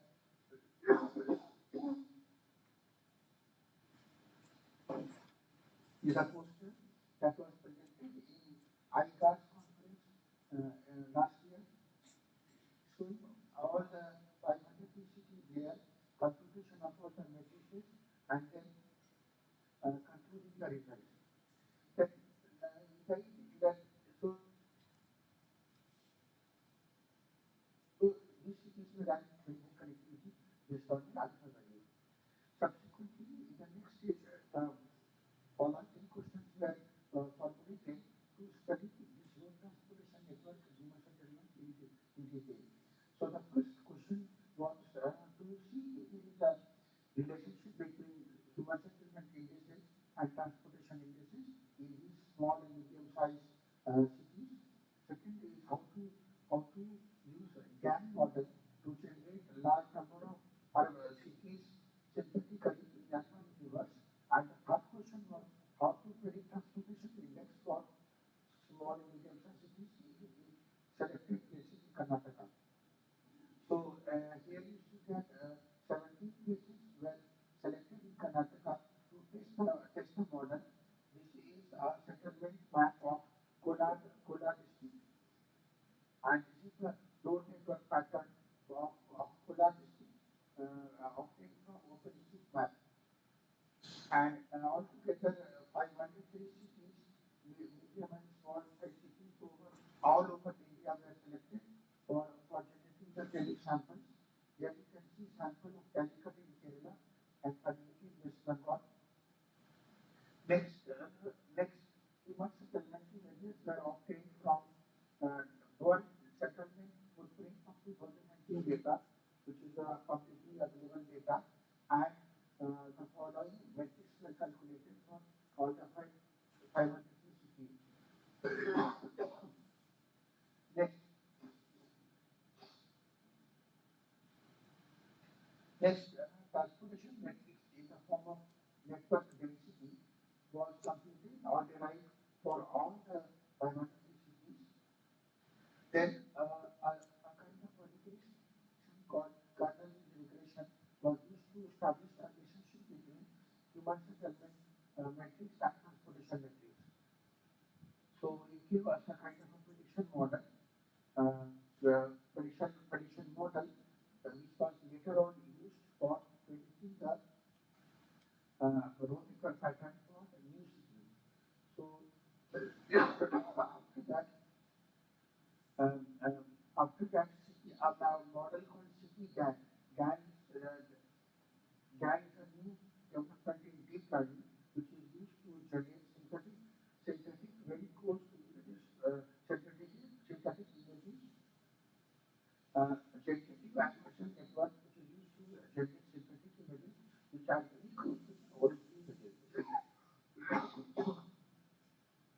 Finally, the performance of city GAN was measured using some statistical indices. And then the proposed model was used to simulate and find out urban patterns or urban network for new urban patterns. So to summarize what I said is a rich design model was proposed which will develop a relationship between human settlement and transportation. And when once the new cities, future cities are simulated, this model can be used to find out the road network density of the future city. So this particular picture shows the road network maps obtained from OpenStreetMap called OSM maps, and from the OSM maps, transportation metrics were computed, for example, network density. Then human settlement maps of 500 cities were used to compute the settlement matrices, and together they were used in supervised regression model to establish a relationship. When this real images were used as input to city model, which could generate 500 future cities for which the landscape matrix was computed, and then using this particular model, the predicted road network density was estimated for the new city. This is the overall flow chart or flow diagram overview of the rich model. The overall structure diagram of the rich model. This particular slide shows a heat map, kind of a heat map of correlation between transportation metrics here on the y-axis and human settlement on the x-axis. So this image shows the correlation metrics for Pearson correlation coefficient, and this image shows the output of strategic correlation coefficient. Strategic correlation coefficient is not affected by nonlinear data. Therefore, it is more robust to nonlinear pattern and also doesn't assume Gaussian distribution or normal distribution. This table shows the human settlement indices TANP, LPI, LUMPI, AI, and MPI for 6 separate cities. And this table shows the corresponding road depth, area, and network density of these 5 cities. Last table shows the minimum, maximum, and mean standard deviation for the road length in kilometers. These are some sample images showing Bhajpur in Rajasthan, Hadras in Uttar Pradesh, Jamnagar in Gujarat, Mathura in Uttar Pradesh, and Gandhinagar in Gujarat. And these are the simulated images from CityGAN. And the validation of these simulated images were done using average radial profile ARP. So we move away from the city center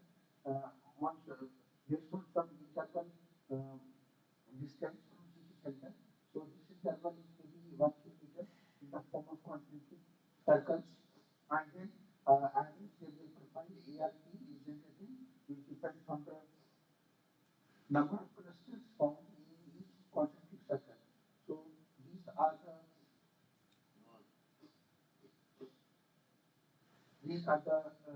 urban patterns, and these are the corresponding average area profile. And in this image, you can see that the real city's average profile and synthetic city's average profile, they closely match, showing that the results from the GAN model is very close to the urban universe or the actual city. These are further comparison of the real cities and simulated cities in terms of their number of peaks here and here. And this particular picture shows the distribution of clusters in every concentric ring with respect to radial profiles for different cities. So these are the different models supported regression, decision tree, gradient boosting, material perceptron, XT boost, linear regression, random forest, ridge regression, and canal regression, where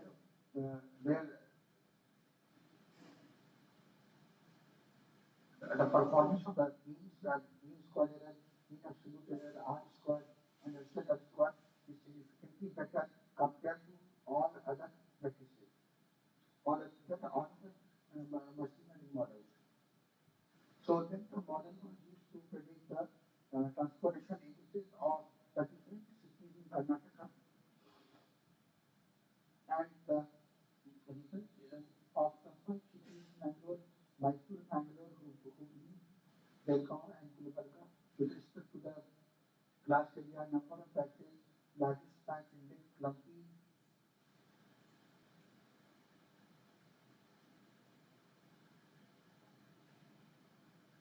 education index of Mangalore, Hubli, Belgaum, and Gulbarga, and these are the road networks of those cities obtained from OpenStreetMap.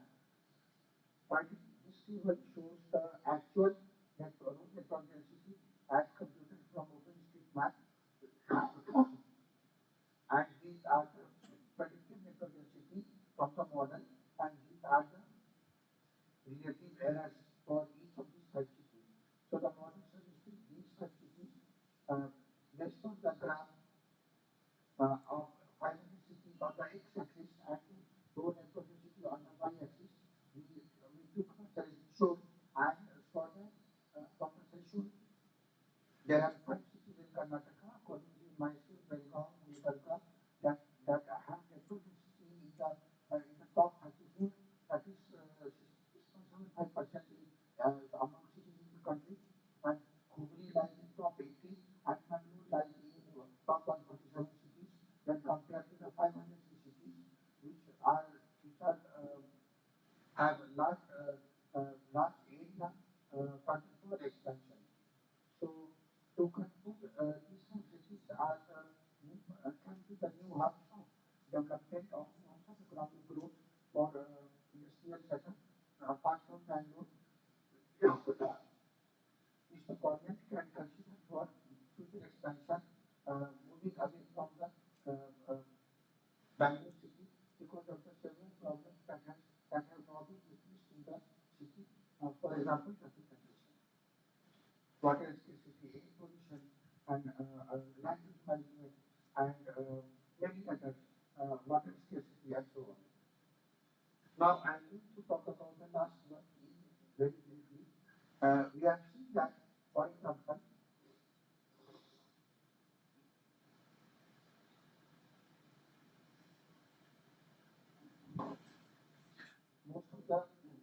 most of the classification problems witness the class imbalance. What is class imbalance? As you can see in this particular Google Earth image, the city is mostly dominated by buildings, and there are very small green area and very rare water bodies. So this creates a kind of imbalance in the data. When there are more than two classes, it creates a multi-class imbalance. So this is very common in real-world data. The majority classes are dominant in the data, and minority classes Example, in the land use classification of remote sensing data, credit card, fraud detection, semiconductor fraud detection, medical diagnosis, and so on. So magnetic class and magnetic class are something that we have to look into to improve the classification process. So traditionally, people have been using techniques like data augmentation, where people use scaling, rotation, flipping, cropping, non-acting, obstructing, blurring, etc. to augment the image. As you can see, crop, image, symmetry, rotation, scale, original, noise, hue, obstruction, blur. So these are some data augmentation examples. Another popular method for balancing, doing the classroom balance is trying to take several classifiers, several models that are trained on subset of data, and then you use the predictions from individual classifiers and combine them like an example to improve the classification performance of infinite data. So as you can see here, classifier type 1 is used to separate this and this to class. Classifier 2 is used to separate this and this to class. And the resultant classifier here is the ensemble classifier, which uses a combination of both classifier classifier 2. Classifier 1, classifier 2. Very recently, the generative models called GANs, which I have talked about in the previous work, called generative adversarial networks, and VA is the variational autoencoder, have been used to generate new samples that are very close to the original data. So we has the encoder and a decoder. This is a variation autoencoder, and the use of this encoder, decoder, and detection is to generate synthetic data, which are very close to the original data. This is an example of generative adversarial network. Now, the common limitations of these approaches are that they cannot capture very complex properties of the data, and therefore they are not capable of generating meaningful samples. The samples do not actually match the real world conditions. These existing models also cannot capture the covariance structure of the data, uh, and the output that these models that have talked about produce are often clustered close to the original data. Third limitation is that new minority samples, they sometimes invade into the other samples. They get into other samples. Fourth limitation is that the VAE solution, they learn a Bristol distribution, and this Bristol distribution often results in class overlap. So, for example, you can see some class overlapping here, class overlapping here. Okay, and the gap which I talked about just now for inference data suffers from the learning bias. That is, it has some stability issues, including mode collapse. Mode collapse means the differentiation between different classes totally diminish in the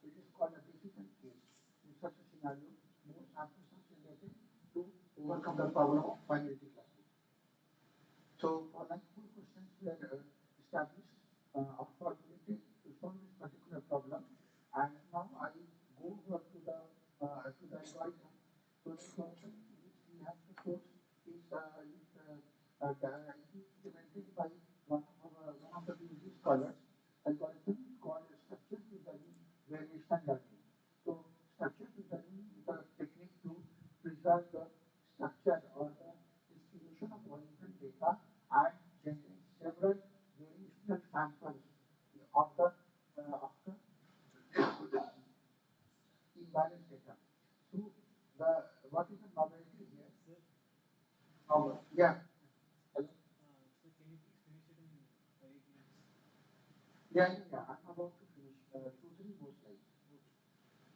So what is novelty here is that this method can perform oversampling of minority classes in the low-dimensional data. Even if you have large number of remote sensing bands, it can generate samples from very less dimensions, and it can work for two-class problems like building, non-building, water, non-water, forest, non-forest, also for multi-class problem. It is able to retain the coordinate structure of the magnetic glass, and it also works very nice both for tabular data and also for high quality images. So this is the algorithm which is discussed in the paper, and I will just briefly show you the steps in the next slide. This is the training setup. So we have an encoder, we have a decoder. We give the input the magnetic classes, and then you can see the magnetic class distribution. Then this is given as input to MSU algorithm, which is a multi-class structure preserving oversampling algorithm, which generates oversampled data. This data is then given as input to multi-layer perceptron, which is the predicted output. So as you can see in this particular training objective, this is the overall loss incurring the training data, and this is the um, this is the KL divergence, and the three types of losses here are the lambda are the hyperparameters, and this is the encoder decoder loss, and this is the second one is the contribution of the LSQ, and third one is the classification loss, also called the control in cross entropy loss. So the experiment was carried out on sample data sets called MIST, which is the image database, and these are tabular databases. And in IF is called the imbalance factor. How imbalance is your data? How much variation is there in minority and majority class? So imbalance factor is very high in the MIST data, and with 0.96, and accordingly, imbalance factor is given for other data. These are the two metrics that are used to find out the accuracy of the model after adding the minority class to the original data. So as you can see that compared to the existing models, SPVL, which is your structure preserving variational learning, is able to produce good output. So this is also visually shown in this particular TSC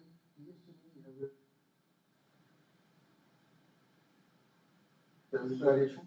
This is image data. This is another method called gamma. This is another method for the different paper. This is SPVL, the proposed architecture here. And this is before data. This is the semiconductor data. This is the original data, and these are the new samples of the magnetic class that are added to the data after oversampling. So this was the last slide, and I have thank you so much for having the time looking at the presentation. So this method is actually has to be applied to remote sensing data and see how would it can work for those classes which are undersampled or which do not have proper representation in the original data. So I come to the end of the presentation. If there are any questions, I think I could take them.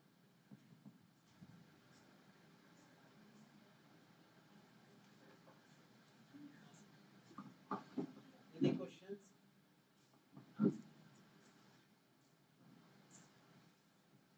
Good evening, sir. Can you hear me? Yeah, I can hear you.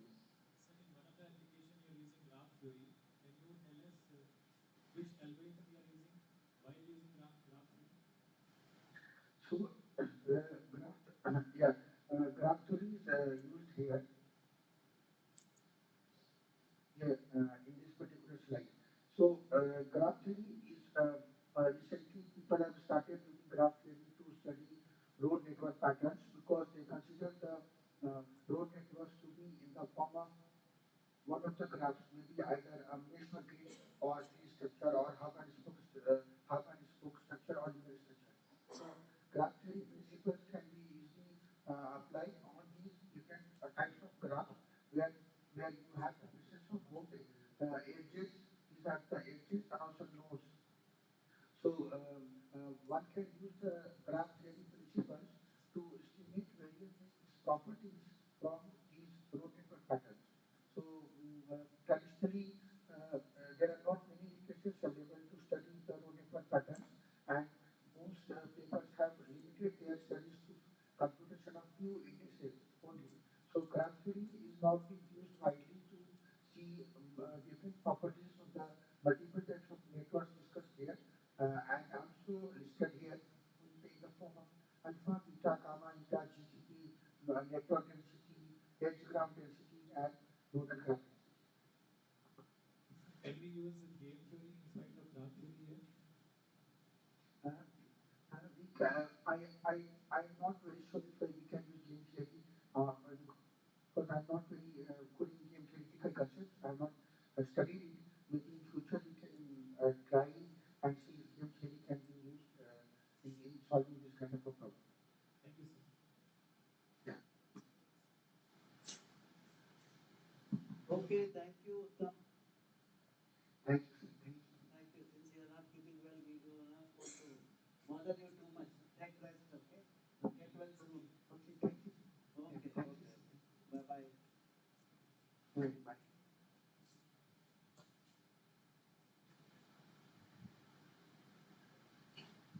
So now, from high-end computing, we'll come to wastewater. Karthik, how much time you require? If you require more time tomorrow morning, we can give you 10 minutes. Not very dense slides, no?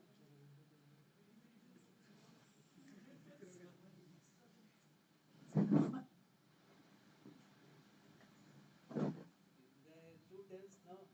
Evening, our friends are there in the Valjala house. While we do investing, sometimes we lose some money, so it's a part of it.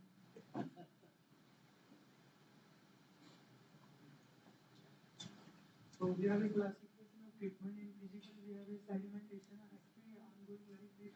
In sedimentation, we have Q is equal to A V means I'm just going little bit technical. Discharge equal to area into discharge equal to area into velocity. See, when we give some time to time, so it will by virtue of gravity it settle down the impurity. This is the first thing. And second thing, we have a chemical. Through chemical, we have a coagulation and flocculation where we provide alum lines to to just congregate the dissolved solids so they can also settle down. So this is the thing.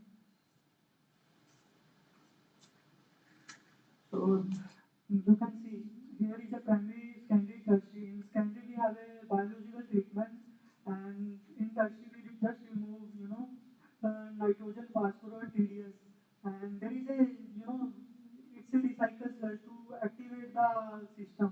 Like we have a microorganism to. Okay.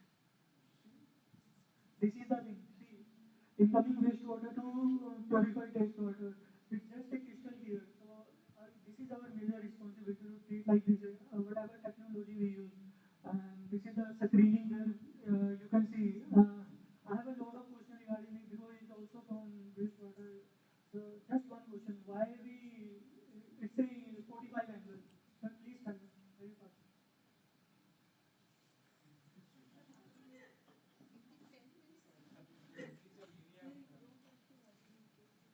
Increase the area.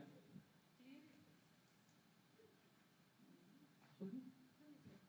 Increase the area. Yeah, surface area. That is why it's inclined. Because sometimes serious treatment plant we have a 90-degree angle, but it's not like if we go for 45 to 60-degree angle, we have a lot of surface area. So create chamber here. Here is a one thing we have to remember that specific gravity. We have a water gravity is equal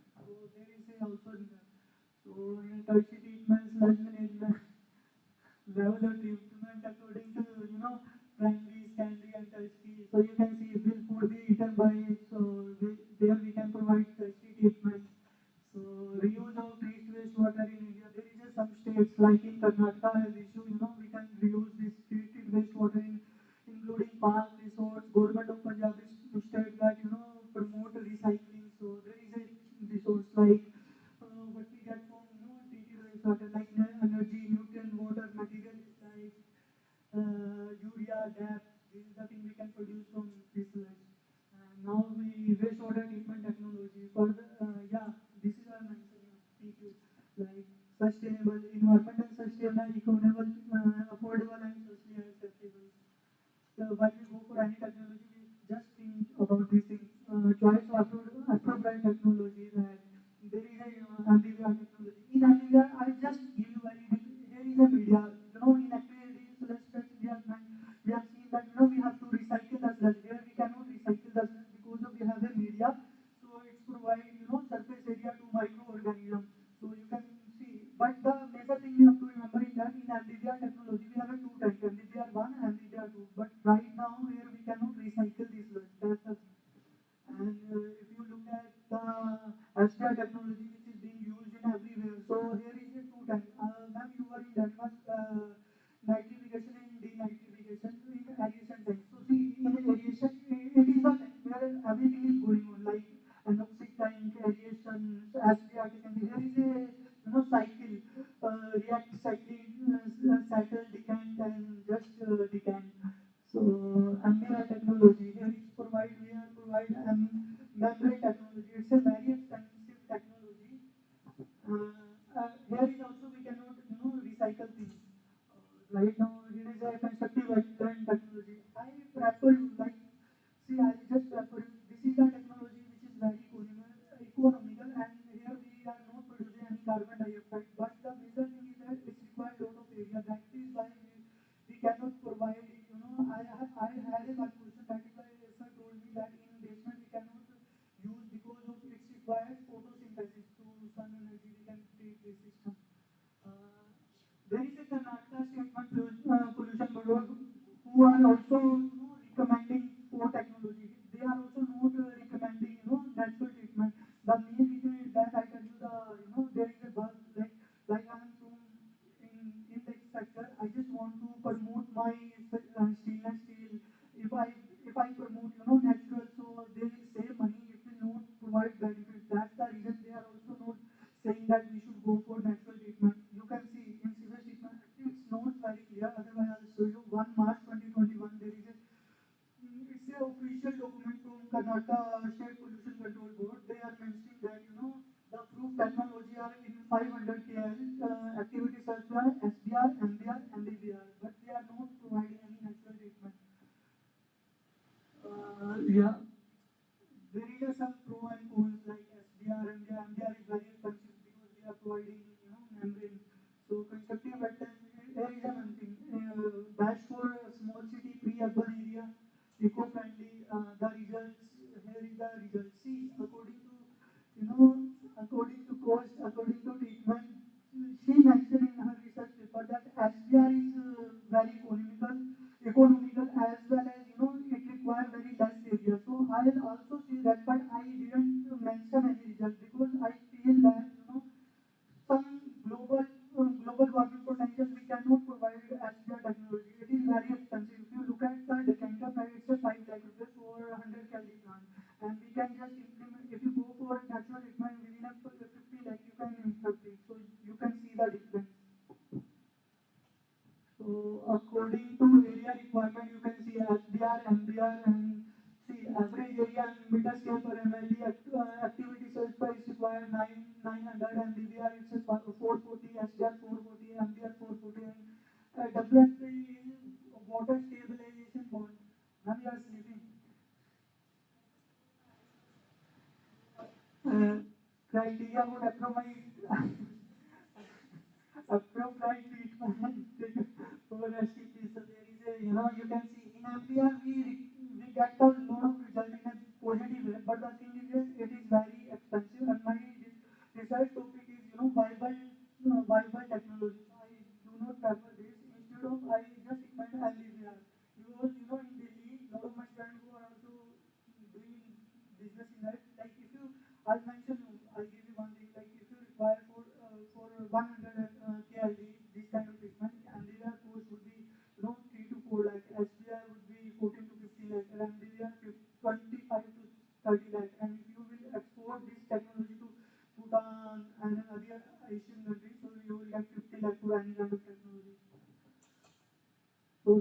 discussion according to space, as you know, MBR requires very less environment impact as I mentioned earlier.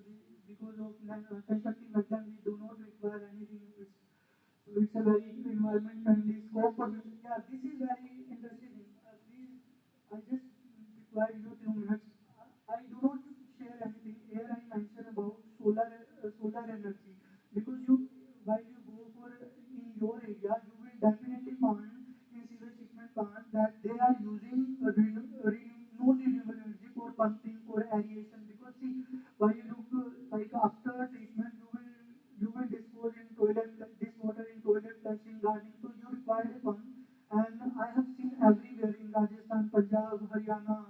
So they are using, coal energy. But I say that in my scope of work, that if they, like if you look at any existing plant or upcoming plant, they should harness the renewable energy. So solar, so it will save a lot of cost.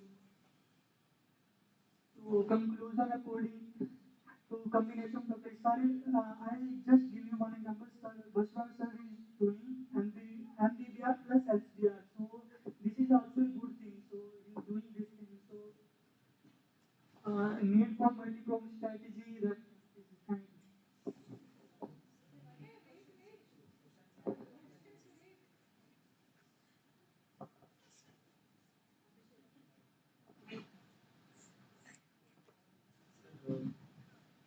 I do have a question for you. So people are using nowadays polymer nano composite membranes for treatment of water. Are they effective?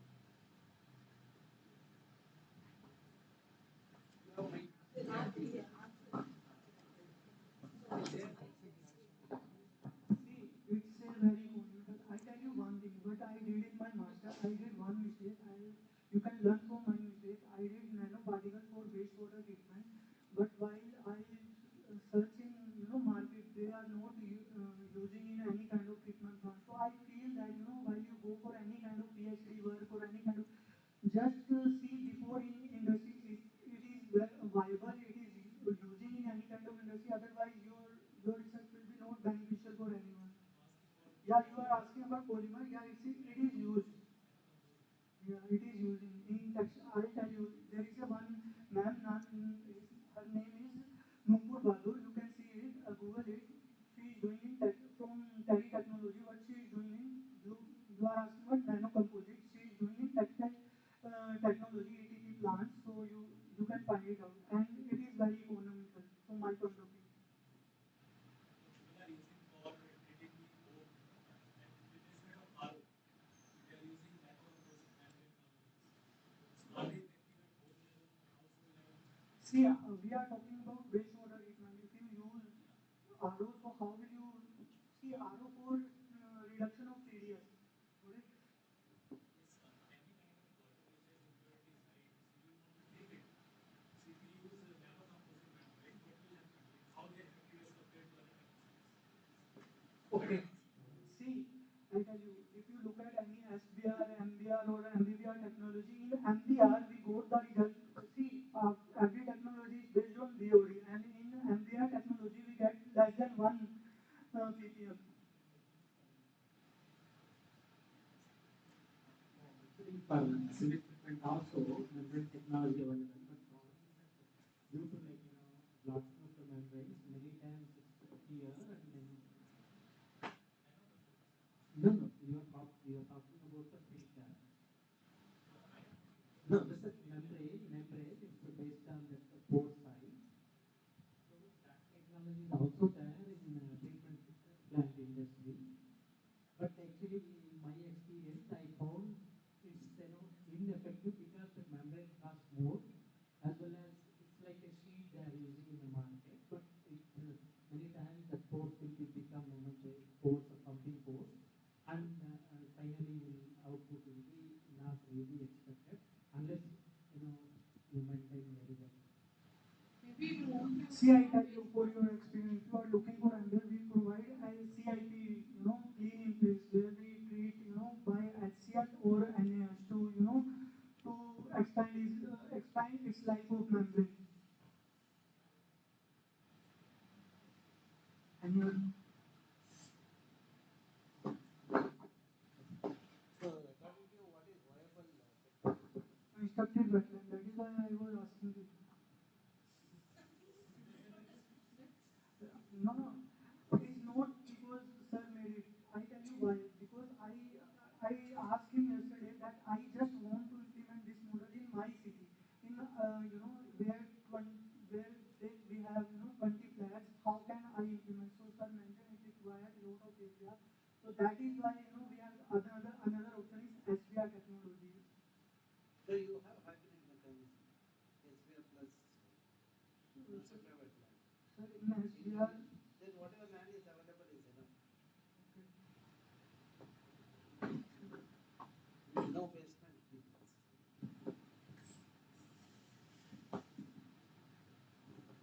Okay. So,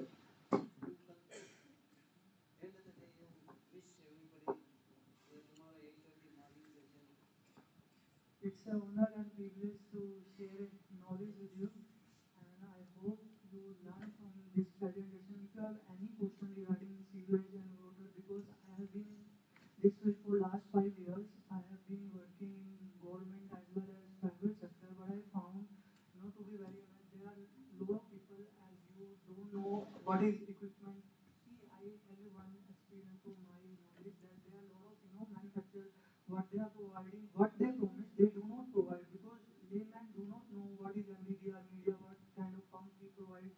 So I tell you because you are a part of this system, so you should know about from first to last which kind of equipment we should go for.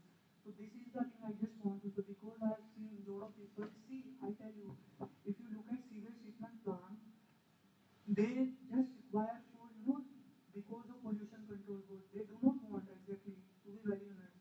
So they are looking for like they ask for quotation to you, and if I provide for let's say 1 lakh and you are providing for 15,000, they go with you. They do not know what kind of product you are providing. Is there any belt press is so this kind of thing is going on, so please keep in your mind, and if you have any question you can call me.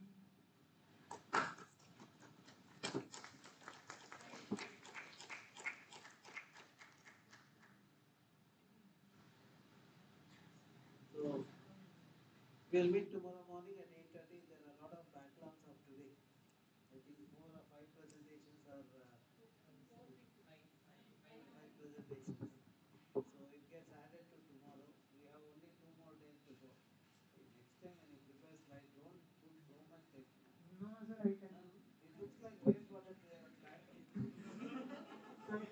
I tell you this. Here only you can see complete. No, that's good actually, but explanation should be nice. That's my better. I tell you, I was thinking that I should provide what I have learning. The other reason is if I can use in my 20 slides, you will not understand. That's I was thinking. Yeah, that's the thing. What I meant is in a slide, entire slide you fill with the text. That's why anybody who sees the slide now will get a sleep. That's why the madam got a sleep. Huh? And I want to thank Cincy ma'am who helped me during my project. Thank you, ma'am. I tell you, I messaged him last 3-4 days ago at night and 26 she gave me a reply and sent within 3 minutes. So I just congratulate you all. Okay, thank you all. See you tomorrow at 8:30. Yes. So attendance will be taken at 8:29 by Ravi Shankar.